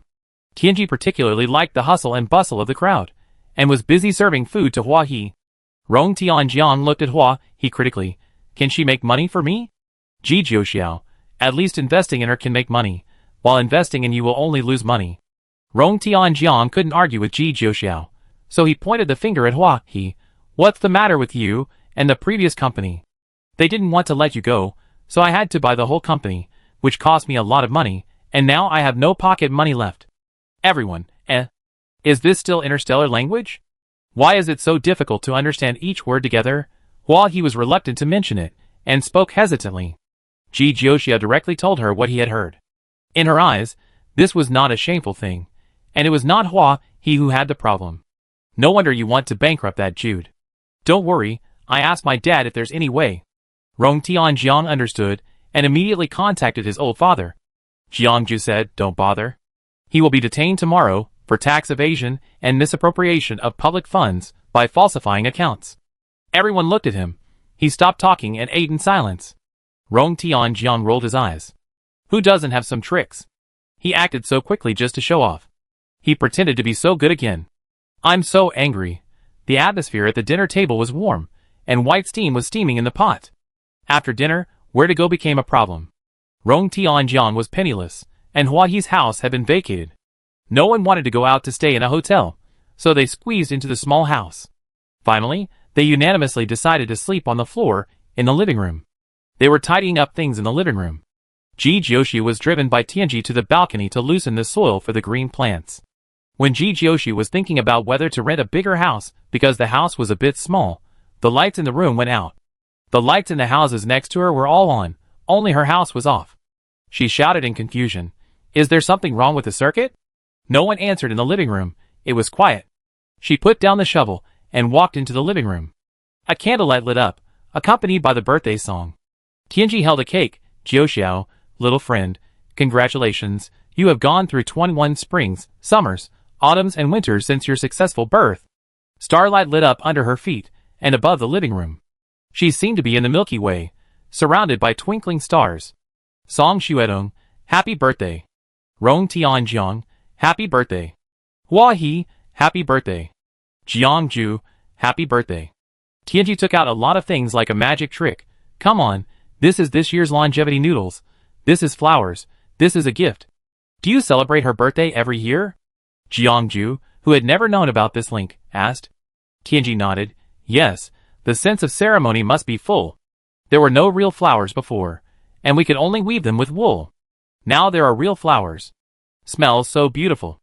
Jiangju was silent. If I remember correctly, someone told him this morning that he had never received flowers, and no one remembered her birthday. The doorbell rang again. Tianji went to open the door, and there was a delivery robot outside. Tianji shouted, "Who ordered the flowers?" No one answered. Tianji told the delivery robot that it was delivered to the wrong place, and the robot announced loudly, "The customer who bought the flowers, named Jiangju, communication number XT098. Everyone looked at Jiangju. Jiangju, It turns out that the delivery robot has this function. Chapter 49. A thick layer of sand covered the surface of the khaki house. The vegetables and fruits in the small vegetable garden next to it completely died due to lack of water. When the wind blew, dust flew. From afternoon to dusk, the blue sky was stained with red, and the horizon was like a painter's brush, painting a gorgeous glow. Ji Jiuxia took Tianji and Rong Tianjiang to study the instrument for repairing the atmosphere for an afternoon, and finally got it done before dark. In the future, the temperature will slowly return to normal, and the water source will flow again. Blue Star has taken a big step towards restoring vitality. There are many meteorite belts and black holes in the solar system. The spacecraft is difficult and slow to drive. Ji Jiuxiu uses manual mode to drive non-stop. It takes several days to reach Blue Star from the interstellar. In the future, Blue Star needs to develop, and the road must be cleared. While working, Ji Jiuxiu adds new things he thinks of to his to-do list. After the dazzling sun sets, Song Xuedong moves the chair outside the house to watch the sunset, and Jiangju carries a bucket and waters the vegetable garden one scoop at a time. The three people who repaired the atmosphere return to land. Tianji looked at the dead crops with heartache, and mixed the plant nutrients he bought into the water, and asked Jiangju to water it. This planet is simply a miracle. Song Xuedong threw the melon seed shells on the ground. Without any machine control, people can breathe and walk freely, and the sky will change into countless colors. No planet in the interstellar can compare with it. She stretched out her hand, and felt the wind blowing through her fingers. This feeling was very novel. There is rarely wind on the planets in the interstellar, and there is no temperature change under machine control. But if there is no machine, the environment of other planets except the Emperor Star is so bad that humans cannot survive. Tianji came into the house, and took the broom, and put it in her hand. Don't spit out the melon seed shells. Clean it up yourself. Rong Tianjiang ran on the ground, bringing up a cloud of dust. Song Xuedong covered her mouth and sneezed, and grabbed the broom to chase him.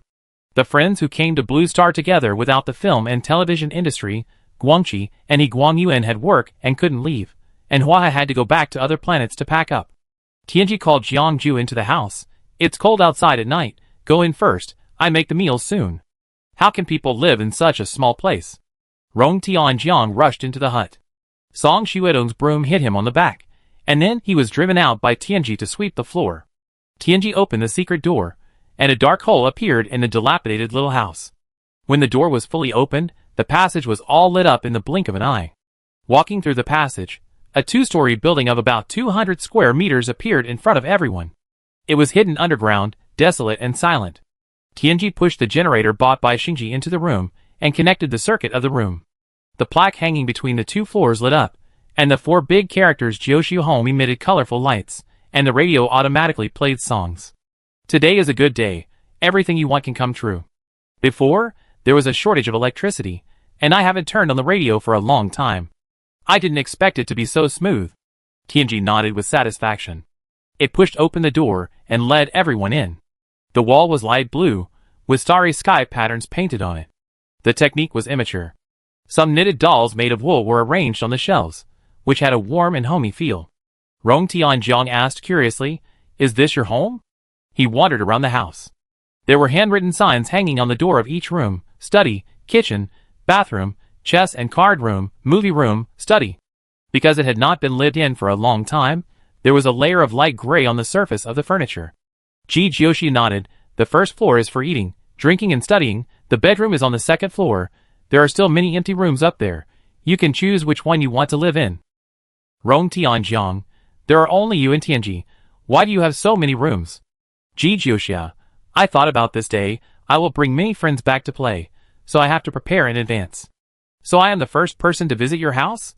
Rong Tianjiang was moved. I didn't expect that my position in your heart is so high. Jijiushi. No, I mainly want to borrow the spaceship and ask you casually, who would have thought that you would really come? Rong Tianjiang. He, a woman who says one thing and means another, he doesn't believe it. Song Xuedong looked at the house. Your parents are very outstanding. After fleeing to the deserted planet, they were able to think of all ways to build such a house, so that their daughter could grow up healthily.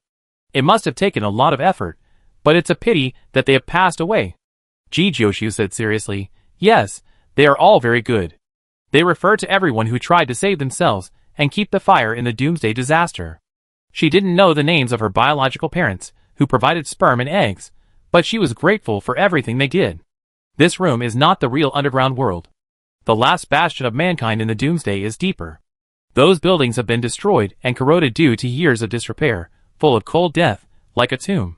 She often goes in to clean and see their tombstones, but it is not convenient to take guests to visit. It is not convenient to tell friends about the identity of humans in the old era for the time being. Song Xuedong knocked on the door of the chess and card room. Can I go in and take a look? Of course, every room here is for you to use. Jijiushi showed a row of small white teeth. Tianji interrupted. Before that, please move your delicate little hands and help me bring the things in. This time back to Blue Star, it brought a lot of things, various plant seeds and ingredients, as well as furniture and decorations.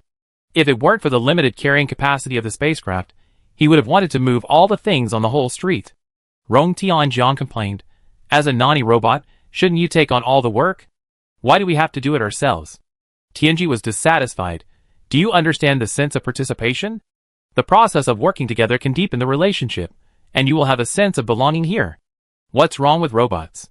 Can't robots have human rights? What human rights do robots need? I think Jijiushi has set your dialogue program too complicated. Ordinary nanny robots don't talk so much. Rong Tianjiang and Tianji quarreled. Tianji, I think you are really annoying as a human being. The two quarreled and went out to move things together. Tianji maliciously pushed all the heavy things to Rong Tianjiang. While Tianji was cooking, Song Xuedong and Rong Tianjiang were playing video games in the game room with great interest. This ancient game from an unknown era made them feel very novel. Jijiushi cleaned up the room on the second floor and walked around the house, but didn't see Jiangju. She walked outside the small yellow wooden house and saw Jiangju sitting on a small wooden stool, looking up at the sky. He was wearing a thick red cotton jacket that wrapped his whole body, and his long silver hair was scattered and a little messy in the wind.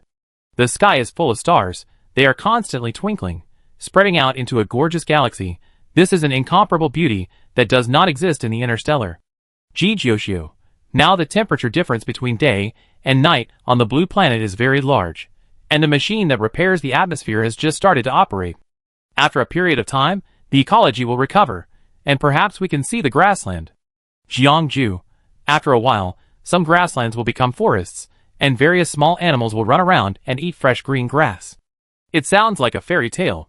The interstellar animals are extremely ferocious, whether they are herbivorous or carnivorous, and they are particularly repulsive to humans. The meat people eat is farmed animals. They grow in farms, and will not leave until they die. Jijiushi. Let me tell you a story about Little Red Riding Hood.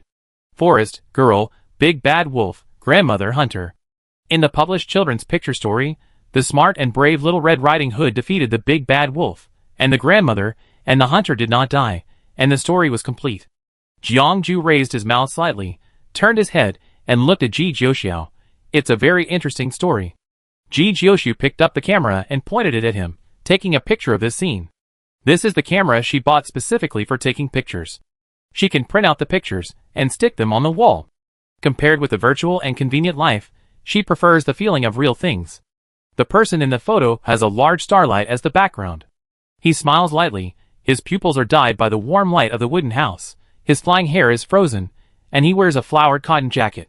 The starry sky can't suppress this good color. The smile flashed away, and Jiangju asked, "What are you doing?" "Ji Jiuxiao, take a picture as a souvenir." She was in a good mood and called out the other two people, even Tianji who was cooking, and asked it to take a spatula to take pictures. Song Xuedong and Rong Tianjiang were addicted to the game and refused to move.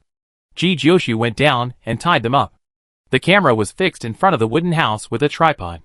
5 people were squeezed into the photo. Jiangju, who had always been out of place in the photo, was integrated into it. After taking the photo, the others continued to do their own things.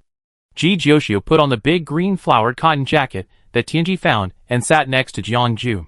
"Isn't the sky of Blue Star beautiful?" Jiangju replied, "Very beautiful. The sky of Blue Star is so beautiful, white clouds, blue sky, golden red sunset, starry night."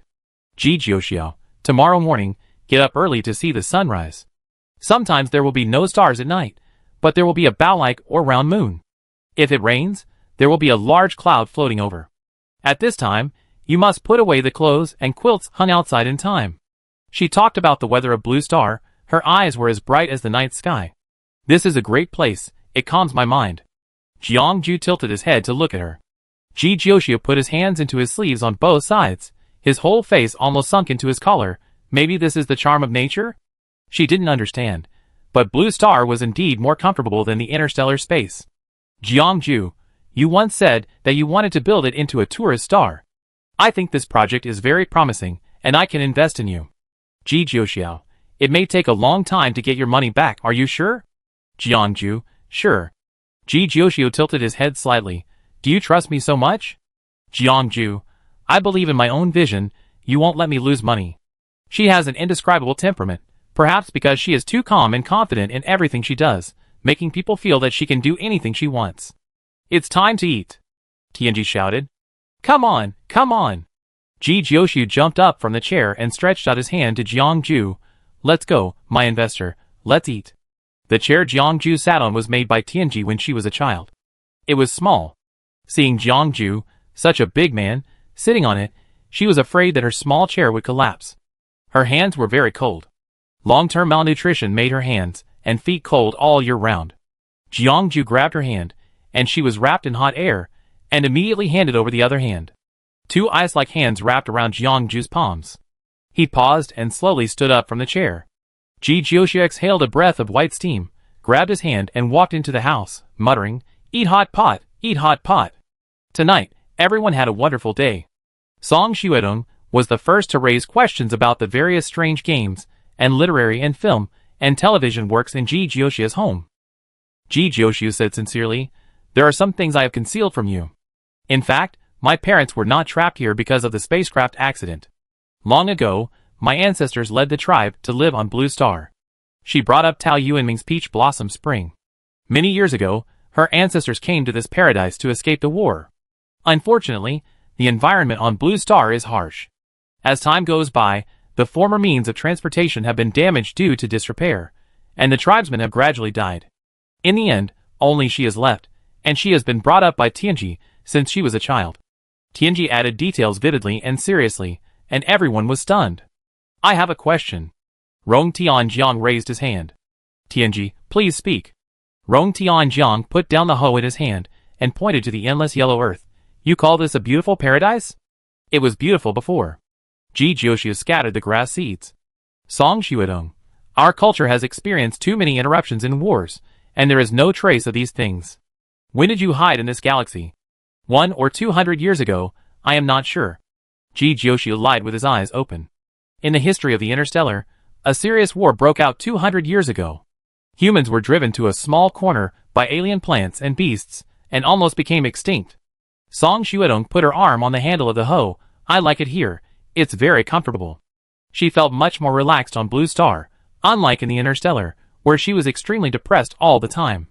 "Ji Jiuxiu, living underground is not very comfortable. When the ecology recovers, you can build a house on the ground. You are welcome to live there permanently. I don't know how long it will take for you to build a house." Song Xuedong wiped the sweat from her forehead.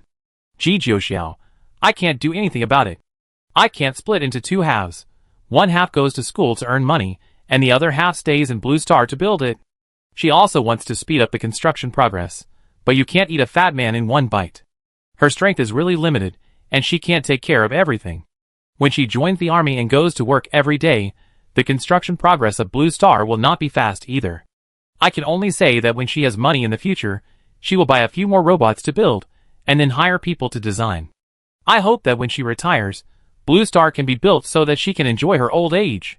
Blue Star is not connected to the interstellar network. All news is completely isolated, and life has become slow. Get up in the morning to exercise, have breakfast, tidy up the vegetable garden, clean up the dead plants, water the land, and renovate the land.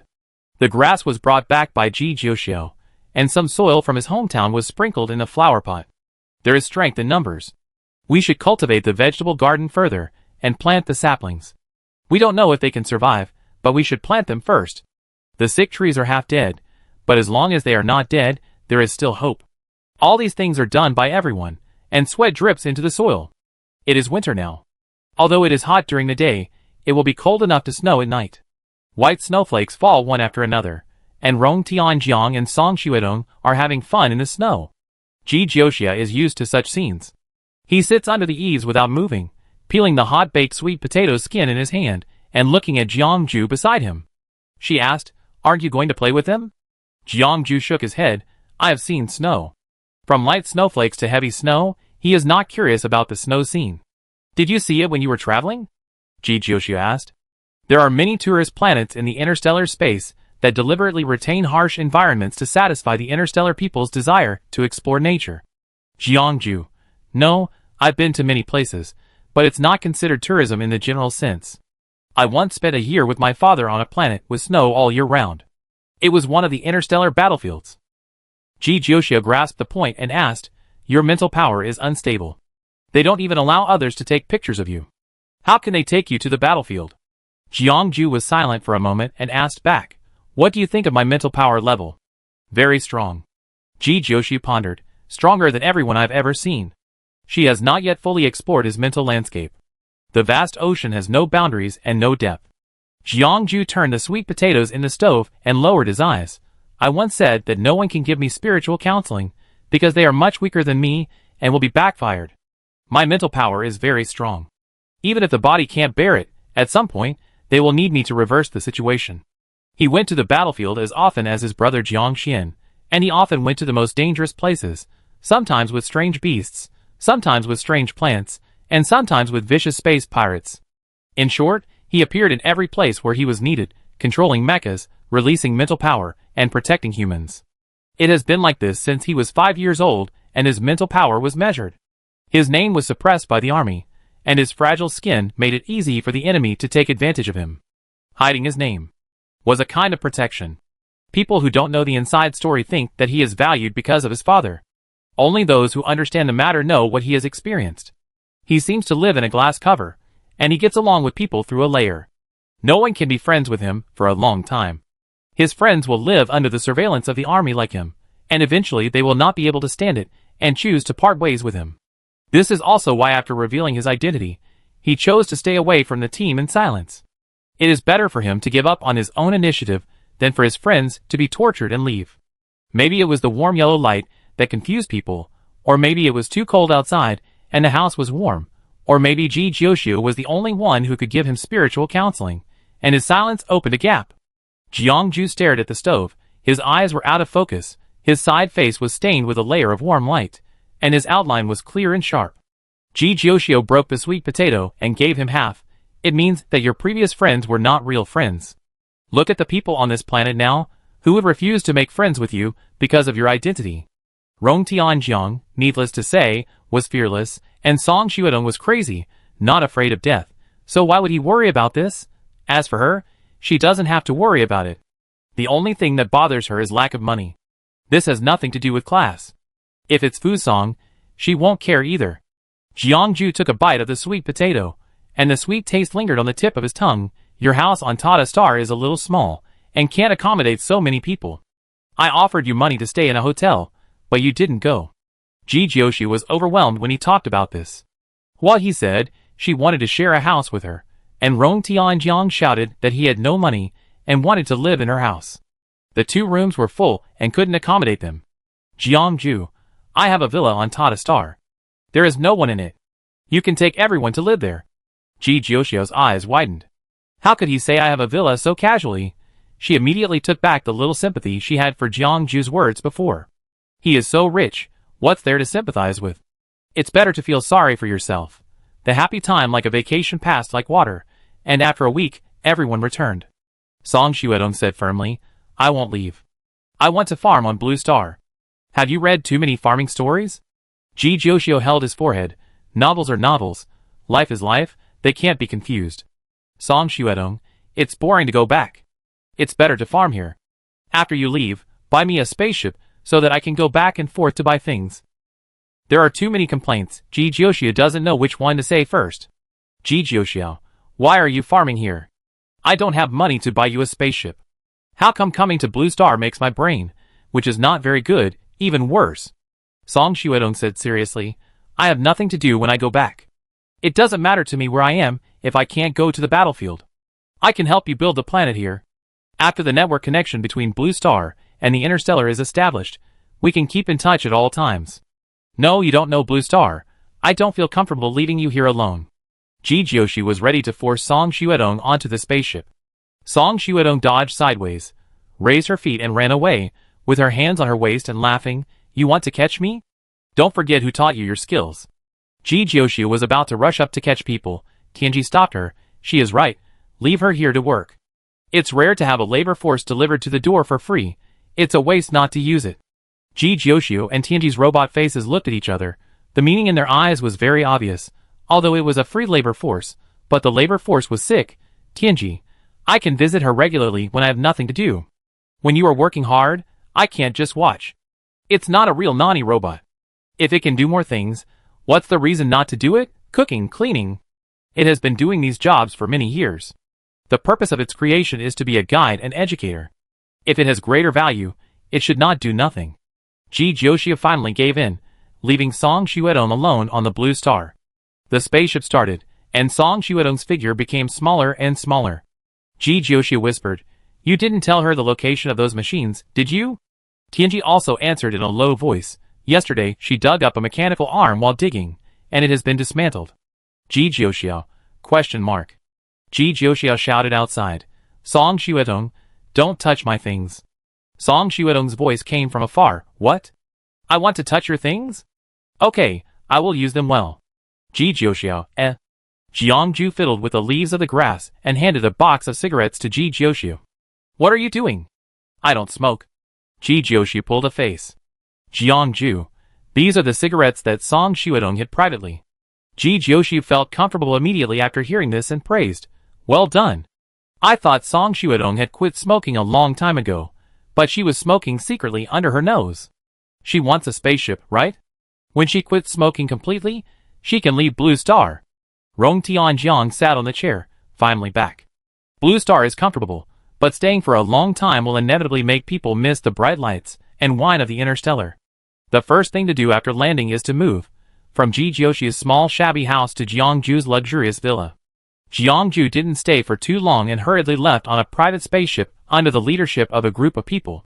Ji Jiuxiu re-entered work and rushed to catch up with her schedule every day. The holiday time is limited, and she must use all her time.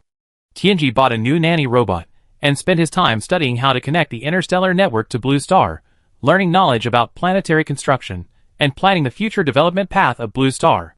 He was equally busy. The only idle person was Rong Tianjiang, but because he had no money, he could only cheat some money from Ji Jiuxiu and Tianji to go out and play. He sent the pictures he took on Blue Star to the teen group chat. Darula said it was regretful. He said a few more words, and the two quarreled at every turn. Everyone had their own things to do. Time passed quickly. The day after Ji Jiuxiu finished shooting the commercial, the new semester of Theseus Military Academy started. The distance from Blue Star to Theseus Star was closer than to Daco Star. Tianji followed to Theseus Star. It no longer entered the military academy as a nanny robot, but rented a small house outside the school to travel back and forth to Blue Star. The names of other military academies are named after the planets they are located on. Only Theseus is named after the planet. The original name of the planet disappeared in the war, but the military academy remained standing. The school emblem of Theseus Military Academy is a ship, and its meaning comes from an ancient illusion. A ship breaks down during sailing, and it is constantly replaced and repaired with new materials. Finally, every part of the ship is replaced. Is the ship still the original ship, when the teachers, students, and staff of the military academy have been replaced one after another? Whether the original intention of the school is still there is a question left by the founder of Theseus Military Academy to future generations. As soon as you step through the gate of the military academy, you will see the model of the ship. The model that has been scrubbed and maintained every day has gone through countless years, and is still as new as yesterday. Freshmen do not pay attention to philosophical issues. After a semester of torture, they are much more stable, and look at this historic military academy with novelty. Students have independent single dormitories, more detailed majors, richer courses, and various extracurricular activities, which are similar to general comprehensive universities. Life in the military academy is not dull and depressing. After all, there are many uncomfortable days after joining the army, so students can enjoy the last happy time. Fuso can't do mental counseling, so he majors in internal medicine that analyzes the internal structure of the human body. Due to her status as a princess, Darula chooses to major in mental counseling. Ji Jioshu wants to explore more possibilities in mental power, and his choice is the same as Darula's. A new semester and a new beginning. Rong Tianxiang's pocket money is unfrozen, and he takes everyone to spend a lot. Theseus is more lively and prosperous than Tata. Darula finds an excuse to get rid of the housekeeper, and the 5-member group reunites again after a month and a half. Ji Jioshu asked curiously, "What's the reason for you to send her away?" The housekeeper is rigid and sticks to her word. If the military academy did not require students to live on campus and not bring anyone with them, she might have rented a house outside or followed into the school to keep an eye on Darula. She was very dissatisfied with the rules of Theseus Military Academy, and still believed that Darula should go to the Imperial Star Military Academy, which was specially built for the rich and powerful. Darula, I said I wanted to socialize with them, and it was against the rules for her to follow me. Use magic to defeat magic, and use rules to reject rules. They are Ji Jiuxiao, Jiang Ju, and Rong Tianjiang. The former has good grades and has development prospects, and the latter two are either powerful or rich, and are worth dealing with. As for Fusong, it is considered worthless, and is not included in this list. Darula put on a mask to cover her face. She is much more famous than Ji Jiuxiao, and it is easy to be recognized when she walks on the street. Fusong, how could a royal family have a weirdo like you? Darula was dissatisfied. I am innocent, kind, beautiful and generous. What's wrong with that? You are not a royal family member who can say that. Rong Tianjiang interrupted. You look more like a royal family member in front of the housekeeper. Not only like the royal family, but also like most upper-class people. Long-term peace has gradually solidified the class. People who are born in high places often have unconscious arrogance. Fusong nodded in agreement. You are all weirdos. Rong Tianjiang, If you don't know how to praise people, don't praise them. He didn't quite understand Darula's submissive attitude towards the housekeeper. You are in an employment relationship. You are the superior. Why should you listen to her? Darula's smile faded. Because you have biological parents who love you. Rong Tianjiang, what do you mean? It means that you can live safely with such low EQ. You should thank your parents. Fusong took over. Rong Tianjiang jumped up and down. Can you speak normally? How can I have low EQ? Fusong, I suggest you talk less and pay more.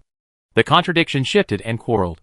When you come to a new place, you naturally have to taste the local specialties. Rong Tianjiang threw out a specially customized food guide. Do you still want to eat delicious food? Fusong bowed to the food. Who said you have low EQ? Your EQ is great. At the door of the restaurant, Rong Tianjiang walked in. A figure next to him approached and bumped into his shoulder. He was unstable and almost fell down.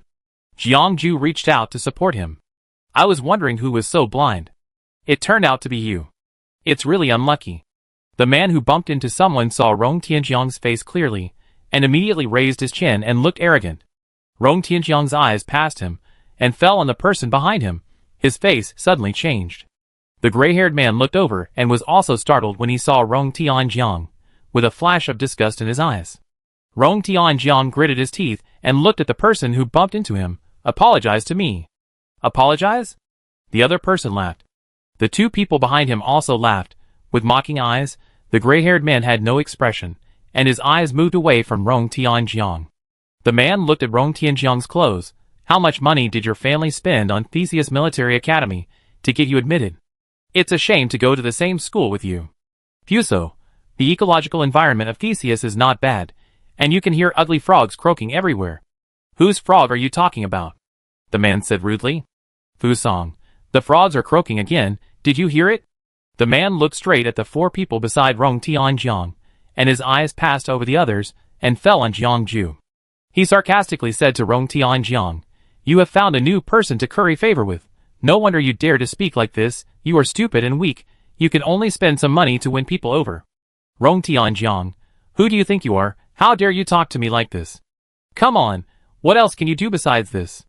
The man showed disdain and said to Jiangju, "He will only drag people down. I suggest you break up with him as soon as possible, so as not to regret it in the future." Jiangju, you are the first person to say this to me. Usually it is the other way around. Other people persuade his friends to leave. From another perspective, this scene is absurd and a little ridiculous. Maybe Ji Joshio is right. His friend leaving is not his problem. The man didn't understand what Jiangju meant, and smiled kindly. You may not know his situation. He has been selfish and cowardly since he was a child. The huge family property was earned by his ancestors. Even if it is handed over to him in the future, it may be squandered in a few years. Shut up. Rong Tianjiang shouted. Man, don't you dare let your friends hear it? I have to say that no matter how fierce you pretend to be, you are just a kitten in disguise. You don't have any ability. I heard that you have set up a new company to raise celebrities. Let me guess it will go bankrupt in a few days. Rong Tianjiang was so angry that he trembled all over and rushed up to grab the man's collar. Are you angry because I said it? The man was indifferent and even had the mood to laugh. You are still so easy to get angry. A hand was placed on Rong Tianjiang's shoulder, and he turned back. Don't stop me. Ji Joshio saw his red eyes, sighed, and then took out a gun and put it against the man's chest. Everyone was shocked by her action, and the smile on the man's face was stiff. What are you going to do? Ji Joshio, I don't speak the federal common language very well, and I can't use all kinds of illusions to scold people, so I prefer to use hands. The man stared at her coldly. You dare to shoot. Before the last word was uttered, Ji Joshio had already pulled the trigger, and the gun was loaded with bullets, hitting him heavily in the chest. He was hit by the force of the bullet and fell directly to the ground. She was measured, and the muzzle of the gun was deflected downward. The practice bullet would probably break 2 of his ribs, and would not cause too much damage. Man, you... He couldn't say a complete sentence, and it hurt when he took a breath. From the conversation to the shooting, the total time was no more than half a minute. The people behind the man reacted and hurried forward as if to support him. One of them shouted, "Call the police." "I'm calling the police, you dare to shoot." Ji Joshio said indifferently, "Call the police, at most you find me a little money, anyway, Xiao Tianjiang doesn't lack money the least. Such a minor injury will recover in 10 minutes in the medical cabin. It's not a criminal case, at most it's a civil dispute. She believes Rong Tianjiang won't be stingy about the money for the lawsuit." She took the camera and took a few photos of the man. "You can prepare to sue me for defamation, because I'm very likely to send the photos out." The other party took advantage of Rong Tianjiang's family background and stabbed him with a knife. It was obvious that he was jealous. So what if he was powerful and influential? It would be more useful to bully people when facing a rogue. Rong Tianjiang looked ferocious and behaved like a dandy, but he was actually not as cruel as the 15-year-old boy was he met on the desert planet. Before the man could say anything, the gray-haired man who had been silent beside him spoke. Enough. The man immediately shut up. The gray-haired man looked at Rong Tianjiang. "Rong Tianjiang, long time no see." "Guy." Rong Tianjiang called out the other's name, and his teeth seemed to bring out a bloody smell when they rolled over the words. "I don't want to see you at all." His attention instantly shifted from the man who was yelling to Guy, as if the previous quarrel was all a show, and he was blaming Guy for something he didn't like. Guy didn't continue to talk to him, and left with the other 3. Before the man left, he glanced at Rong Tianjiang, and didn't see his previous irritability. It seemed that Rong Tianjiang was a trigger mechanism, and he would return to normal if he stayed away from Rong Tianjiang. I feel that he is not mentally normal. Ji Joshio put away the gun. "Darula, why are you so impulsive? What if he really calls the patrol team? Isn't it better to retaliate afterwards? There are so many ways to do it behind the scenes. There is no need to put yourself in the open." Ji Joshio, too troublesome. I never bear grudges. If there is a grudge, it is usually avenged on the spot. Darula squinted her eyes, and recalled, he looks familiar. I should have seen him before, but I don't have a deep impression of him, which means he is not in a high position. Maybe he is a vassal of some powerful person. Jiangju raised his finger lightly, and the 4 people who were about to disappear in front of everyone fell down. The man fell heavily to the ground. I don't know if he will break another rib. He ruined my mood for dinner, and he should pay a mental damages. Fusong proposed to blackmail. Everyone agreed, but the person had gone far away, so there was no way to blackmail him. Rong Tianjiang hung his head, and his golden hair looked much duller. Ji Jiushi patted his head. What are you doing? Are you not happy about eating? This mood is wrong. Shouldn't he be happily bragging about himself and belittling others? The man used to be my friend. No, I thought he was my friend. Rong Tianjiang raised his head, revealing red eyes. Fusong is right. I don't have any friends at all. The big golden retriever cried and looked so pitiful. Ji Jiushi was silent for a moment and took a step back. Fusong caused the trouble. Fusong will solve it himself. Darla met Rong Tianjiang's gaze and turned her head away unnaturally. Fusong made up for the sins he committed. Jiangju, I go order the food. Fusong, ? Fusong, I'd better go kill those 4 people just now. Chapter 50. Rong Tianjiang's parents love charity. After Rong Tianjiang was born, his parents set up an orphanage to take care of children who lost their parents for various reasons. He grew up with the children in the orphanage. The children were taught too much and were very reserved every time they saw him. Only Guy was different. He would take him to play everywhere and visit the secret base. When he was a child, he was slow in thinking and reaction. His peers thought he was stupid, excluded and laughed at him. The word stupid ran through his entire adolescence. At that time, he didn't understand how to protect himself, so he suffered a lot of grievances. Guy became his only friend. He thought he was a dedicated friend and was willing to share everything he had with Guy. Later, Guy was found by his biological parents and taken back to live in his new home. He was very reluctant to leave when they parted and often contacted and cared about him. Since then, their contact has become much less. Every time, Rong Tianjiang took the initiative to find Guy, and he didn't notice the alienation of his little friend. Until he saw Guy walking with his peers, who had once excluded him.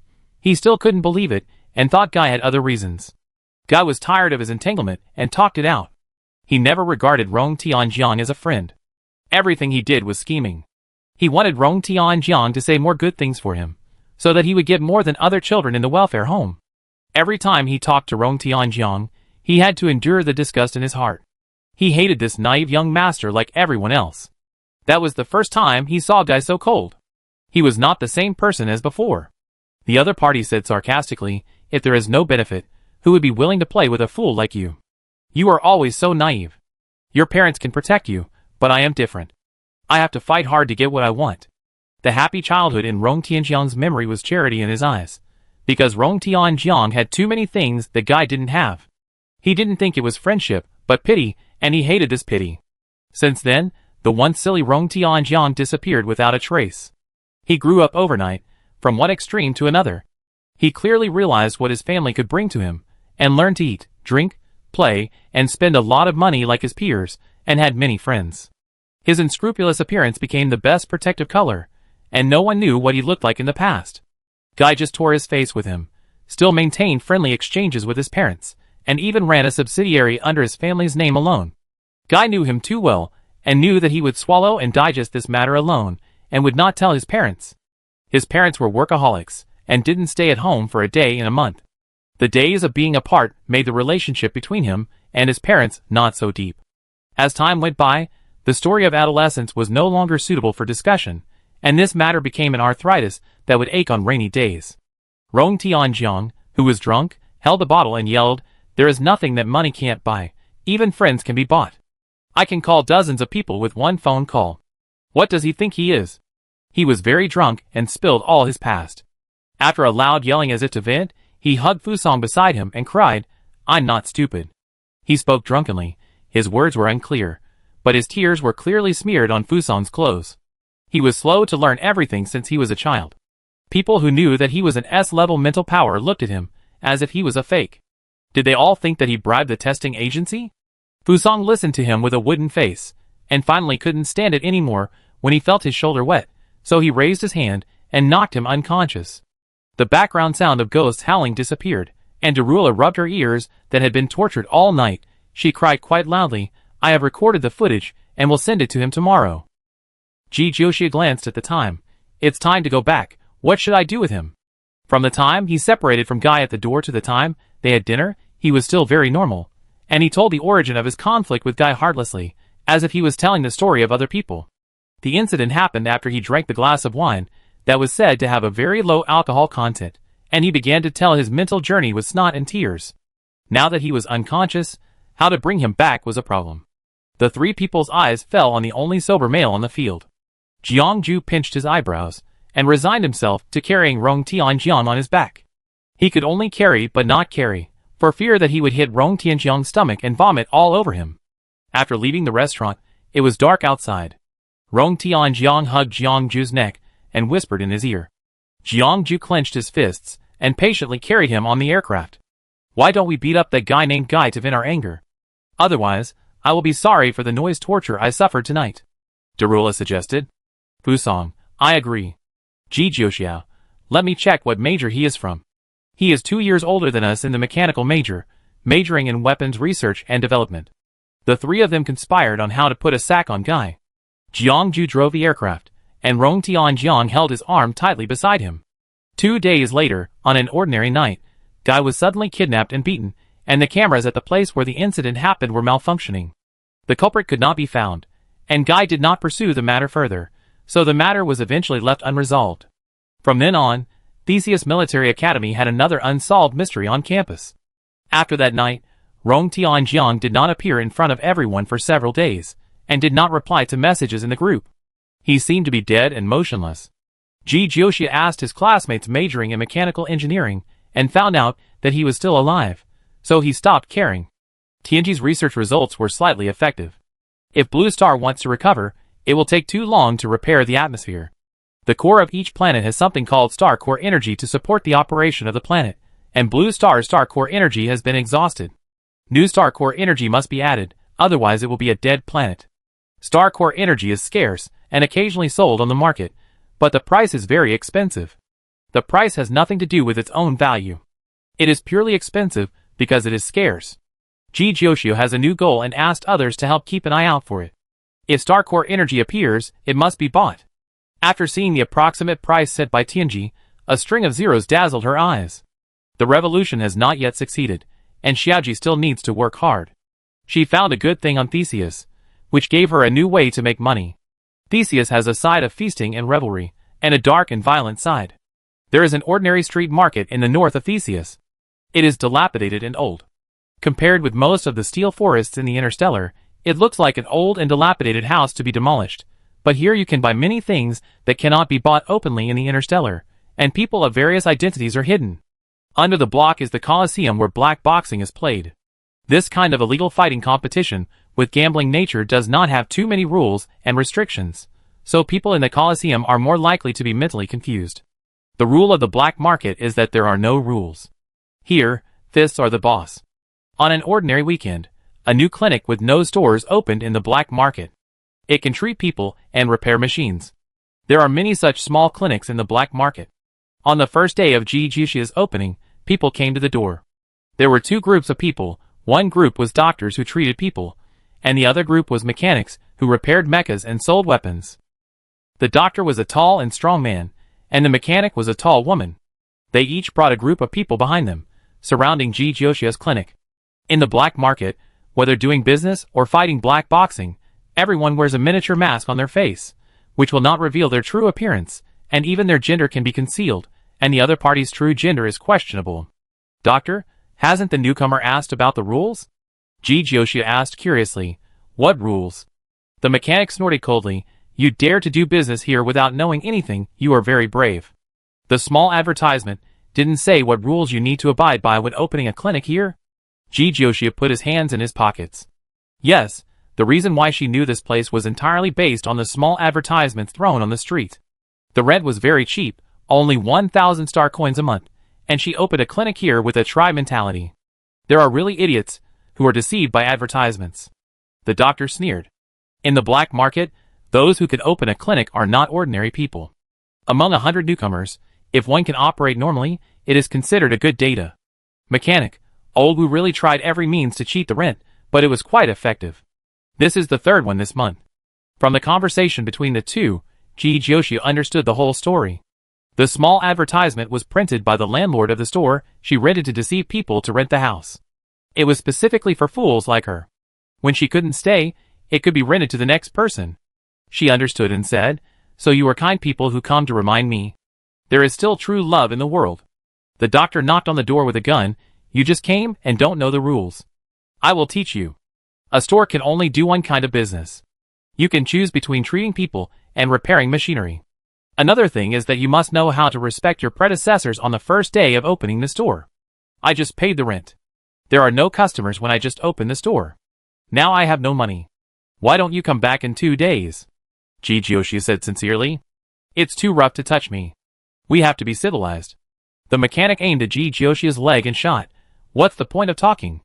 Newcomers won't behave if they don't get beaten up first." Ji Jiuxiu dodged quickly and pounced on the doctor, grabbing his arm and bending it back. She hid behind the doctor and pushed him out as a shield. The bullet hit the doctor's calf, and he cursed, "Don't you have eyes? You hit me." The mechanic kept shooting and mocked. "Who made you so stupid? You deserve to die. Don't worry about me, kill this woman first." The doctor roared at his men. The mechanic brought 10 people, while the doctor only had 6. The two sides fought, and the doctor was at a disadvantage. The doctor broke free from Ji Jiuxiu's restraints, and the bullet grazed his cheek. Seeing that he was about to escape, Ji Jiuxiu raised her gun and shot back at the mechanic, forcing him to dodge. She took the opportunity to kick the doctor in the butt. The doctor staggered forward, and she shot his uninjured leg, and the mechanic immediately finished him off. The doctor lost his ability to move, and said with a sinister look, "Bitch! You deliberately spread the news to lure me over to block me. You are stupid, who can you blame?" The mechanic sneered. Ji Jiuxiu on the side was silent and ate melons. It turned out that she was just a trigger that happened to appear, and the two sides had a grudge. She retreated from the center of the war, and watched them fight each other. The doctor struggled desperately, but was still no match for the mechanic. His movements became slow due to excessive blood loss. His people threw a few smoke bombs as cover and pulled him away. Most of the mechanic's subordinates chased after him. She stood there and listened to the movement in the distance. Gunshots rang out one after another. Not long after, the subordinates returned. They were covered in blood, and some of them were injured. They reported that the people had been cleaned up. Ji Jiuxiu was about to ask if they needed treatment. As the first batch of customers, they could get a 10% discount. "It's your turn." The mechanic looked back at Ji Jiuxiu and asked with a smile. "Money or life, choose one." The streets were quiet, and passers-by automatically avoided the conflict when it started. Shops close to the clinic closed one after another, and those farther away stood at the door to watch the excitement. The black market buildings were low and dense, making it inconvenient to use mechas.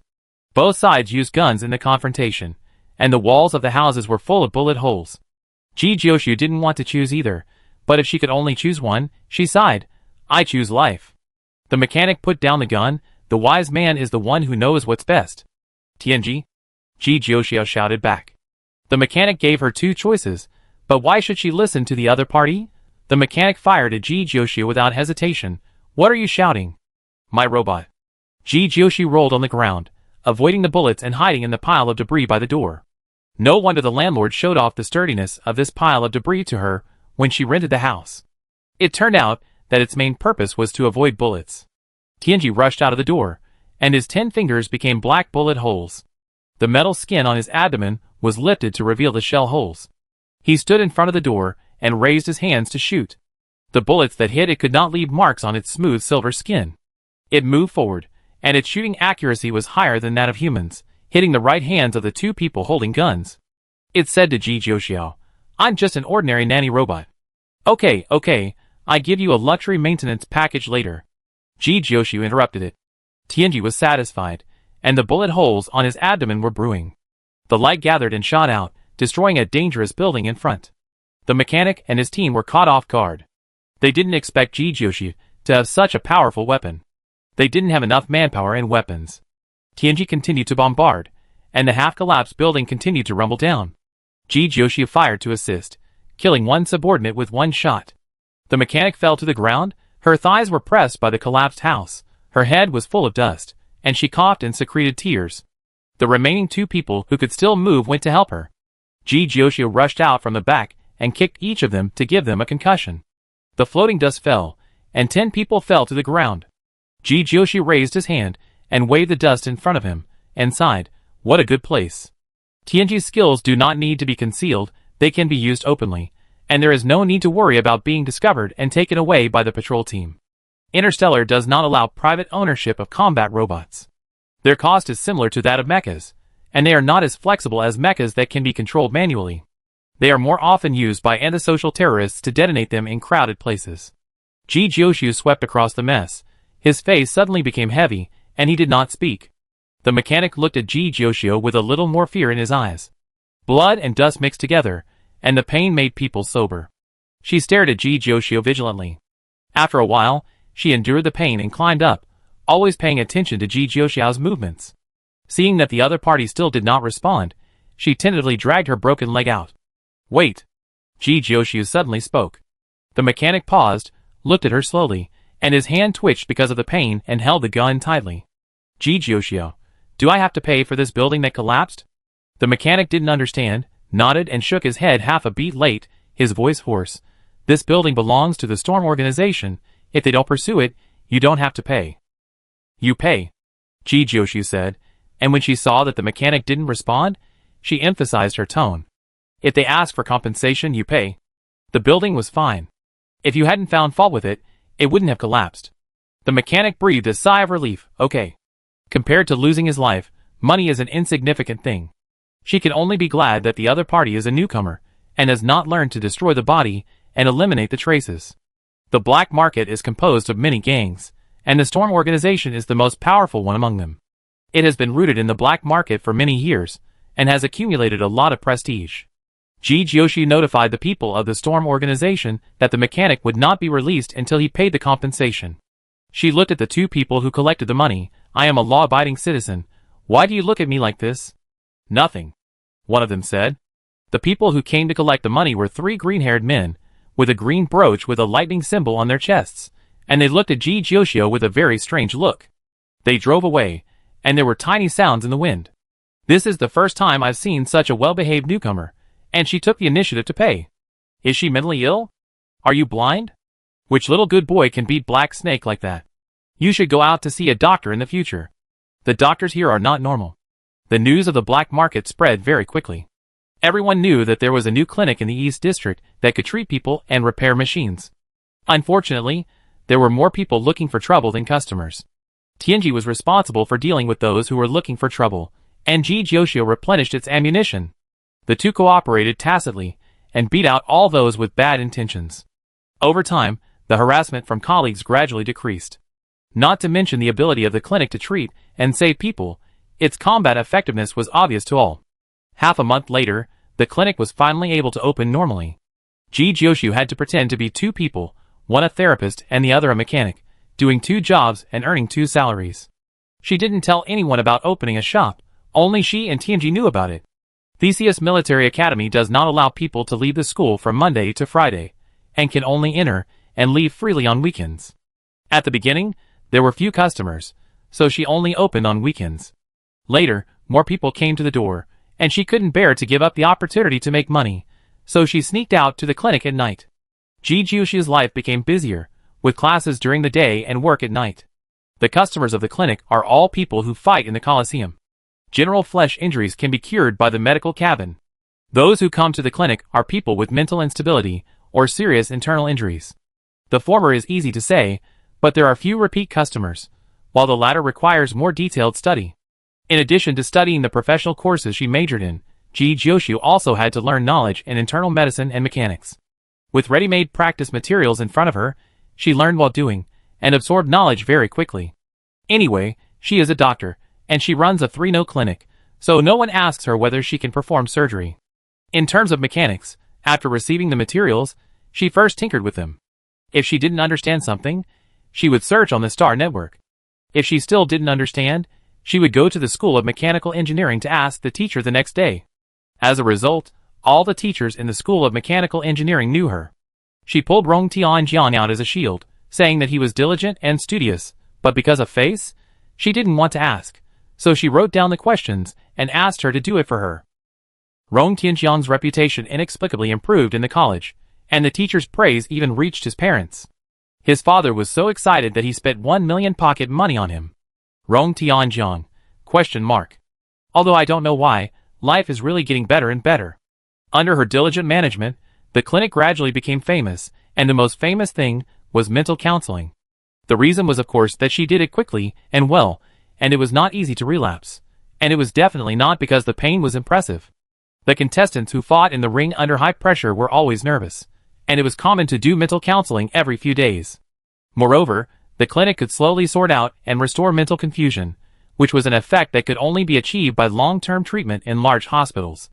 Other clinics in the black market would not do a good job of treatment in order to keep repeat customers, but Ji Jiuxiu was different. She did not expect repeat customers when she did mental counseling. So even if everyone who walked into the clinic standing had to bend over and crawl out, there were still many people who came to her for mental counseling, so that fewer people came to her to repair machinery. She was very open-minded. She chose to do everything because she didn't know which one to focus on. Now it's a good thing that mental counseling can support the clinic, and it's also good to repair machinery as a side job. In her spare time, she bought a broken mecha that had been passed on for many times for research, and planned to refurbish and rebuild it to make a mecha of her own. At 1 o'clock in the morning, Ji Jiuxiu connected the last part in his hand to the mecha, finished a bottle of special nutrient solution, and drove the flying motorcycle back to school. The content of the professional book was played in the headphones, and a gentle female voice flowed slowly. On the desert road without buildings, the flying motorcycle turned on the unmanned driving mode. She took a look at the news. Rong Tianjiang said that the crew that would be tailored for her had been formed, the script was polished and perfected, and all other roles were determined. Now they could start shooting when she arrived. Since she could only go out on weekends, Rong Tianjiang generously covered all the expenses of the crew. He was not afraid of the long time, as long as the filming was done. Tomorrow is the weekend. Ji Jiuxiu sent a message to the company team leader to confirm the time and place for tomorrow, and asked the other party to reply to her message after waking up. Back to the south of Theseus, she put away the flying motorcycle, and changed to a public aircraft to go back to school. It was late at night, everyone was sleeping. She looked out the window, the neon lights were awake all night. The next day, Ji Jiuxiu went to the crew. In order to facilitate her filming, the entire crew rented a field on Theseus. The backbone of the entire crew has signed a contract with the company, receiving a fixed salary and a share of the filming. Only some actors and staff are temporarily signed. The plot is adapted from Ji Jiuxiu's story. An orphan girl who was forgotten in a distant galaxy came to the interstellar, was discovered by a scout, filmed, enrolled, was looked down upon and slapped in the face, experienced ups and downs along the way, and finally became a senior officer. The film is repeatedly suppressed by various brainless supporting roles, and passers-by are all stupid. She has a golden finger and crushes the supporting roles all the way. Most of the lines are empty chicken soup golden sentences. Ji Jiuxiu tapped his toes on the ground. Do we really have to shoot like this? It's so embarrassing. Perhaps in order to make the story more watchable, many non-existent plots are added to the script, such as being belittled and falling into a trough, and getting out of despair and regaining ambition with the help of a noble person. The director pointed to the word noble person in the script and said, "This is the second boss's strong request to add it, saying that he wants to play this role." Ji Jiuxiu, The second boss is Rong Tianjiang. He is only the second in the company. The big boss who makes the decision is Ji Jiuxiu, but she didn't have time to read the script before. Rong Tianjiang said before that he would not interfere, but in the end, he couldn't help it. He watched the entire script and completed it, and he would change it if he was not satisfied. Ji Jiuxiu, do you think this movie is necessary to shoot? The old story, the plot of the account, the boring reversal, it looks like it will fall through the ground at first glance. The director is used to such a boss, and comforted him. It's okay, anyway, he has money, you have made a lot of bad movies, don't worry about it being bad to say it out. Ji Jiuxiu, you are really good at comforting people. The director who is very good at comforting people is not famous, looks quite bookish, and has made a lot of movies before, most of which are bad movies. A really good director would not come to sign with Rong Tianjiang's childish company. It's too troublesome to change the plot now. Ji Jiuxiu is too lazy to toss it over and over again. Just shoot whatever he wants. Just play with Rong Tianjiang and satisfy his screenwriter addiction. The shooting started, everything was ready, but it took half a day to shoot a small scene. Emotions. You have to put yourself in the role. The excited director was more emotional than Ji Jiuxiu. Ji Joshua, I can't put myself in the role. Director, isn't this your story? You can't even play yourself? Ji Joshua, I can't put myself in the role even more. I felt that everything was wrong, very strange. Director, no, this way of acting won't work. I feel that you have aura, and you can definitely perform the effect I want. Ji Joshua, really? I don't believe it. The director grabbed Ji Joshua and repeated the performance many times, and both sides were exhausted. Finally, the director grabbed a handful of hair and walked away angrily. No, I have to think about it carefully. I can definitely do it. Everyone, ? Ji Joshua was happy not to shoot this bad movie that had no direct salary and was expected to fail, and hurried to the clinic to open. The director left, the boss slipped away, leaving a group of staff looking at each other in confusion. There were not many people in the clinic during the day. Ji Joshua held a bowl of noodles and ate while watching the mecha analysis video. This room is 80 square meters and was renovated by her. There are 4 rooms in total, 2 small rooms for living, one for installing the mecha frame and various parts, and the other converted into a sterile room for physical treatment. As for mental counseling, it is all done in the hall. It doesn't take long, and it is easy and profitable. A communication request popped up on the optical brain. She took a look at the note name, turned down the volume of the optical brain, drank some soup, and clicked to answer. Rong Tianjiang's roar was very penetrating. I want to fire Gray. If he says he won't shoot, then he won't shoot. Who is he? I pay his salary. What do you say that your spiritual energy cannot be wasted? You must create works of art. Screw his art.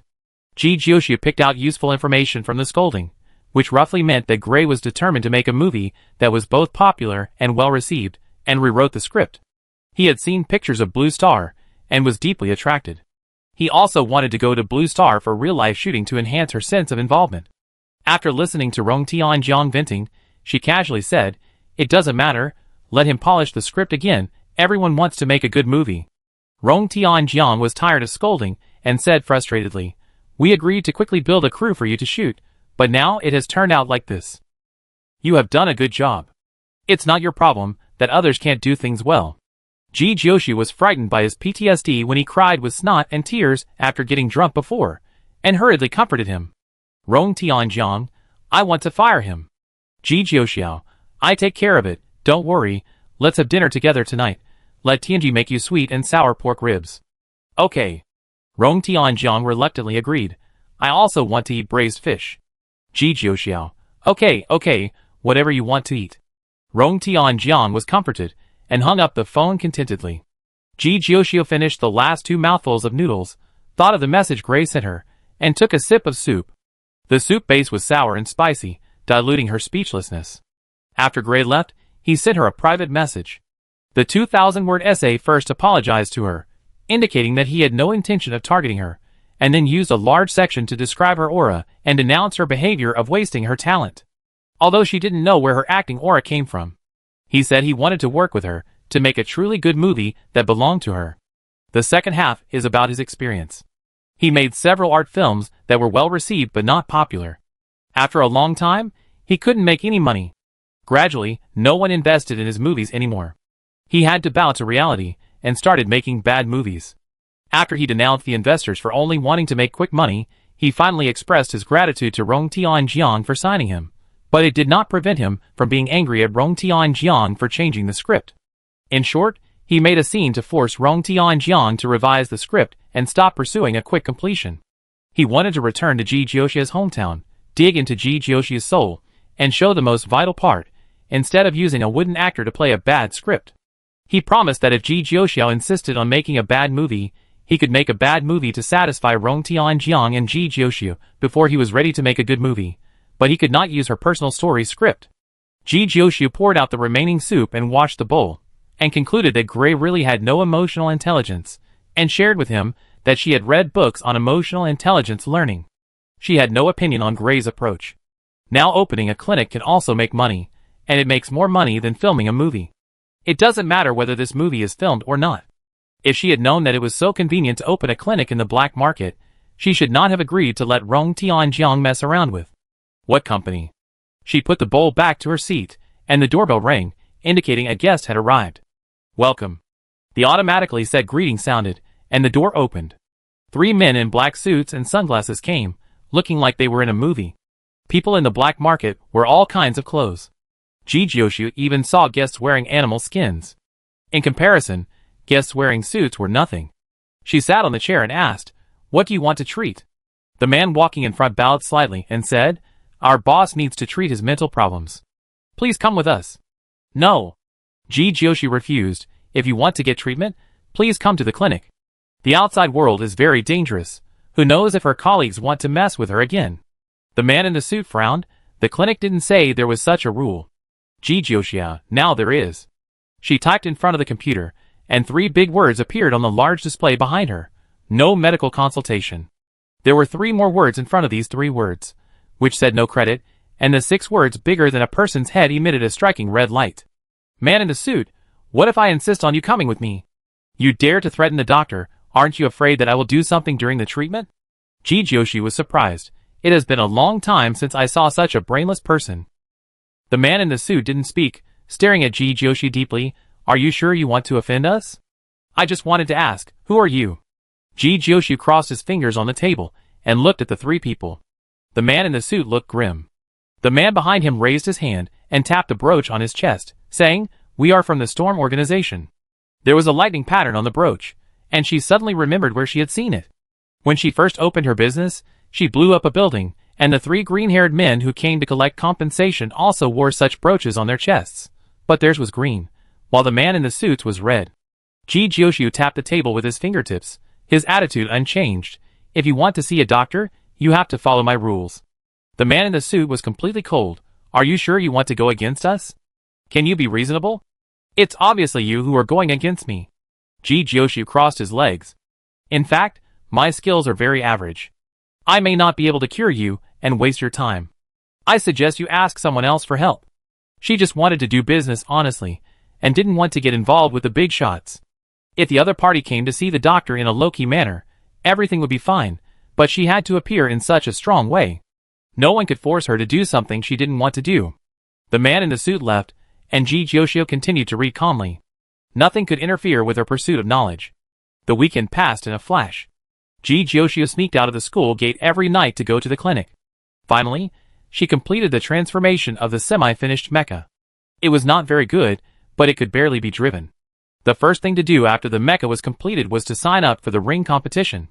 She had been envious of this ring for a long time, but the Colosseum stipulated that she must bring her own mecha to participate. After studying so much, she was dizzy and finally had a good time to relax. She couldn't wait to sign up for the game. The rules of the Colosseum are a point system. People at the same point stage compete with each other. Only after winning enough points for the next level can they go to a higher level ring. There is money to be made in competitions, and the income comes from bets and tips from the audience. The more famous you are, the more you earn. The screen will show the accumulated points of both sides. Jijoshu's initial score is 0, and she is a newcomer at first glance. Her opponent's score is 100. If she wins another game, she will be promoted to the next level. Jijoshu raised an objection. "The gap between our levels is a bit big. Is this reasonable?" The staff of the Colosseum smiled and said, "The rules are like this, and you are unlucky. It's a pity. Jijoshu, your rules are unreasonable, and it is recommended to change them. Staff, I will record and report your opinions in time, and you are welcome to give feedback next time." The staff spoke like a human machine, and it was a bit difficult to communicate. In the end, the 2 parties on the field were randomly selected by the system, so she could only say that she was unlucky. No one bet on her. Everyone bet on her opponent. If she wins, she can get half of the money. The opponent has a thick beard, rough features, short height, and a strong body. He spoke, his voice like thunder. "I don't know how many newcomers like you have seen. If you can't stand it, remember to admit defeat in time." Jijoshu, "What if I admit defeat now?" The man answered kindly, "If you admit defeat before the battle, all the money will be returned to the bettor." The audience didn't get to watch the game to their heart's content, so this fight didn't count. Jijoshu, "Try it. Since she's here, if she can't beat him, she can admit defeat. She's got 0 points now, and she gets 0 points if she loses again." The man advised, "Fighting in the underworld is a road of no return. If there are other options, don't come here." Jijoshu was a little surprised. She would occasionally come to watch other people fight in her spare time. She knew clearly that the Colosseum was as its name suggested. People fought on the stage like beasts. Every game was inevitably accompanied by blood, and there were many deaths. The people here were indifferent and numb to life. Only splashing blood could excite them, both the players and the audience. People like the man who could persuade newcomers were rare. They were so kind that they didn't seem like people with 100 points. The way to calculate points is that the winner adds 1 and the loser subtracts 1. It is not easy to reach 100 points. Thank you. She accepted the other party's kindness, but did not say her purpose. She was different from the players who played games to make money. She came here simply to relax and stretch her muscles. Good people should be rewarded. To thank the other party for the reminder, she said, there is a new clinic in the East District. If you mention my name and go there for treatment, you can get a 9.5% discount. The opponent was stunned and took a look at Ji Jioshia's player ID. The invincible little sweetie in the universe was really hard to say. The chat lasted too long, and the audience began to get impatient. Are you still going to play? Return the money. Return the money. You are a new player with 0 points. What's so good about this game? Hurry up and prepare for the next game. You are wasting time. Ji Jioshu took out the broken mecha, and the audience's voices became noisier. Where did this rotten mecha come from? Can this thing really be driven? It's such an old style. Did you pick it up from the garbage dump? Is there something wrong with the newcomer's brain? It's better to go home early than to embarrass yourself. I bet this thing will fall apart in less than a minute. The opponent hesitated. Your mecha. Ji Jioshu entered the cockpit. It's okay, it can be driven, come on. The two sides clashed for the first time. Ji Jioshu's mecha shook, but it was strong enough not to fall apart. In order to keep the game interesting, the number and types of hot weapons allowed in the Coliseum are limited. It would be boring if both sides kept hiding in the distance and shooting at each other with guns. The audience pursues the excitement of hand-to-hand combat. Hot weapons are auxiliary, and their fists are the main weapons. Ji Jioshu didn't load too many bullets, both out of consideration for the audience's psychology and to save money. She controlled the distance from her opponent. As long as she was close enough, her movements could be faster than the opponent's bullets. The man seemed to have noticed Ji Jioshu's purpose and kept trying to distance himself, but he failed. Ji Jioshu stuck to him like a huge piece of oxhide candy and punched the surface of the mecha again and again. The bullets that fell on her could not penetrate her mental defense. She used her mental power as a shield, following Jiang Ju's method, and shot while fighting. A thin layer of sweat oozed from her forehead. She was highly focused, and all her mental power was mobilized. Everything was far away, and she only had eyes for the enemy in front of her. She became more and more excited as she fought. She rushed up and grabbed the man's arm and threw him heavily to the ground, regardless of the bullet hitting her arm. She unexpectedly set a muzzle at the throat of her mecha. The bullet missed, and the man struggled to turn over. The spotlight was focused on the ring, and a few drops of blood flowed from his nostrils and splashed on the man's collar. He raised his hand to wipe his nose, and punched the air, aiming at Ji Jioshu's face. Ji Jioshu's eyes were amazingly bright. He grabbed his wrist and hit his abdomen with his elbow. With his mental power surging, he grabbed his waist and pulled him over his shoulder and threw him down, and the man fell to the ground. The bullet came out of the gun and hit the man's head. The mental defense made the bullet fall to the ground. Human mental power is limited, so he couldn't lie down for too long. He struggled to get up and stretched his legs to sweep, raising a gust of bloody wind. Ji Jioshu moved faster than him, took a step back to dodge, then reached forward again to grab his throat, and the muzzle above the mecha arm fired. This attack was stronger than before, and the gunfire directly blasted the man's mecha energy, and the game was declared over. The whole fight lasted no more than 5 minutes, and the boos from the audience hadn't stopped yet, like a rooster with a stuck neck for a while. The whole audience was silent, and then a strong cheer broke out. The boiling blood subsided, Ji Jioshu calmed down, and looked at the man panting on the ground in astonishment. No, that's it.